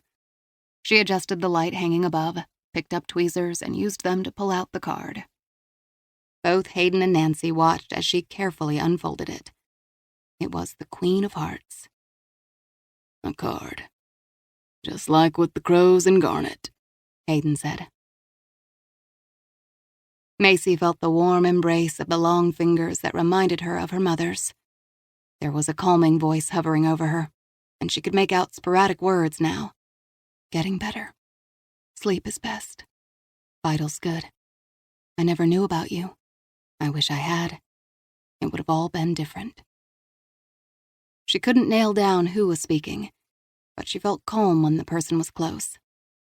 As much as she wanted to tell this person she was alive and only trapped in her body, she couldn't get her eyes to open, regardless of how hard she tried. Macy's frustration grew with this broken body of hers that refused to cooperate. If she could just open her eyes, she would see all the answers that were so close.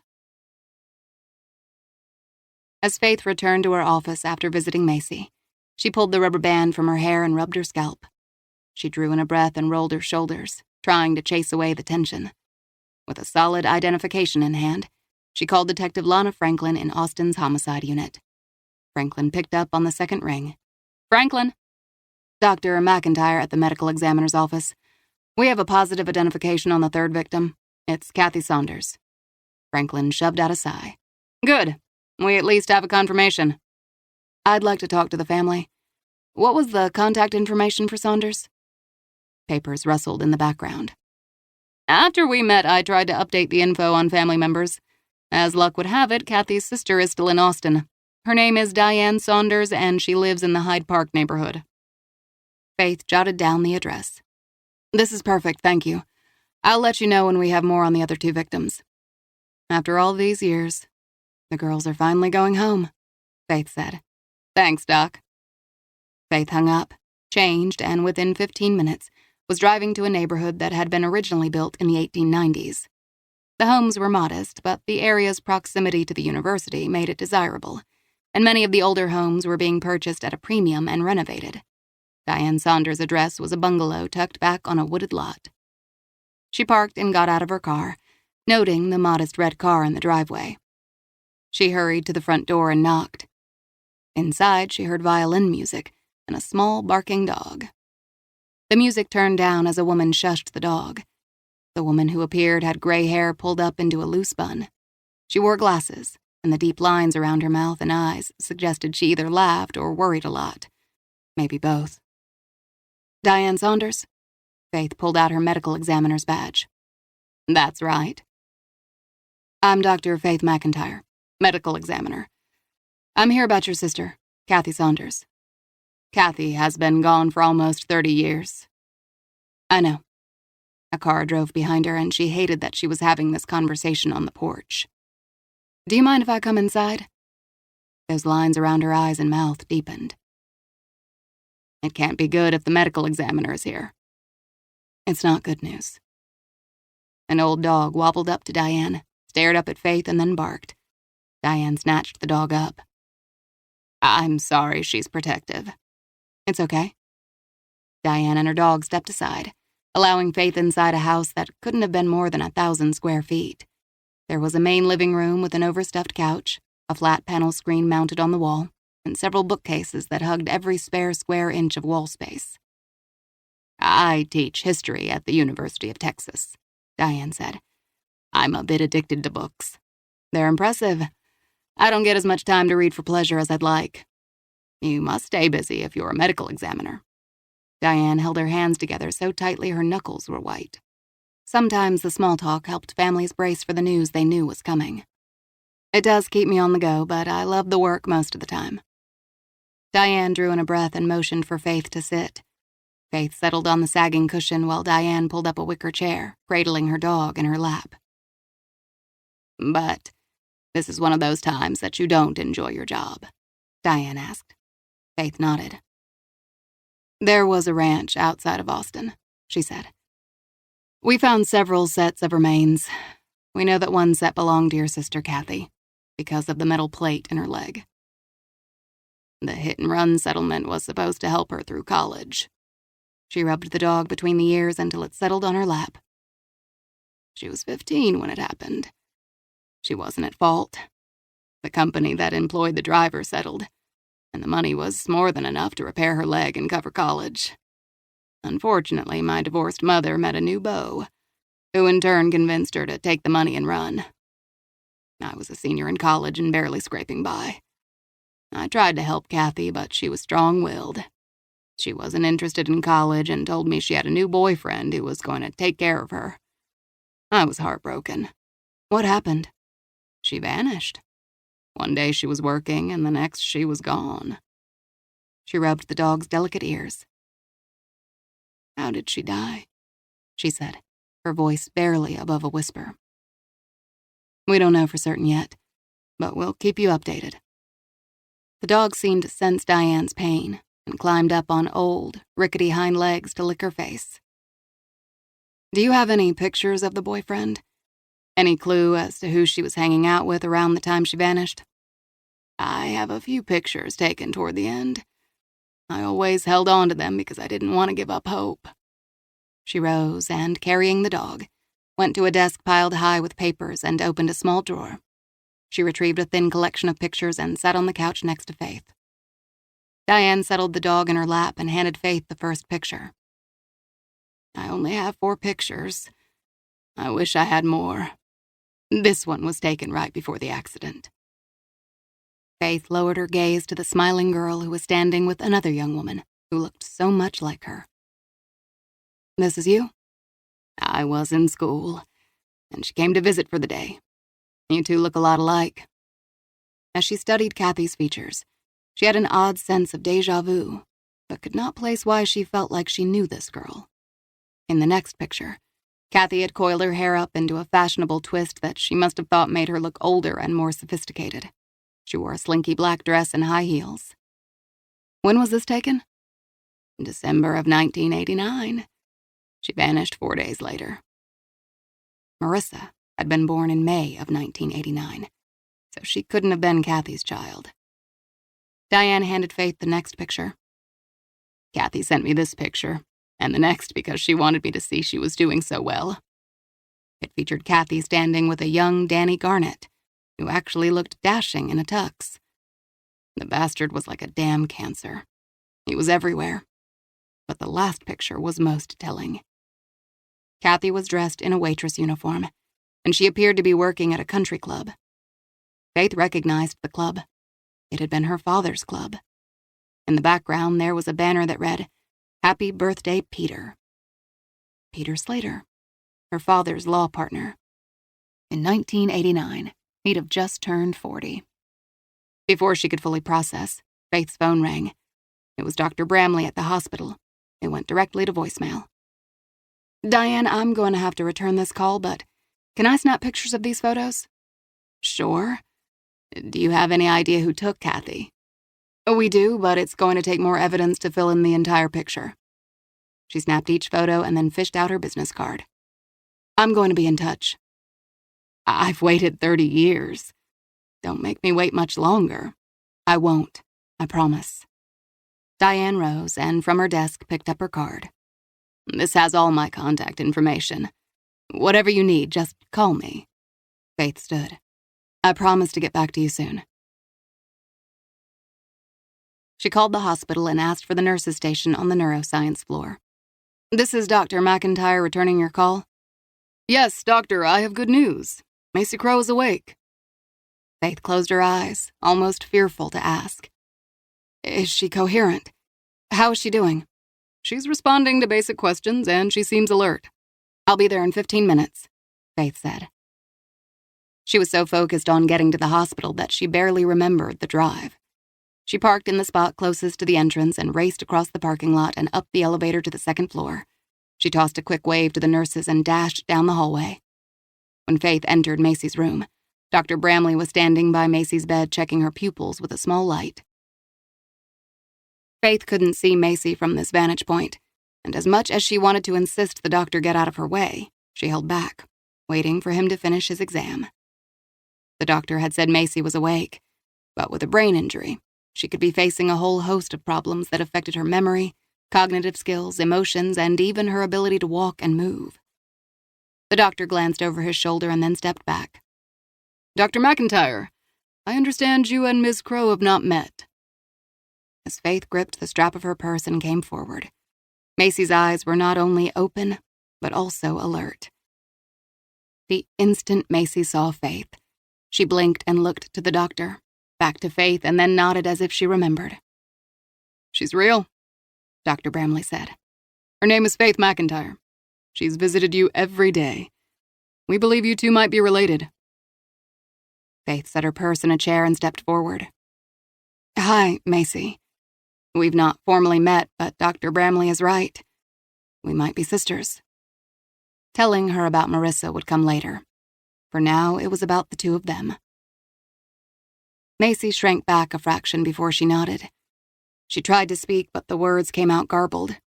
Her brows knotted and the fingers of her good hand clenched into a fist. I was just having a talk with Macy, Dr. Bramley said.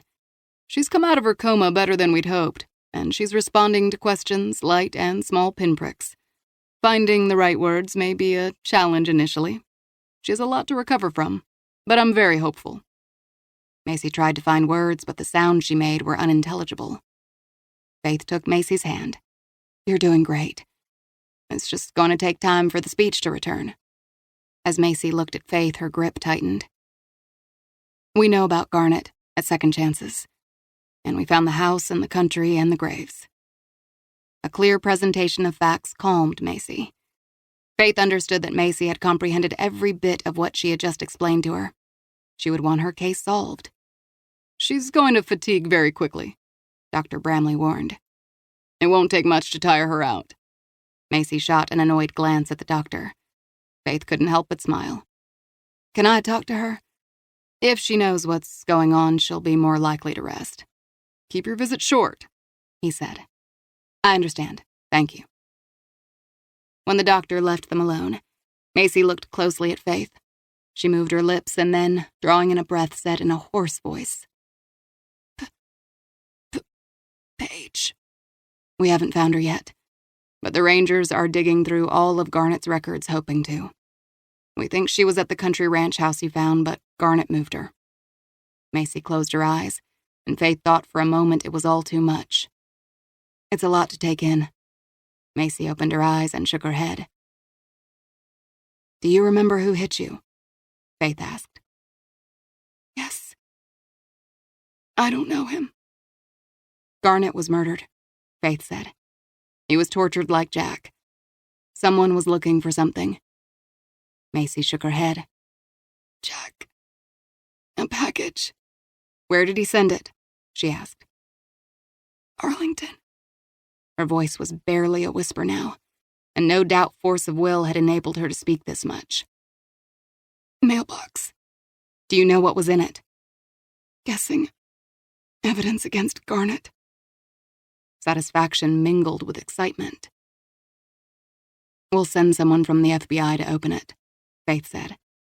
Macy nodded. Whoever killed Garnet knew what he did 30 years ago. Do you have any idea who it could be? No. Her voice was barely audible now, and as Dr. Bramley had stated, she had fatigued quickly. Faith patted her on the hand. It's okay. You've told us how to find this package, and from there we can figure out the rest. Macy's eyes closed. Just rest. I'll be back very soon, okay? Macy nodded. Faith sat for a moment, grateful that all the pieces of this nightmare were finally falling into place. As she was leaving the hospital and crossing the parking lot, her phone rang. It was Tina, the shelter director. Dr. McIntyre, is Kat with you? No, she's not. I haven't seen her since I dropped her off at school yesterday. I know you're generous with that kid, and I also know she has a tendency to press boundaries. I've talked to all her friends at the shelter, and none of them have seen or spoken to her since last night. Please tell me she's with you. Faith glanced at her cell phone and quickly scrolled through the messages. None were from Kat. Is her computer at the shelter? No, but she's never more than a foot away from it. If I don't locate her in the next few minutes, I'll call the police. I know she's been stressed about her baby, but you're the one person she really gravitated to in the last month. Let me look into this. I'll call you back. She opened the Find My iPhone app and selected the computer she'd given Kat. At a glance, she could see that it was online and 20 minutes away.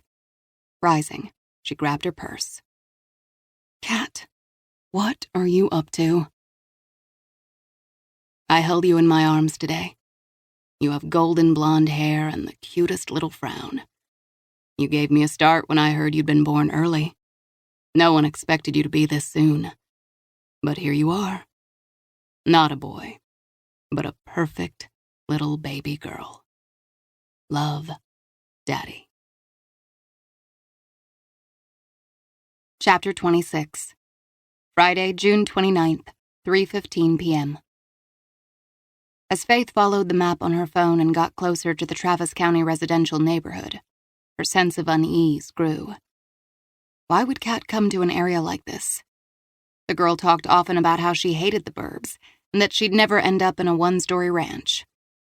Faith was trying to help the girl make something of her life, but the bones found at the deserted ranch left her with the fear that the girl was going to end up dead if she stayed her course.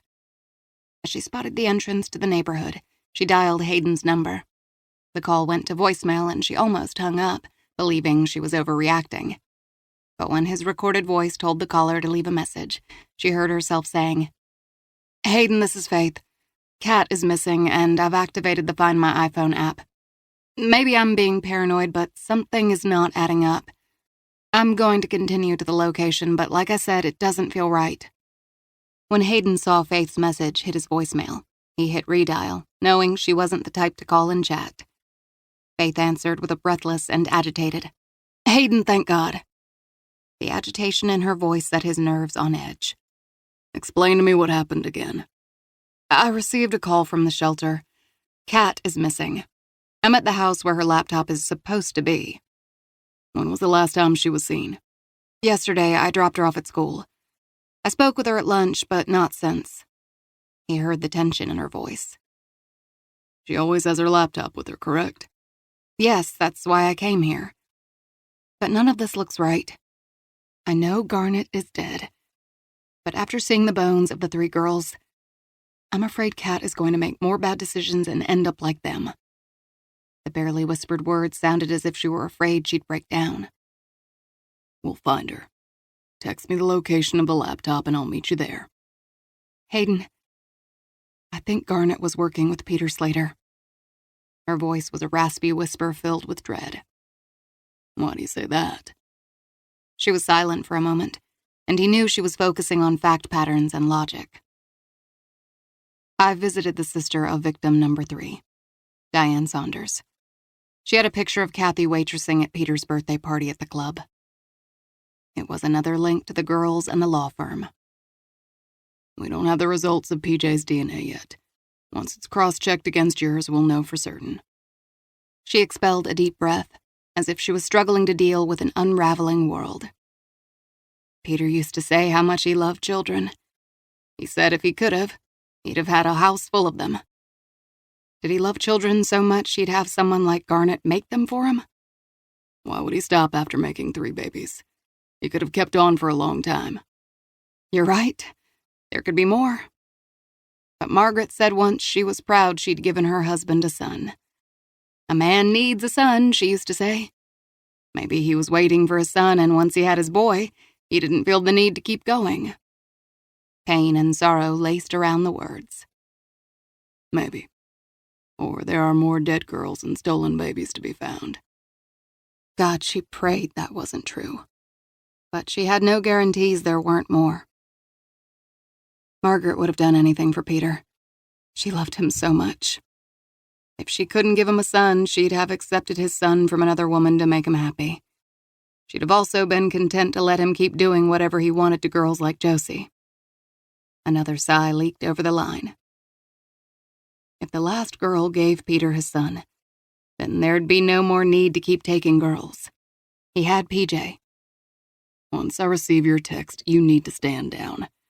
I don't know who is tied up in this, and until I do, you have to let me handle this. This can go sideways very quickly, Faith. You got it? I've known PJ all my life. We practically grew up together. He's the one who gave me Josie Jones's name. Jesus, she was stubborn. Faith, stand down, agreed? Yes. I mean it, Faith. I'm texting the location. Move your ass. He hung up and found Brogan jostling a jar of pills in his hands. There's another pregnant girl who's gone missing. It's Kat, the girl from the youth shelter. She's been gone since yesterday. Faith thinks she's found her location. If Kat vanished yesterday afternoon, then Garnet couldn't have taken her. Kat might have run away. The kid has a history of running, or the guy who killed Garnet, Sullivan, and Crow might be behind it. It's been 30 years since those women died on the ranch. Assuming Garnet doesn't have another burial ground, he sat dormant for 30 years. Why pick this up again? Peter Slater died 3 months ago. Maybe whatever deal he had ended, and he didn't like it. So he decides to kill the players in the original crimes. Possible. Or maybe he saw it as a chance to blackmail money out of the firm or family. What I do know is that we've got a clock on us, Brogan. Paige doesn't have a lot of time, and Faith is not going to wait long for us. Paige rocked back and forth, wrapping her hands around her belly as it cramped and twisted. The pains were getting closer together, and she was finding it hard not to panic. When this latest round finally released its grip on her, she crawled over and looked at the girl. Kat's body was so still that for a moment she thought she was dead. She poked Kat in the arm, but she didn't move. A hard pinch to the back of her hand brought a slight moan. She wasn't dead, which Paige supposed was good in the short term. But when she woke up and realized where she was now being held, she just might wish she were dead. Another contraction grabbed Paige, stealing her breath. She was forced to retreat to her fetal position as she waited out this latest wave. When it passed, she kicked the girl in frustration. "You've got to wake up. He's going to kill us if we don't figure this out." The girl sucked in a breath and opened her eyes. She looked around, startled, and her fists were clenched as if she were ready to fight. She staggered to her feet but fell back against the cot as her legs gave out from under her. "What the hell is going on?" A contraction twisted Paige's belly, forcing her to pause before she could speak. "I wish I knew." Kat turned to the door. She pounded on it with her fist and started screaming. "It won't do any good," Paige said. "I screamed for days when I first got here. No one ever came." Kat darted around the room looking for any way out. She was petrified, and for good reason. "You're going to have to pull yourself together. Otherwise, we're both dead. That's the only thing I'm sure of right now," Paige said. Kat took a deep breath and slowly sat down next to Paige. "I'm listening. Garnet brought me here. I know we're in Austin. Who the hell is Garnet?" "His full name is Danny Garnet. He owns the Second Chances bar." "Was that Garnet who was just here?" "No." Kat blinked and shook her head. The drugs were wearing off. "I've heard that name before. He's very charming. Evil," Paige offered. Kat narrowed her eyes. "You're Paige. You know me?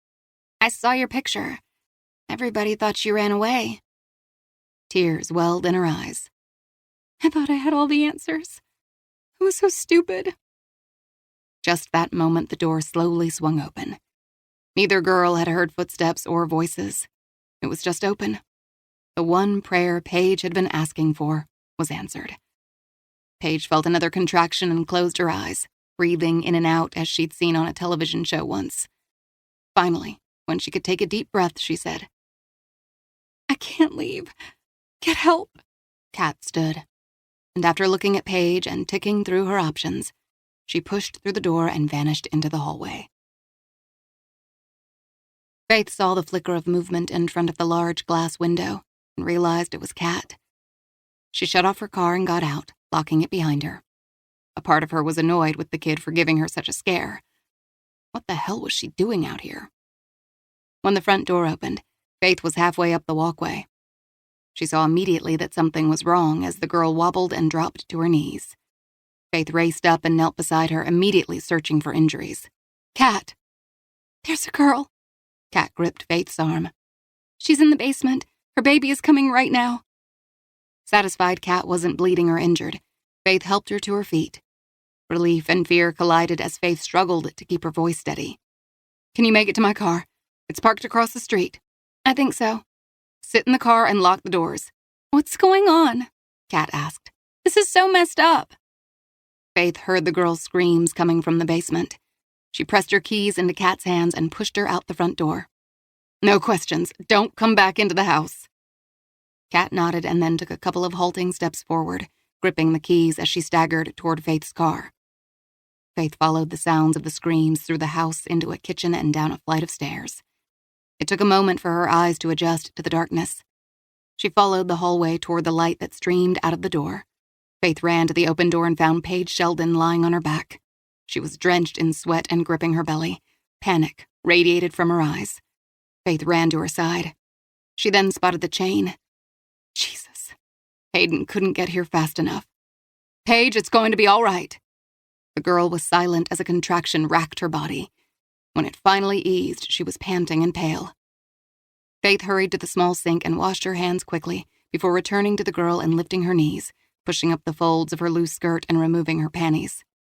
Paige, I'm Dr. McIntyre. Let me examine you. Please, she whispered. It hurts so much. Faith had not delivered a baby since medical school, but she knew it would all come back to her. Paige, I want you to take a deep breath. When the next contraction comes, draw in another deep breath and push as hard as you can. The girl closed her eyes, bearing down as she cried and pushed. The top of the baby's head crowned before the contraction ended and she collapsed back. You're doing a great job. The next one is going to come fast, Paige. I want you to push as hard as you can. Tears streamed down Paige's face. I can't. Yes, you can. You don't want your baby stuck in this godforsaken place forever.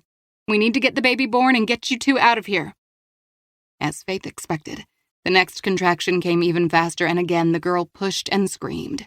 This time the baby's head emerged enough for Faith to see that it had ink-black hair. I need one more push.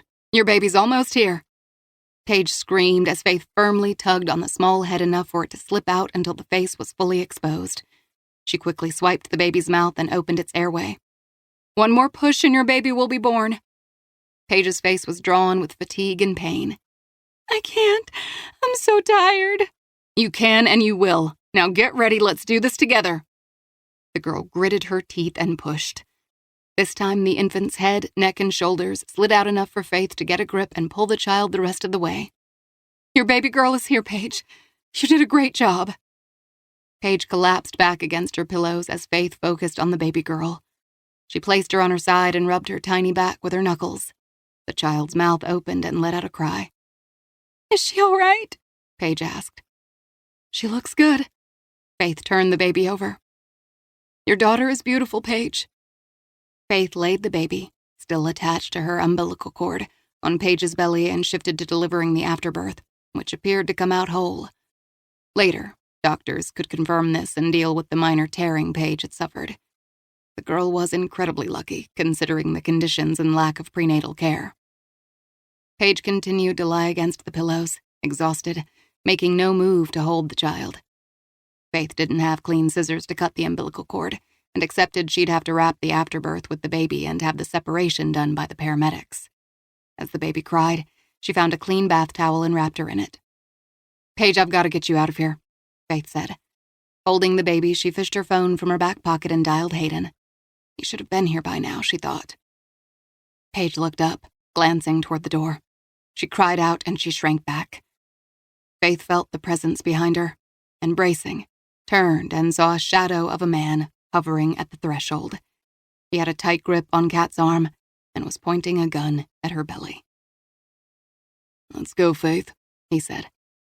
You and the baby. Now, we need a quiet place to talk. I have a few questions for you. The voice sounded familiar, and when he stepped into the light, she knew she'd met him before. For a moment, her mind scrambled to place him, and then she remembered the fundraiser. Fear snaked up her spine as she pictured his easy smile and hard eyes. She hugged the baby close. I've seen you before. At the hotel. Good memory. Faith thought about the smooth, friendly smile he'd presented to her at the hotel. He'd asked her out for a drink and then called her office. That meeting at the hotel wasn't random, was it? Smart lady. He pointed the gun at Paige. She moved forward, quickly placing herself in front of the gun. You don't have to kill her. Just leave her be. She's suffered enough. And she's seen me. Faith had no doubt he would kill that girl and never lose a moment's sleep. She had to give him some kind of distraction or the girls would die. She raised her chin. Macy Crow is alive. He stood straighter. Is she? She's awake and I talked to her, she said quickly, knowing she had his interest. She knows where the package is. Does she? His eyes sharpened with interest. If you kill them, I won't tell you. He looked amused. I can be persuasive. Apparently not enough. You didn't get Jack Crow to talk? Faith was doing her best to unsettle him. I've learned a few new tricks since then. You and I leave now. I'll tell you where the package is. Fair enough. Bring the baby. Like I said, I've learned some new tricks. They stepped out of the room, and Faith, holding the baby tight, followed. He closed the door behind her, locking it, and then motioned for her to climb the stairs. Faith's mind was spinning. Hayden was close. All she had to do was buy a little time. As she reached the kitchen, she started toward the front door. No, back door. She pictured Hayden rolling up in the cul-de-sac, seeing her car and being distracted long enough for this man to get away with her and the baby. And if she died, he would surely double back and kill the girls. The baby began to fuss. Aren't you worried about the neighbors? Keep it quiet or I'll kill it right here. She put her pinky in the baby's mouth and it suckled. Blood from the afterbirth had stained her shirt and was now dripping on the floor. The baby needs to see a doctor. The wail of police sirens echoed in the distance, and he glanced over his shoulder. For the first time, he looked worried. Leave the girls, she said. I'll tell you everything you want to know if you leave them. The sirens grew louder. We don't have much time, she said. His jaw tensed. They can identify me. Does it matter? You get the package and you'll get paid, right? Then you can vanish. Hayden's lights were flashing as he and Brogan raced to the location. He saw Faith's car parked in the cul-de-sac and moved in behind her. Damn it. She doesn't wait for anyone. Out of his car, he drew his weapon and hurried toward Faith's car. The front door was ajar, and her purse and keys were on the passenger seat. He'd seen so much violence working for the Rangers, but he'd never thought about it touching Faith. He couldn't entertain the thought of losing her, or he wouldn't be able to function. She's got to be inside. Call in marked units. I want this area surrounded. Consider it done, Brogan said. The Rangers raced to the front door and heard the distant screaming and pounding from the basement. They hurried into the kitchen, and as Brogan moved cautiously down the stairs with his weapon drawn, Hayden glanced toward the back door and saw the small droplets of blood. I'm heading to the backyard, he said. Roger that, Brogan said. Hayden went out the back door and saw the trail of blood running down a narrow sidewalk leading to a back exit in the tall privacy fence that banded around the yard. He heard a car door close and ran, kicking through the privacy fence door. More blood droplets led to the side street that backed up to the house. He had only a split second to assess the situation. Blue four-door, blood, woman in the passenger seat, and a man in the driver's seat. The car wheels started to roll. He leveled his weapon and fired, hitting the back right tire. As the car gained speed, he trained his weapon onto the left rear tire and fired. As much as he wanted to fire at the driver, he couldn't risk hitting Faith. But when the man in the front seat raised a weapon toward the passenger, a clear and calculated rage overtook him. Hayden drew in a breath as he lined up the sights on his weapon with the driver's head. Don't move, Faith, don't move. The car gained more speed even with the blown-out tires deflating quickly. He squeezed the trigger. His bullet blew out the back window and slammed into the jaw of the driver. The car swerved, careening left into a tree. He didn't allow satisfaction as he raced ahead, desperate to see Faith alive and well. When he reached the car, he kept his weapon drawn, his finger beside the trigger ready to shoot again. Adrenaline pumped through his veins as his focus zeroed in on his target. When he saw the man slumped over the wheel, Hayden yanked open the door and hauled the man out of the car. He heard a baby cry, saw a flicker of movement in his side vision, but kept his focus on the man. The events that came next felt like they happened in slow motion. Each critical action and reaction waited with life and death. Hayden threw the man face first onto the grass and drove a knee into the small of his back as he kept his weapon trained on him with one hand and reached for his cuffs with the other. He snapped one cuff around one wrist and then, hauling the second wrist toward the first, clamped the cuff around it. The baby's cry grew louder, echoing its fear and panic as Hayden rolled the man on his back and pressed his fingertips to his carotid artery. There was no pulse. He recognized the guy. He'd tried to make a play for Faith the night of the fundraiser. He then shifted his focus to the passenger seat. Faith was slumped over in the front seat, her body folded over the baby. Holstering his weapon, he raced to the passenger side and yanked open the door. His heart sank as he thought about Faith dead and lost to him forever. He could not bear it, he could not. Gently, he took her by the shoulders and carefully leaned her back, freeing the baby underneath. He could see a gash across her forehead and her lip was bloodied, but there seemed to be no other injuries. The baby cried. Faith blinked and moaned. She wasn't unconscious, but badly stunned. Faith! Sirens wailed around them. Slowly, she nodded her head. I'm here. Jesus. A tangle of emotions clogged his throat, and it was all he could do to keep his voice even. Faith, I don't want you to move. The paramedics are here. Cat and Paige are in the house, she said. They're alive. Brogan's inside. He's got it under control. Hayden tried to take the baby from her. Her grip tightened around the small bundle. I have her.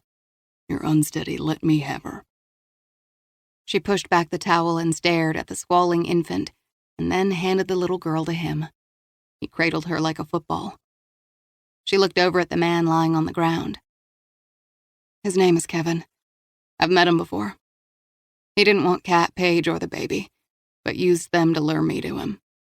He was going to use me to get to Macy and whatever he thought Jack Crow had left her. What would Crow leave Macy? Hayden asked. She thinks her father had evidence against Garnet and he mailed it to Macy. How do you know? She's awake. She told me. A sob caught in their throat. Jesus, Hayden. Who would hire a monster like that? I don't know, but we'll find out. He kissed her lightly on the forehead. I'm just so damn glad you're okay. I wouldn't have made it if I lost you. Instead of answering, she kissed him softly on the lips as the first of the paramedics stepped in to administer first aid. Kathy Saunders, 1990. Josie and Olivia are dead. I know it. He says they are not. He says they've gone on to better lives. But he lies. He always lies. And I will be dead soon, too. Things I like. Country music. High-waist, stonewashed jeans. My teddy bear boo. Starry nights. Things I hate. This room. Not seeing my sister Diane again. This pen running out of ink. Chapter 27. Friday, June 29th, 9 p.m. Faith had spent several hours in the emergency room with Cat, Paige, and the baby. Doctors had also done an MRI and determined Faith did not have a concussion. The gash in her forehead hadn't required stitches, just a couple of butterfly bandages. Once Hayden had heard from the doctors she was going to be fine, she had insisted he return to the crime scene. It had taken her several tries to convince him to go, and finally he had left. She'd been able to wash the blood from her hands and face, but her blouse had been a total loss, so the staff had lent her a pair of scrubs and flip-flops. Now, as she sat in the exam cubicle, she pushed back her hair and straightened her shoulders. All she could do was mull over the unanswered questions that still lingered. Hayden had discovered that Kevin was Mark Canada and had done jail time for assault. It was assumed Canada had been hired, but the question was, by whom? What was in the package that he was so willing to torture and kill for? "Where's Faith McIntyre?" Kat's loud, unsteady voice cut through the buzz of the emergency exam cubicles. Faith pushed off the gurney and drew back the curtain. Kat was standing in the center of the room, dressed in a hospital gown, her pregnant belly protruding and pulling her IV pole with her. "Kat, you should be in your exam room." The girl's face crumpled and tears streamed down her cheeks as she rushed toward Faith, still pulling her IV. "No one would tell me where you were." Faith smoothed back the girl's hair and smiled. "I'm right here. We're all fine." She sobbed. "When I got here, my head was spiraling and I couldn't think. But when I shook off those drugs, all I could remember was that man taking you away." "I'm fine." She glanced past the girl to see several nurses moving toward her. One was pushing a wheelchair. Kat gently touched the bandages on Faith's forehead. "You're hurt." "No, I'm really no worse for the wear. But you need to get back into your room and rest. They're going to have to take you to the maternity ward and check out you and the baby." "It's kicking the crap out of me," Kat said. "Good." Faith helped the girl lower into the wheelchair. "Where is that Paige girl?" Kat asked. "She's in the maternity ward with her baby." "Can I see her?" Kat asked. "Her parents are with her now. But I don't see why not. If it weren't for you, we might not have ever found her." Kat wiped away several tears. He said he was going to use me as bait. I know. Faith laid her hands on Kat's shoulders. But it didn't work. We're all okay, and he's dead. The ranger got him, didn't he? Kat asked. Yes, he did. Kat sniffed. He's pretty cool. You should keep him. Faith laughed. I'll keep that in mind. What are you doing? Can you come with me to maternity? I'll visit you as soon as I can. I have a few other things I have to take care of first. Don't worry. The nurses will take good care of you. Kat gripped her fingers. You promise? I surely do, kid. Faith stood and watched as the nurses wheeled Kat away, and when she turned to figure out how the hell she was going to get out of this place, Hayden stepped into view. He strode toward her, his hat in his hand. Without a word, he gripped her arm in a firm but gentle hold. You're like that kid. You don't listen. His touch always made her feel alive. I always hear you. He shook his head as if he were arguing with a teenager. You just do what you want. Without hesitating, she said with pride, I do what is right. He settled her on the gurney, pulled off her flip-flops, and covered her feet with a white cotton blanket. He kissed her on the forehead, his fingers gently brushing the butterfly bandage. I thought you were at the crime scene. I was. I received a call from the forensic lab. The DNA results are in. He handed her the printouts and sat silently as she read them. She looked up. Our theory was right. Marissa and PJ share the same father as Macy and I. Yes, you do. Look at the DNA results of Kathy Saunders compared to PJ. She flipped the page and read and then reread the results. It's a match. Yeah. I need to see PJ now. You're hardly in shape to do much. I'm fine. And I need to know who would hurt those girls. I need to know what he might know or what Margaret might know. Faith, you can't. She shook her head. Like you said, I don't listen. So one way or another, Captain, I am going to the Slater house tonight with or without a change of clothes. Hayden drove Faith to the gates of the Slater home.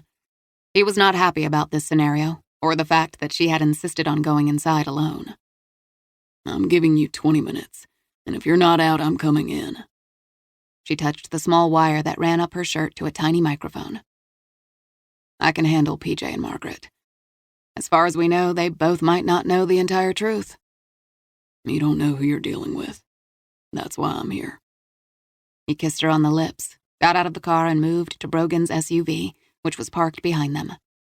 She slid to the driver's side, pulled up in front of the tall brick house next to the circular driveway and put the car in park. She straightened her sweater and smoothed her hands over her jeans, clothes Nancy had brought from her locker at the medical examiner's office. She got out of the car, climbed the front steps, and rang the bell. Even though Hayden didn't want her taking this chance, she had to. There was too much at stake now for her to simply sit on the sidelines. She heard heels inside the house clicking against the floor she knew was white marble. The door opened to a petite blonde dressed in Chanel, who smiled the instant she saw Faith. Faith, how are you? Margaret's smile faded when she saw the bandage on her head. Is everything all right? I need to see PJ, Margaret. I have some questions for both of you. Sure, of course. Come inside. PJ is in his study. I just opened a bottle of wine. Would you like a glass? No, thank you. The older woman frowned. You're scaring me, Faith. Faith didn't have the energy to allay her worries as they walked along the tiled foyer, with glistening chandeliers overhead. You know where the study is, Faith. I can't let you visit without coffee or something. I'll be right back. Faith was almost glad to have Margaret out of the room while she had this conversation with PJ. She made her way to the study and passed the portrait of Margaret holding PJ when he was less than a year old. This house had belonged to Margaret and Peter, and PJ had moved out almost a decade ago. But after Peter's death in March, PJ had moved back home to be close to his mother, who he knew was having a hard time being alone. Faith had always loved this house. It had been a second home to her growing up, and most especially after her mother died. When Peter had died, she'd also returned to the house for almost a week so that she could help Margaret. She knocked on PJ's office door. He glanced up from a stack of papers and rose immediately. Faith, what brings you here on a Friday evening? Mom and I have had dinner, but we can certainly have the cook warm you up something."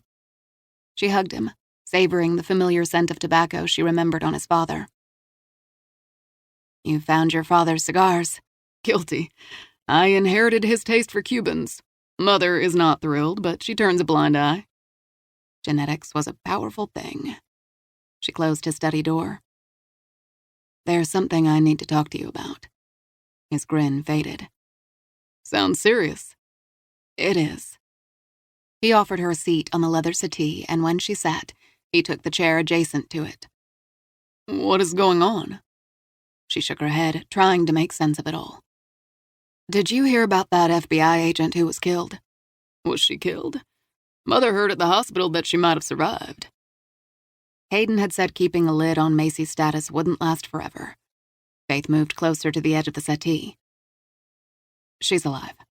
"That's good to know. What does that have to do with us?" She reached for her cell and found the picture Macy had emailed her. "A picture is worth 1,000 words." He studied the image and then looked back at her. "This is you." "No, it's Macy Crow," Faith said softly. "Faith, this is you." "DNA just confirmed we are identical twins," she said. "There are 2 of you?"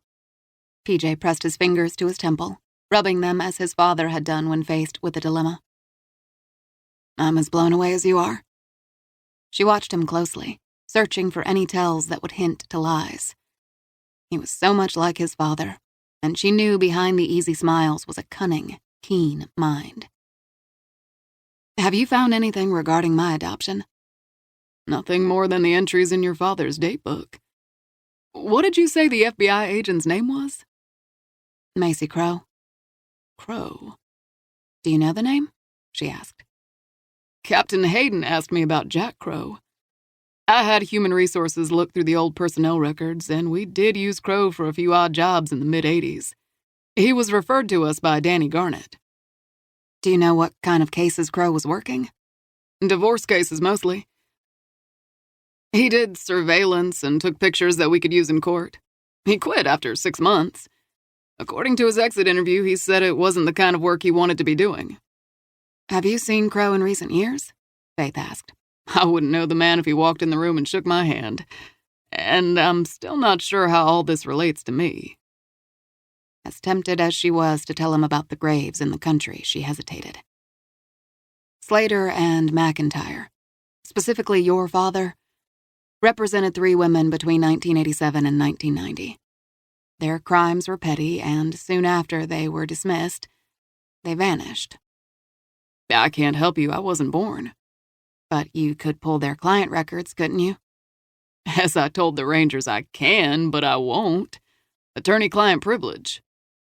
"For your own sake, you should." She pulled the DNA printouts from her purse and handed him the first. He read the results, and though he was young, he was proving himself to be a very savvy defense attorney who could pick up technical details quickly. She pulled out the second sheet of paper. "Marissa Lewis lives in San Antonio and is adopted like me. As it turns out, we are half-sisters." PJ frowned, and this time when he read the report, he made no comment. She studied the last sheet before extending it to him. "I also have a half-brother." He raised his chin but hesitated before he took the paper. This sheet he didn't read as he had the others. "You are my half-brother," she said. "According to a DNA test, we share the same father." The quick DNA test had proved they were half-siblings, and PJ's DNA was not a match to Josie's. Faith pictured Peter Slater, the portly man with a thick shock of gray hair and a smile that could light up a room. "I never consented to giving a sample of my DNA." She would save this argument for the courts later. Now she just wanted him to hear the truth. "The 3 girls I mentioned were found in graves out in the country. They'd all been held against their will, and the Rangers believe they were forced to give birth to children before they were killed." He set the paper down and shook his head. "No, that's not correct. My father might have had affairs, but he would never do anything so horrific. He wouldn't." "We are already in the process of testing the mtDNA of these women against mine, Marissa's and yours. It's not as quick a process, but mtDNA will prove or disprove if we are their offspring. He stood and shoved his hands in his pockets. The door to the study opened, and Margaret appeared with a tea cart filled with cups, a fresh pot of coffee, and cookies. What is going on in here? You two look so serious. It's nothing, Mother, PJ said. Margaret filled a cup and handed it to Faith, and then filled another and handed it to PJ. Faith, my son is overprotective. He thinks I'm fragile china and can't handle hard news. Margaret, Faith said. Peter had always protected Margaret, and she'd been happy to live in his shadow and to dedicate herself to him and their son. It brings me no pleasure to deliver this news. I know, dear. You would never hurt anyone, she said. She drank her coffee and watched as Faith took a sip of her own. There was a sharpness in Margaret's gaze that rivaled the intensity of her late husband's and son's. Maybe I can help this along. Is this about the police officer at the hospital? Margaret asked. I know you've been visiting her. It turns out, Mother, that the police officer is Faith's identical twin. A twin? Good Lord, Faith, Margaret said. Who hurt that poor woman? Faith shifted in her seat, feeling more uncomfortable about this conversation. The police have a name, but they're still trying to figure out what motivated him to kill. Margaret set her cup down. Kill? That's terrible. Faith felt suddenly dizzy and wondered if being here now had been too much. The thing is, Margaret, we have DNA tests linking me to 2 other half-siblings. We don't need to get into that tonight, Faith, PJ said. My mother doesn't need to be subjected to your theories. You're the one that told me about the first missing girl, PJ, Josie Jones. His lips flattened into a grim line. She was listed in Russell McIntyre's date book, not my father's. That leads me to believe he might have been behind all this. Behind what? Margaret asked. I can see you are very upset. PJ began to pace. Faith felt her stomach flip-flop and was certain now she was going to be sick. Faith, you look pale, Margaret said. She stood and looked toward the door. Her vision blurred, and she staggered. Margaret stood and hooked her arm in Faith's. PJ, would you go and get some water from the kitchen? Faith does not look well. Maybe even a ginger ale. PJ shook his head. Sure. When he was gone, Margaret guided Faith back to the couch. She carefully brushed a blonde strand from Faith's eyes and smiled. I know about the graves, Margaret said. Faith began to sweat as she stared into the face of a woman she'd known all her life. Margaret's smile had hardened in a way that hurt more than it frightened her. How? She dropped her voice a notch and said, Because I handpicked all those girls. I chose them to give my husband children after I discovered I couldn't. You did this for Peter? Everyone had a darker side, but she realized now that this couple, who'd always made her feel welcome in their home, were monsters. A wife is duty-bound to give her husband a son, and I couldn't. Broke my heart. The first girl gave us you, and as it turns out, Macy. I thought she had died the day she was born along with her mother, but she's tough, isn't she? Faith tried to stand, but just a little pressure from Margaret now was enough to keep her in place. That girl bled to death. You see, Garnet and my husband had a financial arrangement, and when Peter died, Garnet came to me and demanded more money. He thought I'd be shocked, overwhelmed, or terrified, or whatever it is men think women do when faced with a problem. He said he had evidence and would go to the cops if anything happened to him. I told him to leave my house, and I called Mr. Canada that day. Faith's vision blurred. For an instant, she thought it was related to the car crash. But then, as she stared at Margaret, who put her own coffee cup aside, an idea dawned on her. Did you put something in my coffee? A strong sedative. It will be enough to put you to sleep. It'll give me time to talk to PJ. Once I've spoken to him, he'll understand everything we did was out of love. Faith shook her head, hoping now that Hayden was listening closely. Peter always gave the impression he was the master of his castle. That's what everyone believed. But in reality, Peter made no important decision regarding business or this family without me. PJ knows his father and I bent the rules from time to time. He knows when to look away. The front door slammed open, and she heard Hayden's distant voice. He was demanding to see her. She could barely focus or bring herself to call out to him.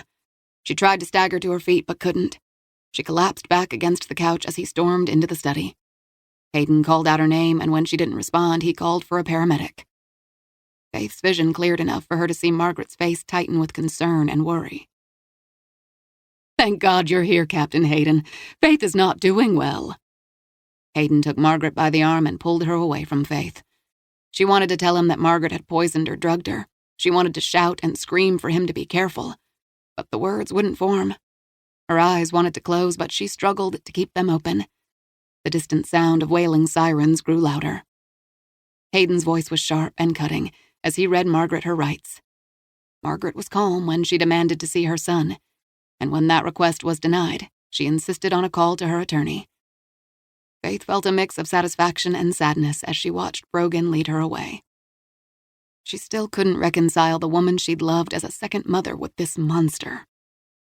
Hayden touched Faith on her forehead and lifted her in his arms. I heard everything she said. Faith blinked, struggling to speak clearly. She put something in my drink, she said. I know. He carried her to the front door and down the steps. In his arms, she felt safe. He was the only thing in her life at this moment that made sense. She only hoped Margaret hadn't poisoned her. She hoped she wasn't going to lose the man she loved. You're not leaving me, Faith, he said, as if reading her thoughts. I love you too damn much to lose you. Lights flashed around her as she passed out in his arms. Epilogue. 4 weeks later. Restless sleep and nightmares had plagued Faith since her confrontation with Margaret. Her mind continued to replay the scene featuring Margaret's almost serene face. Later, after Hayden had interviewed PJ, he'd relayed to her how confused PJ had looked, how he'd quickly recovered, and how in the end he'd sided with his mother. A knock on her bedroom door yanked her from the terrifying replay, and she sat up to see Kat standing in her room. The girl had moved into Faith's house immediately upon discharge from the hospital. So far, the two were still getting to know each other. Like most teenagers, Kat wasn't always easy. Throw in the stress of the adoption and, well, sometimes it was a study in patience. The bright spot had been Nancy Ridgefield, who had proposed the idea of Nancy and her husband Mike adopting Kat's baby. Faith had presented the idea to the girl, and the four of them had sat down and had several lengthy discussions. In the end, Kat had decided she liked Nancy and Mike Ridgefield and had agreed. "My bed is wet," Kat said. "I'm soaked." Faith tossed back her covers, surprised at the rush of panic and worry shooting through her body. She considered herself cool under fire. Crime scenes, autopsies, even a grilling from a defense attorney in court didn't faze her. But this moment felt entirely different. "Don't worry, it's your water breaking," Faith said. "We just need to get you changed and to the hospital." "Is the baby going to fall out?" Kat asked, sounding panicked. "No, it's not going to fall out. We've got time. Let's get you changed." She helped the girl change into clean clothes, dressed herself in jeans, a pullover blouse, and sandals, and then grabbed the go-bag she'd packed when the girl had moved into her house. "Paige was in so much pain," Kat said, as Faith drove through the dark streets toward the medical center. "I remember her crying." "It won't be like that for you. I've told you there are medicines that will help. It's going to be fine, I promise." Each time Faith remembered Paige's anguished cries in that drab room, she thought about Josie, Olivia, and Kathy. They'd not had any help. They'd suffered alone, or worse, with Danny Garnett offering his ham-fisted help. But Paige was back home with her parents and her baby girl. She was trying to put her life back together. She'd survived. Faith tightened her grip on the steering wheel, forcing a smile for Kat's sake as she pressed the accelerator and sped through a yellow light. "Where's the ranger?" Kat's voice sounded strained as she shifted in her seat. "Hayden is south of San Antonio. He's working a case." "Top secret?" "It must be," Faith said. "He didn't want to leave until the baby was born, but there was no avoiding it." "Shouldn't you call him and tell him?" She grimaced and pressed her hand to her belly. "I will as soon as I get you checked into the hospital. And you need to call Nancy and Mike. They're going to want to see the show. Let's just get you to the hospital. You look worried, Kat challenged. Nope, not a bit. Faith pulled up in the circular entrance to the hospital, dashed inside, and returned quickly with a wheelchair. As a nurse pushed Kat toward labor and delivery, Faith parked the car and then ran inside with Kat's bag. 15 minutes later, she was changed into scrubs and in the room, the worried girl's contractions rapidly growing closer. She called Nancy first, who answered on the first ring. Nancy sounded calm and focused and promised that she and Mike would be there soon. The next call was to Mitchell. He answered quickly as well, and she discovered hearing his calm, even voice settled her own jitters and worries. As it turned out, Kat delivered baby boy Jones 3 hours later, with Nancy and Mike looking on. The boy was healthy, perfect, and squalling in a way that reminded Faith a little of Kat when the girl was complaining. Faith took lots of pictures of mother and son. She texted several to Hayden. Nancy and Mike held back, watching nervously as the nurse laid the baby in Kat's arms. For a long moment, the girl stared at the baby boy and then cried. Nancy, come and get your kid. Faith took the baby from Kat and laid him in Nancy's arms. The couple cried, thanked Kat over and over, and then stared at their son with such love. After the Ridgefields moved into their own room with the baby, Faith stayed and held Kat as she cried. Had Faith's adopted parents looked at her with the same devotion? She'd met Marissa's parents, and they'd listened quietly as they'd learned the circumstances of their daughter's birth. An investigation into the Lewis family revealed that the wife, Caroline, had been a member of Margaret Slater's tennis club. It had been Margaret who had come to Caroline and told her about a baby girl who had been born. Caroline and her husband, Kyle, had agreed immediately to the adoption. Slater and McIntyre had handled all the paperwork. When Kat was finally asleep, Faith went to the lobby cafe, bought sandwiches and soda, and took them back upstairs to the physical rehabilitation step-down unit, where Macy had been staying for the last 2 weeks. Faith stood at the door of the floor's rehab gym and watched as Macy wrangled with crutches. Macy's now very short blonde hair caught the sunlight coming through the window. Her sister was getting stronger every day, and her doctors often commented on her drive and determination. But Macy set high standards for herself, and when she didn't meet them, often got frustrated. This is crap, Macy said to the therapist. I used to run a sub-6-minute mile, and now I hobble around like an old woman. The therapist, a practical, no-nonsense woman who only smiled when her patients excelled, raised a brow. Work harder, old woman. It's looking good to me, Faith said. Macy shot her a look, a blend of annoyance and hope. You're always positive. It's a curse, Faith said. I got us a couple of sandwiches. Turkey on rye, your favorite, and those baked chips you like. Are you almost finished? The therapist nodded. We are. Great. See you there. Aren't you going to push my wheelchair? Macy asked. Faith looked to the therapist, who shook her head. Boss says no can do. I suppose you'll have to wheel yourself. You are a slave driver, just like the PT goddess of pain. Faith laughed. If you want to eat hospital food, then by all means stay here. Macy muttered a curse but held up a hand. I would crawl for a sandwich right now. I'm hungry, so you better hurry, Faith teased. As she left her grumbling sister behind, she had to smile. It was nice having family. They were far from perfect, but that suited her just fine. She set the sandwiches on a round table in the break room and then put a straw in each cup. She grabbed napkins from a dispenser. The click of Macy's crutches had her standing, pulling out a chair and helping her settle. Faith stacked her crutches against the wall beside them. Macy grabbed a half of a sandwich and took a bite, her eyes closing with pure pleasure. You're in scrubs, which means Kat had her baby. Boy or girl? Boy. Healthy with a strong set of lungs, Faith said.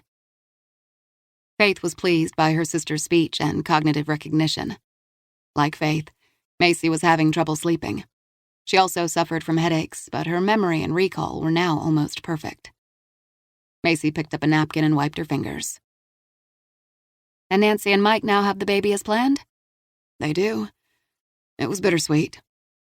Both were silent for a moment, and then Macy said, Kat had a choice, and that counts for a lot. She'll also get to see the boy from time to time.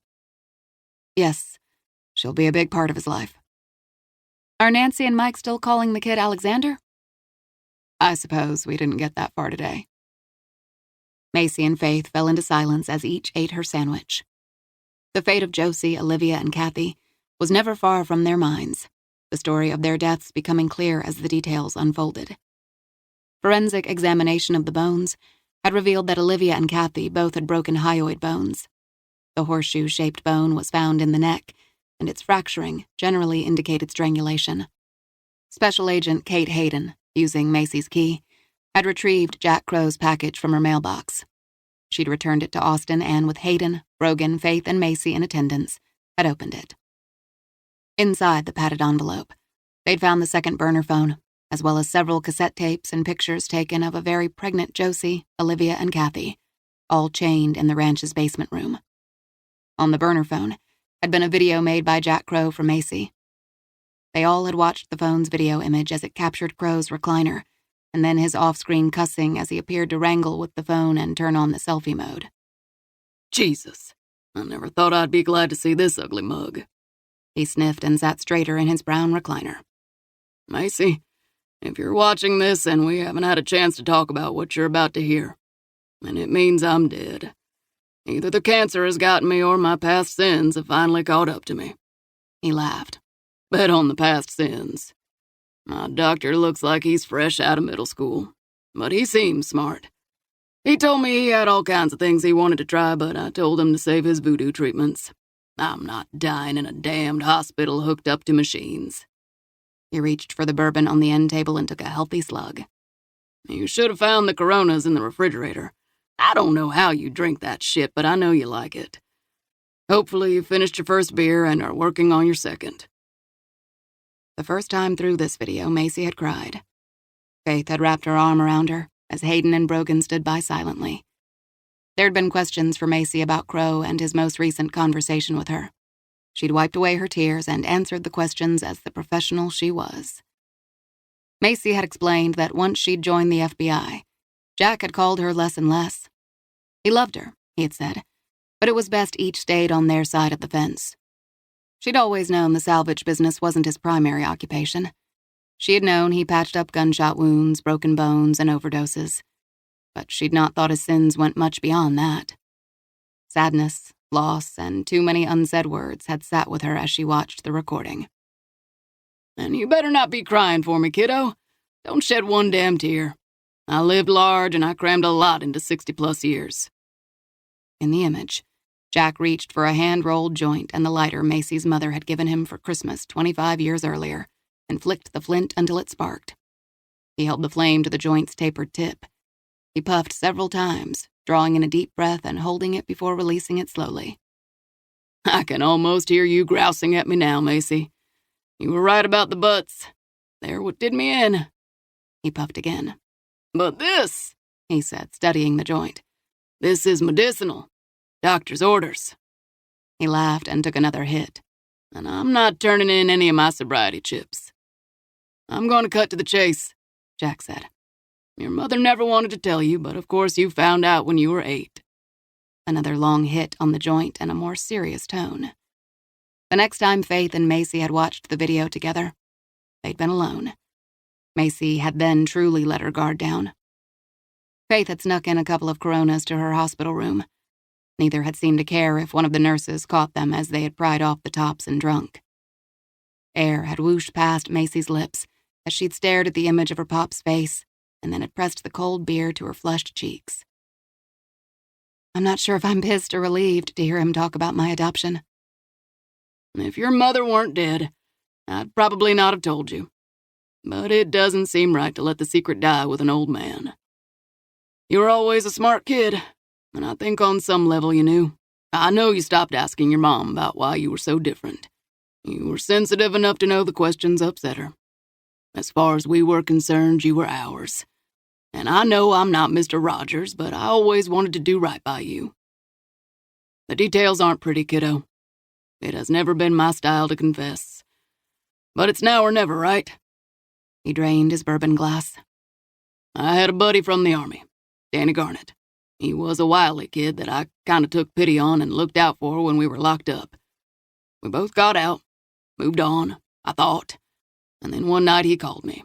He said he had a medical emergency. He needed help. I followed the directions he gave me, and when I arrived at this old ranch, I found a woman. She was in labor, screaming like her insides were ripping apart. I had just enough time to wash my hands before I was delivering the baby. It was a girl. Garnet wasn't pleased and immediately made a call. I couldn't hear what he was saying because I was too busy. The woman started to bleed out as a second baby was born. That baby was blue and appeared stillborn. I couldn't save the mother. Garnet had a home for the first baby, and since no one was expecting a second, he said we'd bury it with the mother. He paid me $3,000 and told me to keep quiet. He left with the first baby and asked me to bury the rest. Jack looked off in the distance for a moment, as if he were watching the scene replay all over again. I should have called the cops, but shit. Your mother and I really needed the money. We were about to lose the yard. That's a shitty excuse because I could see this girl had been locked in that room for a while. I hated Garnet for what he'd done. I dug a hole out back and I laid the woman in it. I went back to get the second baby and the little one twitched. Scared the shit out of me. He looked up at the camera, his gaze wistful. Garnet didn't want the second one. I was already carrying enough sin that night without the weight of a dead kid on my shoulders, so I took the baby. That baby was you, kiddo. When Faith had turned off the recording, both had sat in silence for a long moment. They were twins, but both were still getting to know and trust each other. Family ties took time to build. Faith tore a piece of crust from her sandwich. Are you going back to the FBI? I have to. I still got the damn dreams, but the headaches are better. More than ever, I have to make my work at the bureau count for something. For Josie and the other girls. Yes. Selfishly, I'd like you to stay here. I won't be a stranger. Macy reached for her sandwich. So what's the deal with old Margaret and PJ? The judge set the bail at $1 million for her after he heard the tape and saw the pictures. He also took her passport. She shouldn't have gotten any bail. No, but there are many who still don't quite believe the stories. She and Peter have very deep roots in this community. She could still run. A woman like that who plans so much evil, she must have an exit strategy. She could slip over the border into Mexico without anyone knowing. The ankle bracelet might slow her down, Faith said. You got her on tape, Macy said. You got her full confession. PJ is arguing diminished capacity, Faith said.